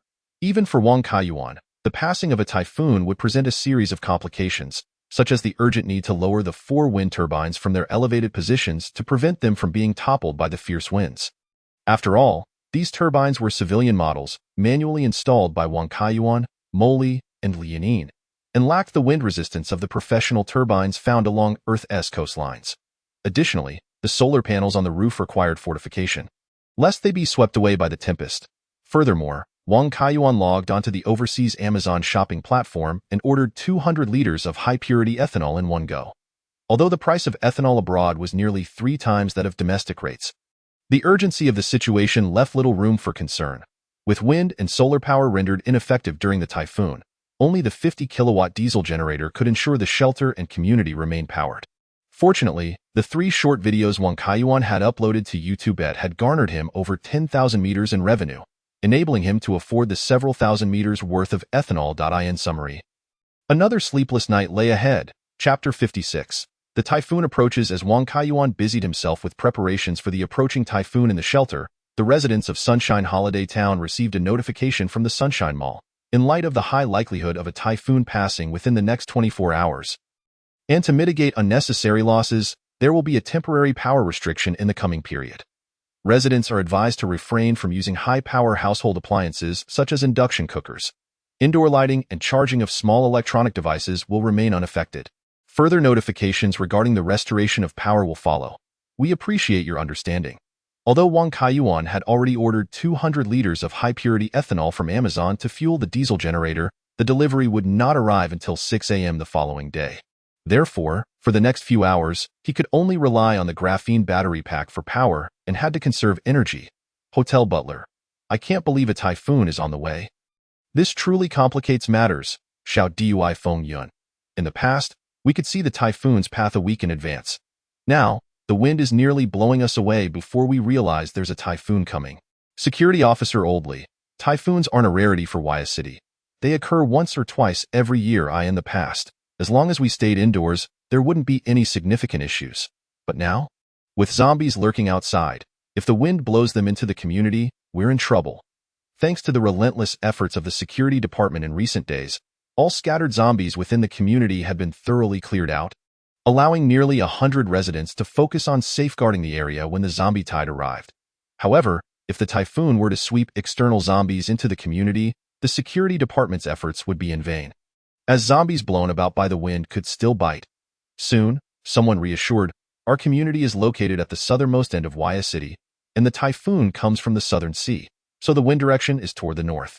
It's unlikely that zombies will be blown into our community. This statement provided some comfort to the crowd, but another voice chimed in. Our community should be relatively safe, but those survivors out there are likely to be in peril. As long as they stay indoors, they should be fine. Those still outside will have to fend for themselves at the same time. In the chairman's office on the top floor of the Han Hai Group headquarters, Wang Qinan had just finished listening to a report from Sister Deng. Are you saying that over 10,000 zombies failed to breach that community?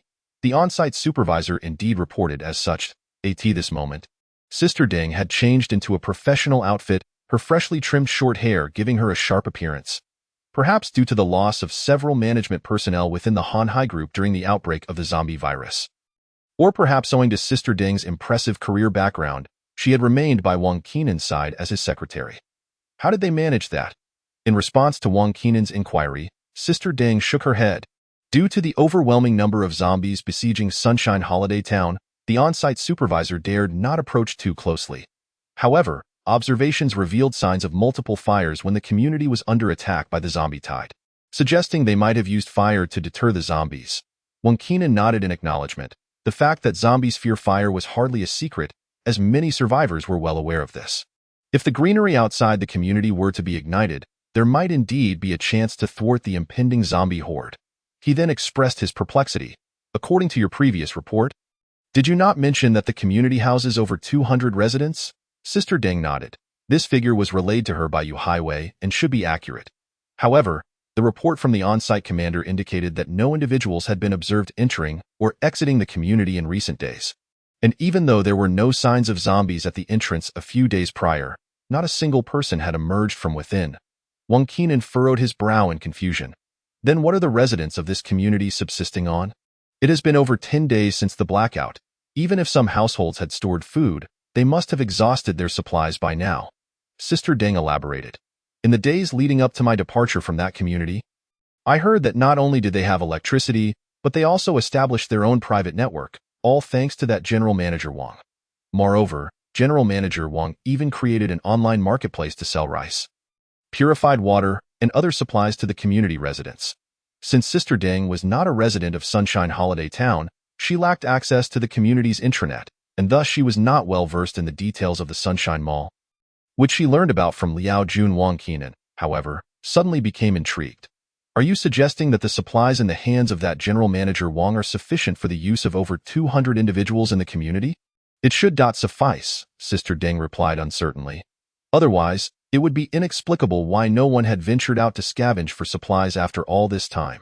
If that is the case, it is indeed imperative to seize that community. Wang Qinan remarked, lightly tapping the table. Although the inventory at the Han Hai supermarket was quite abundant, it also housed numerous personnel. There were over 200 laborers solely dedicated to power generation, while 100 women were responsible for cooking and laundry, and around 100 from the Fengqi Society were engaged in external duties. Together with Wang Qinan's relatives and executives, the total population exceeded 500. While the laborers could subsist on rice balls daily, the consumption of several hundred individuals remained substantial. Without a means to replenish supplies, they would inevitably deplete their resources. Thus, in recent days, Wang Qinan had ordered the Fengqi Society to venture out daily in search of supplies, nearly exhausting the shops and convenience stores in the surrounding blocks. Furthermore, many survivors hiding in nearby communities had also had their life-sustaining resources forcibly taken from them. Although this led to some casualties within the Fengqi Society, as scavenging for supplies often entailed encounters with zombies, Wang Qinan was indifferent. In this apocalyptic world, human life had become trivial. As long as he secured ample resources, he could control more individuals. Therefore, upon hearing that General Manager Wang of Sunshine Holiday Town was likely hoarding a substantial amount of supplies, Wang Qinan immediately resolved to acquire all of them. However, just as he finished speaking, the floor-to-ceiling window behind him suddenly rattled violently, the clattering sound startling both individuals. Wang Qinan then realized that a fierce wind had arisen outside. He stood up to peer out the window to ascertain the situation. Yet, with nightfall, the once brightly lit view outside was now engulfed in darkness, akin to being drenched in thick ink, rendering everything invisible. He could only sense the ferocious whine through the continuously trembling glass. Could it be a typhoon? Wang Qinan furrowed his brow once more and instructed Sister Ding. Ensure that the staff below secure the doors and windows tightly to prevent damage from the wind. Additionally, have the Fengqi Society devise a detailed plan. Once the weather improves, we shall promptly find a way to seize Sunshine Holiday Town. Chapter 57. Handcrafted bullets. Early the next morning, Wang Kaiyuan was awakened by the sounds of wind, rain, and crashing waves outside. The shelter villa, being near the sea, was consequently more significantly impacted by the typhoon. For instance, the villa was originally elevated more than 10 meters above sea level, and even during high tide, the water level would rise only 7 or 8 meters. But now, it appeared that the sea was nearly at the level of the shelter's ground. Simultaneously, winds exceeding force 10, accompanied by rain and waves, relentlessly battered the villa's windows, and the distant dark sky juxtaposed with the black sea surface painted a picture reminiscent of an apocalyptic scene. However, one might argue, hasn't this world already descended into an apocalypse? Wang Kaiyuan mused in his thoughts. In reality, although the typhoon's intensity was quite dramatic, with adequate preparations, it did not inflict any substantial damage on the shelter. After all, this villa, valued at 30 million, was certainly equipped with storm-resistant measures, easily withstanding ordinary winds of force 12 or 13. Wang Kaiyuan did not follow his usual routine of having breakfast first. Instead, he hurried to the basement, where Jasmine and Lianine had already been laboring for nearly 10 hours. Their sole task was to handcraft bullets. Although Jasmine and Lianine appeared indistinguishable from humans, they were, in essence, robots. As robots, they were ideally suited for repetitive tasks. Jasmine swiftly selected a brass casing from a pile of components produced by the 3D printer with her left hand, while her right hand deftly inserted a primer and smokeless powder, then extracted a bullet. With a slight exertion of both hands, a standard 7.62 mm bullet was completed in under 10 seconds. Lianine mirrored Jasmine's actions. The two robots were rapidly producing bullets, averaging 2 bullets every 3 seconds. Over the past 10 hours, they had manufactured more than 6,000 bullets. Meanwhile, the 10 kilograms of smokeless powder delivered by Professor Liu had just run out. If one were to disassemble the bullet and measure it meticulously, they would find that each bullet contained precisely 1.64 grams of powder, the standard charge for AK-47 ammunition. After all, robots possess far superior weight control compared to humans, effortlessly achieving accuracy to 2 decimal places. Observing the large box of glistening bullets before him, Wang Kaiyuan felt a surge of reassurance. Although these bullets would theoretically be expended in just 1 minute when fired from a Gatling M134, it was nonetheless a commendable start. Last night, Wang Kaiyuan had engaged in a discussion with Professor Liu, who informed him that the production process for smokeless powder was not complex. Provided the raw materials were sufficient, they could produce 50 kilograms within a week. Eager to test the quality of the AK-47 in his possession, Wang Kaiyuan nonetheless controlled his excitement and first performed maintenance on Jasmine and Lianine. While robots could operate for extended periods, excessive workloads would inevitably cause wear on their internal components. Given that the company responsible for producing domestic robots likely no longer existed, Wang Kaiyuan periodically conducted simple maintenance on both. A closer inspection would reveal that Jasmine and Lianine were no longer using their previous human-like hands, but had instead donned mechanical hands. After all, handcrafting bullets could inflict significant damage on biomimetic hands, while mechanical hands posed no such issues. Additionally, their mechanical fingers were equipped with alloy finger sleeves, enabling them to assemble bullets with ease. In fact, Jasmine and Lianine's hands could be fitted with various attachments, such as drills or cutters, and even modified into 3-fingered mechanical hands to enhance grip strength. While they could also utilize human tools, directly swapping out the appropriate hand attachments proved to be far more efficient. The removed biomimetic hands were soaked in a specialized solution, which not only restored the elasticity of the muscle and skin, but also cleaned any residual stains on the surface, while preventing compounds encountered in daily use from damaging the skin. With the bullet assembly now concluded, it was essential to apply specialized oil to the exposed mechanical hands to maintain lubrication. Any worn components would need to be replaced promptly to avert more severe malfunctions. Fortunately, Jasmine and Lianine were considered high-end civilian robots, and given that they had been in operation for less than a month, their internal components remained as pristine as new, allowing for simple maintenance without issue. Moreover, Wang Kaiyuan had adequately prepared maintenance supplies when he purchased them. Thus, barring any significant incidents and with timely upkeep, they could continue functioning for over a decade. After spending more than half an hour, Wang Kaiyuan finally completed the internal maintenance of the two robots' hands. When the original biomimetic muscles and skin were reattached, the previously silent Jasmine suddenly smiled and softly said, "Thank you, boss." Lianine, standing beside her, gazed at him with gentle eyes, seemingly expressing her gratitude as well. Wang Kaiyuan naturally responded, "It's nothing. It's my duty." Jasmine and Lianine's artificial intelligence was quite rudimentary, capable primarily of executing simple tasks per Wang Kaiyuan's commands. While their daily interactions were indistinguishable from those of real humans, discussing more complex topics often yielded less than satisfactory responses. In contrast, the disembodied Xingye was somewhat more intelligent, supported by over 20 mainframes, granting it significantly greater computational power than Jasmine and Lianine. Nonetheless, Wang Kaiyuan regarded them as family, for humans are inherently social beings. Especially in an apocalyptic environment, being isolated and deprived of normal interpersonal communication could lead to psychological issues over time. After confirming that Jasmine and Lianine had shown no physical anomalies after 10 hours of continuous work, Wang Kaiyuan picked up the customized AK-47, loading it with the bullets produced by Jasmine and Lianine. The reason it is referred to as a customized version is that, in comparison to the original AK-47, it employs a greater quantity of composite materials, thereby significantly reducing its weight while simultaneously enhancing the overall strength of the firearm. Additionally, the barrel is no longer constructed from ordinary chrome plating but rather from high-strength alloy steel. Thus, theoretically, this firearm boasts a considerably superior shooting accuracy compared to the original AK-47, despite having conducted a test firing previously. Wang Kaiyuan, driven by the innate tendencies of man, found himself unable to resist the urge to fire a few more rounds. He swiftly aimed at the target ahead, excitement coursing through him as he pulled the trigger. Bang! Given that he was firing indoors, even with protective earmuffs, Wang Kaiyuan felt a thunderous roar reverberate beside his ears, momentarily disorienting him. Nevertheless, the remarkable shock-absorbing structure of the AK-47, combined with the advantages provided by the composite stock, meant that the recoil was significantly less than that of the original version. Wang Kaiyuan merely felt as though someone had gently nudged his shoulder, and he hardly noticed any noticeable deviation in his aim. Shortly thereafter, he utilized the long focus feature of the holographic projector to observe the results of his recent shot. A perfect 10. Wang Kaiyuan looked at the small hole at the center of the target and whistled in admiration.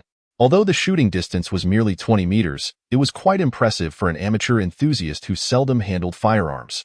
Following this, he removed the high magnification scope from the composite crossbow and affixed it to the AK-47, thereby ensuring high shooting accuracy even at distances of several hundred meters.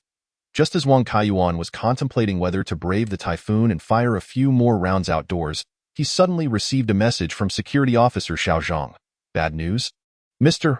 Wang, the typhoon has blown zombies into our neighborhood." Chapter 58. The flying zombies. Although some residents believe that since the typhoon was advancing from south to north, and Sunshine Holiday Town is located at the southernmost tip of Tianhai Province, it would not blow zombies from the north into the community. However, contrary to expectations, the typhoon was indeed rotational. While its general trajectory was from south to north, it could still lift objects it encountered into the sky and scatter them in random directions. Normally, people would seek refuge indoors during a typhoon, yet the aimless zombies wandering the streets clearly lacked the awareness to take shelter from the storm and offered no resistance even when swept away by the wind. Consequently, when the typhoon made landfall in the afternoon, a multitude of zombies were immediately lifted into the sky, only to be dispersed across the various corners of Waya City by the fierce winds. Among them were a few particularly fortunate ones that landed within the confines of Sunshine Holiday Town. If an ordinary person were to be lifted into the air by strong winds and then unceremoniously slammed to the ground, they would likely suffer severe injuries if not death. However, since zombies are already dead, even if they were to break an arm or even a neck, as long as their heads remained intact, they could rise again and continue their aimless wandering. Logically, the residents of the community had received prior warnings regarding the impending typhoon and were all huddled indoors. Thus, any sporadic zombies entering the neighborhood should not pose significant harm. They could simply be dealt with by the security personnel once the typhoon had passed. Unfortunately, most of the residences in Sunshine Holiday Town are villas, meaning each household possesses a small yard. Consequently, one zombie fortuitously flew into a resident's yard, crashing headlong into the glass curtain wall of the first floor. Upon impact, this unfortunate zombie's head shattered, rendering it utterly lifeless. However, despite the glass curtain wall's formidable strength, being struck by a 100-pound zombie caused a significant portion to shatter immediately. Two zombies had entered together. The second landed on its rear, quickly scrambling to its feet and making its way through the broken glass curtain wall into the villa's interior. Fortunately, the owner of this villa typically resided on the second floor, and upon hearing the tremendous noise from below, he quickly realized a zombie had intruded into his living room. He promptly sought refuge in the bedroom on the second floor and immediately sent a distress message to security officer Xiao Zhang.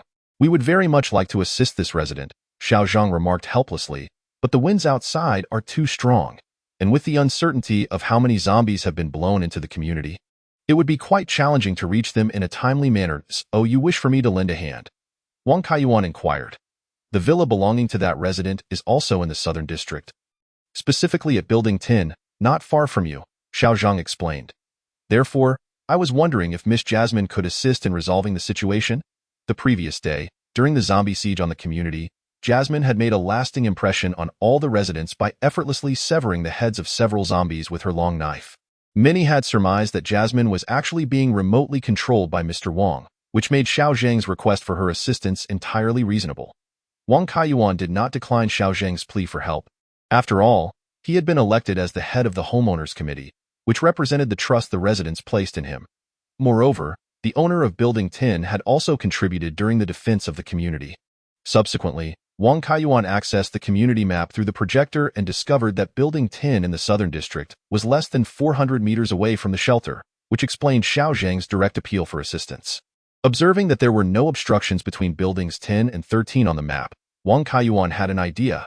He quickly located a previously stored raincoat and donned it on Jasmine. Although the raincoat had been tailored to Wang Kaiyuan's size, it fit Jasmine well enough. After tightening the cuffs, pant legs, and collar, and donning the hood, he was confident that she would be shielded from the elements. Nevertheless, Wang Kaiyuan procured a pair of goggles for Jasmine. Although her waterproof rating was already quite high, even allowing her to swim without fear of water ingress, it was prudent to be overly prepared. However, Wang Kaiyuan did not intend for Jasmine to proceed to the villa at Building 10. Rather, he directed her to ascend to the roof of the shelter. Thereafter, through Jasmine's receiver, Wang Kaiyuan heard the howling winds outside and the rhythmic patter of raindrops against the raincoat. Fortunately, despite Jasmine's physique appearing similar to that of an ordinary woman, albeit slightly more voluptuous, her weight was practically double that of an average woman. Thus, even amidst the fierce winds, Jasmine was able to traverse the rooftop platform with stability, swiftly arriving at the northern side. The control system indicated that Jasmine's status was normal, with no signs of water ingress, which allowed Wang Kaiyuan to breathe a sigh of relief as he began searching for the villa at Building 10 in the southern district, according to the map. Given that the shelter was situated at the southernmost end of the community and at the highest elevation, he could view a substantial portion of the neighborhood from its rooftop. Indeed, after a brief search, Wang Kaiyuan soon spotted the villa at Building 10 in the southern district through Jasmine's perspective. It was a two-story single-family structure, with a footprint far smaller than that of the shelter, and its surrounding wall stood at a mere 1.5 meters in height, explaining how the descending zombies had directly struck the glass curtain wall on the first floor. Jasmine raised her hand, aiming Wang Kaiyuan's AK-47 at the first floor of the small building, utilizing the high magnification scope to search for the zombies. Although the rooftop platform of the shelter had undergone some protective measures, including low walls approximately half a meter high that would allow her to shoot from behind in case of danger, it lacked a ceiling. Consequently, the rainwater driven by the typhoon severely impaired Jasmine's visibility. Fortunately, the high magnification scope mounted on the AK-47 was of premium quality, reportedly meeting military standards. Thus far, the seller appeared to have been truthful, as the scope had not suffered any water ingress. After several seconds of searching, Wang Kaiyuan finally identified a target. After extensive searching, he discovered that the zombie was leaning against the refrigerator in the dining room, seemingly unaware of its surroundings.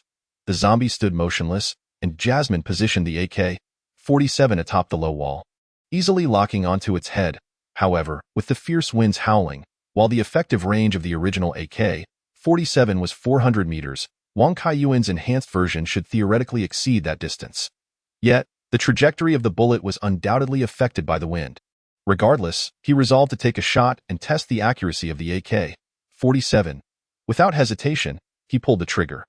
The sound of the shot in the wind and rain was far less thunderous than indoors. And for Wang Kaiyuan, it felt akin to playing a shooting game from a first-person perspective. Unfortunately, the shot missed, with the bullet veering off its intended path by several centimeters, failing to strike the zombie's head and instead shattering a vase on the nearby cabinet. The zombie paused momentarily, finally registering some reaction, yet it exhibited no instinct to evade. Instead, it turned to stare at the shattered vase, lost in thought. Chapter 59. The invading zombies despite missing the shot. An artificial intelligence voice, Xingye, chimed in, current outdoor wind speed detected at level 10. With winds blowing from the northwest. It is advisable to adjust 3 positions to the left. Wang Kaiyuan was not a professional sniper, and hitting a zombie's head 300 meters away in such adverse weather conditions necessitated the assistance of technology. Fortunately, although the wind turbines outside the villa had been retracted, the anemometer on the stand was still functioning properly, allowing for the easy collection of specific data regarding wind speed and direction. Through the initial impact point of the first shot, as well as various parameters such as the distance between both parties, Xingye swiftly calculated the correct shooting direction and marked the suggested shooting point on the virtual screen before Wang Kaiyuan. Wang Kaiyuan gently adjusted the crosshair of the MOLE to the left and promptly pulled the trigger once more. Bang! With the sound of gunfire resonating through the headset of the projector, the zombie on the screen jolted violently, its head slamming against the wall before it as though struck by a heavy hammer. Subsequently, dark red blood mingled with various bodily fluids splattered onto the pristine white wall, ultimately creating an eerie tableau. Wang Kaiyuan grimaced. Although the zombie had been eliminated, the residents of Building 10 would likely need to invest considerable effort to clean their living rooms. Despite the fact that the zombies in Building 10 of the Southern District had been eradicated, Wang Kaiyuan did not hasten to summon MOLE back. This was because Security Officer Xiao Zhang had just revealed that more zombies had been blown into the community by the fierce winds. Not just the 2 before him. Even if the luck of the other zombies did not permit them to crash into the residents' homes, allowing them to roam freely within the community posed a significant threat. Many residents had already taken on tasks assigned by Sunshine Mall. For instance, Huang Kaishan had been utilizing his 3 engineering robots to reinforce and repair the community's gates and walls over the past few days. After all, having recently endured an onslaught of tens of thousands of zombies, the junctions of the gates and walls had developed numerous vulnerabilities. If left unattended, they could very well succumb to the next wave of undead assault. Some residents had also assumed the roles of couriers, collecting supplies at the entrance of the refuge daily, sorting them, and delivering packages to those who shopped at the mall using bicycles or scooters. The mall's recycling business was thriving, with many residents exchanging unused items from their homes for supplies. For example, the holographic projector Wang Kaiyuan was currently using was the latest model from before the apocalypse. Its virtual screen boasted higher resolution and superior display quality, making it feel as though one were truly immersed in the experience when combined with Xingye's control system operating MOLE. Although Wang Kaiyuan had paid 100 units of electricity for this brand-new, unopened projector, he deemed it a worthwhile investment. Furthermore, a resident had sold a larger drone to the mall, which not only had an extended flight range but also a greater payload capacity, making it ideal for deliveries. Therefore, to Wang Kaiyuan, the residents of the community appeared as a treasure trove ripe for exploration, frequently presenting him with delightful surprises. However, the residents were, after all, living beings, and even those without assigned tasks would stroll around the community or visit each other. In this era lacking the abundance of entertainment options from the past, remaining cooped up at home for too long could lead to mental strain. Thus, maintaining security within the community became imperative. For the safety of the residents, the zombies that had intruded upon the community during the tempest had to be eradicated. Before long, Wang Kaiyuan once again locked onto a half-zombie that was crawling outside the activity center of the community. It was termed half because its lower body had vanished, leaving only the upper torso. Yet, despite this, the zombie continued to crawl tenaciously through the wind and rain, seeking a target to bite. Although the distance between this zombie and MOLE had approached 500 meters, exceeding the effective range of the original AK-47, Wang Kaiyuan still pulled the trigger based on the reticle provided by Xingye. This time, the bullet struck the zombie's head with remarkable precision, entering through its right cheek and subsequently dislodging a significant portion of its skull. The 7.62mm rifle bullet possessed considerable destructive capability. Even if the zombie were struck in the head, survival was utterly impossible. Following this, the third and fourth zombies fell. Oli remained atop the roof for a full hour. And apart from the first bullet that missed its mark, the remaining 10 shots hit their target without fail.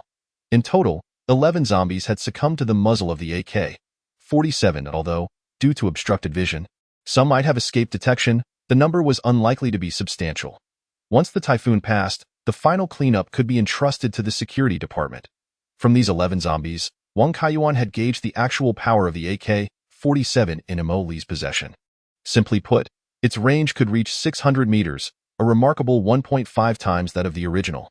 Considering the adverse weather conditions affecting shooting accuracy, it was reasonable to surmise that, under normal circumstances, using higher caliber ammunition could easily hit targets a kilometer away. The original AK-47, when loaded with increased ammunition, ran the risk of barrel explosion. However, the barrel of Wang Kaiyuan's AK-47 was crafted from advanced metallic materials from Blue Star, making it exceptionally resilient. This meant that the AK-47 could effectively serve as a sniper rifle. A delightful surprise indeed, for crafting a proper sniper rifle is no simple feat. Furthermore, its stability and reliability were remarkably high. It had not jammed or misfired even once during the relentless hour of stormy winds. Thus, when Oli returned to the refuge, Wang Kaiyuan had already begun crafting a second AK-47. The residents of Sunshine Holiday Town were fortunate, for even amidst the harsh weather brought on by the typhoon, there were still those safeguarding their safety. The residents merely needed to stay indoors, enjoying old films or playing free games through Sunshine e-commerce content platform. In stark contrast, the survivors in other communities were far less fortunate. Just a street away from Sunshine Holiday Town, within the sprawling Fengmoa Garden residential complex, a disheveled man was cowering in his bedroom, trembling in fear. Fengmoa Garden's total area was several times larger than that of Sunshine Holiday Town, with densely packed high-rise buildings housing a resident population exceeding 30,000, making it the largest residential complex in the outskirts of Waya City. The wave of zombies that had attacked Sunshine Holiday Town a few days prior had originated from here. Although more than 10,000 residents had turned into zombies due to the large population, a considerable number of survivors still remained within Fengmoa Garden. Moreover, the departure of the thousands of zombies roaming the community had significantly alleviated the survivors' pressure. And some had even begun venturing outside in search of supplies over the past few days. However, this brief respite was short-lived, for just 2 days after the zombie wave had passed, the typhoon arrived. The survivors of Fengmoa Garden were once again forced to retreat indoors, hoping the storm would soon pass. Yet by evening, the typhoon not only showed no signs of weakening but grew even more ferocious. Additionally, the nearby streets had long gone without a cleaning crew, with debris scattered everywhere in the sky, swept up by the howling winds. This debris crashed against the walls and windows of the residential buildings with alarming force, causing a cacophony that sent shivers down the spine.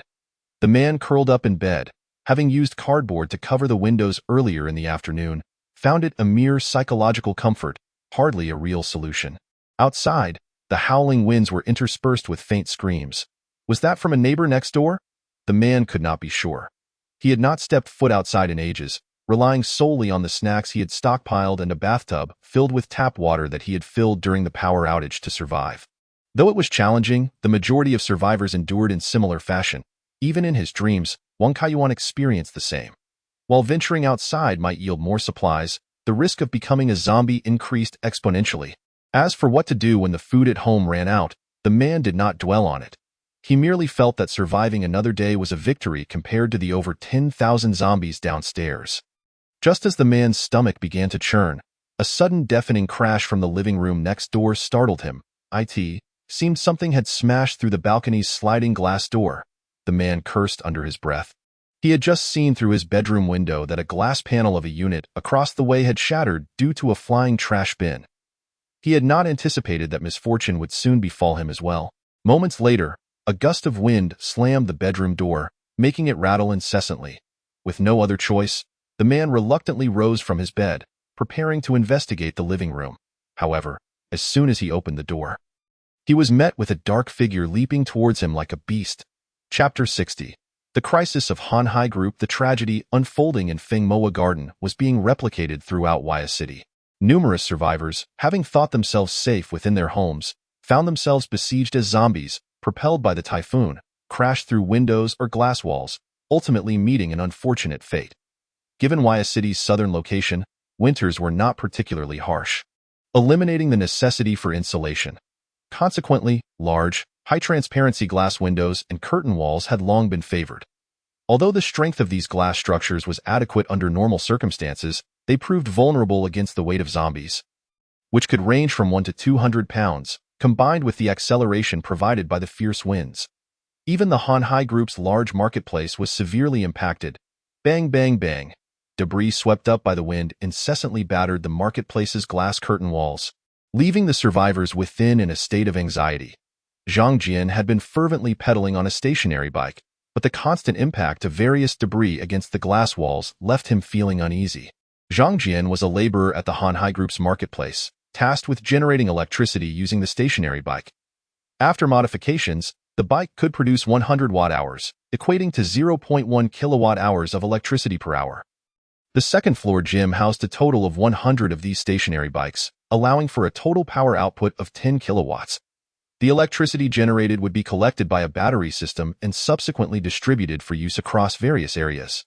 The foremost priority is naturally the area occupied by the senior executives, where, apart from the inability to utilize air conditioning, an array of household appliances is readily available, ensuring that the quality of life for these executives remains largely unchanged from the past. Following this, there are the dozens of electric motorcycle riders affiliated with Wind Chaser, tasked with daily foraging for supplies. As the roads have become congested with various vehicles, electric motorcycles have emerged as a crucial mode of transport. In stark contrast, the ordinary floors of the marketplace can only provide the most basic lighting, and even the laborers generating power cannot use electricity at their discretion. The fruits of their 8 hours of pedaling on stationary bikes yield merely 2 rice balls and 2 bottles of water. Each stationary bike produces an average of 2.4 kilowatt-hours of electricity over 24 hours, sufficient to power 2 electric motorcycles for an entire day. On fortunate days, a rider might gather enough food to share with 4 or 5 laborers. Thus, while it may seem absurd to rely on laborers for power generation, it effectively sustains the normal operations of the Hanhai Group's marketplace, while also allowing for the accumulation of supplies within its confines. The reason laborers are restricted to 8-hour shifts is not merely compliance with regulations. Rather, the task of pedaling for power is physically demanding, and exceeding this duration could lead to worker depletion. Furthermore, with the increasing prevalence of zombies outside and dwindling numbers of survivors, finding suitable laborers has become increasingly challenging. Zhang Jian was apprehended by security shortly after entering the marketplace to gather supplies following a major blackout. Initially, he was presented with 2 options: relinquish all his supplies and leave, or stay and become a power-generating laborer. A university student, Zhang Jian had narrowly escaped disaster during the outbreak of the zombie virus while temporarily away from campus. Now, his school has transformed into a den of zombies, leaving him with no choice but to remain in the marketplace. In other words, Zhang Jian was not coerced. Laborers like him could opt to lounge in the staff dormitory, but only by generating power could they secure food. Each day, generating 0.4 kilowatt-hours of power earns them a rice ball and a bottle of water. Should they neglect to pedal, they face starvation. Most critically, if they miss 2 meals, they lack the strength to pedal, and such laborers would ultimately be expelled from the marketplace, left to fend for themselves on the streets. Zhang Jian has already witnessed the disappearance of 2 roommates who fell into a vicious cycle due to their laziness in generating power. His workstation, conveniently facing the glass curtain wall of the fitness area, allows him a clear view of the events transpiring outside. Typically, he pedals on the stationary bike while observing the zombies and the occasional survivor on the street. With the bike modified for ease, the 8-hour labor shift is not particularly arduous. However, today's typhoon has kept Zhang Jian in a state of unease, especially when debris strikes the glass wall, causing him to instinctively flinch and thereby slow his pedaling speed. Consequently, as the shift neared its end, he found himself still shy of completing the required 0.8 kilowatt-hours of power. Failing to meet his quota would mean hunger. And without sustenance, he would lack the energy to pedal, leading to expulsion. As these thoughts crossed his mind, Zhang Jian shut his eyes, summoning all his strength to push down on the pedals, accelerating furiously. Yet, before he could complete even 2 laps, a resounding crash echoed from the glass wall before him, as if something heavy had violently collided with it. Instinctively, Zhang Jian opened his eyes, only to be horrified to see cracks forming in the glass. It appeared that whatever had struck it was exceedingly heavy, or perhaps after enduring a day of impacts, the glass had simply reached its breaking point. Before Zhang Jian could react, a disheveled zombie came hurtling towards him. Crashing directly into the already fractured glass, with a shattering sound, the zombie not only broke through the glass but also landed atop the unsuspecting Zhang Jian. This terrifying scene instantly elicited gasps from the surrounding laborers. While Zhang Jian, pinned beneath the zombie, cried out in terror, "Help! Somebody save me!" He struggled to push the zombie away with all his might. Yet after a day of intense exertion, his body had little strength left. Despite its head being partially crushed by the glass, exposing parts of its brain, the zombie remained very much alive, and Zhang Jian's desperate writhing only provoked its ferocity. Before anyone could react, the zombie sank its teeth into Zhang Jian's face, tearing away a significant portion of his cheek. His cries swiftly morphed into agonizing screams as he helplessly watched the creature chew and swallow the flesh from his face, paralyzed by sheer terror. The intense pain rendered him nearly unconscious. "Zhang Jian has been bitten! Run!" someone shouted, prompting over 100 laborers in the gym to panic and flee. These individuals lacked courage. Otherwise, they would not willingly sell their labor in such dire circumstances. Lacking weapons and exhausted from prolonged exertion, they had no inclination to confront the zombie, only a desire to escape. Within mere seconds, the zombie that had broken in released Zhang Jian and began pursuing the remaining laborers who had yet to flee. Slowly, Zhang Jian rose from the ground, his face smeared with blood, yet devoid of any expression of pain. He had evidently succumbed to death only to transform into a new zombie almost immediately. With pallid eyes, Zhang Jian scanned the area and quickly spotted his former co-workers rushing towards the gym's exit before howling and charging after them. Chapter 61. The mysterious yet the turmoil at Han Hai Group persisted throughout the night. Due to the rapid transmission of the zombie virus, those bitten transformed into zombies within minutes. Upon receiving the news, Wang Qinan had no choice but to order the complete sealing off of the second-floor gym area. Fortunately, aside from the direct access elevators, all fire doors between the floors could be remotely controlled, allowing for a timely lockdown that prevented the zombies from spreading to other levels. However, this also meant that the laborers on the second floor had no means of escape, resulting in their near-total transformation into zombies. Although the second floor was primarily used for power generation and as dormitory space for the laborers, with some clothing and daily necessities stored there. Vital food supplies were located on the third floor and above. Losing the second floor would pose significant challenges to the power supply of Han Hai Group. The building's backup battery capacity stands at 1,500 kilowatt-hours, which, while seemingly substantial, must support over 400 individuals aside from the laborers on the second floor. Thus, without replenishment, the backup batteries would be depleted within days. Consequently, Wang Qinan quickly decided to form a task force comprising the Group S security department and Wind Chasers riders. Intending to eradicate the 100-plus zombies on the second floor, the laborers had become zombies. A new batch could be brought in as long as the stationary bikes continued to generate power. However, the combined number of riders and security personnel barely exceeded 100, only half the number of zombies on the second floor. Once humans become zombies, their strength and speed increase, while humans can outwit them. The greater the number of zombies, the more challenging they become to manage. The following morning, only a small portion of the zombies on the second floor had been cleared, while 2 security personnel and 3 riders had fallen victim to bites. Joining the ranks of the Undead.in, the chairman's office at the top of Han Hai Group, a man in his 30s addressed Wang Qinan. "Father, the personnel down below are exhausted. We cannot continue to assault the second floor." This was Wang Qinan's second son, Wang Yishan, the general manager of Han Hai Marketplace, who was responsible for its operations. Wang Yishan's expression was equally grim. He too had not slept a wink. What had started as merely a few zombies had spiraled into this catastrophe. In response to Wang Qinan's inquiry, Wang Yishan explained, "The speed of zombie infection is alarmingly rapid. Apart from the 100 laborers currently generating power, nearly 100 more were resting in the dormitory. After sealing off the exits to the second floor, they had no way to escape and turned into zombies over the course of the night. Our security and riders comprise only half their number, making it difficult to clear them swiftly." Wang Yishan's words caused veins on Wang Qinan's forehead to throb, signifying that 2/5 of Han Hai Group's personnel had succumbed to zombification. He rubbed his temples and inquired, "What is the situation on the other floors? I personally inspected all floors." although reports indicated that the glass on the third floor had been struck by zombies blown in by the typhoon. It remains intact. Furthermore, 2 hours ago, the wind began to die down, so there should not be significant issues. The current predicament lies in the overwhelming number of zombies on the second floor, and if this persists, we will soon run out of power. Wang Qinan pondered, then suddenly directed a question at Sister Deng beside him. How is the plan I asked you to prepare coming along? Sister Deng promptly placed a document folder on Wang Qinan's desk and explained.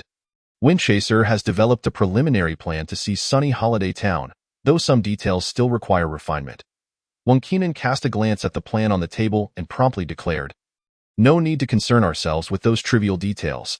Let the members of Fengqi Association rest for a day. We shall implement the plan tonight. Sister Deng and Wang Aishan exchanged a look, their expressions tinged with lingering doubt. However, Wang Qinan had made his decision, and they found themselves unable to refute it. Moreover, both were acutely aware that the 200 or so zombies on the second floor represented a ticking time bomb for Hanhai Group.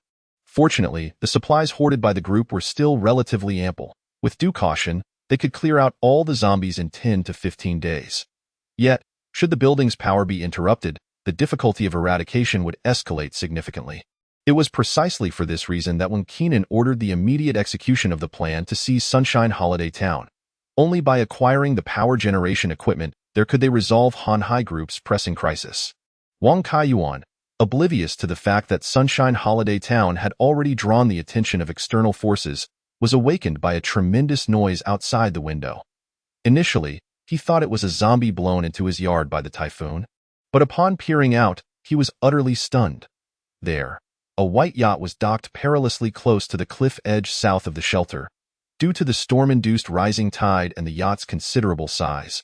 Its upper structure was level with the edge of the shelter, allowing anyone aboard to leap effortlessly from the yacht's deck into the yard of the shelter. This astonishing sight sent a jolt of fear through Wang Kaiyuan. He could hardly believe that someone would invade the shelter in such a manner. With no time for further preparation, he swiftly grabbed the AK-47 resting on his bedside, donned a set of anti-stab clothing procured from Earth, and equipped himself with a helmet and shield before hastily making his way to the first-floor dining room to observe the enigmatic yacht through the window. However, after a span of several minutes, the yacht remained eerily silent, devoid of any visible presence. It was only then that Wang Kaiyuan noticed the yacht was tightly nestled against the land's edge, revealing some evident scrapes along the hull. This suggested that the vessel had likely drifted here, propelled by the typhoon. This realization implied the yacht might be unoccupied, perhaps even abandoned.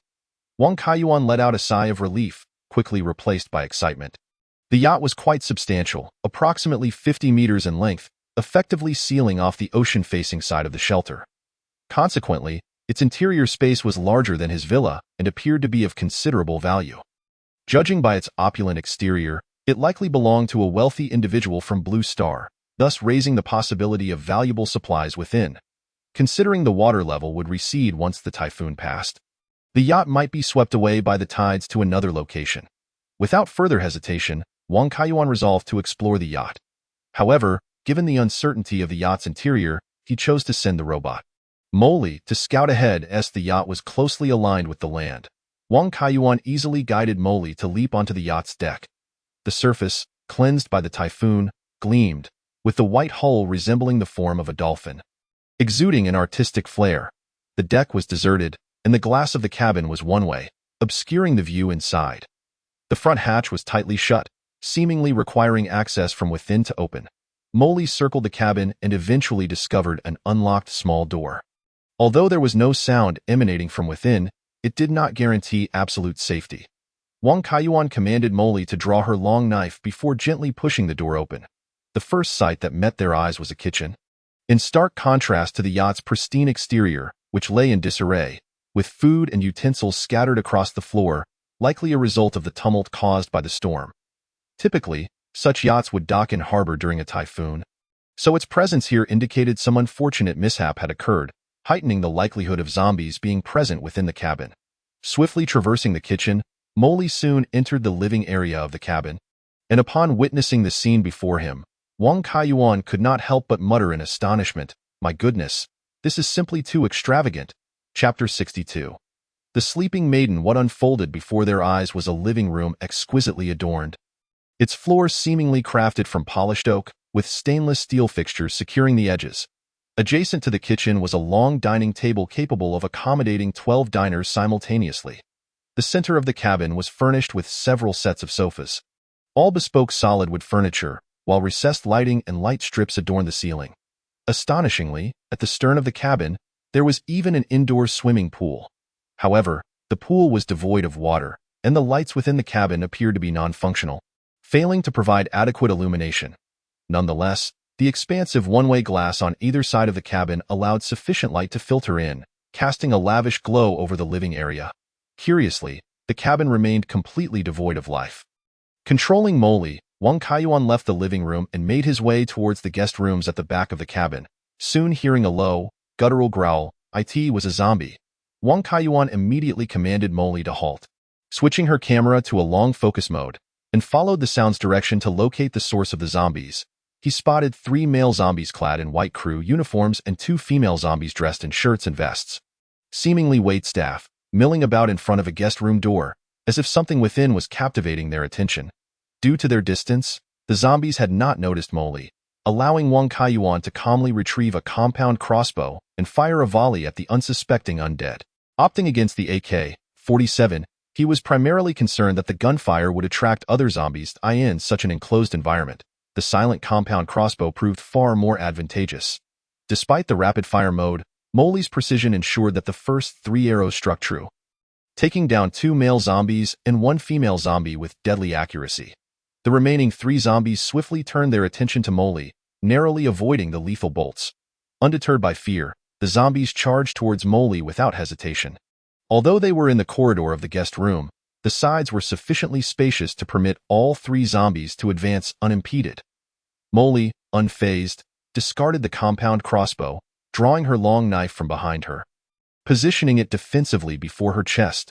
The zombies, sprinters by nature, closed the distance in mere seconds, and just as they surged within 2 meters of Molly, the flash of her black blade was a fleeting glimpse.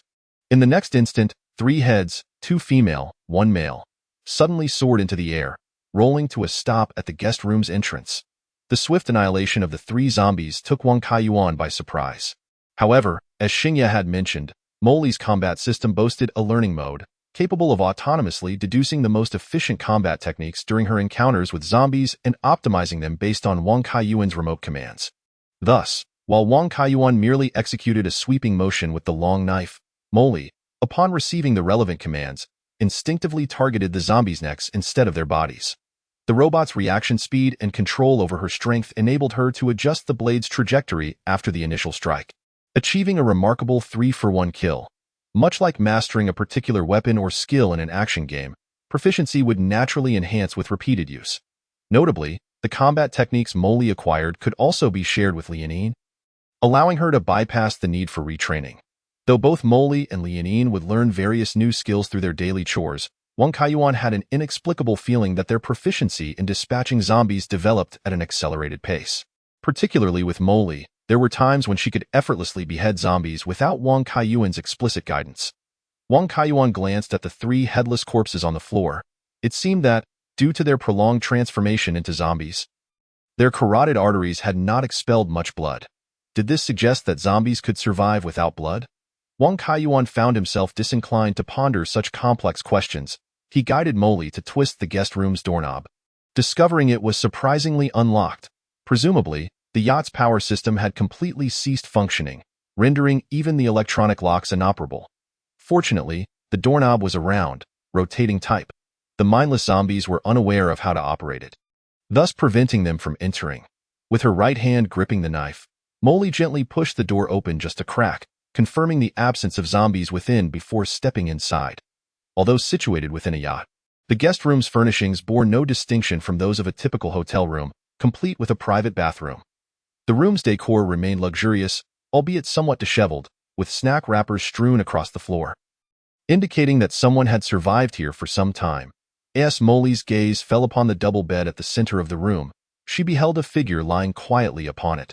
More precisely, it was an 18 or 19-year-old maiden, her delicate and refined features framed by slightly tousled hair, which lent her an unadorned natural beauty.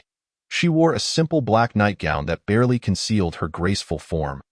Her legs, resembling pristine lotus stems, inadvertently peeked out from beneath the hem of her gown, while her exquisitely delicate feet, as white as jade, seemed as though they had been meticulously sculpted, with each toe appearing to be a work of art. Wang Kaiyuan was momentarily taken aback, only to realize that the young girl before him was likely ensnared in a perilous situation. Despite her fair and delicate skin, her complexion was pallid, almost sickly, and her lips, as thin as a cicada's wings, bore no trace of color. Her eyes were tightly shut, and even with the commotion from the fight outside moments ago, there was not a hint of awakening. Were it not for the subtle rise and fall of her chest, Wang Kaiyuan might have mistaken her for a corpse. Though his immediate impulse was to render assistance, he found himself conflicted. This girl was most likely the owner of the yacht or a relative of the owner, presumably a daughter of a wealthy family. While her current state appeared pitiful, her character remained an unknown. If he were to revive her and she awoke ungrateful, it would only invite trouble. Moreover, if this stunning young woman were to be groomed, she would likely outshine the famous actress Yu Hiwei. And such beauty might attract unforeseen complications. After much hesitation, Wang Kaiyuan sighed deeply and instructed Lianin to bring some food and medicine to the yacht's cabin. After all, before him lay a living person.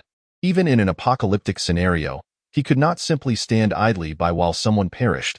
If her disposition proved unpleasant and lacking in gratitude, he could always cast her back into the sea. Although there were no doctors nearby, both Jasmine and Lianin possessed rudimentary diagnostic capabilities. Upon their assessment, they concluded that the girl, while in a critical state, faced no insurmountable issues. She merely required adequate nourishment to gradually regain consciousness. In simple terms, she had merely fainted from hunger. It was not difficult to surmise the girl's predicament. She had likely sought refuge on this yacht following the outbreak of the zombie virus. Deciding to set sail for safety, the yacht's amenities were exceptionally well equipped, serving as a veritable sanctuary upon the water. However, during her voyage, an unfortunate incident must have occurred. It was likely that one of the crew members, bitten by a zombie, chose to conceal the injury, ultimately succumbing to the virus during their journey, leading to the demise of all aboard save for the girl. She had been cornered by zombies in her cabin. Although she had managed to survive for several days on snacks, the day would inevitably come when her provisions ran out, and after several days without sustenance, she collapsed into unconsciousness. This yacht had probably drifted until its battery was depleted, subsequently being blown by a typhoon to Wang Kaiyuan's refuge. While the unconscious girl was unable to eat, Wang Kaiyuan had previously procured some nutrient paste, a unique food product from Blue Star, which resembled thick jam in texture but was remarkably bland in flavor, yet rich in various nutrients and trace elements, ideal for a rapid energy boost, reportedly a staple for astronauts. Jasmine and Lianin, being professional domestic robots, efficiently administered 2 tubes of the nutrient paste to the girl without requiring Wang Kaiyuan's oversight. After a mere 10 minutes, although the girl remained unresponsive, her complexion had taken on a healthier hue. Chapter 63. Wang Kaiyuan's guidance. Leaving Lianin to attend to the slumbering girl, Wang Kaiyuan resumed control over Jasmine to further explore the yacht. The vessel was far more expansive than it appeared. The passenger cabins were divided into 3 levels, and there were no fewer than 4 guest rooms, with an additional 4-person crew dormitory on the lower level. The bottom deck likely contained some storage space as well. Indeed, remnants of several zombies lingered in the crew's quarters, which Jasmine easily dispatched before disposing of them into the sea.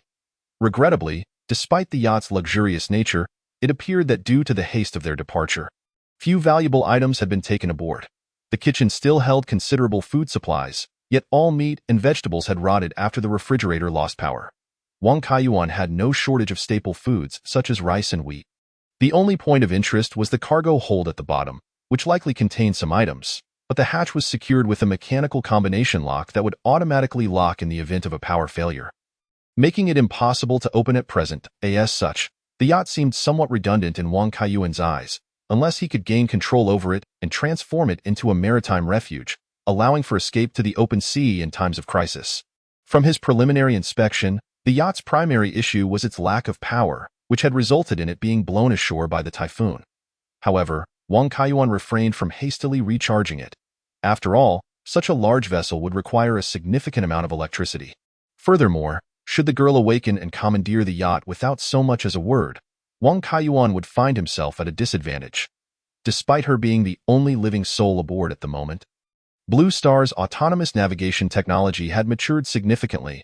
A yacht, or even an aircraft, could be operated without a pilot at a valued at market price. This yacht would be worth at least 1 billion, far exceeding the value of Wang Kaiyuan's villa. If converted into a sea refuge, it would hold considerable worth. Nevertheless, as it was someone else's property, Wang Kaiyuan contemplated waiting for the girl to awaken, inquiring if she possessed anything of value for trade. Before providing her with some supplies to facilitate her departure, her status was evidently not ordinary. Remaining in the refuge would only invite complications. With this thought in mind, Wang Kaiyuan lost interest in the yacht, leaving Liaoning to continue watching over the girl while he returned to the study of his villa alongside Jasmine.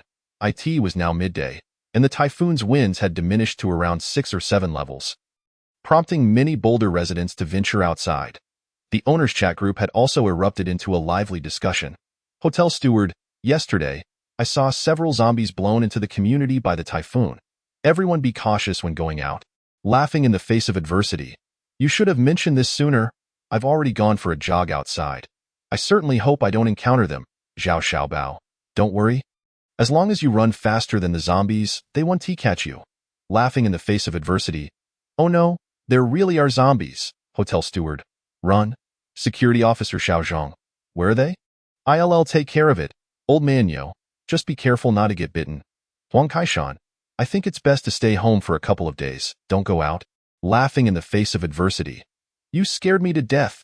That zombie only had half a body left, and its head was somehow reduced to a mere half. It seemed to be dead. Zhao Xiaobao. So it was a dead zombie. Thank goodness. I have one here too. It appears to be dead as well, its head completely blown apart. ITS right by Building 5 in the West District. Can the property management assist with this? There are also 0.2 live zombies knocking on my door in Building 7 of the North District, requesting backup. From the discussions among the residents, it was evident that although Wang Kaiyuan had eliminated over 10 zombies with his AK-47, some stragglers remained in the community. After all, the refuge's terrain was not particularly elevated, leaving many blind spots unguarded. Fortunately, the property management was exceptionally proactive, with security officer Xiao Zhang and Oldly mobilizing to extinguish the threat.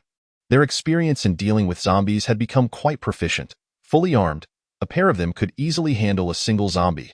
Thus, there was no need for Wang Kaiyuan to intervene personally. Light foam. I'm a resident of Building 10 in the South District. I appreciate the property management for clearing out the zombies downstairs yesterday. One had dropped directly into my living room from above. It was utterly terrifying. Security officer Xiao Zhang.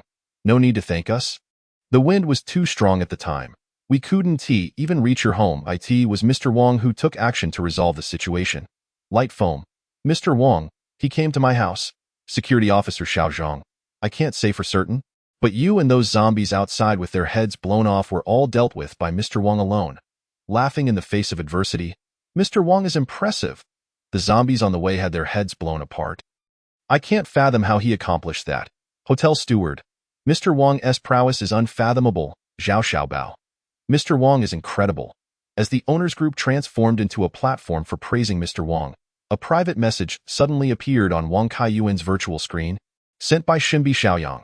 Upon opening the message, he found it to be a character concept art for Galactic Fantasia. Although the production of Galactic Fantasia had concluded, early player feedback suggested that the game sales would likely be promising. As such, Wang Kaiyuan had already begun preparations for subsequent DLC production. DLC, or downloadable content, serves as an extension of a game, encompassing various forms. Some DLCs introduce new characters or equipment, while others add new game scenes and storylines, functioning as a value-added service for the game. Wang Kaiyuan intended to create DLC that continued the story of the 5 female protagonists after the main storyline of Galactic Fantasia, depicting their ongoing lives and adventures alongside the male lead, thereby supplementing their personal narratives. Consequently, compared to the main game, the relationships between the 5 female protagonists and the male lead would deepen further in the DLC, even featuring storylines of each marrying the male lead. Therefore, the characters' appearances, actions, expressions, and outfits in the DLC would all undergo new transformations, presenting higher challenges for the concept art. The image sent by Xinbi Xiaoyang was the primary visual of one of the female leads. Wang Luqi. Once the style was confirmed, she would use it as a benchmark to create more concept art and illustrations. In the image, the female protagonist Wang Luqi maintained the aesthetic style of the main game. Given her mixed heritage, her large waves of golden hair stood out brilliantly.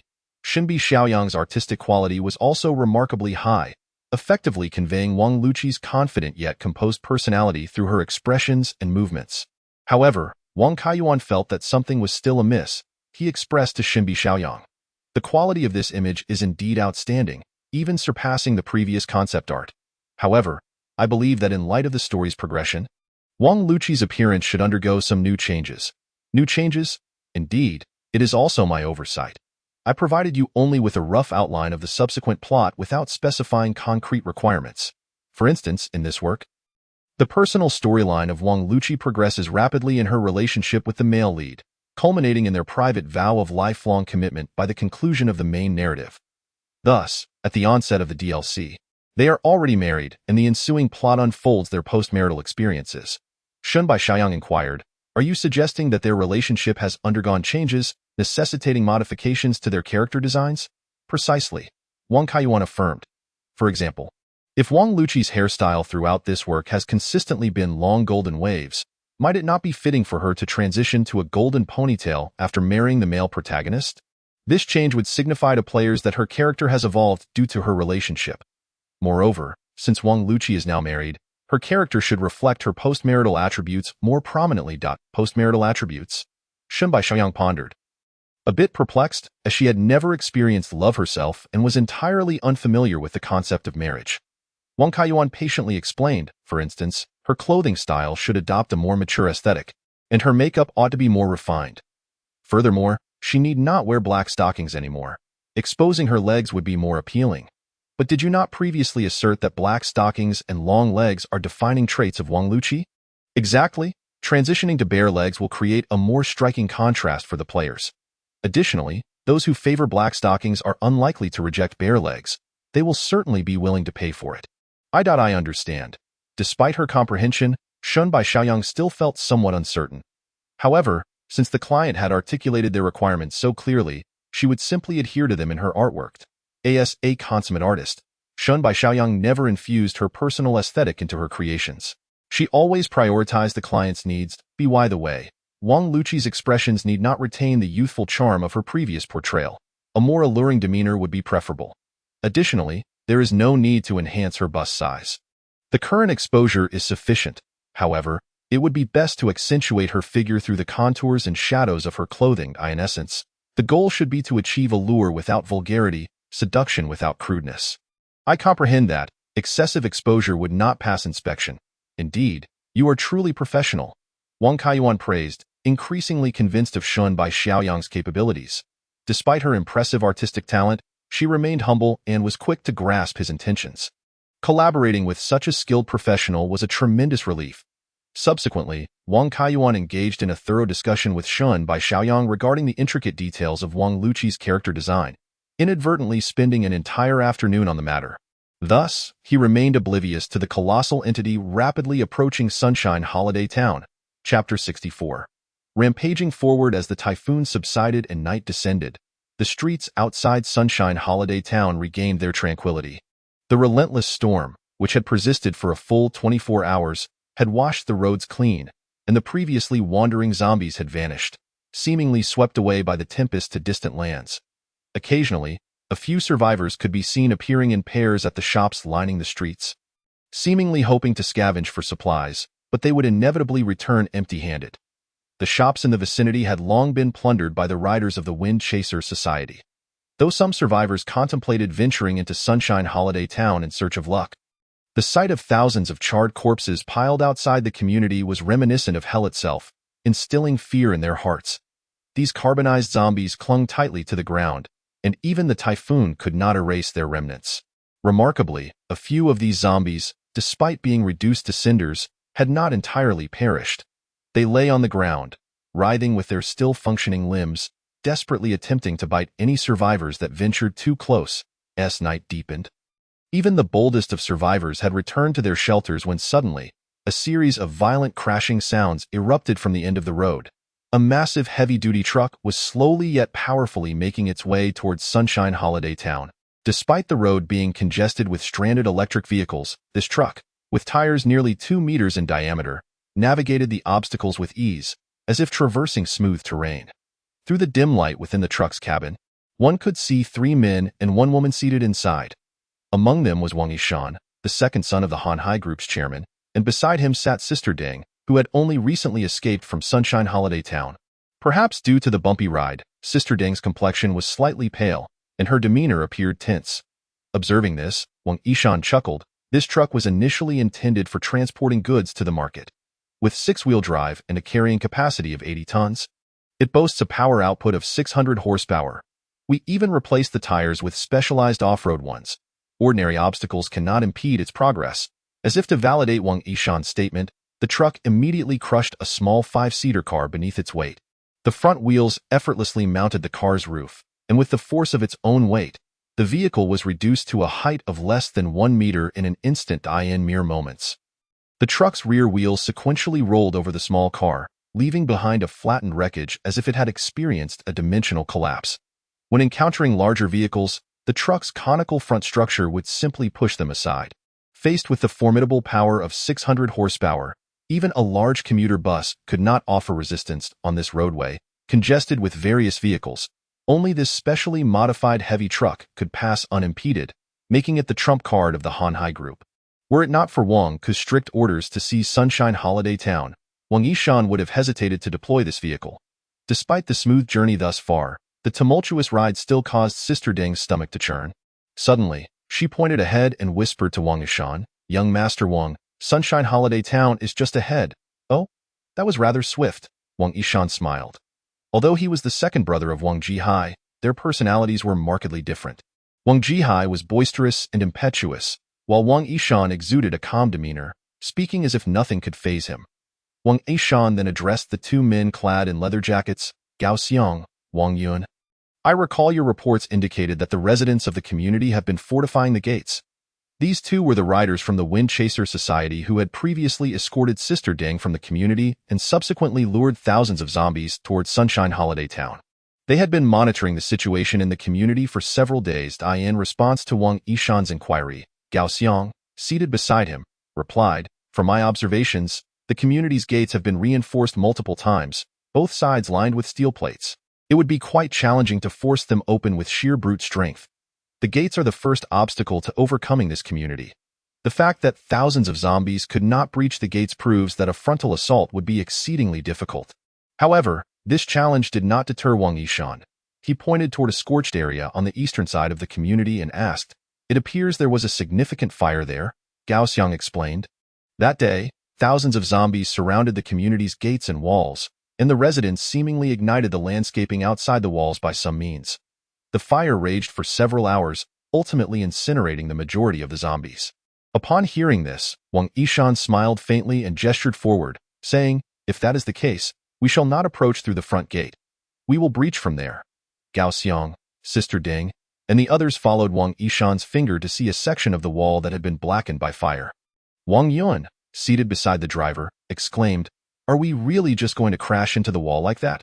Wang Yishan nodded. "As far as I know, the outer walls of such communities are constructed of reinforced concrete. Although they are typically quite sturdy, prolonged exposure to intense heat can significantly weaken both the concrete and the steel reinforcement. Perhaps a gentle collision will cause it to collapse. But what if?" Wang Yun still harbored concerns, especially since he was seated in the front row. If the heavy truck failed to breach the wall, he would likely be in peril. "We are here to accomplish something grand. How could we avoid taking risks?" With that, Wang Yishan patted the driver on the shoulder and instructed, "Aim for that blackened section of the wall and accelerate." Though the driver felt trepidation, with young Master Wang's orders, he had no choice but to brace himself and press the gas pedal to the floor in an instant. The 600 horsepower electric motor surged to its maximum speed, and the 6-wheeled heavy truck roared like a beast in the night, charging toward a section of the wall surrounding Sunshine Holiday Town. Sister Deng's complexion grew increasingly pale as she realized that Wang Yishan, beneath his calm exterior, could rival Wang Jihai in recklessness when provoked. As the distance between the truck and the wall rapidly diminished, in a moment of panic, Sister Deng grasped the handle on the window with one hand while clutching Wang Yishan's arm with the other. Wang Yishan gently patted Sister Deng's hand, assuring her with a smile, "Do not worry. Everything will be fine." No sooner had he spoken than Sister Deng was met with a blinding flash, followed by a deafening crash. Continuing on, the imposing black behemoth effortlessly surged into the community, and the seemingly formidable wall crumbled like mere tofu, shattering into fragments upon impact. Chapter 65. A bullet to the head. The tremendous noise immediately attracted the attention of the security personnel near the entrance. On duty tonight was the newcomer, Tian Xiaoyu, who, upon bursting from the guard booth and witnessing the terrifying steel monster, found himself momentarily paralyzed with indecision. When the inquiry from security officer Xiao Zhang crackled through his walkie-talkie, Tian Xiaoyu snapped back to reality, but by then, the heavily loaded truck had already vanished into the depths of the community. Report to the captain. A heavy-duty truck has demolished the community wall. A heavy-duty truck? Officer Xiao Zhang exclaimed in astonishment. Where did it come from? Quickly, stop it. It's impossible to stop it. Tian Xiaoyu nearly wept. It headed south. Officer Xiao Zhang's heart raced as he hastily dialed Wang Kaiyuan's voice call on the projector. The overwhelming force of the truck crashing through the wall had instantly drawn the attention of nearby residents, some even capturing photos and sharing them in the group chat. The once intact wall now bore a gaping hole. A shocking sight indeed. Zhao Xiaobao, look quickly, our community wall has been smashed down by a truck. Xiao Dui Fengyun. What is going on? It was perfectly fine when I passed by earlier today. Lu Xiaokai, finally able to speak. What is the property management doing? How could they let this happen? What if zombies come rushing in? Security Officer Lao Li. The property management has already organized a team to handle it. There are no zombies spotted near the breach, so please rest assured, residents. Hotel Steward, I've heard a truck crashed in, but what could its origins be? Security Officer Lao Li. It remains unclear. The truck has headed towards the southern district. Huayuman. Could it be coming for General Wang? I said he stockpiled so many supplies. Someone must be eyeing them. This could invite trouble, and if it drags us in, won't that be disastrous? Lu Xiaokai. Indeed, I've heard there are groups outside hunting for survivors, men taken as laborers, and the fate of women is grim. Huayuman.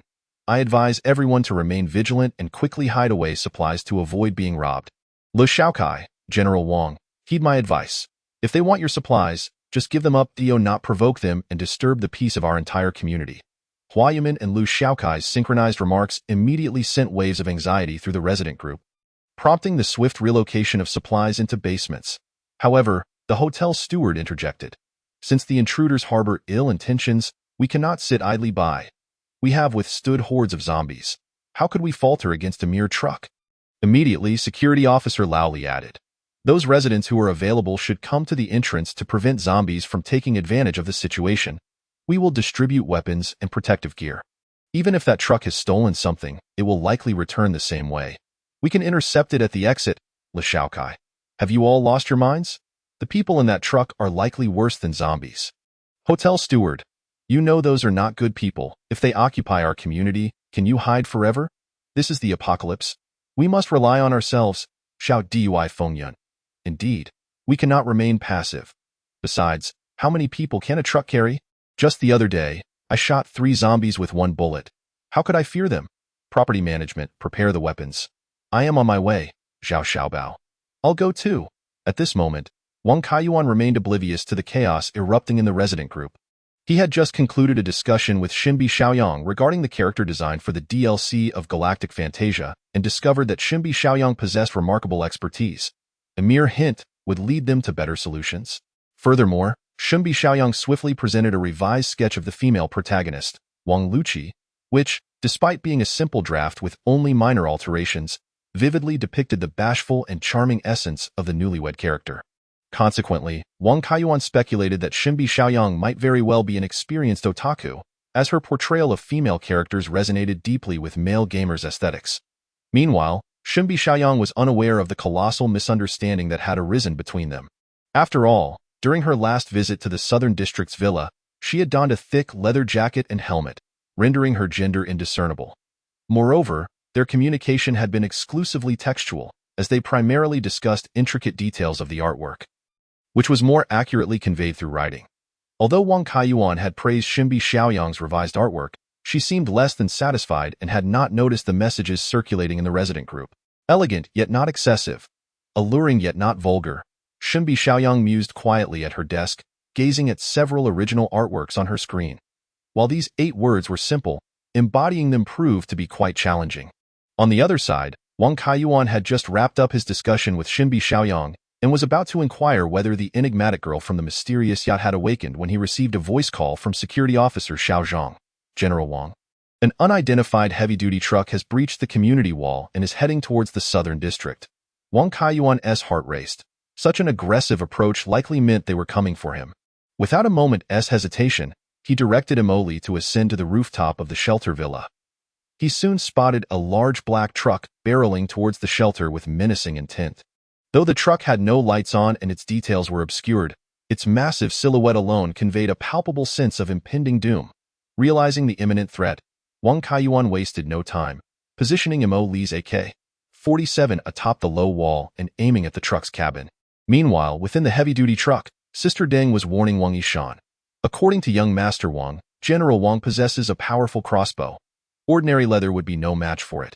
Furthermore, there's a water cannon atop that villa. The last time the Wind Speed Club attempted to breach the wall, they were repelled by the water cannon. However, Wang Yishan dismissively replied, "Though our vehicle is civilian, it is not something mere bows can penetrate. As for the water cannon, it's a joke. It can at most wash the truck." At that moment, the truck was less than 100 meters from Wang Kaiyuan's shelter, and the outlines of the villa were becoming discernible in the moonlight. Wang Yishan chuckled. Young Master San was right. The villa's roof is covered with photovoltaic panels for power generation. While not abundant, they can alleviate the immediate needs of the marketplace. This mission should pose no challenge. And besides, we must also take the opportunity to avenge young Master San.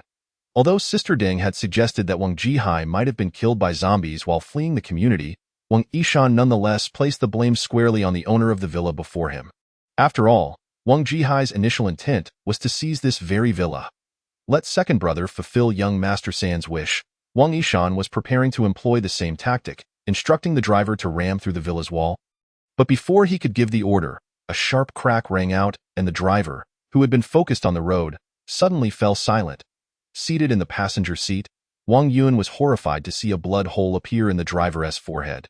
His eyes remained wide open, but the entire back of his head had been violently blown apart, blood and brain matter splattering against the adjacent window. A grotesque sight. Chapter 66. Head-on collision. Upon seeing the blood on the window, Wang Yishan immediately reacted, shouting, "The enemy has weapons, be cautious." He quickly ducked behind the driver's seat. Although Sister Deng was initially confused, she followed suit, hiding beneath her seat. However, Wang Yun, seated in the front row, was not so fortunate. Witnessing the driver's sudden demise, he was still processing the shock when another gunshot rang out, sending searing pain through his shoulder. He screamed while dodging, shouting, "They're robbing us. The enemy has guns. I've been shot." Meanwhile, Gao Xiang, who sat in the back seat with Sister Deng and Wang Yishan, exclaimed, "We're going to crash," due to the driver's body tensing up upon being shot. Even in death, he had pressed the accelerator to the floor. The truck, having deactivated its assisted driving system before departure, showed no sign of slowing down, hurtling forward at nearly 100 kilometers per hour. Crashing into the shelter's wall, with a thunderous roar, the truck's pointed front end collided intimately with the wall, yet the force failed to budge the wall even slightly. Instead, in a flash, the once formidable steel structure was subjected to immense pressure, twisting and warping in an instant. Simultaneously, the entire truck seemed to be held in place by an invisible force, coming to a sudden halt. Despite its 6 massive wheels still futilely spinning and kicking up clouds of dust, it ultimately could not advance another inch. According to Wang Yishan's earlier assessment, the walls of the villa, though seemingly tall, were undoubtedly less sturdy than the barriers outside the community. With a formidable weight of 80 tons, the heavy-duty truck inevitably crashed through the wall, seemingly poised to obliterate it entirely. However, to his astonishment, he discovered that beyond the outer layer of the shelter's wall lay an inner wall of reinforced concrete measuring a substantial 60 centimeters in thickness. Consequently, the total thickness of the wall reached an impressive 110 centimeters, rivaling even certain military fortifications. As a result, Despite a conspicuous crack appearing in the outer wall from the impact, it effectively halted the advance of the truck, which weighed several tons. Witnessing this scene, Wang Kaiyuan furrowed his brow. Having observed that the truck showed no signs of stopping, he promptly ordered Emoli on the rooftop to open fire. However, due to the urgency of the situation, he managed to fire only 2 shots, one striking the driver and the other hitting the passenger. Yet, the dust kicked up by the truck's collision obscured Emoli's optical camera, rendering Wang Kaiyuan unable to continue shooting. Inside the truck, the occupants were jostled about, disoriented but fortunately uninjured, thanks to the preparedness of Wang Yishan, Gao Xiang, and Sister Deng Ai. In contrast, Wang Yun, who had been shot in the shoulder, crouched beneath the passenger seat, exclaiming in frustration, "Damn it! Why didn't anyone mention the people in that villa had guns? This hurts like hell." Sister Deng, aware that the remark was directed at her, retorted, "Wang Sanshao only mentioned crossbows, not firearms." Gao Xiang, his face pale with fear, exclaimed, "Aren't we in Blue Star, where guns are banned globally? Where did they get those weapons? We're doomed. Old Lu got his head blown off. We'll be dead if we go out."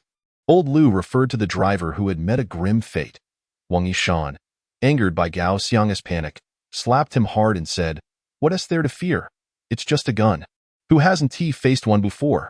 As he spoke, Wang Yishan pulled out a gleaming silver pistol from his inner jacket pocket.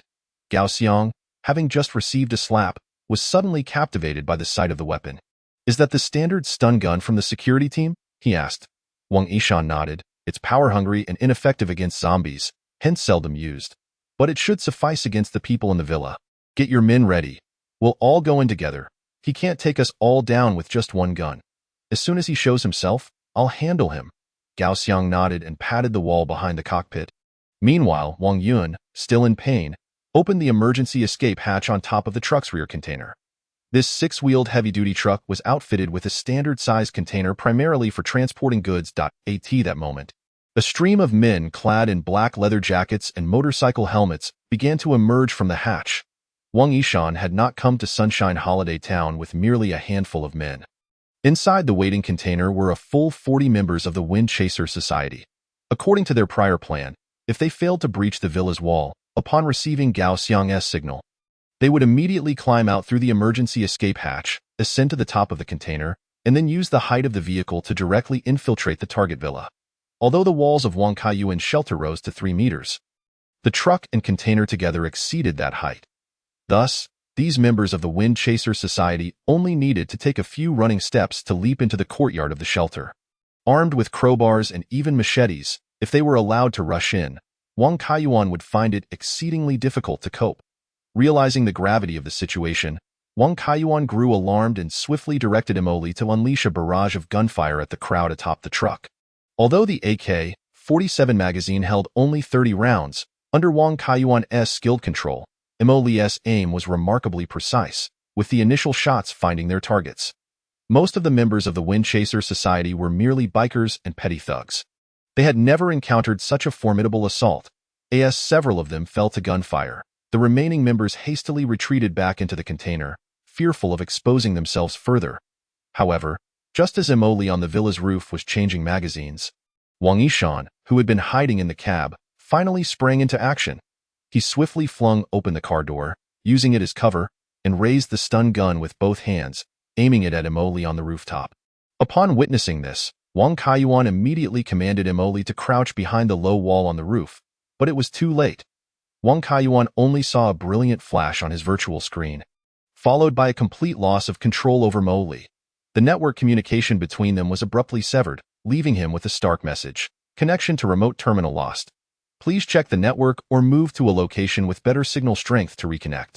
This revelation sent a chill down Wang Kaiyuan's spine. He could hardly fathom that the enemy possessed the means to sever his connection with Emoli. Meanwhile, Lien Yin remained at the yacht, precariously perched on the cliff, unable to arrive in the short term. Yet, Wang Kaiyuan did not panic. Instead, he hastily donned a protective suit and a heavy helmet, grabbed another freshly assembled AK-47, and swiftly made his way to the villa's entrance. Upon arriving at the door, he saw several black-clad figures had already scaled the wall and leapt into the courtyard before the villa. Chapter 67. A critical moment with conviction in his heart and a steady hand. Wang Kaiyuan wasted no time. Seeing the black-clad intruders had entered the courtyard, he raised his weapon and opened fire. In truth, his own shooting accuracy was not as high as when he controlled Imoli. After all, the robot's hands were remarkably steady, and the AK-47 had almost no recoil, akin to playing a shooting game with cheats. When he fired the weapon himself, he could clearly feel the recoil causing the muzzle to rise. Hence he aimed for the bodies of his adversaries, ensuring that even if the gun barrel lifted, he could still hit them in the head. The black-clad assailants were utterly unprepared for the emergence of another armed defender from the villa. Given their close proximity, several fell instantly. While not all were headshots, the impact of a 7.62 mm round striking the human body would still cause significant damage. The cinematic depictions of individuals surviving multiple gunshot wounds were a mere fantasy. Once struck by a bullet in the body or thigh, survival was unlikely. Seeing his fellow attackers fall at the entrance, those still on the wall quickly retreated, with one individual, urged on by Wang Yishan, leaping off the wall, none other than Gao Xiong, panting heavily as he reached the truck. Wang Xiao, there's still one with a gun inside. Those of us who charged in were all taken down by him. Another one? Wang Yishan frowned. Having observed that the enemy's firearms were discharging actual gunpowder bullets, he pondered where these antique weapons had come from. A few more shots might cause them to explode. However, with only a stun gun in hand, and witnessing the rapid casualties among the 40 or so members he had brought, he dared not underestimate the situation. He ordered, everyone scatter, then simultaneously use ladders to scale the wall. There's only one person inside with a gun. He can't possibly fend off all of us at once. Then, Wang Yishan added, tell them that once we take this villa, everyone will have a week's stay at the club on the 4th floor of the marketplace. And I'll cover the costs. This proclamation instantly reignited the spirits of the Wind Chaser Society members, who had been somewhat disheartened. In reality, the Han Hai group treated the Wind Chaser Society members fairly well. As long as they completed their daily resource collection tasks, each individual could rest in private quarters and enjoy food comparable to what they had before, compared to the laborers on the 2nd floor who could only nibble on rice balls. It was a world apart. Moreover, during their resource collection missions, the Wind Chaser Society members often interacted with other survivors from the outside world and occasionally seized supplies from isolated survivors. They were acutely aware of the hardships faced by ordinary survivors. Therefore, they were willing to go to great lengths for the Han Hai group, even risking their lives. The club on the 4th floor, as Wang Yishan mentioned, was a place reserved for high-ranking members of the Han Hai group, a venue for relaxation and enjoyment, often offering special services. Beyond the higher-ups, only mid-level members who had significantly contributed to the Han Hai group had the opportunity to enjoy a stay there. This time, Wang Yishan was thoroughly prepared. The members of the Wind Chaser Society swiftly paired up and retrieved several ladders from the truck's container. They then spread out, maintaining a distance of at least 4 to 5 meters between each group, and quickly rushed to the wall. Wang Kaiyuan had already noticed the movements of the black-clad figures through the surveillance cameras on the wall, but he had no effective means to thwart them. With Imoli on the roof out of contact, there was no time to climb up to the villa's roof and use the water cannon. If the black-clad intruders were allowed to breach the villa, he would have to engage them in close combat, significantly diminishing his odds of survival. At this moment, Wang Kaiyuan felt a pang of regret. If only he had produced the M134 Gatling gun in advance. Positioning it at the entrance would have surely prevented anyone from entering, he counted again. There were still over 30 black-clad assailants outside, while he had 3 magazines containing a total of 90 rounds. 90 against 30. Advantage was on my side. In an instant, the silhouettes of the black-clad figures reappeared atop the wall, with a dozen individuals simultaneously climbing over the edge. Wang Kaiyuan swiftly aimed and fired at the nearest individuals. But just as he struck them down, nearly 10 remaining adversaries had already vaulted over the wall with remarkable speed, entering the courtyard. These figures clad in black were devoid of ranged weapons and understood that only by closing the distance could they evade Wang Kaiyuan's sweeping gunfire. Thus, as soon as they landed, they brandished an assortment of weapons and charged towards him. Wang Kaiyuan swept his firearm, taking down several more in an instant, then quickly detached the spent magazine, replacing it with a fresh one before racking the bolt and firing again. This 3D printed AK-47 surpassed the original in both rate of fire and stability. Consequently, in mere seconds, the area before Wang Kaiyuan was littered with the lifeless bodies of the black-clad assailants. However, the enemy's tactic of overwhelming numbers began to yield results.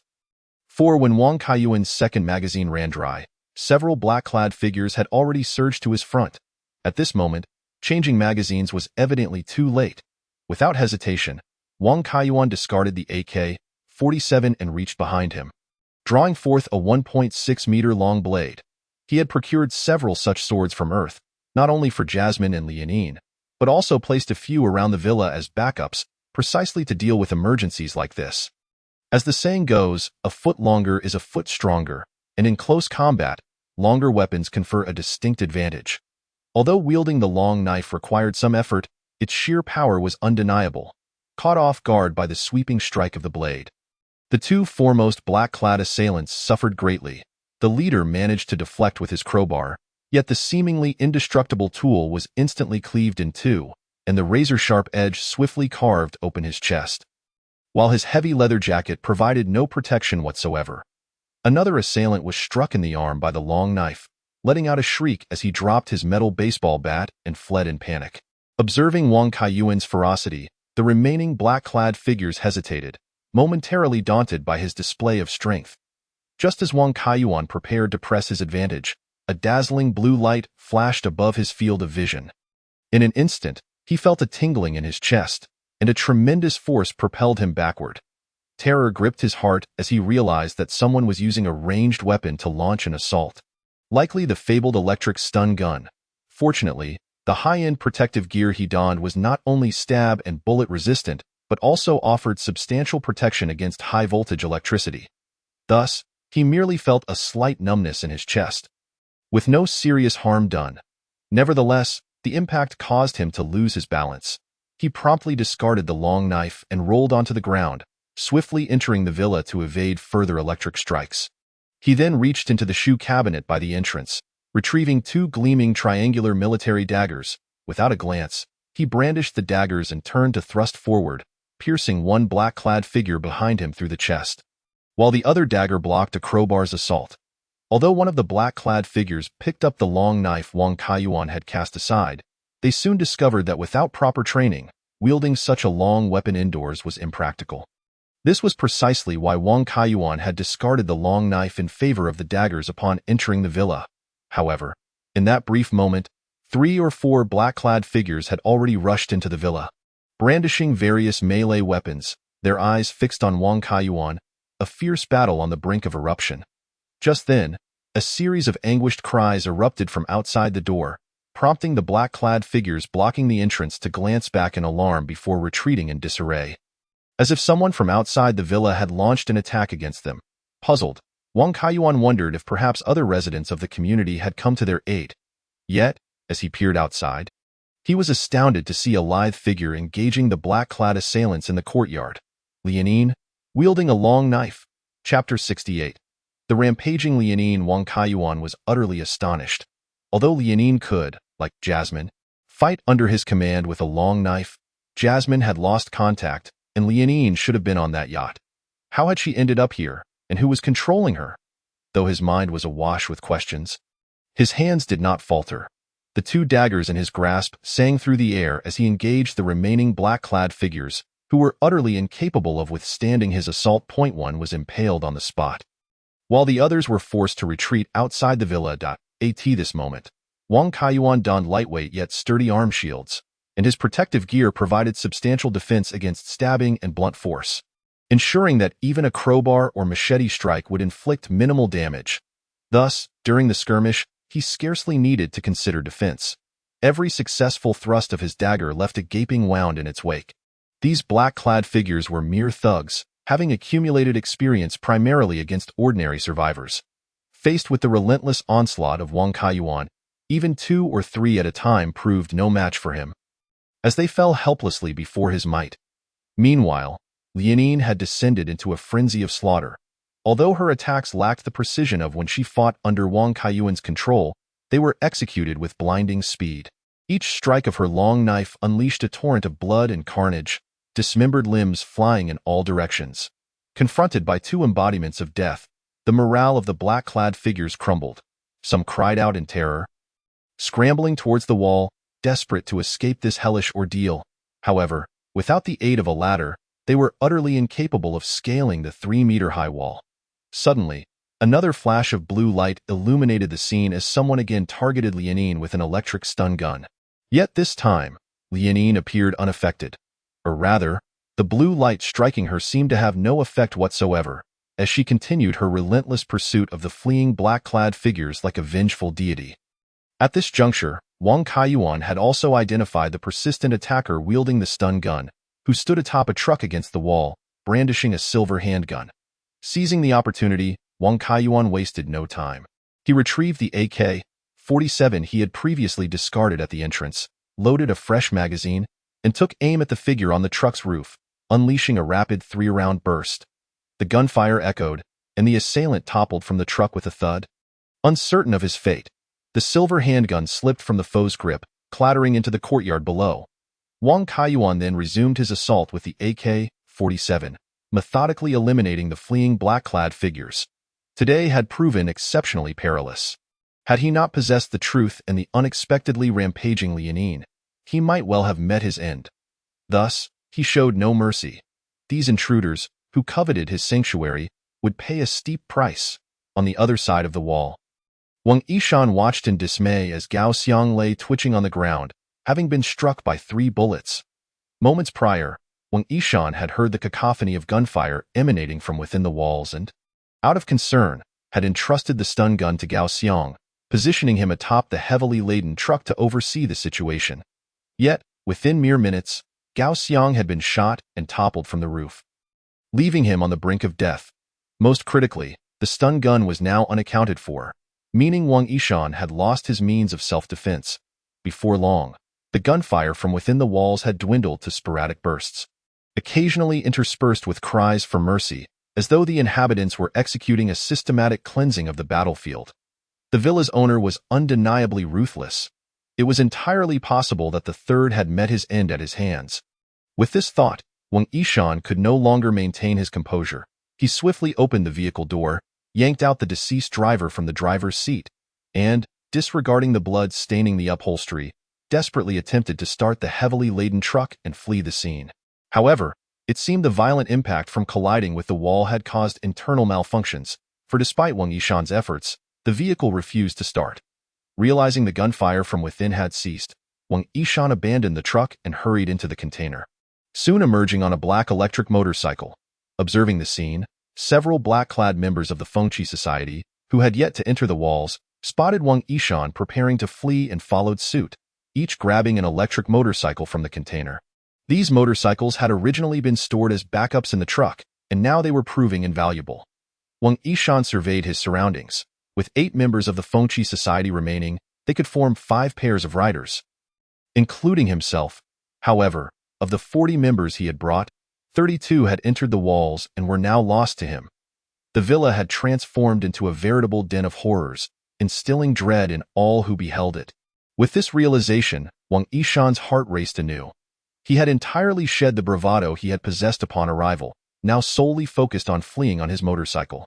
Yet, to his shock, just as he mounted the electric bike, he felt someone sit behind him, arms wrapping tightly around his waist, and heard Sister Deng's voice crying out in distress, "Young Master Wang, please don't leave me behind."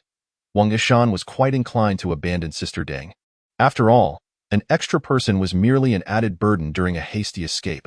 However, given her apparent closeness to her father, Wang Qinan, and the pressing need to move, he refrained from arguing, revving the motorcycle and racing northward towards the community. Yet, it was not long before he spotted a group of individuals stationed at the site where the heavily laden truck had breached the wall, each armed with a long firearm.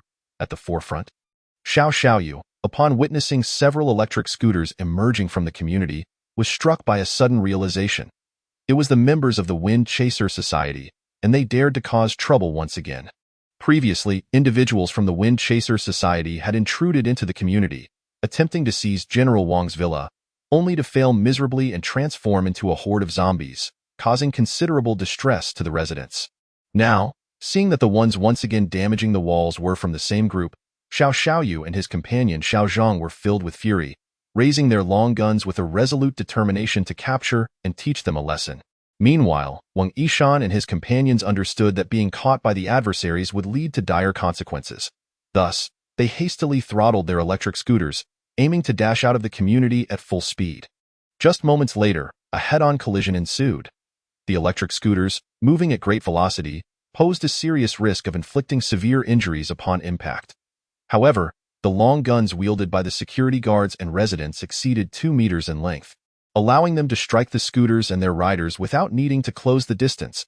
As soon as the two sides made contact, several riders screamed as they were unceremoniously dislodged from their scooters, while some residents, caught off guard, were sent flying by the speeding scooters.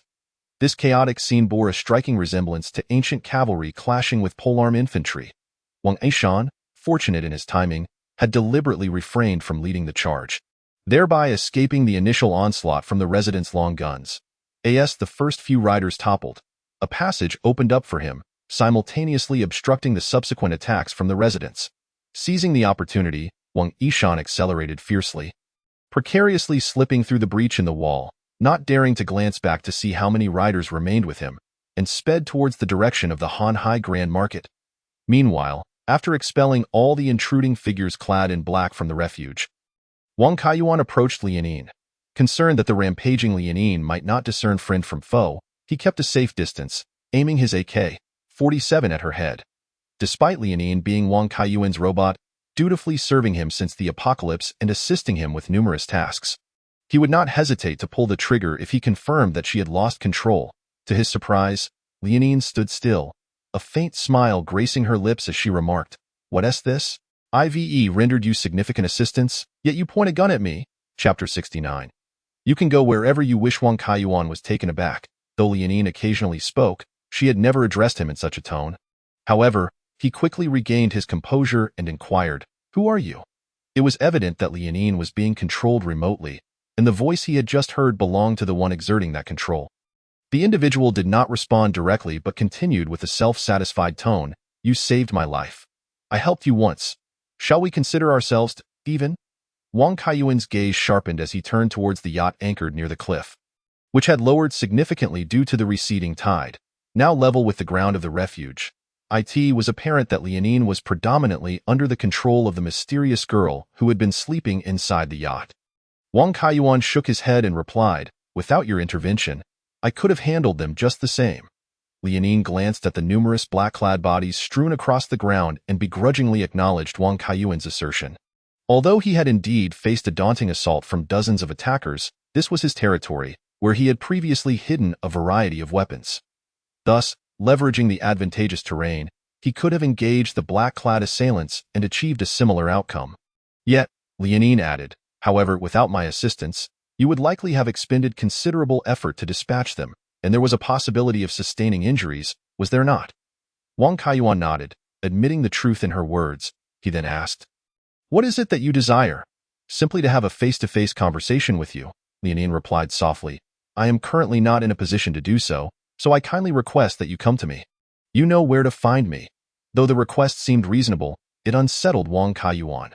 Since the onset of the apocalypse, he had never ventured beyond the confines of the refuge, usually sending either Jasmine or Lianin out in his stead.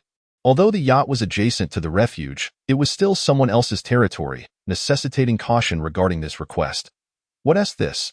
Am I merely a fragile maiden, and you are afraid of me?" Despite the evident provocation in her words, Wang Kaiyuan clenched his jaw, replaced the magazine in his AK-47, and then proceeded towards the yacht perched at the cliff's edge. After all, if he could not ascertain the reason behind Lianin's control, it would imply that Jasmine was also at risk, a loss Wang Kaiyuan could not bear to accept. After considerable effort, Wang Kaiyuan finally set foot on the yacht's deck, perhaps due to a lack of power. The door directly ahead remained tightly shut. Thus, he relied on his memory and followed the path Jasmine had taken earlier, entering the yacht through the kitchen. Upon entering, Wang Kaiyuan frowned. After Jasmine had arrived in the cabin, she had dispatched several zombies, yet now their bodies had vanished without a trace. It was evident that the yacht's owner had somehow controlled Lianin, disposing of the zombies into the sea. The thought that his robot could be so easily commandeered by another person filled Wang Kaiyuan with indignation. The robotics company had advertised military-grade security measures, yet a mere girl had effortlessly hacked into it. What a scam! Most critically, Liaoning was responsible for transporting supplies procured by Wang Kaiyuan from Earth into the refuge from the external nestling station. If the yacht's owner were to access Liaoning's visual records, Wang Kaiyuan's secrets could very well be exposed. With this realization, cold sweat began to bead on his forehead. That moment, he had arrived at the door of the guest cabin. After chambering around in his AK-47, he pushed the door open. Immediately, a chilling voice reached his ears. How rude! Or has this apocalypse stripped people of their basic manners? Wang Kaiyuan focused his gaze to find the girl seated gracefully at the edge of the bed in the center of the room. She had changed into a black dress, the floral hem cascading down to her ankles, though her delicate, fair feet remained visible, resting on the carpet beside the bed, resembling exquisite works of art. Despite Wang Kaiyuan wearing a helmet, the girl discerned his gaze, instinctively retracting her feet before saying, "Seeing you fully armed, are you genuinely afraid of this fragile woman?" She then shrugged, seemingly indicating that she posed no threat.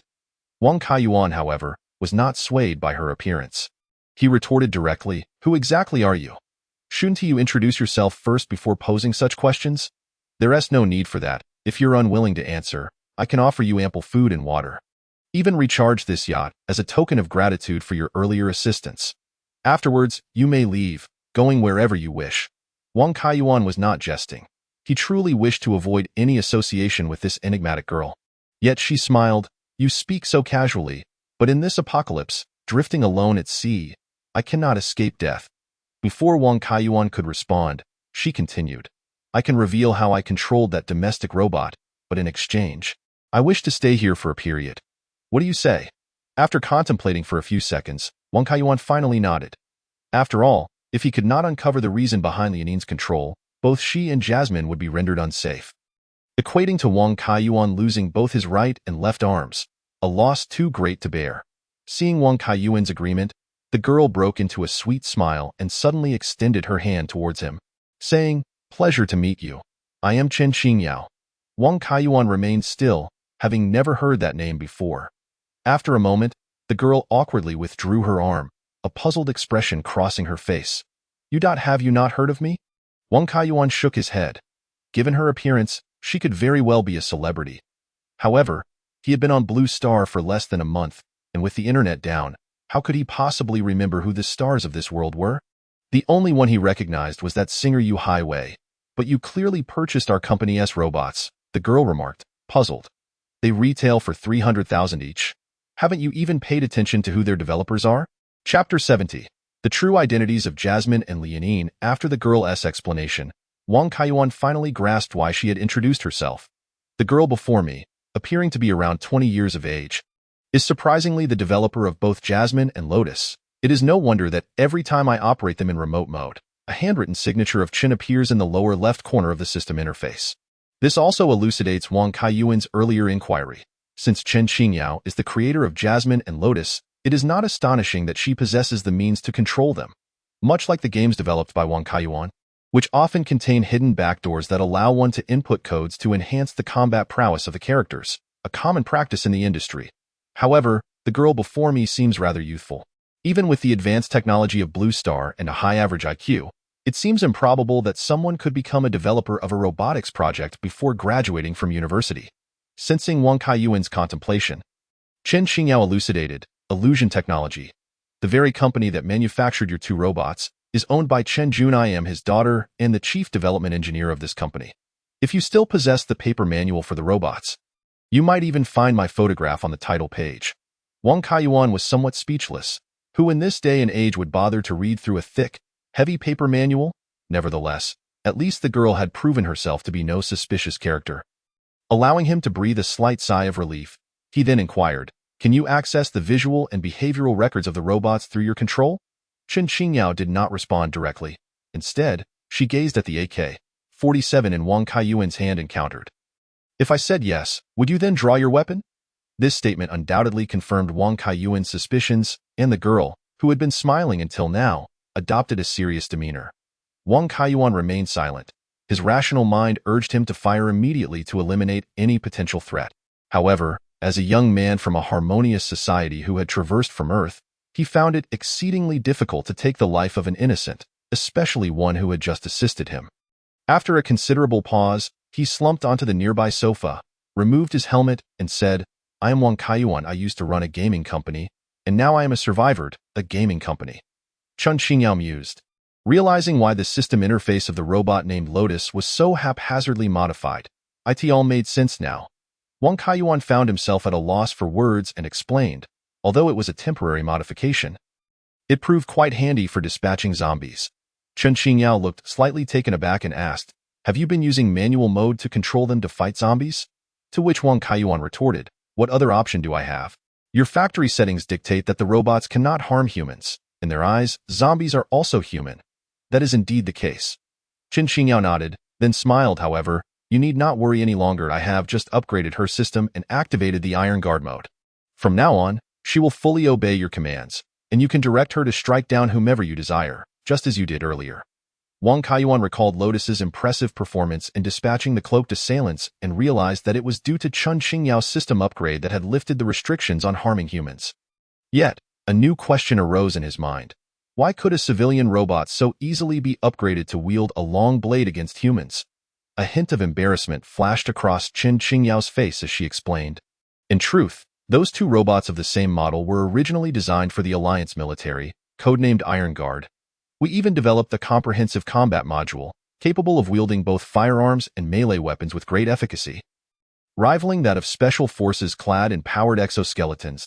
At this point, a look of indignation crossed Chen Qingyao's features.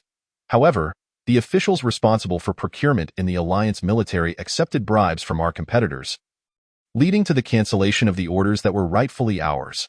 Consequently, all the initial investments in the development of Iron Guard were rendered futile. She sighed, continuing, to mitigate our losses, our company had no choice but to downgrade the Iron Guard's operating system to a civilian version and market them as domestic robots. However, since their recent launch last month, coupled with a somewhat high price point, they have not sold well at all, and then the apocalypse struck. After hearing this explanation, Wang Kaiyuan finally understood why Jasmine and Lotus, despite being domestic robots, could efficiently dispatch zombies. It turned out that this was their original purpose. Ultimately, it was his lack of understanding of the civilian robot market in Blue Star that led to his predicament. He had assumed that the more expensive robots would be superior, and thus chose Illusion Technologies products within his budget, only to discover he had been taken advantage of. The reason Jasmine and Lotus could command a price of 300,000 each was primarily because they were originally designed for military use, constructed with military-grade materials. Additionally, Illusion Technology was eager to recoup their losses, making their costs significantly higher than comparable domestic robots. Had Wang Kaiyuan opted for similar robots from other companies, he might have acquired them for less than 200,000 or even 150,000 for products with similar appearances and functionalities. He then asked, why do you wish to remain here? This yacht should be capable of autonomous navigation. As long as it has sufficient power, it could easily take you to a safer location. Moreover, as you have observed, I have already attracted attention. Skirmishes like the one earlier are not uncommon. Just a couple of days ago, we encountered a horde of over 10,000 zombies. Wang Kaiyuan speculated that since Chen Qingyao was the chief development engineer of Illusion Technology, she must have her own sanctuary and had no reason to linger in his refuge. A safer place? Chen Qingyao was momentarily taken aback before offering a rueful smile. The reason I find myself in such dire straits is that the safe zone I was in was overrun by zombies, forcing me to board this yacht to escape. Unfortunately, due to one crew member concealing a zombie bite, had it not been for a typhoon that caused us to drift here, I might have starved to death. After a brief pause, she continued, moreover, with the internet down, I have been unable to contact any friends or family. After much contemplation, I believe your place is safer. At the very least, you possess ample supplies? Do you not? Wang Kaiyuan's gaze sharpened. Indeed, the other party had gleaned the secrets of his refuge through Lotus's visual and behavioral records. Seeing Wang Kaiyuan's right hand instinctively grip the gun's handle once more, Chen Qingyao hastily interjected, please do not misunderstand. While I did view the records of Iron Guard, I soon discovered that much of the data had been erased. Therefore, I only know that your supplies are plentiful and that you have set up an e-commerce platform. However, the source of your supplies was not disclosed in Iron Guard's records. Despite her youth, Chen Qingyao's ascent to the position of Chief Development Engineer at Illusion Technology indicated a high level of intelligence. Thus, While she was undoubtedly curious about the origins of Wang Kaiyuan's abundant supplies, she understood that this was likely a closely guarded secret.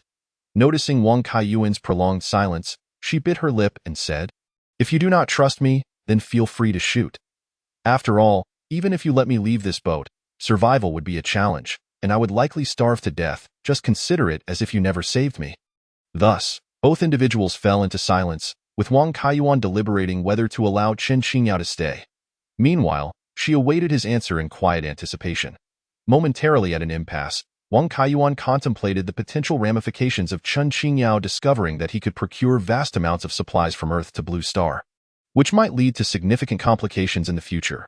Yet, Chen Qingyao claimed that many records in Lotus had been purged, which astonished Wang Kaiyuan. Could it be that some unseen courier protocol forcibly deleted the records of the time following each delivery? Recalling that both Jasmine and Lotus were unable to view the contents on Wang Kaiyuan's notebook screen and that surveillance could not capture the process of Earth deliveries reaching Blue Star, Wang Kaiyuan began to lean toward believing that Chen Qingyao was not deceiving him. She truly did not know the origins of the supplies in his refuge. Just then, a series of gurgling sounds interrupted his thoughts. Turning to Chen Qingyao once more, he found her blushing as she asked, "Regardless of your decision, could you please spare me something to eat? It is quite a struggle for me to even sit here." According to Chen Qingyao, a week after the power outage, a zombie virus outbreak had occurred at the Illusion Technology Research Center where she worked, leading her and a few employees to escape onto a boat after a few days. However, shortly after setting sail, one crew member turned into a zombie, subsequently infecting others and trapping Chen Qingyao in this cabin. Though there were some snacks and drinking water available here, they had been depleted after several days. By the time the boat drifted to the refuge, Chen Qingyao had gone 5 full days without sustenance. For the first 3 days, she managed to stay awake by relying on leftover water from the bathroom. But by the 4th day, she could endure no longer and succumbed to unconsciousness. Thus, even though Wang Kaiyuan instructed Lotus to administer a nutritional paste to Chen Qingyao, it merely revived her consciousness. She remained weak and famished. Wang Kaiyuan realized that despite her tender age, the girl exhibited remarkable resilience. Having endured hunger to this extent, he recalled his own experiences of hunger within dreams, which now felt strikingly vivid. Thus, he sighed, retrieved a chocolate bar from his pocket, and handed it to Chen Qingyao, subsequently stating, "You may remain aboard this vessel. I will have Lianin bring you some provisions later. However, you are not permitted to enter the confines of my villa without authorization." Chen Qingyao accepted the chocolate bar but refrained from consuming it immediately, instead nodding in agreement. "That seems quite reasonable." Observing her hesitation, Wang Kaiyuan surmised that she was likely a well-mannered young lady from a distinguished family. He then rose and added, "Furthermore, I require the highest control permissions for Jasmine and Lianin. Given that they are military-designed robots, it is illogical to leave any backdoors for you." Wang Kaiyuan was keenly aware of the significant assistance Jasmine and Lianin provided him, and he certainly did not wish for these machines to become potential traitors. However, since they were crafted for military purposes, they would undoubtedly adhere to strict confidentiality protocols. Should any backdoor be discovered by the military, it would spell considerable trouble for Mirage Technology. Chen Qingyao nodded decisively. "Once their systems are upgraded to the Iron Guard mode, any backdoors left by our company will be rendered inoperative. I merely need to transfer the highest authority to you, and they will unequivocally belong to you. Unless, of course, you choose to transfer the authority to someone else in the future." Wang Kaiyuan nodded in acknowledgement. Not lingering any longer, and turned to leave Chen Qingyao's room, she watched him depart without a backward glance. Chen Qingyao muttered softly, "What a truly rude man." With that, she finally released her grip on the bed sheet beneath her, only to realize it was dampened by the sweat from her palm.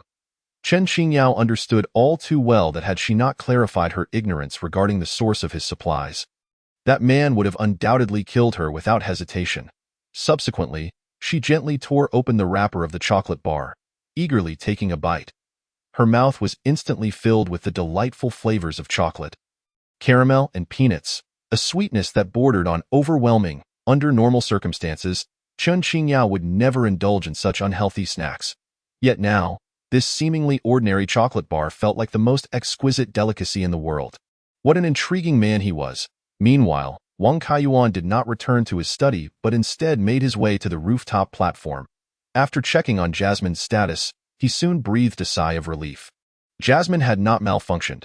As a military-grade robot, she could not be easily incapacitated by a mere stun gun. The loss of communication between Wang Kaiyuan and Jasmine had primarily been due to their reliance on civilian network frequencies, which were prone to interference.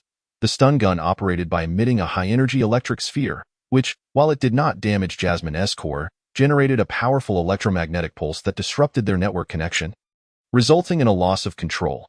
Had Wang Kaiyuan attempted to reconnect a few more times, he likely could have re-established contact with Jasmine without issue. However, in the heat of the moment, he had not considered this, prompting him to reflect on his own impulsiveness and lack of composure. Wang Kaiyuan then instructed Jasmine and Lianin to deliver additional supplies to Chen Xingyao aboard the yacht. As the tide receded rapidly, the yacht's height had already fallen below ground level, and Wang Kaiyuan had expended considerable effort to ascend. However, this was advantageous, as it meant that Chen Xingyao, appearing delicate and fragile, was unlikely to scale the several-meter-high cliff to reach his shelter. Being trapped aboard the yacht would mitigate many complications. Wang Kaiyuan then retrieved the packaging boxes from the basement where he had purchased Jasmine and Lianin.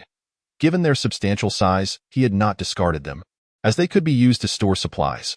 Within the two thick manuals, he found a photograph of Chen Xingyao in the image. She wore a researcher's white lab coat and beamed confidently at the camera, resembling the young lady he had encountered earlier. According to the introduction on the cover page, Chen Xingyao was merely 19 years old, having entered the top-ranked Blue Star University at the age of 13 and earned a doctorate in robotic engineering by 16. Truly a prodigious talent. Furthermore, her father, Chen Jun, was the founder of Mirage Technology, which explained why Chen Xingyao held the position of chief development engineer at such a young age and possessed such an extravagant yacht. At that moment, a virtual screen flickered to life before Wang Kaiyuan, displaying a voice call from security officer Xiao Zhang. "Mr. Wang, are you all right? Just now, a group of bikers rushed outside. We, along with several homeowners, managed to intercept some, but unfortunately, a few escaped." Wang Kaiyuan promptly replied, "If you capture any alive, inquire about their lair. They have repeatedly caused us trouble. We cannot let this slide." Though Wang Kaiyuan wished to remain hidden in his shelter and survive the apocalypse, the repeated incursions from enemies compelled him to retaliate. "I have already inquired. They came from the Hanhai supermarket, located 5 kilometers away," security officer Xiao Zhang reported. "It seems there is a large gathering there, totaling several hundred people." "So many?" Wang Kaiyuan hesitated, considering that the entire Sunshine Holiday town comprised just over 200 residents, with fewer than 100 capable of combat. Attacking a gathering of several hundred seemed akin to throwing stones at a mountain. However, Xiao Zhang continued, "It is rumored that the recent typhoon blew zombies into that supermarket, and many have turned into the undead. With the power supply cut off, they have turned their sights on us." Wang Kaiyuan's eyes brightened at this revelation. It meant that the enemy was currently preoccupied with their own troubles. The black-clad individuals who had perished in the shelter were likely the primary combatants they could mobilize. He then instructed Xiao Zhang, "There is a large truck parked at my villa entrance. Please ask if any homeowners are skilled in repairs. If it can be fixed, we can use it to launch a surprise attack." Chapter 72. Elusive Understanding. Chen Xingyao gazed at the heap of food delivered by Jasmine and Lianin, her spirits somewhat dampened. Although there was an abundance of food, the quality left much to be desired. Aside from rice and flour, the bulk consisted of stick-like bread and instant noodles with a single flavoring packet. Wang Kaiyuan, through Jasmine's camera, noticed Chen Xingyao's glum expression and explained, "These are the most basic provisions we have here. If you desire something of better quality, you may log into our Sunshine Mall and purchase it using electricity. Additionally, I have connected this yacht to a power cable, but initially, there are only 10 degrees of electricity available. Should you require more power, you must complete tasks from the mall or offer something of sufficient value in exchange. If you wish to remain, you must adhere to our rules." Exchange? Chen Xingyao suddenly expressed interest. High-performance electronic devices, practical robots, or firearms would be acceptable. As for food and daily necessities, I have no shortage. After pondering for a moment, Chen Xingyao replied, "This yacht is only used during my vacations, so there aren't many valuable items. However, the radar antenna on the roof should be somewhat useful to you. It can monitor nearby vessels and aircraft and supports long-distance communication." Wang Kaiyuan's eyes lit up as he inquired, "With this antenna, can we control Jasmine and Lianin to venture further afield?" Previously, Wang Kaiyuan had only been able to command Jasmine and Lianin within the confines of the community, limited by the civilian base station's signal range. Once they strayed too far, he would lose control of them. Even in areas with poor signal near the community's edge, significant delays were evident. Wang Kaiyuan was preparing to confront the black-clad individuals behind the disturbances. But the distance to Hanhai Supermarket exceeded the communication range of the community base station. Although Jasmine and Lianin's systems had been upgraded to military versions, granting them autonomous combat capabilities, they still required someone nearby to direct their actions. This meant Wang Kaiyuan would have to personally lead Jasmine and Lianin into their stronghold. While Wang Kaiyuan was confident in his combat abilities, he was reluctant to leave his shelter unless absolutely necessary. In a world filled with advanced weaponry, who knew what dangers lay outside? Moreover, after conducting a simulated battle with Jasmine and Lianin, he discovered that while the unmonitored Lianin boasted strength and speed far superior to that of humans, her combat style was somewhat rigid. With a few tactical maneuvers, he could easily defeat her. This indicated that, limited by her processor's performance, autonomous combat struggled to handle complex situations and could only serve as a supplementary function. However, if the antenna on Chen Qingyao's yacht had a broader signal range, Wang Kaiyuan could avoid putting himself at risk. In response to Wang Kaiyuan's inquiry, Chen Qingyao nodded. This antenna can switch to base station mode, providing signals for nearby communication devices with a coverage radius of about 6 kilometers on land and even farther at sea. Wang Kaiyuan hesitated for a moment before proposing to Chen Qingyao. In that case, I would like to rent the radar antenna on your yacht for a monthly fee of 100 degrees of electricity. I will also cover the power consumption of all electronic devices aboard the yacht. Although 100 degrees of electricity was not a substantial sum, Wang Kaiyuan's offer to assume responsibility for all power used by the yacht's electronic devices meant that Chen Qingyao would have the liberty to utilize the yacht's lighting, refrigerator, and cooking facilities without concern, significantly enhancing her quality of life. Chen Qingyao had little understanding of the electrical power that Wang Kaiyuan mentioned. She nodded slightly and then inquired, aside from food and daily necessities, what else can be purchased with this electrical power? The mall also offered entertainment options, including various television programs and games. It sounded quite appealing. At least staying on this boat would not be dull. I have applied for a mall account for you, with the same privileges as other homeowners in the community. If you have any needs, feel free to express them. As long as they are reasonable, I will find a way to fulfill them. Subsequently, Wang Kaiyuan smoothly obtained the highest permissions for Emoli and Lian Yin from Chen Qingyao. He immediately commanded Emoli to begin connecting the yacht's radar antenna. Fortunately, since Chen Qingyao was an engineer, the process of switching the base station signal to the yacht's antenna went exceedingly well. This meant that within a radius of 6 kilometers, the network signal emitted by the shelter could be received. At the same time, Wang Kaiyuan learned the yacht's name from Chen Qingyao, Huan Kai Lu Xing Hao, which perfectly matched its streamlined hull. Lianin then began to clean and tidy up the shelter as per Wang Kaiyuan's request. After a thorough count, it was revealed that as many as 32 black-clad individuals had invaded the shelter and were subsequently killed. Their bodies were all discarded into the sea to feed the fish. As Lian Yin raised several wind turbines along the shore, Chen Qingyao, who was sitting in the yacht's cabin eating instant noodles and sipping a sugary drink, witnessed this scene. She was utterly astonished. Although she could recognize those as wind turbines, such equipment hardly existed outside textbooks. This was because even the most remote desert regions of Blue Star relied on nuclear power. Soon after, Chen Qingyao noticed the rows of photovoltaic panels atop the shelter's villa, which piqued her curiosity about Wang Kaiyuan's identity even further. How could an ordinary game company owner acquire such rare power-generating equipment? She then logged into the Sunshine Mall using the account Wang Kaiyuan had provided her, where the array of goods left her dazzled. She initially presumed that Wang Kaiyuan was merely selling some ordinary emergency supplies, yet the mall was filled with a stunning variety of products. Beyond the basic staples of rice, flour, and oil, there were various meats, canned fruits, compressed biscuits, and juice drinks. There were even vitamins and a range of essential medications, including several types of female hygiene products. While these items were commonplace and inexpensive in normal times, they were invaluable in this apocalyptic world. Where on earth had Wang Kaiyuan gathered such an extensive supply of materials? With her imagination running wild, Chen Qingyao began to suspect that Wang Kaiyuan was backed by some formidable force, possessing not only abundant resources but also extraordinary technological capabilities. After all, he had managed to delete the visual and behavioral record data of the Iron Guards, namely, Emoli and Lian Yin. It is essential to note that as military robots, The record data of the Iron Guards was stored in encrypted storage, which could only be overwritten by new data when the storage space was insufficient, making it impossible for external interference.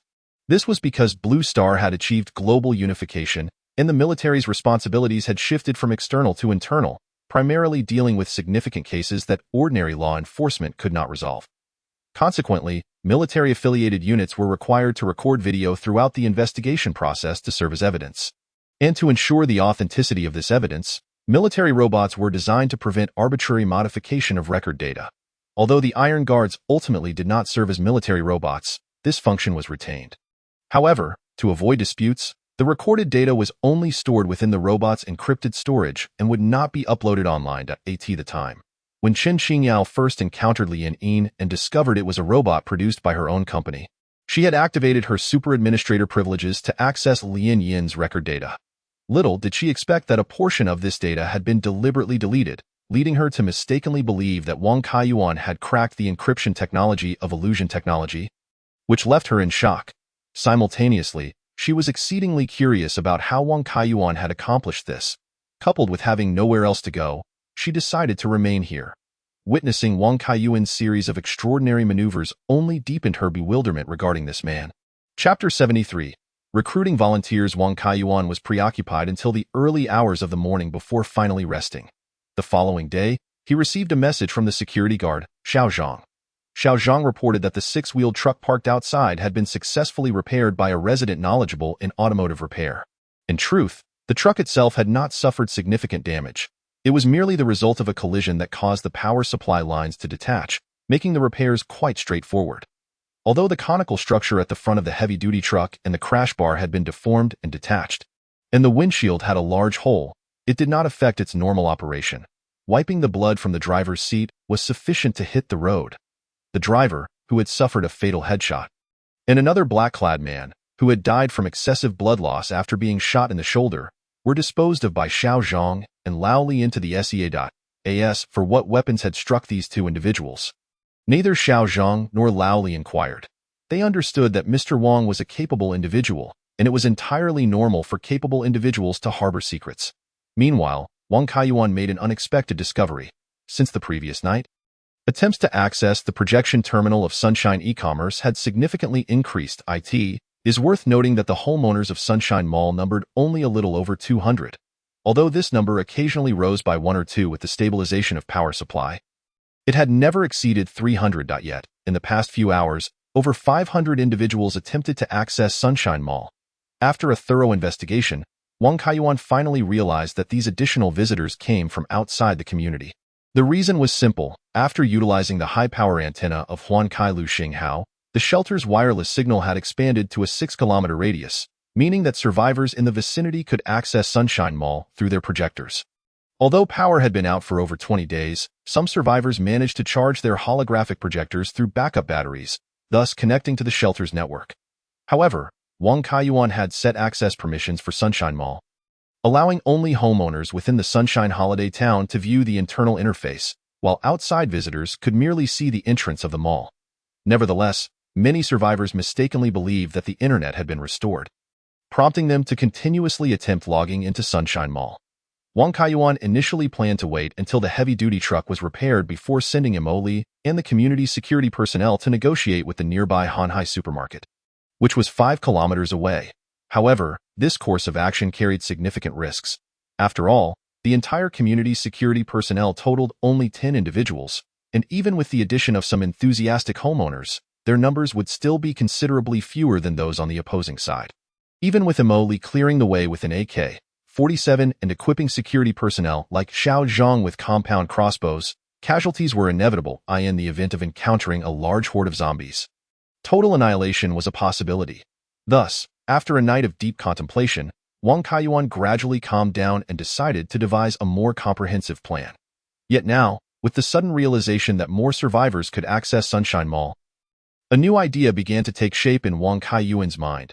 He Zhongyuan was a survivor residing in the neighboring community of Fengmoa Court, adjacent to Sunshine Holiday Town. Lacking a proper job, he relied primarily on odd jobs and the relief food distributed by the Alliance for Survival, which forced him to live in a basement of the community. His next-door neighbor was a convenience store that used the space for storage. Since the basement had been converted by the landlord, it was only separated from the warehouse by simple foam wall panels, causing him to frequently wake up from sleep due to the noise of goods being moved in the warehouse. However, this misfortune turned into a blessing. After the outbreak of the zombie tide, He Zhongyuan effortlessly broke a hole in the foam wall and occupied the warehouse, relying on the supplies inside to survive until now. Unfortunately, the food stored by the convenience store was limited, and within a mere 20 days, He Zhongyuan had consumed a significant portion of it.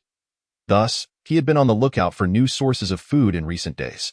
One day, on a whim, he decided to power on the holographic projector that had been in use since the internet went down. To his astonishment, he discovered that the projector had reconnected to the internet. However, the only accessible page was one named Sunshine Mall. Just as He Zhongyuan was studying the purpose of this mall, a text message suddenly popped up on the screen. Task: recruiting volunteers. Sunshine Mall will organize survivors to head to the Victory District Hanhai supermarket to seek supplies. Now recruiting volunteers, with no limit on the number of participants. Interested individuals may proceed to the square at the entrance of Sunshine Holiday Town at 14:00. Departure at 14:30. Transportation will be provided. Latecomers will be left behind. Note 1. Please be sure to avoid surrounding zombies while heading to the gathering location. Any casualties caused by zombies during the journey will not be the responsibility of this community. Note 2. Those who arrive on time and agree to participate in the task will receive a free supply pack, including food and water sufficient for one day. Note 3. After the task is completed, the supplies obtained from Hanhai Supermarket will be uniformly managed by Sunshine Holiday Town, distributed according to labor, with a guaranteed minimum of 1 week's worth of supplies. Those who hoard supplies or do not comply with the distribution will have their access to Sunshine Mall revoked and will be unable to participate in subsequent tasks. Note 4. Hanhai Supermarket is suspected to have been occupied by a certain survivor faction. Thus, this task carries certain risks. Personal protective equipment will be provided on-site, which must be returned after the task concludes. Note 5. Except for injuries caused by zombie bites, basic medical coverage will be provided for injuries sustained during the task. Those who suffer critical injuries or die on the spot may have their family members claim a compensation package, which includes a 15-day supply, individual portion. Note 6. Compensation packages will be distributed according to the family information provided at the time of registration, and no fraudulent claims will be allowed. He Zhongyuan stared at this announcement in confusion. He was well aware of the vastness of the Hanhai supermarket, which undoubtedly housed a plethora of supplies. The implication of the announcement seemed to suggest a call for individuals to band together and venture to the Hanhai supermarket to gather resources. However, with the external chaos and the omnipresence of zombies, was there genuinely a feasible way to reach the supermarket? Could the author of this announcement be a charlatan? At that moment, He Zhongyuan noticed a button beneath the announcement that invited him to join a discussion in the survivor's home. Upon clicking it, he was instantly transported to a text-based chat room. The chat list was already populated with hundreds of usernames, evidently indicating that many others, like He Zhongyuan, had entered the chat upon seeing the announcement. Soon, someone inquired, "What is the nature of this Sunshine Mall?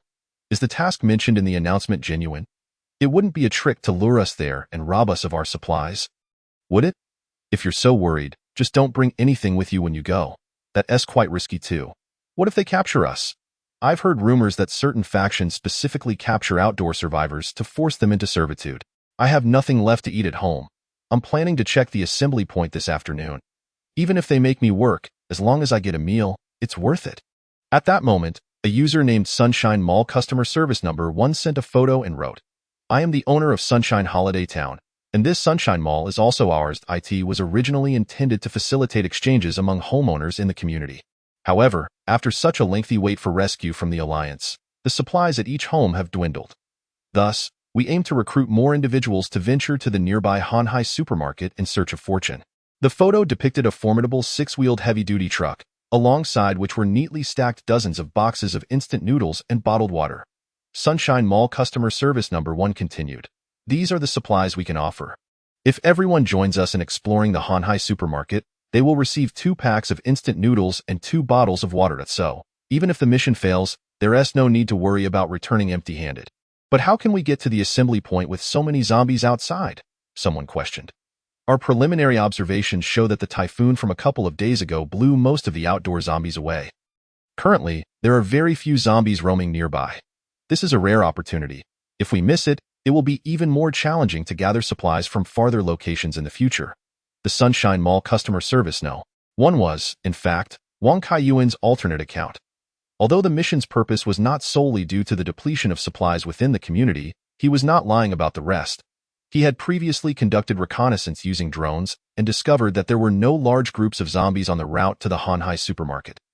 The few scattered zombies posed little threat. As He Zhongyuan gazed at the photo sent by Sunshine Mall customer service number 1, he envisioned the myriad of goods within the Hanhai supermarket and finally made up his mind. Typing in the chat, "Staying holed up at home leads to death anyway. Let's do this. See you all this afternoon." Chapter 74. Organizing the counterattack at noon, Wang Kaiyuan, through data displayed on the system's backend, realized that the number of survivors signing up for the mission exceeded expectations. The wireless signal from the Huansai meteor had a coverage radius of 6 kilometers, while the Hanhai supermarket was located less than 5 kilometers from the shelter.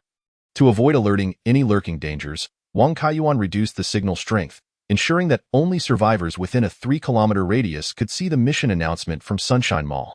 Survivors beyond this range, even if connected to the shelter's network, could not access Sunshine Mall again. Thus, while Wang Kaiyuan initially anticipated that fewer than 100 survivors would participate, he was astonished to find that the number had already reached 150, even if some backed out. The final count would likely exceed 120. It appeared that there were more survivors capable of connecting to the internet in the vicinity than he had anticipated. The issue of vehicles was easily resolved. 2 electric buses had been parked on a street not far from the community entrance, abandoned since the road had been blocked. Though they could not start normally, they could be towed by the heavy-duty truck. The property management and several homeowners had modified these buses, reinforcing them with steel plates and installing protective railings on the windows, transforming them into something akin to prison transport.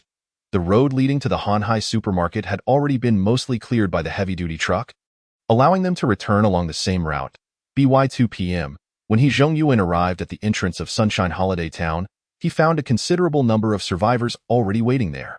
Just as Sunshine customer service no. 1 had indicated, the recent typhoon had blown most of the outdoor zombies elsewhere. Although He Zhongyuan encountered a few scattered zombies along the way, he skillfully avoided them. Survivors who had managed to survive until now were generally adept at evading zombies. The gathering area resembled the scene depicted in the photo shared by Sunshine Mall customer service number 1. Seeing the neatly arranged instant noodles and bottled water stirred He Zhongyuan's excitement, making him wish to rush forward and fill his backpack. However, beside these supplies stood a team of fully armed security guards, clad in heavy protective gear, each equipped with shields and long rifles, their intimidating black helmets signaling that they were not to be trifled with. Under the watchful gaze of the guards, the survivors dutifully formed a line, refraining from any reckless behavior. After approximately 30 minutes, the number of survivors had increased to 123, given the clear instruction that the mission was time-sensitive. The head of security, Captain Zhang, gestured, "Come forward to receive your supplies and gear. 1 package per person." Quickly, He Zhongyuan received 2 packs of instant noodles, 2 bottles of water, a set of protective gear, and a short spear measuring over a meter in length. Unlike the 2-meter rifles used by the guards, this short spear was more convenient to carry and required little skill to wield. A simple thrust to the head of a zombie would suffice to bring it down, making it ideal for He Zhongyuan, a newcomer with some experience, but not much. Although the equipment would need to be returned after the mission, the leading security guard mentioned that completing 3 tasks assigned by Sunshine Mall would allow them to keep the gear. The protective clothing and short spear, collectively costing less than 200 yuan on Earth, would undoubtedly significantly enhance the survival capabilities of the survivors facing zombies in this apocalypse. Furthermore, after completing 1 task, external survivors would gain access to log into Sunshine Mall and earn electricity credits, which could be used to purchase necessary supplies. This series of measures gradually assuaged the concerns of some survivors present, leading them to speculate whether there was a powerful force backing Sunshine Holiday Town. After all, where could such an abundance of supplies and equipment come from? He Zhongyuan felt a surge of excitement, sensing that he had latched onto a significant opportunity. If he continued to complete tasks from Sunshine Mall, he would never have to worry about food again. However, the head of security did caution them about the inherent dangers of this mission. The Hanhai supermarket, rich in resources, had already been claimed by other factions, meaning that beyond battling zombies, they would likely encounter other survivors. He Zhongyuan and his companions held no significant apprehensions. After all, Survivors like him who had made it this far had often engaged in risky ventures. And most had experienced conflicts with other survivors, some even having blood on their hands. In this apocalypse, clinging to past constraints would surely lead to demise. Subsequently, the survivors, under the guidance of the security personnel, boarded the two buses. Although each bus had a capacity of 55 passengers, no one checked for overloading in this world of despair, leading to over 70 people crammed into a single bus, totaling 150 across both vehicles. Among those participating in the mission were not only the 123 external survivors, but also 27 homeowners from the community, along with the two veteran security guards, Xiao Zhang and Lao Li, and two new guards, Tian Xiaoyu and Sun Jiyong, who all rode in the leading heavy-duty truck. The remaining person was none other than the ever-watchful Emoli, already seated in the passenger seat of the truck. As the convoy, consisting of a heavy-duty truck and two electric buses, began to move forward slowly, Wang Kaiyuan kept a close eye on the signal strength from Emoli. While uncertain of the generation of wireless technology utilized by Blue Star, it was evidently far superior to Earth's 5G. Not only did it boast extensive coverage, but it also had exceptional penetration, resulting in a mere 10-millisecond latency. However, theoretically, as the distance increased, the network quality would degrade. If the latency became too high, it would adversely affect the response time while controlling Emoli. Yet, as the convoy approached within 2 kilometers of the Hanhai supermarket, the signal strength remained remarkably stable. Chen Qingyao mentioned that the radar and antenna aboard the Huansai Meteor were military-grade, and it seemed there was no exaggeration in her words. This marked the first occasion Sunshine Mall had recruited survivors beyond the community homeowners, garnering significant attention. Currently, Sunshine Mall hosted 2 discussion groups, one for internal homeowners and another newly established group for survivors. The chat records in both groups were constantly refreshing. Hotel steward, neighbors, we are en route to the Hanhai supermarket. If there's anything you need, please let me know, and I'll do my best to bring some along. Zhao Xiaobao. Didn't they say that the supplies found during this mission must be turned in? Hotel steward, that applies to external survivors. Whatever we homeowners obtain is ours to keep. Zhao Xiaobao. So that's it. I was wondering why there were so many owners signing up. Xiao Fengyun.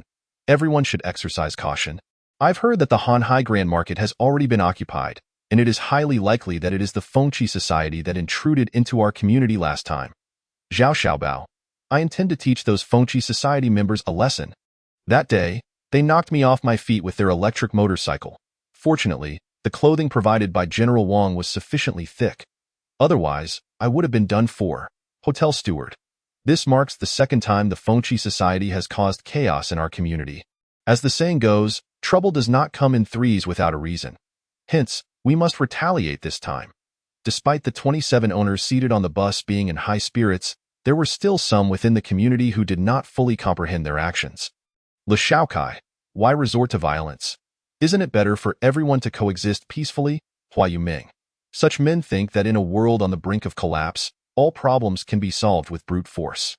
I foresee they will surely suffer losses. Huang Kaishan. One cannot speak so lightly. After all, they have already bullied us. We cannot remain entirely passive, can we?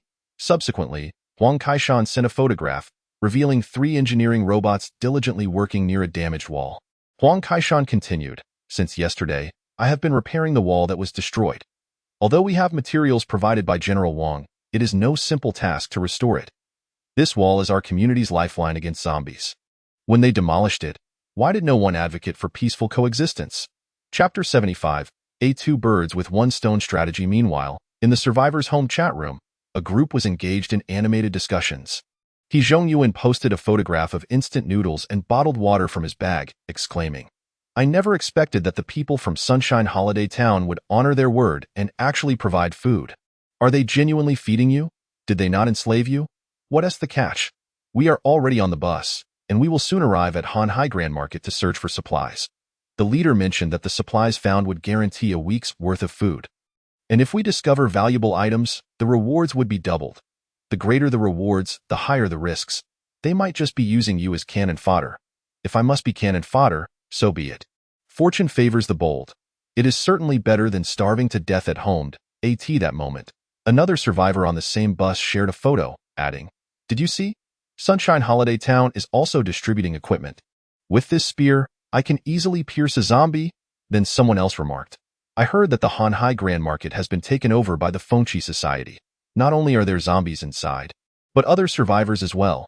This means we not only have to deal with zombies, but also confront the Fengqi Society members. He Zhongyuan grew somewhat agitated. He had slain 2 or 3 zombies himself, and in the eyes of survivors, they were already monsters. Yet survivors are living beings. Even though they might fight fiercely over food, most have no experience killing other survivors. After all, it has only been less than 20 days since the apocalypse began, and most survivors have yet to acclimate to the law of the jungle. Just then, a survivor named Tanchong suddenly declared, "The Fengqi Society is at Hanhai Grand Market? That's splendid. I've been looking for them. My brother was killed by the Fengqi Society." According to Tanchong, he and his brother had gone out one day in search of supplies when they encountered several riders from the Fengqi Society. Due to the electric vehicles littering the road, the Fengqi riders typically sped through the non-motorized lanes or even sidewalks. As a result, Tanchong's brother could not evade them and was knocked to the ground, suffering a fractured leg. Under ordinary circumstances, a trip to the hospital would not pose much of a problem. But now, where could one find a doctor? Even more infuriating, those Fengqi riders had led a horde of zombies behind them. They relied on their speed to escape, leaving Tanchong with his incapacitated brother. The outcome was all too predictable, and thus, Tanchong harbored a deep-seated hatred for the Fengqi Society. Soon after, another survivor shared their plight, stating that they had stockpiled enough food at home to last for a month, only for the Fengqi Society members to come knocking a few days ago, stealing all their provisions and subjecting them to a brutal beating. In despair, they saw the task released by Sunshine Mall and decided to take a chance. The ensuing chat turned into a lamentation session, as participants discovered that so many survivors had experienced conflicts with members of the Fengqi Society. The reason was quite simple. The Fengqi Society was originally a motorcycle gang active in the nearby neighborhoods. After the apocalypse, under the leadership of Wang Jihai, they took advantage of their numbers and mobility to engage in looting. Later, when Wang Jihai went missing, the Fengqi Society was assimilated into Hanhai Group, and their daily missions became searching for supplies. By now, the small supermarkets, convenience stores, and even vending machines that could provide supplies had already been looted. Consequently, to fulfill their tasks, the Fengqi Society naturally targeted nearby survivors. Thus, upon hearing that the Fengqi Society stronghold was at Hanhai Grand Market, many survivors on the 2 buses united in their animosity. Although the convoy was not moving swiftly, the distance from Hanhai Grand Market to Sunshine Holiday Town was less than 5 kilometers. Therefore, shortly after 3 p.m., a towering 12-story building appeared before them. Meanwhile, in the Hanhai Group headquarters office, Chairman Wang Qinan had already received news from the security guard on duty regarding an approaching convoy. "Our heavy-duty truck is being driven back." Wang Yishan was taken aback. Ever since his return, he had gathered the remaining Fengqi Society riders and planned to organize another team to reclaim their honor from Sunshine Holiday Town. After all, losing over 30 riders and a 6-wheeled heavy-duty truck constituted a severe blow to Hanhai Group. However, Wang Qinan did not agree with his son's plan, as he had learned from Sister Deng that the General Wang from Sunshine Holiday Town possessed firearms. Although these antiquated weapons should have been obsolete, it was evident that their power was not significantly weaker than the Gauss rifles commonly used by the Blue Star Army. The remaining members of the Fengqi Society numbered fewer than 50, and even with the original security team of the market, their total strength was less than 100. If all of these combatants were dispatched, even if they managed to seize General Wang's villa, the losses would likely be severe. More importantly, there were nearly 200 zombies on the 2nd floor that had yet to be dealt with, posing an enormous ticking time bomb. However, unexpectedly, before Wang Qinan could devise a strategy, the adversaries came knocking. Wang Qinan coldly remarked, "2 buses can hold at least 100 people. General Wang is certainly not coming with good intentions." Wang Yishan retorted angrily, "Dad, the Fengqi Society and the security team together number over 100. We need not fear them." Wang Qinan shot his son a glare, speaking in a low voice. "They have guns. We do not need to confront them head-on. Have the Fengqi Society and the security personnel all gather on the 3rd floor. Then open the passage between the 2nd and 1st floors." Upon hearing this, Wang Yishan's eyes lit up. His father's intention was clear: to use the nearly 200 zombies on the 2nd floor to deal with General Wang's men. After all, the 1st floor was filled with shops selling gold and various luxury items, which had lost all value in the apocalypse. No one would lament their theft, as for the most valuable food and daily necessities. They were all concentrated on the fourth floor and above. This meant that if General Wang sought useful supplies, he would first have to eliminate all the zombies on the first and second floors. In this way, not only could they utilize General Wang to clear out the zombies, but they could also exhaust General Wang's forces with the zombies, allowing the Wang family to wait on the third floor. Reaping the benefits of both strategies, Wang Yishan immediately communicated the task via intercom, and shortly thereafter, the Fengqi Society and the security personnel station on the first floor took the express elevator to the third floor, subsequently cutting off the elevator's power. Simultaneously, the fire door between the first and second floors was automatically opened. The zombies that had gathered there instinctively began to surge toward the first floor. Almost simultaneously, the heavy-duty truck and 2 electric buses arrived at the main entrance of Hanhai Grand Market. Security guard Xiao Zhang, who was driving, was about to inquire about the next plan when he suddenly heard the usually silent Emily in the passenger seat say, "No need to stop. Charge straight in." Chapter 76. As solid as a fortress, if Chen Qingyao's, it could be transformed into a mobile refuge at sea, then this 6-wheeled heavy-duty truck could undoubtedly be deemed a mobile refuge on land. With 600 horsepower, it could effortlessly overcome most obstacles on the road and easily tow 2 modified and fully loaded electric buses. Wang Yishan was not using it to slay zombies. Rather, he was employing it to ram walls. Truly an extravagant waste. At this moment, the heavy-duty truck was showcasing its true might in the hands of Wang Kaiyuan. The truck roared to life, effortlessly smashing through the barricades in front of Hanhai Grand Market, charging directly into the center of the first-floor plaza. The 2 buses were dragged along behind it, ultimately forming a triangular defensive formation with the 3 vehicles linked together. Meanwhile, the zombies on the second floor were drawn by the tremendous noise, surging out from the 4 emergency exits, rapidly charging towards the 3 vehicles. Some zombies even leapt from the second floor. Even with broken legs, they pressed forward without pausing. He Zhongyuan, under the vigilant reminder of the security, clutched his spear tightly, pressed against the window of the vehicle alongside another survivor. Their task was straightforward: to pierce the skulls of any approaching zombies with their spears, despite the protective steel plates and railings. His palms were slick with sweat, for it was the first time he had witnessed such a multitude of zombies launching an assault simultaneously. The zombies before him were evidently fresh converts. Many still bore uncoagulated blood, and the air was thick with a pungent stench of gore. These newly transformed creatures gaped with ravenous mouths, their low growls coalescing into a cacophony that sent shivers down the spines of the onlookers. Fortunately, the survivors present had varying degrees of experience dealing with the undead, thus no one succumbed to panic. Stay calm, aim well, prepare, thrust. Both buses were equipped with wireless loudspeakers, allowing security officer Xiao Zhang to easily command all survivors. At his command, He Zhongyuan aimed at the closest zombie's head and thrust his spear with great force. However, before the zombie could close in, it was abruptly dispatched by another spear gleaming with silver. He Zhongyuan turned in astonishment to trace the spear's origin and found a survivor from Sunshine Holiday Town, clearly better equipped, particularly with their 2-meter-long spears that could effortlessly dispatch a zombie with a mere extension. The individual cursed, "What a hassle! If only we had Molotov cocktails, we could have incinerated these zombies long ago." Another retorted, "This is an indoor setting, and the supplies in the mall are essential for us. What would we take back if we set it ablaze?" He Zhongyuan's heart raced. He had heard tales of Sunshine Holiday Town's owner having eliminated over 10,000 zombies, a story he had initially doubted. But now it seemed likely true. Suddenly, a dull thud echoed as a swift zombie slammed into the steel plate below the window. He Zhongyuan, momentarily distracted, swiftly raised his short spear and aimed for the creature's head. With a soft squelch, the sharp metal tip pierced the zombie's skull as effortlessly as stabbing a watermelon. Soon, another zombie charged forward, and without a second thought, He Zhongyuan withdrew his spear and thrust again. In the ensuing minutes, he felt as though he had transformed into a machine, solely focused on thrusting his spear back and forth, each strike finding its mark, most often targeting the zombies' heads. Even when he occasionally missed, the nearby survivors would quickly eliminate the wayward zombies.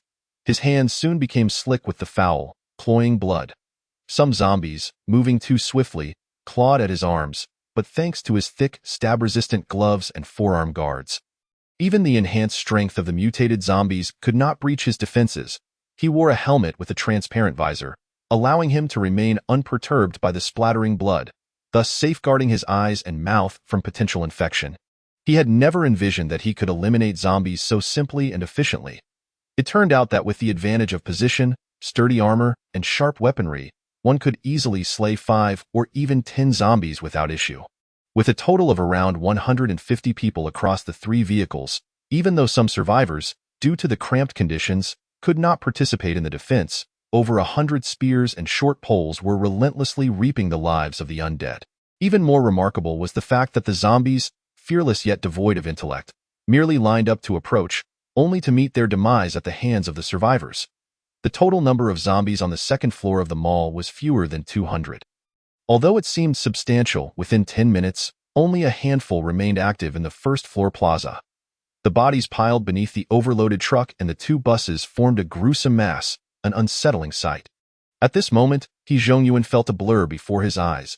He thrust his spear again, but this time, the strike lacked the expected crispness. Upon regaining focus, he noticed a solitary, legless zombie limping toward him. With a soft thud, a crossbow bolt suddenly pierced the zombie's head, causing it to fall backward, motionless. Then, a new order crackled through the loudspeaker. Everyone disembark, line up, and prepare to ascend. Watch your step for any still-moving zombies. Following this, Xiao Zhang, Old Li, Tian Xiaoyu, and Sun Zhiyong, for security officers, leaped down from the overloaded truck, each wielding a composite crossbow crafted by Wang Kaiyuan. Although the crossbows had been hastily assembled and could no longer fire in rapid succession, their power remained formidable. Old Li raised his hand and fired. A nearby zombie at the staircase entrance collapsed at the shot. Tian Xiaoyu promptly followed up with a bolt to the zombie's head. A tactic prearranged to ensure safety by having 2 individuals cover a single target. Thankfully, after the recent skirmish, the majority of zombies on the second floor had been drawn to the first floor plaza. So when the survivors formed their line and chose to ascend the escalator from the north, they encountered no further zombies along the way. Meanwhile, observing this scene through the surveillance monitors, Wang Yishan and others were drenched in sweat. They had not anticipated the zombies to be so ineffective, failing to injure a single member of the opposing group.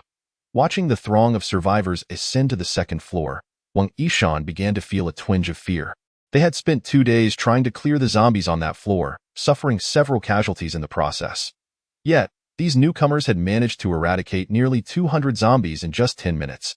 Highlighting a significant disparity in combat effectiveness, it's because you gave them that truck. Wang Qinan scolded in frustration. If you had brought the truck back while fleeing, it wouldn't have become a weapon for them. But the truck was immobile at that point. Wang Yishan felt unjustly accused. Nearby, Sister Ding quickly intervened. Mr. Wang, those survivors wielding long spears and short poles, not to mention crossbows, are far better equipped than we are. Her words, intended to alleviate Wang Yishan's concerns, only deepened the frowns of the Wang father and son. With the enemy's superior numbers and equipment, how could they possibly contend now? Chapter 77. A pincer attack as they passed the gym on the second floor. Security officer Old Li quietly inquired of Xiao Zhang, "Why are there so many stationary bicycles? Do they have time to work out?" Xiao Zhang, equally perplexed, could only speculate. Perhaps they're training their stamina, hoping to outrun the zombies? Old Li shook his head, non-committal. Outrunning zombies seems unlikely, but I suppose as long as you can run faster than the next person, that's sufficient. Just as he finished speaking, a dark figure suddenly burst from the restroom at the end of the corridor. A hulking zombie.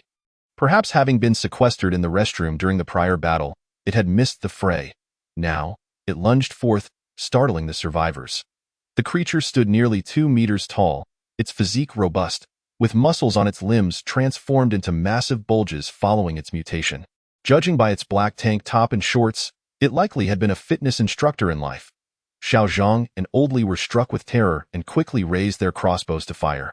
But in their panic, they lost their aim. Xiao Zhang's bolt grazed the zombie's shoulder, while Old Li's shot narrowly missed its head. This seemingly only incited the zombie's ferocity further. Its speed surged, closing the previously 50-meter gap in mere moments. Before Tian Xiaoyu and Sun Zhiyong, who were trailing behind, could take aim, the zombie instructor was already upon Xiao Zhang and Old Li. Xiao Zhang hastily discarded his crossbow, reaching for the machete at his waist for defense, but the zombie instructor offered him no reprieve. With a powerful shoulder check, Xiao Zhang was hurled backward, crashing violently against the wall of the corridor. Old Li, however, was quicker. He swung his machete, striking the zombie instructor's neck with considerable force. Ordinarily, such a blow would leave a regular zombie severely weakened, if not decapitated. Yet, the instructor's neck, evidently well-developed from frequent training, absorbed the impact, leaving only superficial wounds.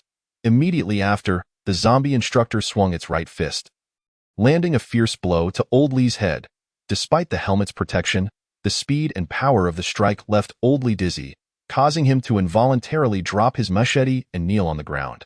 Tian Xiaoyu and Sun Zhiyong, following closely behind, were equally stunned, having never faced such a fierce zombie at such close range. Tian Xiaoyu managed to fire a bolt, but in his fright, his aim faltered, only striking the zombie instructor's chest without inflicting any real damage. At that moment, chaos erupted from the rear of the group, as a contingent of figures clad in black burst forth from an adjacent fire escape, wielding crowbars and cleavers, evidently intending to exploit the survivors' distraction with the zombie to ambush them. Just as Tian Xiaoyu and Sun Zhiyong braced themselves for a confrontation with the zombie instructor, a lithe figure suddenly appeared before them. It was Emily. As Jasmine deftly wielded her long knife, she skillfully repelled the massive form of the zombie coach by a couple of steps.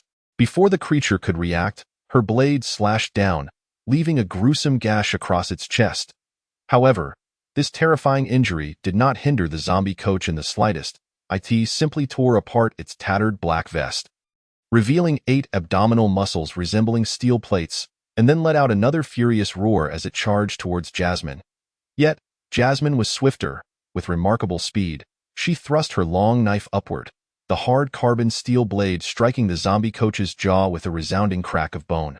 Although the shattered jaw did not impede the zombie's movements, it was sufficient to halt its charge. Seizing the moment, Jasmine lunged forward, channeling all her strength into the blade, delivering a precise strike to the creature's throat. This area was inherently vulnerable, impervious to muscle development regardless of the intensity of training. Moreover, Jasmine's weight, combined with her full-force strike, likely exceeded half a ton, and no matter how mutated the zombie had become, it remained a carbon-based organism, and it was impossible for its neck to withstand such a blow. In the next instant, its head flew into the air, rolling into the restroom with a dull thud.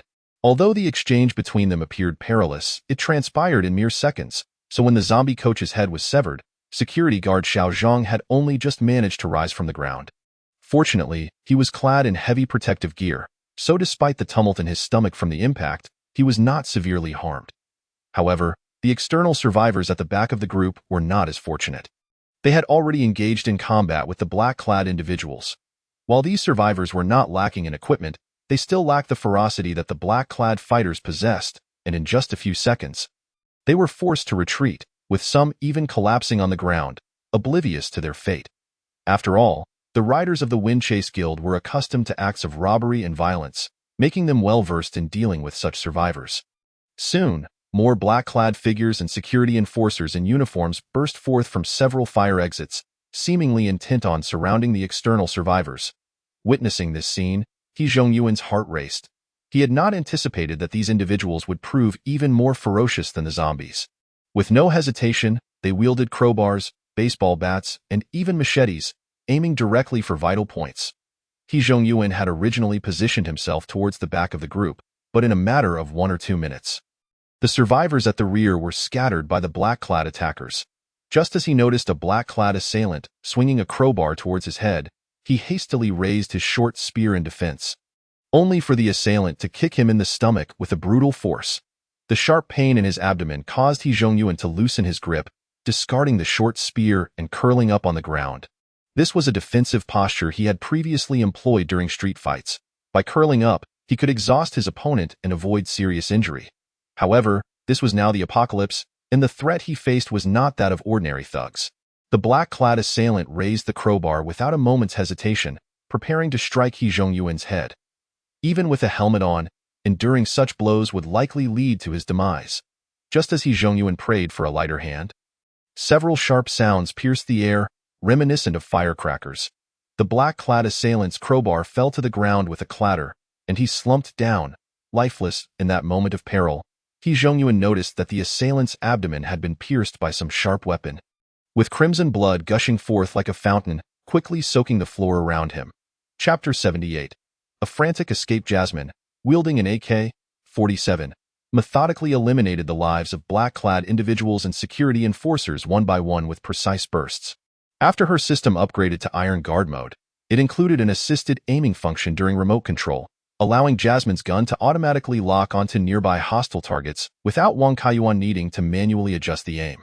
The 7.62mm rifle rounds proved to be ineffective against zombies, as they required a headshot to be dispatched. However, against humans, they were surprisingly lethal. Any body part struck by these bullets would suffer internal organ damage or even rupture. With the bullets exiting at nearly 600 meters per second, leaving behind horrendous wounds the size of a bowl. Therefore, unless one was exceptionally fortunate, being hit by an AK-47 round typically resulted in a grim fate. Moreover, Jasmine's marksmanship was exceptionally precise. Her 30 shots found their mark without fail. Within half a minute, over half of the once menacing black-clad attackers lay on the ground. This spectacle left the Ong family, who were monitoring the situation via surveillance, utterly astonished. They had anticipated the presence of firearms, which was why they devised a pincer attack plan, believing that mixing their forces would deter the enemy from firing recklessly. Yet, unexpectedly, a significant number of black-clad figures had fallen, while the external survivors entangled with them had suffered no casualties. Not only the Ong family members were bewildered, the security guards who had rushed in moments ago also found themselves taken aback. Some of the more astute ones had already halted their advance, seeking refuge behind the crowd, fearing the bullets with keen eyes. Jasmine, adeptly switching to a new magazine, adjusted her aim towards the remaining market security guards wielding crowbars and baseball bats, and once again squeezed the trigger. Bang, bang, bang.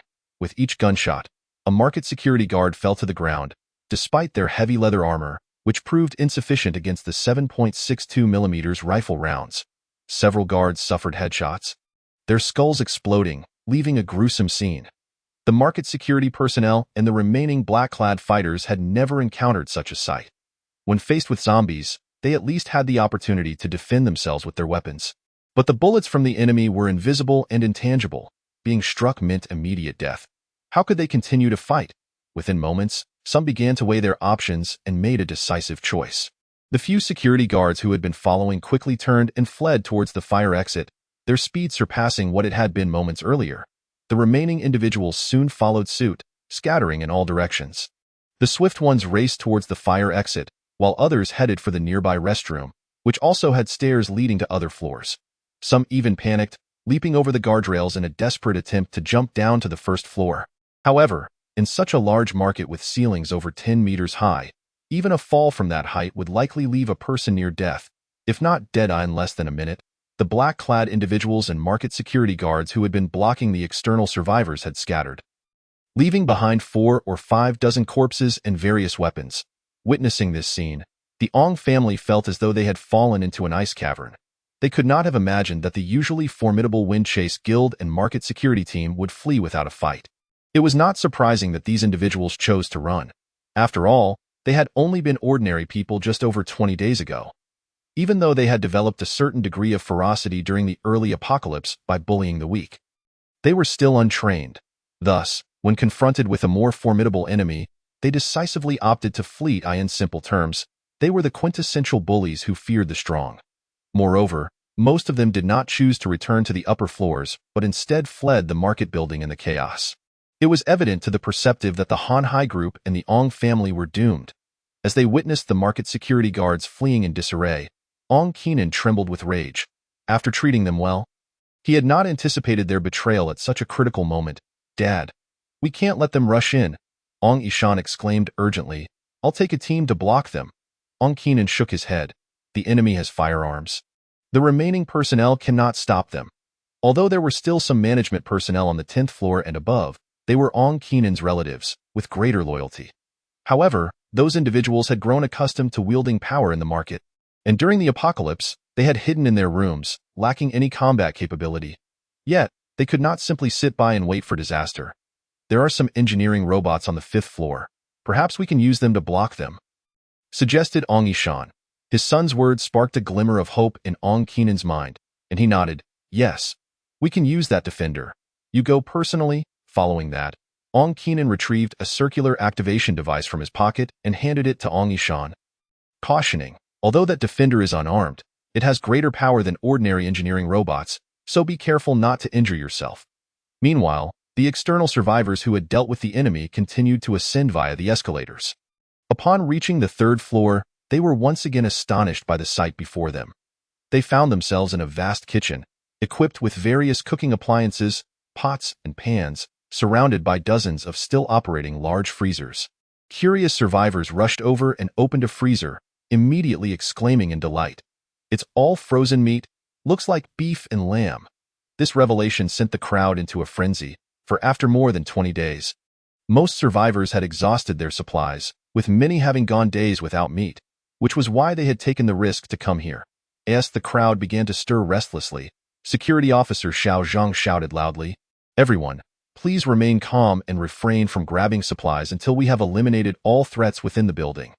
His words swiftly brought a sense of calm to the survivors, not because of any inherent authority he possessed, but rather due to the recent display of combat prowess exhibited by the black-clad assailants and the store's security personnel. Individually, they were no match for the attackers.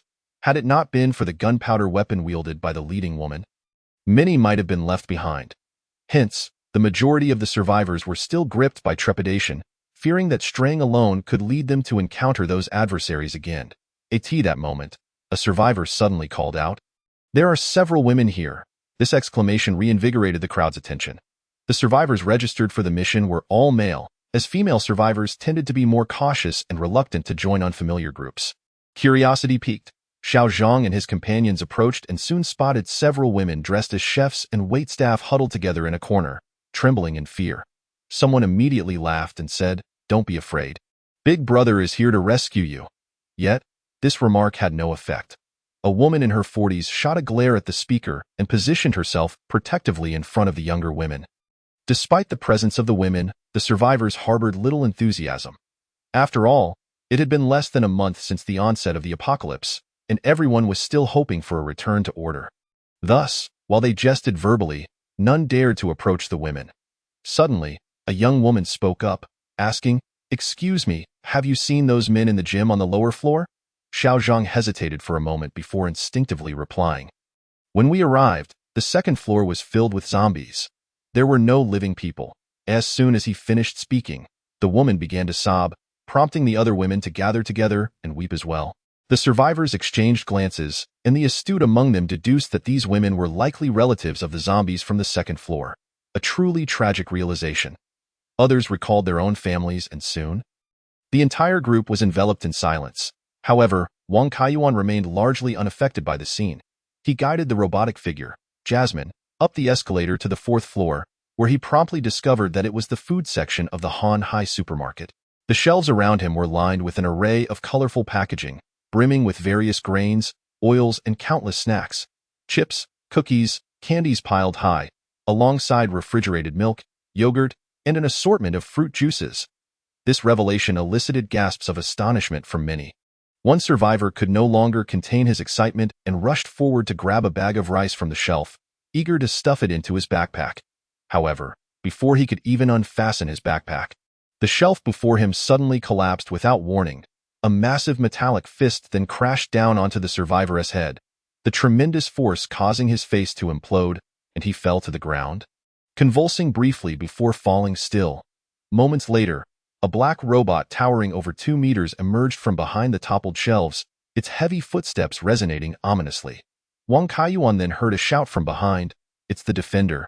How could military power armor appear here at the same time? A series of information parameters regarding the black robot appeared on the virtual screen before Wang Kaiyuan. The Defender was a standard piece of powered armor used by the Blue Star Alliance military. Though it resembled a robot, it was actually controlled by a human pilot. Standing at a height of 2.5 meters and weighing 1.5 tons, it was classified as a lightweight power armor. However, its flat head and robust limbs suggested a formidable strength. While astonishment coursed through Wang Kaiyuan, he did not hesitate. Jasmine's AK-47 switched to burst mode, unleashing a volley of bullets at the armored figure. Yet, the usually effective 7.62 mm rounds encountered an unexpected foe. Although the bullets struck the Defender's front, they merely sparked against its external heavy armor. Realizing that the bullets were ineffective, Wang Kaiyuan swiftly dodged, narrowly avoiding the powerful punch that the armored behemoth hurled toward him. At that moment, Wang Kaiyuan recognized that the defender appeared unarmed, relying solely on its fists for combat. Nonetheless, the immense weight of the armor combined with the force of its punches was not something an ordinary person could withstand. Even Jasmine, whose body was sturdier than that of an average human, would likely struggle to endure several blows. It seemed that, aside from Xiao Zhang, Old Li, Tian Xiaoyu, and Sun Zhiyong, the rest of the owners and survivors chose not to follow them to the fourth floor. Wang Kaiyuan felt no discontent. He understood that ordinary people rushing in would only create chaos. The defender moved with incredible speed. Although it possessed 2 legs, its motion was not merely walking. It had pairs of powered wheels at the soles of its feet, allowing it to glide as if skating, far surpassing normal human agility. Fortunately, Jasmine was also swift, and with the abundance of shelves on the fourth floor, she managed to evade the onslaught of the defender multiple times with agile maneuvers. However, Wang Kaiyuan soon realized a critical problem. This was the defender's domain. As the relentless assault continued, Jasmine's space for evasion was increasingly constricted. Initially, she could utilize the nearby snack shelves to maneuver, sometimes causing them to topple as a means of obstruction, but before long, she found herself cornered in the furniture section, surrounded by heavy wooden tables, chairs, and wardrobes, akin to an impenetrable prison. She could only awkwardly dodge amid these massive obstacles. Striving to avoid the defender's fierce attacks in that moment of peril, Wang Kaiyuan, drenched in sweat while controlling Jasmine from a nearby study, abruptly received a call request. Without a second thought, he dismissed it. Yet, he soon heard Lien Yin's voice. "Master, Miss Chen is looking for you. She says she has important information regarding the defender's weakness." As this was the first collaboration between Sunshine Mall and external survivors for a mission, and in an effort to showcase the strength of Sunshine Holiday Town, both chat groups were engaged in live video streaming. Thus, Chen Xingyao on the yacht was also able to witness the combat between Jasmine and the defender. As soon as Lien Yin finished speaking, Chen Xingyao's voice call came through again. This time, Wang Kaiyuan accepted it, and he immediately heard her anxious voice. "This defender is an outdated model produced 10 years ago. The hydraulic rod in its right ankle joint has become exceedingly fragile due to prolonged gravitational pressure, so attacking that point should incapacitate it." Wang Kaiyuan did not respond, for just then, the defender launched another ferocious assault. He saw its metallic fist slicing through the air with a shriek, striking Jasmine's arm. The sound of shattering echoed as the high-strength composite material of her arm guard exploded into fragments. It was unfathomable. Had an ordinary person withstood such a thunderous blow, their arm would likely have been shattered beyond repair. However, Jasmine leveraged the force of the impact to retreat, then leaped nimbly atop a nearby wooden wardrobe, using her elevated position to launch a powerful dive, descending like an eagle upon the defender's head. Instead of continuing to shoot, Jasmine abruptly drew a long knife from her back, the blade gleaming with a deadly glint as she gripped the hilt tightly, channeling all her strength into a downward strike aimed at the defender's metallic head. A resounding thud echoed as the defender's head took a solid hit, yet the headpiece was typically the most fortified area of the armor. Although the impact left the pilot, Wang Yishan, slightly dazed, he remained largely unscathed. Wang Kaiyuan had not expected this blow to end the confrontation. Instead, Jasmine capitalized on the momentum of her strike to flip and land deftly behind the defender. Still reeling from the disorientation, Wang Yishan searched for Jasmine's whereabouts, only to be met with a series of gunshots ringing in his ears. After a cacophony of metallic sounds, he couldn't help but activate the external speaker. Laughing as he declared, "It's futile. My defender can withstand direct attacks from Gauss rifles up to 100 meters away. How could it possibly fear your outdated weapon?" Originally displayed as an exhibit in the robot section on the fourth floor of the supermarket. The defender had been maintained by technicians after the apocalypse at the behest of Wang Qinan, who intended it as Han Hai Group's ultimate trump card. Even when the workers on the second floor had turned into zombies, Wang Qinan had refrained from deploying the defender due to the lack of spare parts and the potential difficulty in repairs should it malfunction. Moreover, without any weapons, the efficiency of using the powered armor's fists to eliminate zombies was not particularly high. However, faced with a life-or-death crisis, Wang Qinan had permitted his son to pilot the armor. The defender's formidable defensive capabilities were evident. Traditional firearms could not breach its armor. This realization filled Wang Qinan with pride. "Don't you understand? Even if you fire all your bullets, you cannot harm me," Yet, scarcely had he finished speaking when Wang Yishan felt a sudden heaviness in his right leg, and his entire body lost its balance. Alarmed, he attempted to move his right leg, which had previously felt light as a feather with the assistance of powered support, now felt as though it were shackled with iron. If Wang Yishan could manage to position himself behind the formidable defender, he would behold a gaping hole, approximately the size of a fist, at the ankle of its right leg. This damage was the result of Wang Kaiyuan's recent control over Mali, who expended an entire magazine of 30 rounds within mere seconds. With nearly all the impacts concentrated in a single area, as Chen Qingyao had indicated, this defender, initially intended solely for display, had stood in the Hanhai Mall for far too long. Although it was still capable of movement, the right ankle armor, which had already exhibited design flaws, was now utterly fatigued and, under the relentless assault of 7.62 mm bullets, had finally shattered. The hydraulic assist mechanism, previously protected within the armor, was obliterated, rendering the entire right leg of the defender immobile. It is worth noting that this powered armor weighed over 1.5 tons. Without its power assistance, it was beyond human capacity to maneuver. Thus, regardless of Wang Yishan's fervent efforts, he could not budge an inch. At that moment, the metallic behemoth resembled a flipped turtle in Wang Kaiyuan's eyes, entirely at his mercy. Chapter 80. A bountiful harvest, damn it, why can't I move? Kneeling on the ground, Wang Yishan incessantly attempted to restore power to his legs. Yet all his efforts culminated in a cold notification on the virtual screen. Detected damage to the right leg hydraulic system, unable to self-repair, please evacuate immediately. Undeterred, Wang Yishan suddenly felt a forceful push from behind, causing the already unbalanced defender to topple over onto the ground. You cowardly rat! If you have the guts, face me directly. Wang Yishan cursed vehemently, completely abandoning his previous composure, consumed only by a desire to hurl the most venomous insults at his unseen adversary. Mali, extending her leg, stepped on the fallen defender and soon realized that it had indeed transformed into a mere shell of a turtle. Despite the evident damage to its right ankle, its overall defense system remained intact, rendering the extraction of the occupant a formidable task. Wang Kaiyuan glanced at the long knife once again. Under Mali's full-force strike moments ago, the once sharp manganese steel blade had become dull and battered. Further attempts to wield it would likely lead to its complete breakage. After all, this long knife was an ordinary purchase from Earth, costing merely a few $100s. At that moment, Chen Qingyao's voice reached his ears. There is a red knob located on the lower left of its back. Press it and then rotate it 2 circles to the left, followed by half a turn to the right, to initiate the ejection mode. Wang Kaiyuan quickly located the red knob as per Chen Qingyao's instructions and curiously inquired, "Is this powered armor also a product of your company?"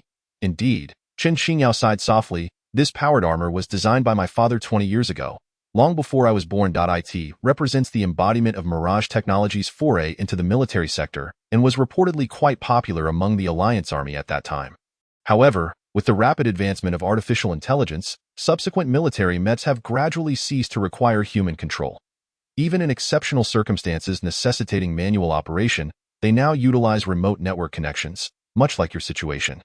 This design philosophy that merges human pilots with METs has become obsolete, as METs can achieve greater speeds and bear heavier loads, rendering human pilots mere burdens. Consequently, these defenders were entirely retired from military service a decade ago. With most dismantled for parts, a few were collected by enthusiasts, while some vendors purchased them for display purposes.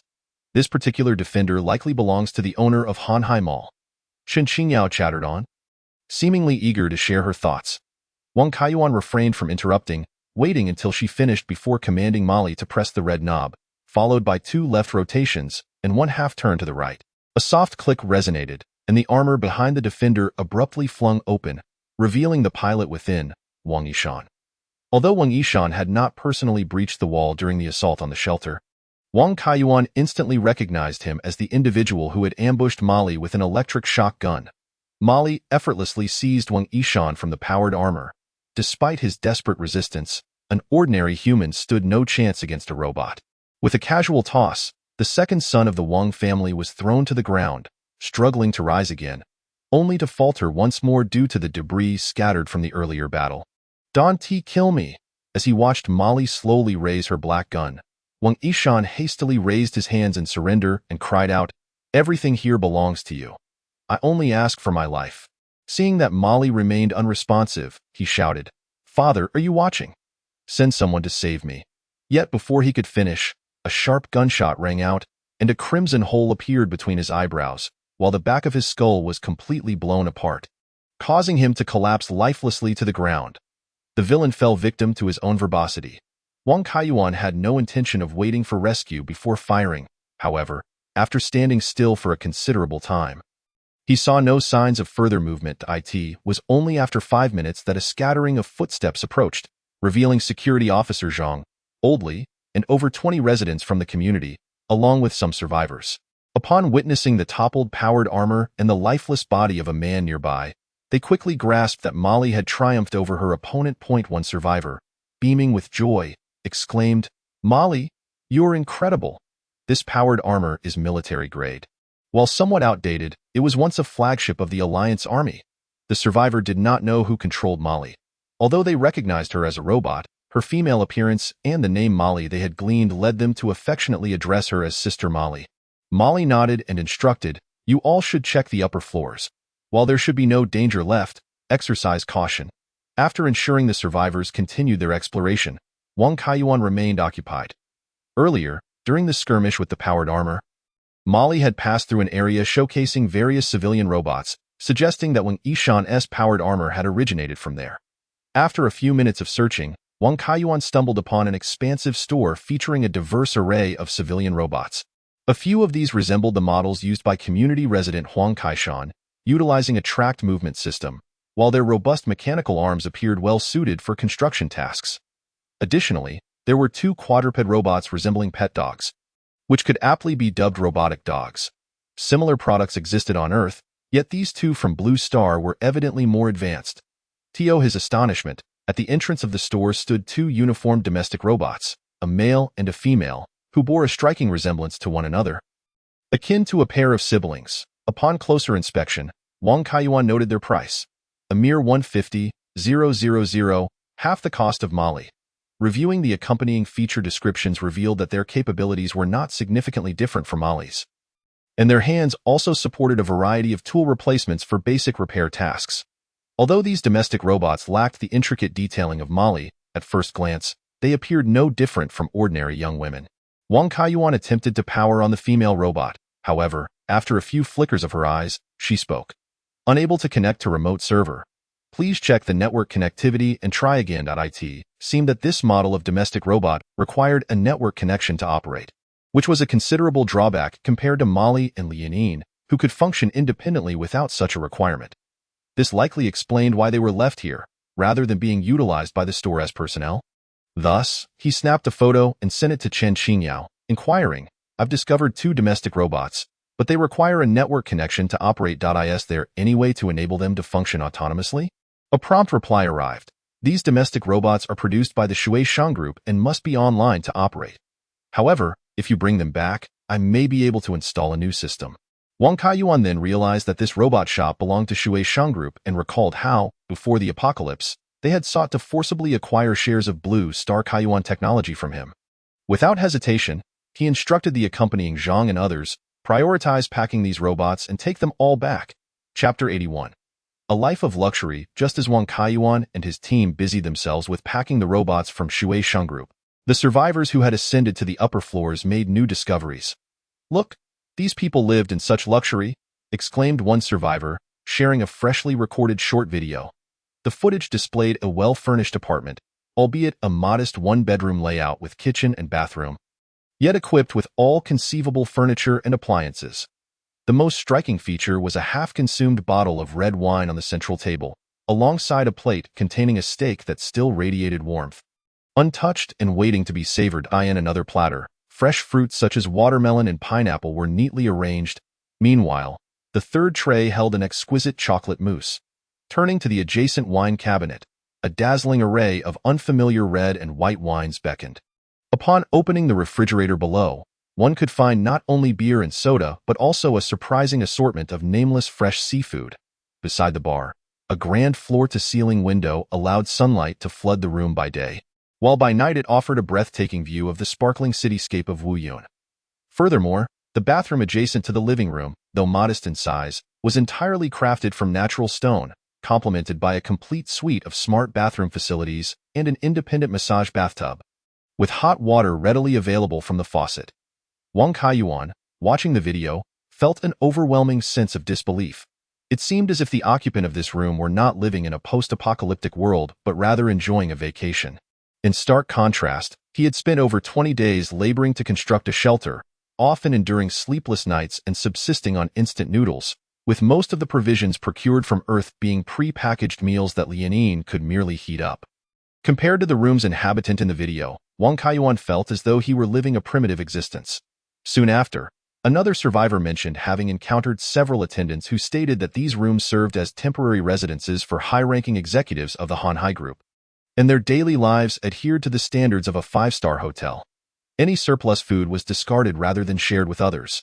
Suddenly, someone inquired about the whereabouts of those executives. It was reported that they had fled 20 minutes prior. The survivor filming the video shook his head, noting that the marketplace had several exits, making escape a simple matter.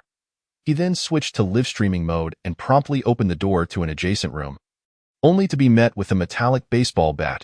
With a resounding thud, the survivor was struck forcefully on the head, causing even the livestream viewers to feel a twinge of pain. Fortunately, the survivor was wearing a helmet provided by Sunshine Holiday Town, and the assailant's strength was insufficient to inflict serious harm. He quickly raised his right leg and kicked the attacker onto the nearby sofa. He then exclaimed, "Damn it, it's a woman!"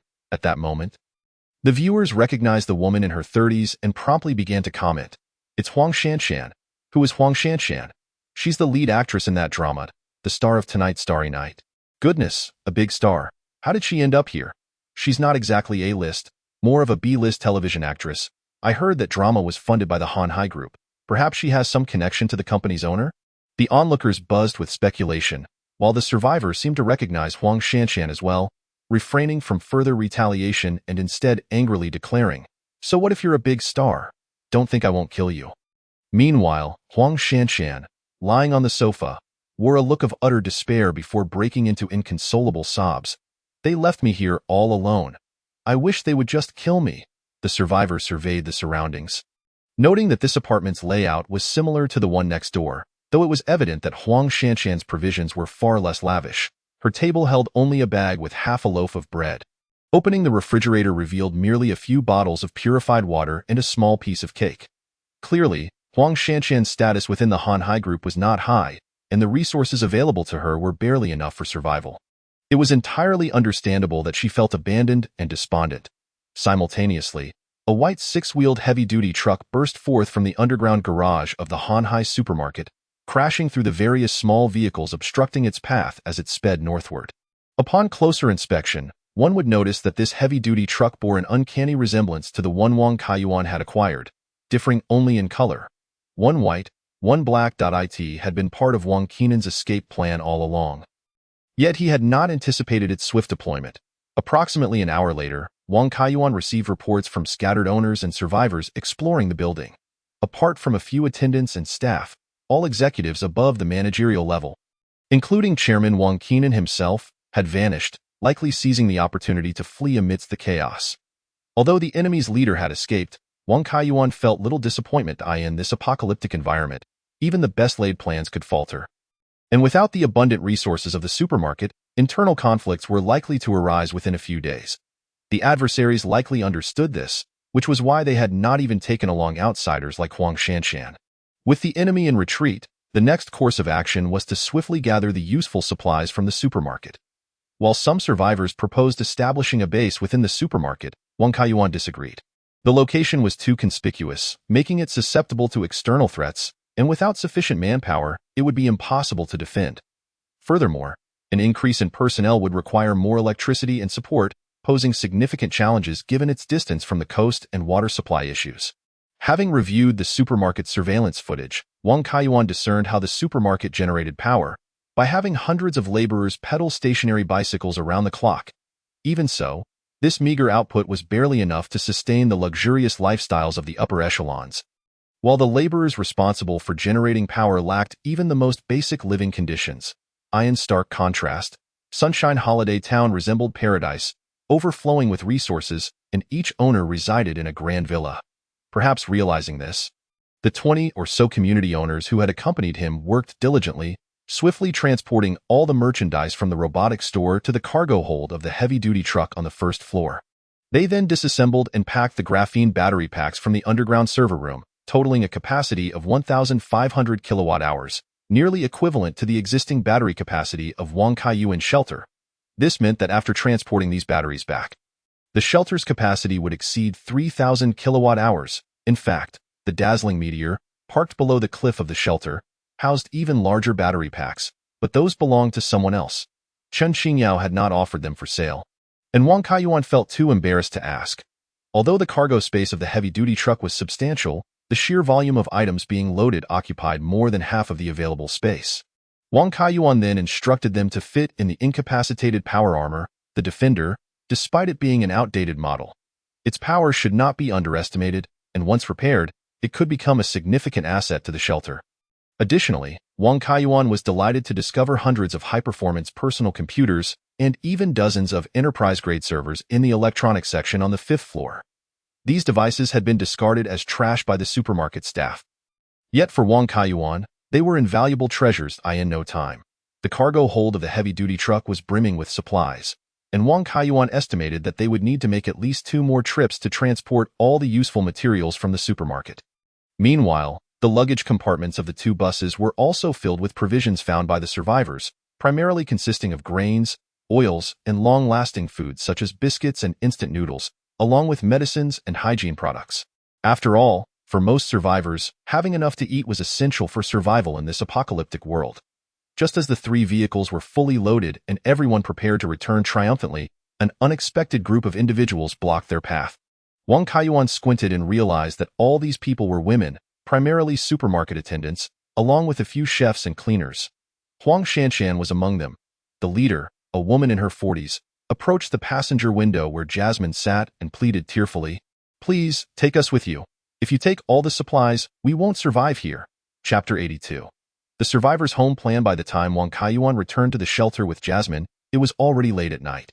Upon inquiry, he learned that most of the dozens of women left behind at the Hanhai supermarket were wives or relatives of the laborers on the 2nd floor, some of whom were even under 10 years old.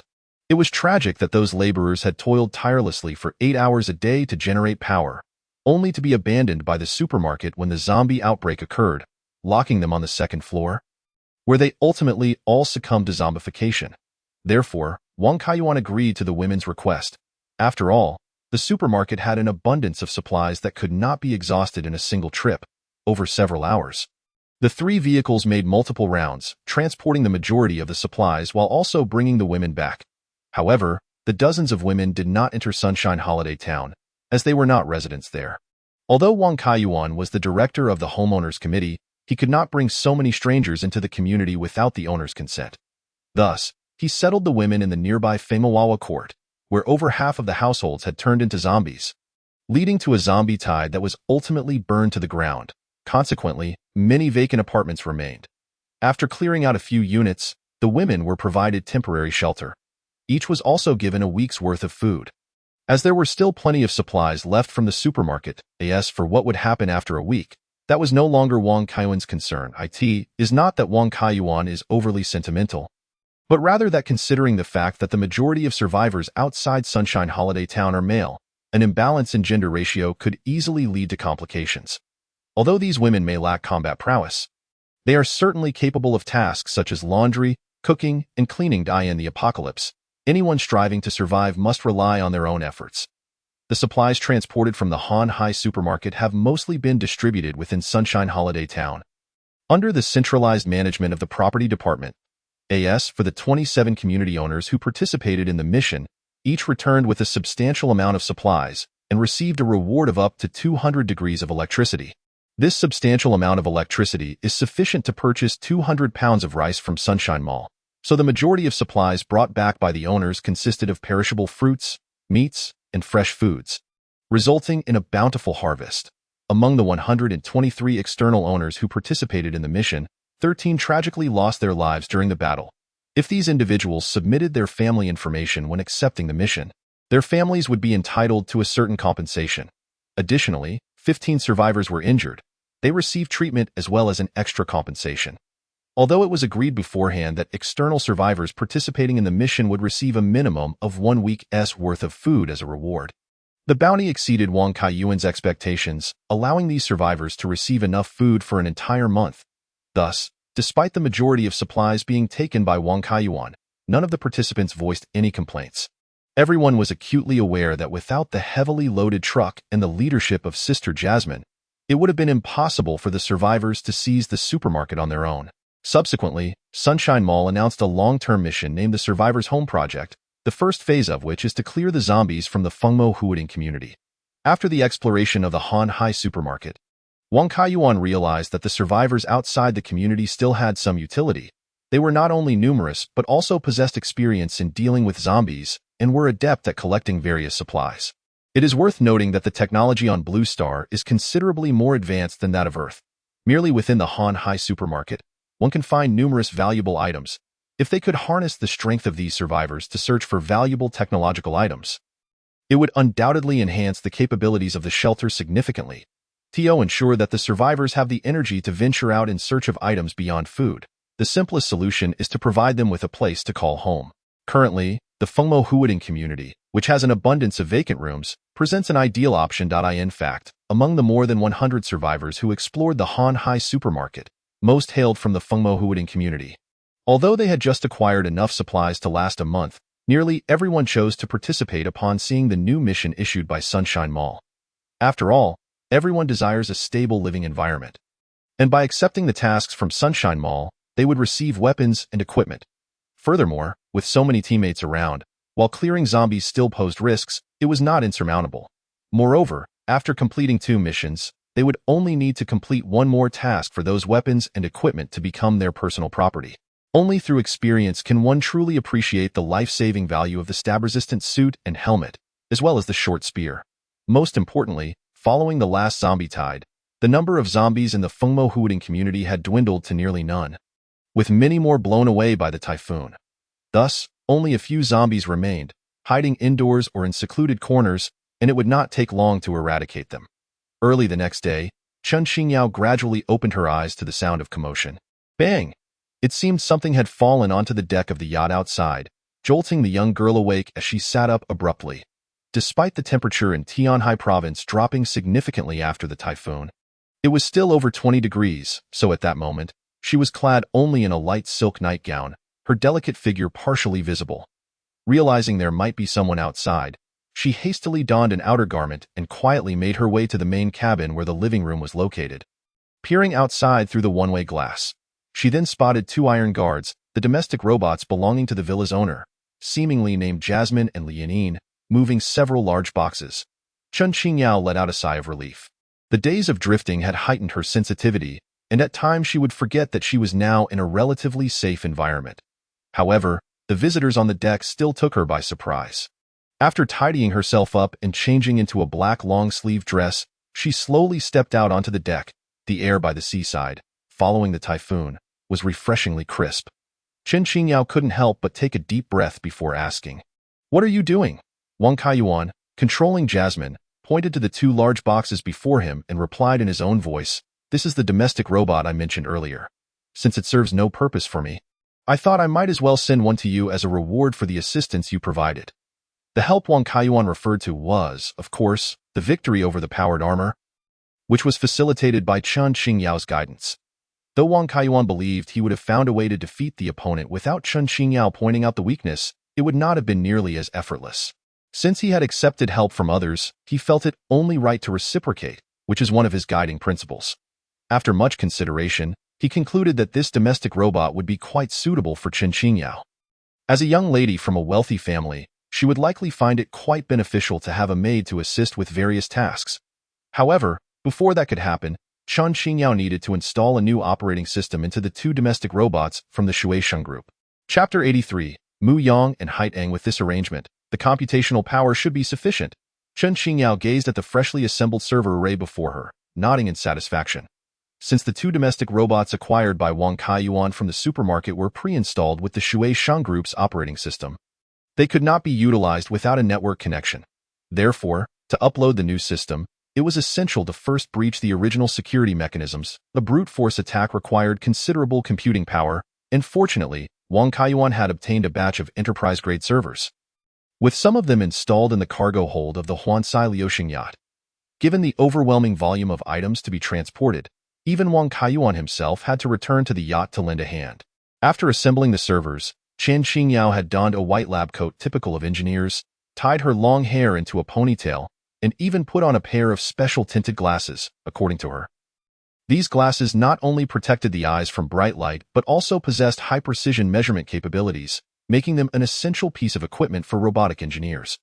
Wang Kaiyuan knew little about robotic engineering, but from Chen Xingyao's explanations, he learned that the civilian robots produced by the Shui Sheng Group, while comparable in performance and parameters to Jasmine and Lianin, had many components with lifespans of only 10 years or even 5 years.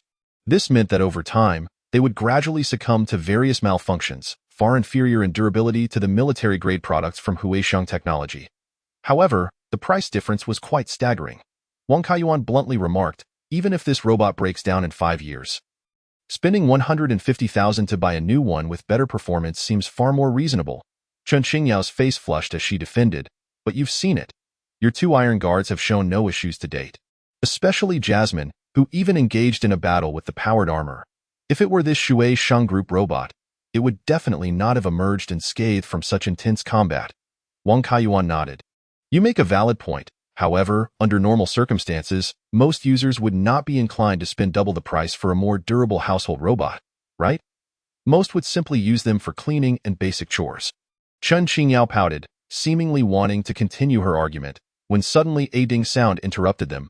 A prompt appeared on the screen connected to the server. IT worked. Chen Xingyao clapped her hands in excitement, and soon the previously motionless female domestic robot opened its eyes. Speaking in a completely emotionless tone, system initialization complete. Please create an administrator account. Chen Xingyao turned to Wang Kaiyuan, softly asking, are you really giving her to me? Although her capabilities are not as robust as Jasmine's, she should still be quite helpful to you. And these servers would be beneficial for you as well, wouldn't they? Wang Kaiyuan decisively nodded. I will keep the male robot for myself. As for these servers, consider them a reward for the next task. Wang Kaiyuan's decision to bring these servers onto the yacht was not solely for the purpose of hacking the systems of the two Shui Sheng Group domestic robots.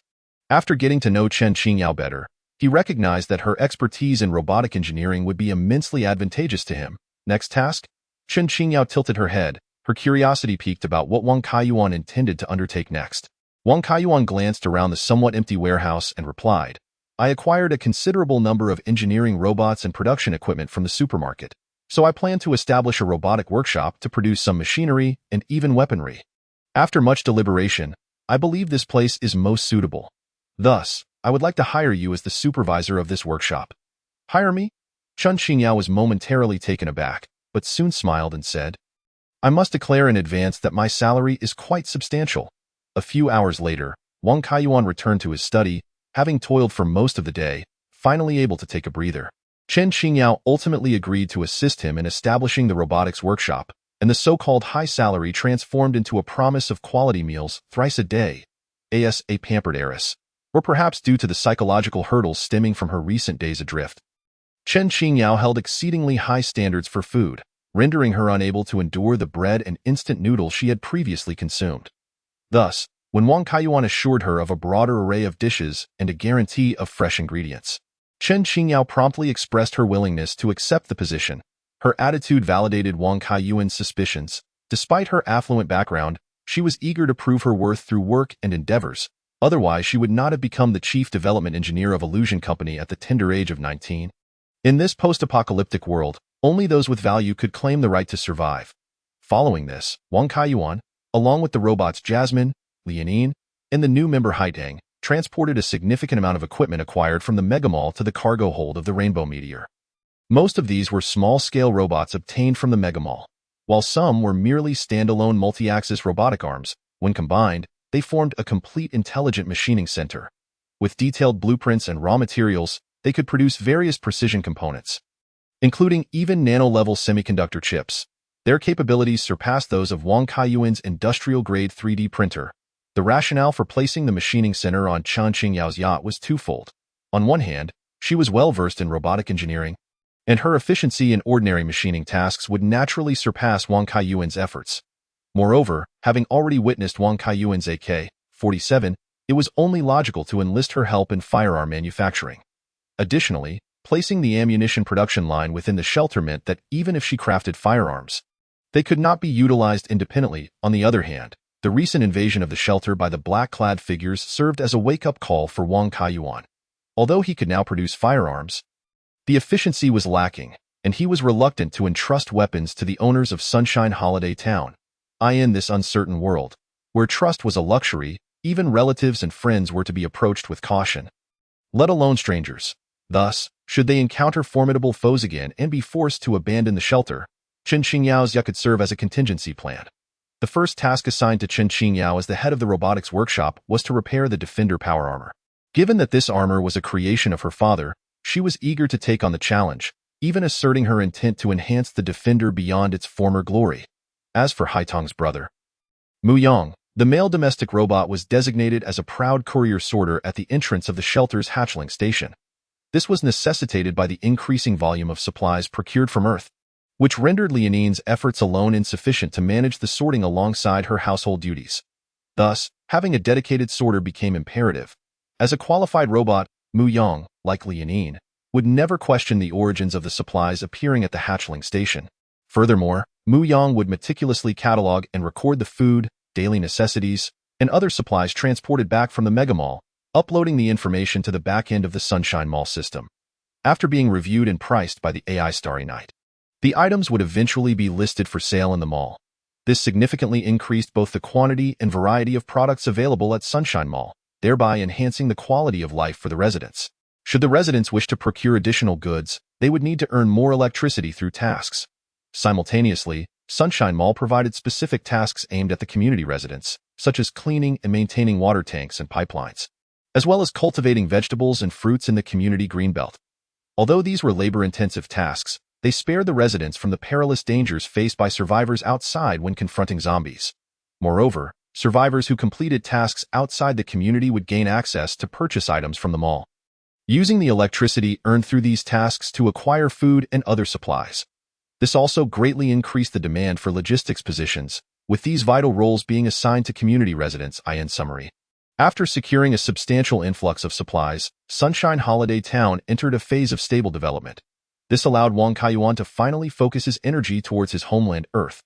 The second game produced by Kaiyuan Technology, titled Galactic Fantasia, was about to officially launch. Chapter 84. A fiery launch. After 23 days of traversing Blue Star, Wang Kaiyuan's commercial game Galactic Fantasia, created on Earth, was finally available for purchase. Thanks to prior promotional efforts and the high popularity of the short film Apocalypse Future shared on social platforms such as Douyin and YouTube, which included promotional footage for Galactic Fantasia at its conclusion, the game had garnered a significant amount of pre-launch buzz. Consequently, the pre-orders on the two major single-player game platforms, Youtu and Power Game, exceeded 1 million. While it was unlikely that all 1 million players would pay, over half had downloaded the demo version, and with Galactic Fantasia priced at only 128 yuan, Wang Kaiyuan felt optimistic about its sales. He projected that the game could achieve 200,000 sales on its first day, with a week later potentially surpassing 500,000. Although the total revenue from 500,000 copies could reach 64 million, after deducting the 30 platform commission, the 5 development engine usage fee, and the 25 value-added tax, the net profit would only amount to 31.2 million.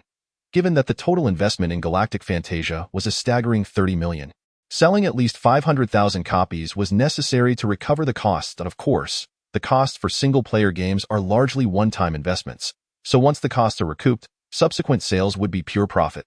Thus, while the risks in the single-player game market on Earth were considerable, there were also abundant opportunities. Time swiftly progressed to 10 a.m., and Galactic Fantasia was officially launched. Within 5 minutes, the sales statistics from Kaiyuan Technologies' backend revealed preliminary figures. Sales on Youtu and Power Game reached 30,000 and 70,000 copies, respectively, totaling exactly 100,000. This result prompted a satisfied nod from Wang Kaiyuan, indicating that at least 1/10 of the pre-order players had chosen to purchase immediately, considering that it was a weekday. Many players would not return home until the evening to download the game, suggesting that first-day sales could exceed expectations. In his excitement, Wang Kaiyuan logged into the Galactic Fantasia community on Power Game and was delighted to discover a plethora of high ratings and positive reviews from players. Previously, those who had played the demo were finally able to access the full version. Perfect scores. I demand the resurrection of Wang Luqian. The opening animation is absolutely stunning. It feels like every frame is a display of burning funds. Is this truly a 128 yuan game? Just downloaded the game, haven't had a chance to play yet, but the visual style is right up my alley, leaving a good review to encourage. The original artwork of the 5 female protagonists is incredibly eye-catching. Although the character models in-game aren't as attractive as in the animations and illustrations, it's evident the production team has put in their utmost effort. 128 is a reasonable price. I haven't played this type of 2D-style single-player game in ages, so I hope the storyline doesn't disappoint. Overall, the early praise primarily stemmed from the game's original artwork and character illustrations, as players first encountered these static images before delving into the game. Additionally, Galactic Fantasia boasted 5 distinct female protagonists, thus appealing strongly to a diverse range of player preferences. Particularly impressive was that the day before the game's release, Wang Kaiyuan had utilized Blue Star technology to re-render all the cutscenes, elevating their detail to approximately 60 of the static artwork's quality, making nearly every frame suitable for use as wallpaper. This achievement was made possible by the hundreds of personal computers and enterprise-level servers obtained from the Megamall a few days prior. While some of the servers were allocated to Chen Qingyao's robotics workshop, Wang Kaiyuan retained a substantial portion. After assembling these computers and servers, the computational power of the AI Starry Night was significantly enhanced, far exceeding the capabilities of the original Blue Star Kaiyuan technology. The cutscenes of Galactic Fantasia were originally created using in-game scenes and character models, which were rendered in real-time to save costs. Albeit at the expense of visual fidelity, however, after Starry Night's rendering, the visual quality of the cutscenes reached CG standards. Although still not impressive from the perspective of Blue Star players, by Earth's gaming industry standards. It was undoubtedly a major production. Selling such a game for only 128 yuan was truly a bargain. By noon, hundreds of player comments had appeared on Power Game, with their gameplay times averaging around 2 hours, thus granting these comments greater weight and quickly elevating them to the forefront of the review section. What brought a sigh of relief to Wang Kaiyuan was the fact that this batch of players, who experienced the game at the first opportunity, also provided high scores in their reviews. The content of these commendations was notably rich, encompassing nearly all the game's distinctive features. The animations in the game are entirely CGI, and every storyline is supported by voice acting. Even the NPCs, who utter only a single line by the roadside, have dedicated voice actors. From the very first moment, one can feel the sincerity of the developers. The downside is that the actual game graphics and character models fall somewhat short of the CGI animations, but this minor flaw does not overshadow the overall experience.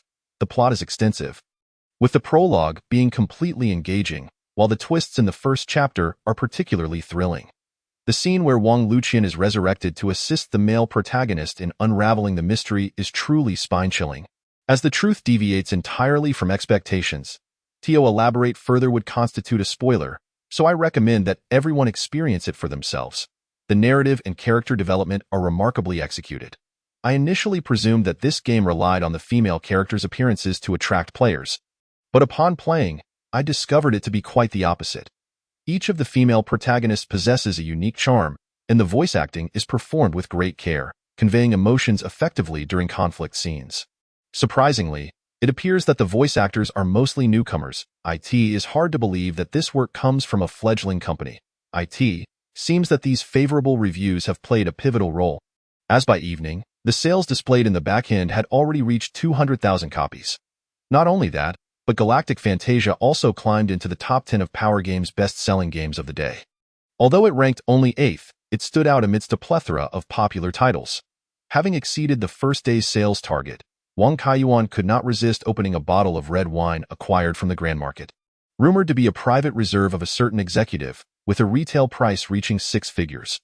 Regrettably, Wang Kaiyuan lacked the discerning palate to appreciate it. After tasting a glass, he felt it somewhat wasted and thus handed over the remaining bulk of the wine to Lianine, instructing her, Please take this bottle along with tonight's dinner to the yacht.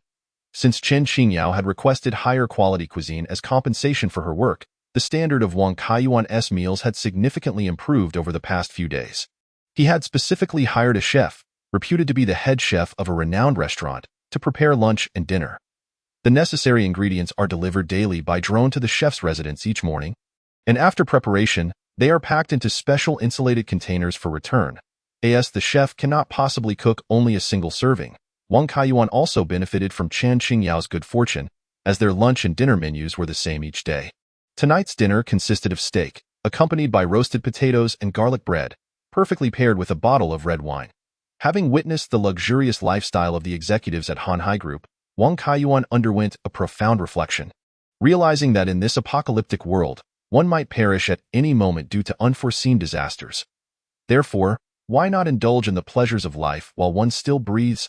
Moreover, the cost of a steak with sides, procured from Earth, is merely a little over $100. Before long, Wang Kaiyuan received a video call from Chen Qingyao.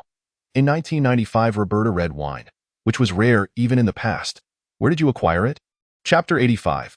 A day to break even. The bar in the lounge of the Mirage Meteor originally housed a considerable stock of red wine, but unfortunately, it was all shattered during the tumultuous storm. Cleaning up the remnants took Chen Qingyao quite some time, but fortunately, with the help of the housekeeping robot, Haitang, her task became significantly easier. That I found it at the Hanhai Grand Market. Wang Kaiyuan replied briefly. What a pity. Chen Qingyao continued. If it had been kept for another 4 or 5 years, this bottle could sell for 200,000. Wang Kaiyuan remarked, currently, there isn't enough power to maintain the appropriate temperature for preserving several bottles of wine. And besides, no one would be willing to spend that much on it anymore. That is true. The days of the past will not return. Perceiving a hint of melancholy in Chen Qingyao's tone, Wang Kaiyuan inquired, I recall you mentioning that your company has a good relationship with the military. Is there a way to get in touch with them? The apocalypse had dawned nearly a month prior. Yet Wang Kaiyuan had yet to encounter a single alliance soldier, a fact that puzzled him. After all, in his dreams, after enduring 3 months in his apartment, he had awaited rescue from the alliance military, indicating that the military was not entirely incapacitated. However, Chen Qingyao shook her head. In the past few days, I attempted to reach out to my father and some military contacts, but there has been no response.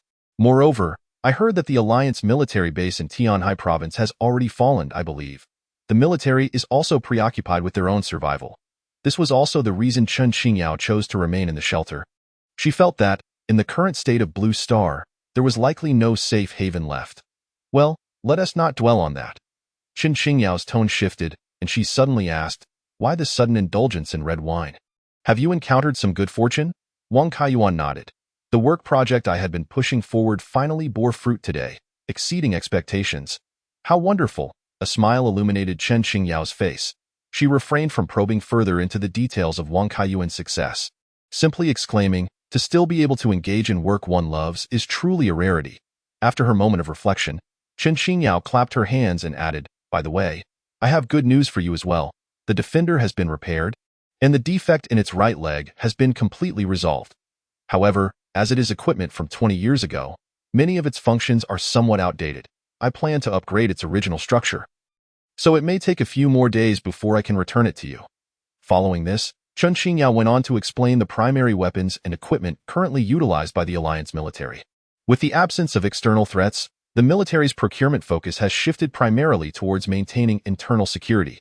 Moreover, to avoid causing panic among civilians during law enforcement, combat mechas are designed to be as humanoid as possible, even imitating human appearance entirely.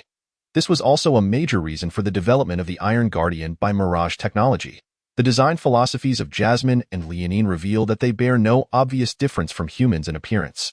Thanks to this, even after the Iron Guardian project failed to secure military orders, it was able to pivot to civilian use as a housekeeping robot, mitigating losses for Mirage Technology. However, despite the Iron Guardian appearing similar to ordinary housekeeping robots, all of its internal components meet military standards, ensuring it can endure high-intensity combat without easily malfunctioning.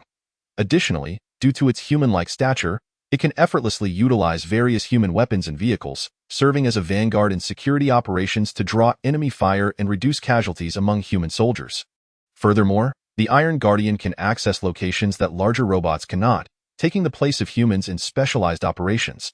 Chen Xingyao also lamented that, upon reviewing some of Lianin's combat records, she discovered that the Iron Guardian is highly suitable for combating zombies. After all, they are robots and are impervious to zombie bites. This implies that if the military could leverage this project and procure a sufficient number of Iron Guardians, they might be able to contend with the sudden zombie crisis. Upon hearing this, Wang Kaiyuan was struck by a thought and suddenly asked, "If I can provide enough materials, could you produce more Iron Guardians on that ship?" After a moment of silence, Chen Xingyao finally nodded. "When I came to this yacht for refuge, I did bring along the core production equipment from the company. Coupled with the industrial robots you provided earlier, it is indeed possible to produce Iron Guardians, although it will take some time." Wang Kaiyuan had merely posed the question casually, not expecting to receive a positive answer. He then recalled encountering a chamber with a mechanical lock during his initial exploration of the yacht. It was likely that the core production equipment of Mirage Technology was stored there. The two continued their conversation, oblivious to the passage of time, until late into the night. When the call ended, Wang Kaiyuan realized it was already past midnight. He opened the internal communication software of Earth Kaiyuan Technology and found numerous new messages from employees. However, what first caught his attention was the sales data displayed in the back end. Had it truly exceeded 500,000 copies? Wang Kaiyuan could hardly believe his eyes, as just before dinner, this figure had only reached 200,000. Yet the evidence confirmed he was not mistaken. The sales on the Youtu platform totaled 200,000 copies, while Power Game accounted for 300,000, making a total of exactly 500,000. This meant that within less than a day of its launch, Silver Fantasia had recouped all of its development costs. From this moment onward, every penny earned by the game would be pure profit. Wang Kaiyuan excitedly clicked into the comment section of Power Game, discovering that the number of player reviews had surpassed 10,000, with a commendation rate exceeding 95, thus garnering a highly praised system evaluation. Simultaneously, Galactic Fantasia ranked second on the bestseller list, only behind a popular free online game. Although this was also due to the recent absence of major releases on Power Game, it remained an impressive achievement. Upon further exploring the employees' messages, it was clear they were all filled with celebratory news, indicating that the entire company was elated by the game's success. Yet, upon reaching this point, Wang Kaiyuan felt a twinge of melancholy, as he could not celebrate alongside his employees. However, upon further reflection, it occurred to Wang Kaiyuan that had he not arrived at the Blue Planet, encountered the remarkable pin-wielding little sheep, or received the assistance of the artificial intelligence Starry Night, the original Galactic Fantasia would likely never have reached its current heights. With his spirits restored, Wang Kaiyuan opened the Qiangyin platform, eager to discover the earthly social media's reviews of the game. To his surprise, he first stumbled upon a game streamer he followed, live-streaming Galactic Fantasia. The streamer's room title was quite intriguing. "Playing a new game. Won't log off until I reach the end." Though it seemed somewhat gimmicky, Wang Kaiyuan knew that the streamer, known as Odatu, was not jesting, for he consistently streamed every new game he found captivating until he completed it. This exaggerated streaming style had garnered Odatu millions of followers. Given that Galactic Fantasia was priced at a mere 128 yuan, traditional wisdom suggested that the game's duration would not be excessively long, likely under 50 hours. Just over 20. Odatu, as a professional streamer, could easily endure 2 sleepless nights. However, unbeknownst to him at this moment, the duration of this live stream would far exceed his expectations. Chapter 86. The frustration of Chen Xingyao. Chen Xingyao was awakened by the sunlight streaming through the cabin's glass in the morning. Slowly opening her eyes, she felt a foggy heaviness in her head, taking a considerable time to regain her senses. To her astonishment, she realized she was not in bed but had spent the night reclining on the living room sofa. Glancing at the half-empty bottle of red wine on the coffee table, Chen Xingyao recalled that she had indulged quite a bit the previous evening, resulting in a likely hangover. It was no wonder, as although Robolta was red wine, its alcohol content was significant, allowing it to be preserved for such an extended period. Having consumed more than half the bottle herself, merely feeling a headache was a relatively mild symptom of her hangover. Gradually, she began to remember that she had conversed extensively with Mr. Wang the night before. Perhaps the loneliness of drifting at sea for over 10 days had taken its toll, or the alcohol had lowered her psychological defenses. In any case, she had revealed both what should and should not have been said, including the fact that the yacht housed the core robot manufacturing center of Illusion Technology, a secret she would never have divulged to outsiders. Yet, she had shared it so easily, even agreeing to assist in the production of iron guards. Although the robot manufacturing center was not particularly large and could fit within the yacht, it contained the most confidential robot manufacturing technology of Illusion Technology. Should it fall into the hands of competitors, the consequences would be dire. The time taken to relocate that manufacturing center onto the yacht had already delayed them significantly, resulting in a failure to thoroughly check the crew's health, which ultimately led to everyone aboard, except for her, turning into zombies. With these thoughts, Chen Qingyao buried her head in the sofa's cushion in frustration, her small feet flailing in the air as if that would somehow transport her back to the previous night.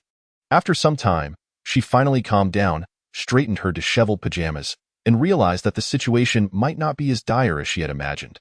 After all, Wang Kaiyuan was now aware of the existence of the robot manufacturing center but had taken no action.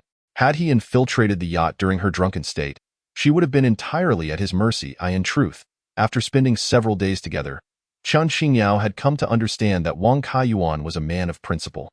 Although he provided her with considerable assistance, he invariably expected equivalent returns. For instance, when Chen Qingyao upgraded the systems of Jasmine and Liaoning to military-grade iron guards, Wang Kaiyuan had provided her with ample food and a stable living environment. When she suggested utilizing the yacht's antenna to send out a network signal, he compensated her with 100 degrees of electricity each month, enough to ensure her well-being. Later, when Chen Qingyao assisted Wang Kaiyuan in defeating the Defender power armor in the marketplace, he gifted her a domestic robot, the one currently tidying up the room, named Haidang. While Wang Kaiyuan sought her help in establishing a robot production workshop, all the equipment was provided by him, and the upgraded quality of their meals indicated he had invested considerable effort. Chen Qingyao understood that he valued her abilities in robotics and mechanical manufacturing, and this realization brought her some comfort. It was only by proving her worth that she could engage in equal dialogue with a formidable figure like Wang Kaiyuan in this post-apocalyptic world. Otherwise, the best outcome would be akin to being a caged canary aboard the yacht, waiting to be discarded once she became a source of boredom. For instance, the star Huang Shanshan was left behind by the owner of the Han Hai Group without a second thought, abandoned to fend for herself in the marketplace.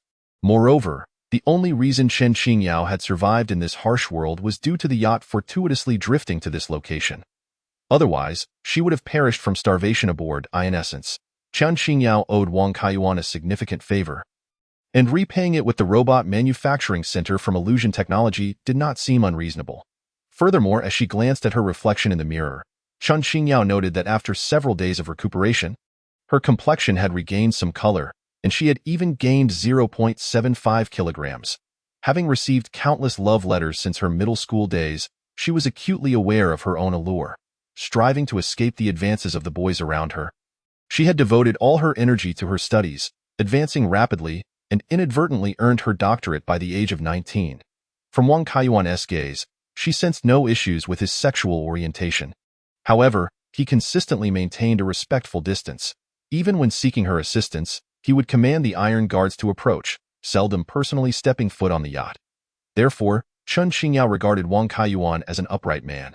While such men were not uncommon in the past, their rarity in the current apocalyptic landscape made his qualities all the more precious, especially since Wang Kaiyuan harbored numerous secrets, such as the steak they had enjoyed the previous evening, which, based on Chen Qingyao's experience, she could easily ascertain was exceedingly fresh, having been slaughtered within the past couple of days, rather than being the long-stored frozen meat found in supermarkets. Yet now, under these circumstances, where could Wang Kaiyuan have sourced such fresh beef? Chen Qingyao was truly intrigued. At that moment, Wang Kaiyuan remained oblivious to his neighbor's fanciful musings. The first thing he did upon waking that morning was open Odata's live stream, only to discover that the streamer was indeed still broadcasting Galactic Fantasia. Not only that, but the stream's popularity had surpassed 100,000 viewers. While popularity did not equate to the number of concurrent viewers, the relatively low viewership earlier in the morning meant that this figure placed Odata's stream at the forefront. Having streamed through the night, the chat was now exceedingly lively. What game is Datu playing? It looks rather interesting. Didn't the stream title say it? The newly released Galactic Fantasia, Datu has been playing since last night. Has it really been 12 hours already, and he has still not finished? This is only the second chapter. There is still a long way to go. For those just joining the stream, "May I ask who that blonde lady with the long legs and black stockings is?" Dante asked. "Just know she is my wife." Clearly, Odatu had come prepared. For a professional streamer like him, an all-nighter was merely part of the job, and thus his energy remained high as he played the game while continuously providing commentary for his audience. IVE noticed that the attack power of the main character's combo skills is based on their affinity for each other. The higher the affinity with the female lead, the greater the damage dealt by the combo skill. Moreover, from the storyline, it's evident that this game incorporates numerous romantic elements, such as the earlier plot clearly being a personal side quest for Wang Luqi. How sweet! In summary, those of us who adore the two-dimensional world are truly fortunate. As the chat became even more animated, viewers began posing a plethora of questions. Has Chi Hui's personal storyline been completed? I favor the mature, assertive type of female lead. When will Xiao Kairan make her next appearance? Long black hair is totally my type. Can all 5 female leads be collected? Is there a harem ending? Is this a mobile game? Why can't I find it in the App Store? Why are all the characters female except for the protagonist? I want to see the male lead in romantic scenarios with male characters. Odata's livestream evidently served to boost sales, as Galactic Fantasia was priced at just 128 yuan. Many viewers eager to experience the unfolding story decided to purchase the game outright. Beyond Odatu, numerous streamers in the gaming community had also recognized the game's rising popularity and began showcasing it in their streams. Consequently, by noon the following day, Galactic Fantasia had surpassed 650,000 units sold across 2 major gaming stores, with sales continuing to escalate rapidly. Chapter 87. Expansion of scale. The phenomenal sales of Galactic Fantasia finally relieved the tension that had long gripped Wang Kaiyuan's heart. Based on current trends, it was estimated that first-week sales could exceed 1 million units, yielding a net profit of up to 30 million after costs were deducted. Thus, Wang Kaiyuan swiftly announced in the company's internal group that at year's end, 10 of the net profit from Galactic Fantasia would be distributed as year-end bonuses, allocated based on performance to all employees. Although most of the profit points of Galactic Fantasia were discovered only after Wang Kaiyuan arrived on Blue Star, it is undeniable that the game's success would have been impossible without the framework established by the employees of Kaiyuan Technology on Earth. As the owner, Wang Kaiyuan holds a deep appreciation for the contributions of these employees. In private discussions, the staff estimated that, given the company's modest size of just over 20 individuals, each person could conservatively expect to receive an annual bonus in the 6-figure range, causing excitement to ripple through the company. Moreover, Galactic Fantasia has already garnered a certain level of recognition within the industry, which would undoubtedly enhance the resumes of employees seeking to transition to larger platforms in the future. However, Wang Kaiyuan found himself in a quandary regarding one of his employees on Blue Star, who is also the key contributor to the success of Galactic Fantasia. This individual is none other than Xinbi Xiaoyang, yet Wang was uncertain how to convey this good news to her. After all, while Galactic Fantasia is a bestseller on Earth, it is perceived as an insignificant game by players on Blue Star. Just yesterday, Wang uploaded the official version of Galactic Fantasia to the Sunshine Mall gaming section. Although several owners and survivors sampled the game due to Xinbi Xiaoyang's original artwork, the reception was rather lukewarm. The game's graphics and modeling were simply too jarring for Blue Star players. If it weren't for the absence of a need for power purchases and its sufficiently lengthy narrative suitable for passing the time, it likely would not have attracted much attention at all. After much contemplation, Wang decided to provide Xinbi Xiaoyang with more material support, and in addition to food and daily necessities, he personally selected a high-performance personal computer and the latest drawing tablet. These items would undoubtedly assist her in both gaming and work. Furthermore, Wang acquired a multifunctional cleaning robot. Although it lacked the humanoid appearance of Haitang and Mu Yang, its round and plump design was charming. In terms of cleaning and organizing spaces, it performed just as well as humanoid domestic robots, with a price tag reaching 20,000 yuan. When Xinbi Xiaoyang saw the large drone landing in her garden, laden with a heavy box of supplies, she felt somewhat bewildered. Shortly thereafter, she received a message from Wang Kaiyuan. The official version of the game is quite popular. This is your performance bonus. Xinbi Xiaoyang was even more puzzled. After trying out the official version of Galactic Fantasia over the past 2 days, she found that aside from the improved animation effects and the addition of AI voice, it was not significantly different from the previous version and hardly reached the level of popularity suggested. Nevertheless, considering that this was her first game project since the apocalypse and that her expertise had been recognized by Wang, she felt immensely grateful. The supplies Wang sent were especially surprising, as in addition to the multifunctional cleaning robot, the high-performance personal computer and drawing tablet were precisely what she needed at that moment. In terms of food, there were fresh vegetables, meats, fruits, and even ready-made fried chicken and hamburgers that only required reheating. There were even 2 large boxes of an unknown brand of soda. Wang even provided a batch of brand-new clothing, complete from undergarments to outerwear. However, Xinbi Xiaoyang was left wondering why all the clothing was designed for men. After sending the supplies to Xinbi Xiaoyang, Wang Kaiyuan checked the survivors' home chat group to gather information about the recent movements of survivors in the outside world. Although his 3 large trucks had transported a considerable amount of goods from the Hanhai supermarket, it was impossible for such a large supermarket to be entirely emptied in a single day. Therefore, several nearby survivors had been exploring the supermarket over the past few days, searching for food and anything of value. Once survivors found useful supplies, they would approach the entrance of Sunshine Town to negotiate trades. Consequently, the property management set up a temporary trading area in the square outside the community, specifically designated for collecting supplies brought back by the survivors. Additionally, survivors could also charge electronic products like holographic projectors here. According to Wang Kaiyuan's instructions, the primary focus for collected supplies was high-performance personal computers, enterprise-level servers, graphene battery packs, professional robots, and related components. Once survivors discovered useful materials, they could exchange them for dozens to hundreds of degrees of electricity, which they could then use to purchase desired items from Sunshine Mall, significantly alleviating their survival pressures. Previously, survivors had to risk venturing into supermarkets and convenience stores, even into zombie-infested neighborhoods, to obtain food, which was fraught with danger. Now, they could simply dismantle a graphene battery pack from an electric vehicle on the main road to secure enough food for a week, making it virtually stress-free. Given that survivors were somewhat interconnected, more distant survivors began arriving at the entrance of Sunshine Holiday Town over the past few days, hoping to trade various supplies for food and daily necessities.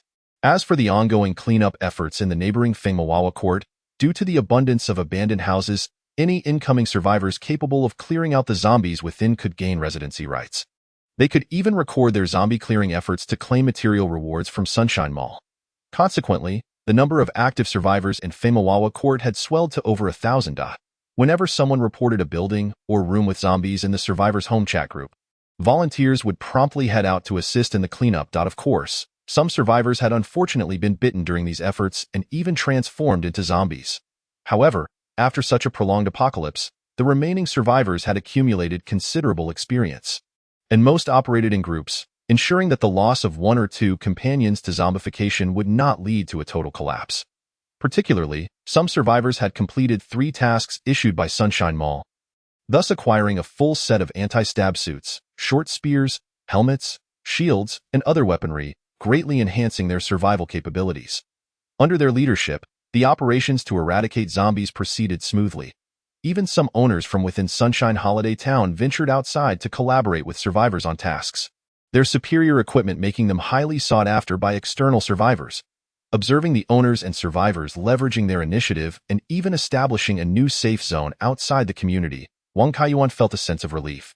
Although the influx of external survivors posed greater pressure on resource procurement on Earth, with the sales funds from Galactic Fantasia soon to arrive, all issues would be promptly resolved. Nevertheless, he still paused the new user registration function for Sunshine Mall. Thus, any unfamiliar survivors entering a 3-kilometer radius would be unable to log in. After all, rapid population growth could lead to new problems, such as disputes over resource distribution and housing allocation. Therefore, until an effective management mechanism was established, Wang Kaiyuan was not inclined to accept more survivors.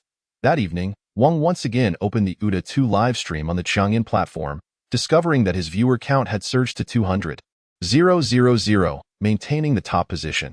After playing for a continuous 24 hours, UTA 2's energy was noticeably waning, with a bottle of energy drink sitting in front of him.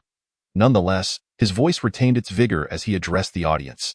Dear viewers, we have reached the 24-hour mark of the live stream. If you have a moment, please remember to follow. The last time I streamed for such an extended period was during the debut of Divine Monkey, when I played for a staggering 36 hours to complete the main storyline. While Galactic Fantasia may not offer combat as exhilarating as Divine Monkey, its narrative is undeniably lengthy. Fortunately, the plot is relatively engaging, with some parts proving quite thought-provoking. He took a sip of the energy drink and continued. Moreover, several of the female protagonists are indeed visually appealing. Otherwise, I would truly struggle to endure this long. However, judging by the plot's progression, it seems we are only halfway through the main storyline. Can any viewer enlighten me on just how long this game truly is? Chapter 88. Something seems off about this game. Uda 2's remarks sparked a flurry of discussion among the audience, with one comment appearing in the chat. On the night of its release, Big Head began playing, yet no one in the Power Game community has achieved the ending yet, indicating that the storyline likely still has at least 12 more hours, totaling a minimum of 40 hours. And considering the long cutscenes, it must be at least 2 hours long, making the 128 yuan well worth it. Although the graphics and character models may not match those of Divine Monkey, and the combat lacks the same thrill, it is still significantly superior to many gacha mobile games. Characters like Wang Lucci are unlikely to be obtained even with a 648 yuan expenditure in mobile games. A single-player game offering 5 characters for 128 yuan is simply a fantastic deal. But that comparison is unfair. Many mobile games feature top-tier narratives, music, and character design, and selling them for over 1,000 yuan is quite reasonable. However, just looking at Silver Fantasy's 20+ hours of narrative already surpasses many mobile games' annual main storylines. The level of detail in the graphics, character illustrations, and modeling is light years ahead of mobile games. Moreover, I've noticed that Wang Lucci has already changed outfits 3 times, with each outfit independently modeled. If this were a mobile game, a single skin would likely cost 268 yuan. Mobile games introduce new characters and events every month. Can single-player games compete? It's as if one suggests that mobile games require no financial investment for new characters. Furthermore, those activities from 43.99 minigames hardly warrant comparison with single-player titles. The audience buzzes with excitement, yet the stream continues uninterrupted, and the storyline reaches a thrilling climax. The protagonist's spaceship must perilously maneuver around Jupiter, utilizing a gravitational slingshot to accelerate back to Earth, with the risk of catastrophic failure looming. In a previous segment, the protagonist reached the pinnacle of rapport with one of the female leads, Wang Luqian, who suddenly invites him to dance and then boldly confesses her feelings. Their tender embrace and kiss against the backdrop of Jupiter's great red spot is exquisitely depicted through the artistry of Xinbi Xiaoyang, exuding both romance and beauty. This scene leaves the audience spellbound, while the host, Oda 2, can't help but chuckle. She actually confessed to me first. Hee. Although Oda 2's laughter, paired with his round face, appears somewhat comical, the audience's reaction is one of heightened excitement. Is this really happening? This plot twist is simply too spicy, but I love it. The static CG presented is stunningly beautiful, with the silhouettes of the 2 characters merging seamlessly with the luminescent hues of Jupiter. Evoking an indescribable sensation, it feels as if the male lead in the artwork is a reflection of myself. A masterpiece is born. I beseech for the original artwork in high resolution. I wish to adorn my computer desktop with it. The storytelling flows naturally, with ample groundwork laid beforehand, making it feel entirely unforced. It feels impactful. Beware of excessive spending. The female lead's eagerness seems rather implausible, entirely unrealistic. In a mobile game, would spending 10 times 648 yuan allow a female character to kiss you? A bunch of overly dramatic figures, truly disheartening. I'm unfollowing. What on earth? Why is my computer processing an automatic payment? It seems there's a new game added to my Power Game library. Meanwhile, Wang Kaiyuan beams with delight, as within just a few minutes, the sales of Galactic Fantasia surge by 5,000 copies, clearly indicating the effectiveness of Oda 2's livestream. More importantly, Oda 2 is not a hired shill from Kaiyuan Technology. He genuinely enjoys this game, streaming out of passion. With this thought in mind, Wang Kaiyuan opens the donation interface and gifts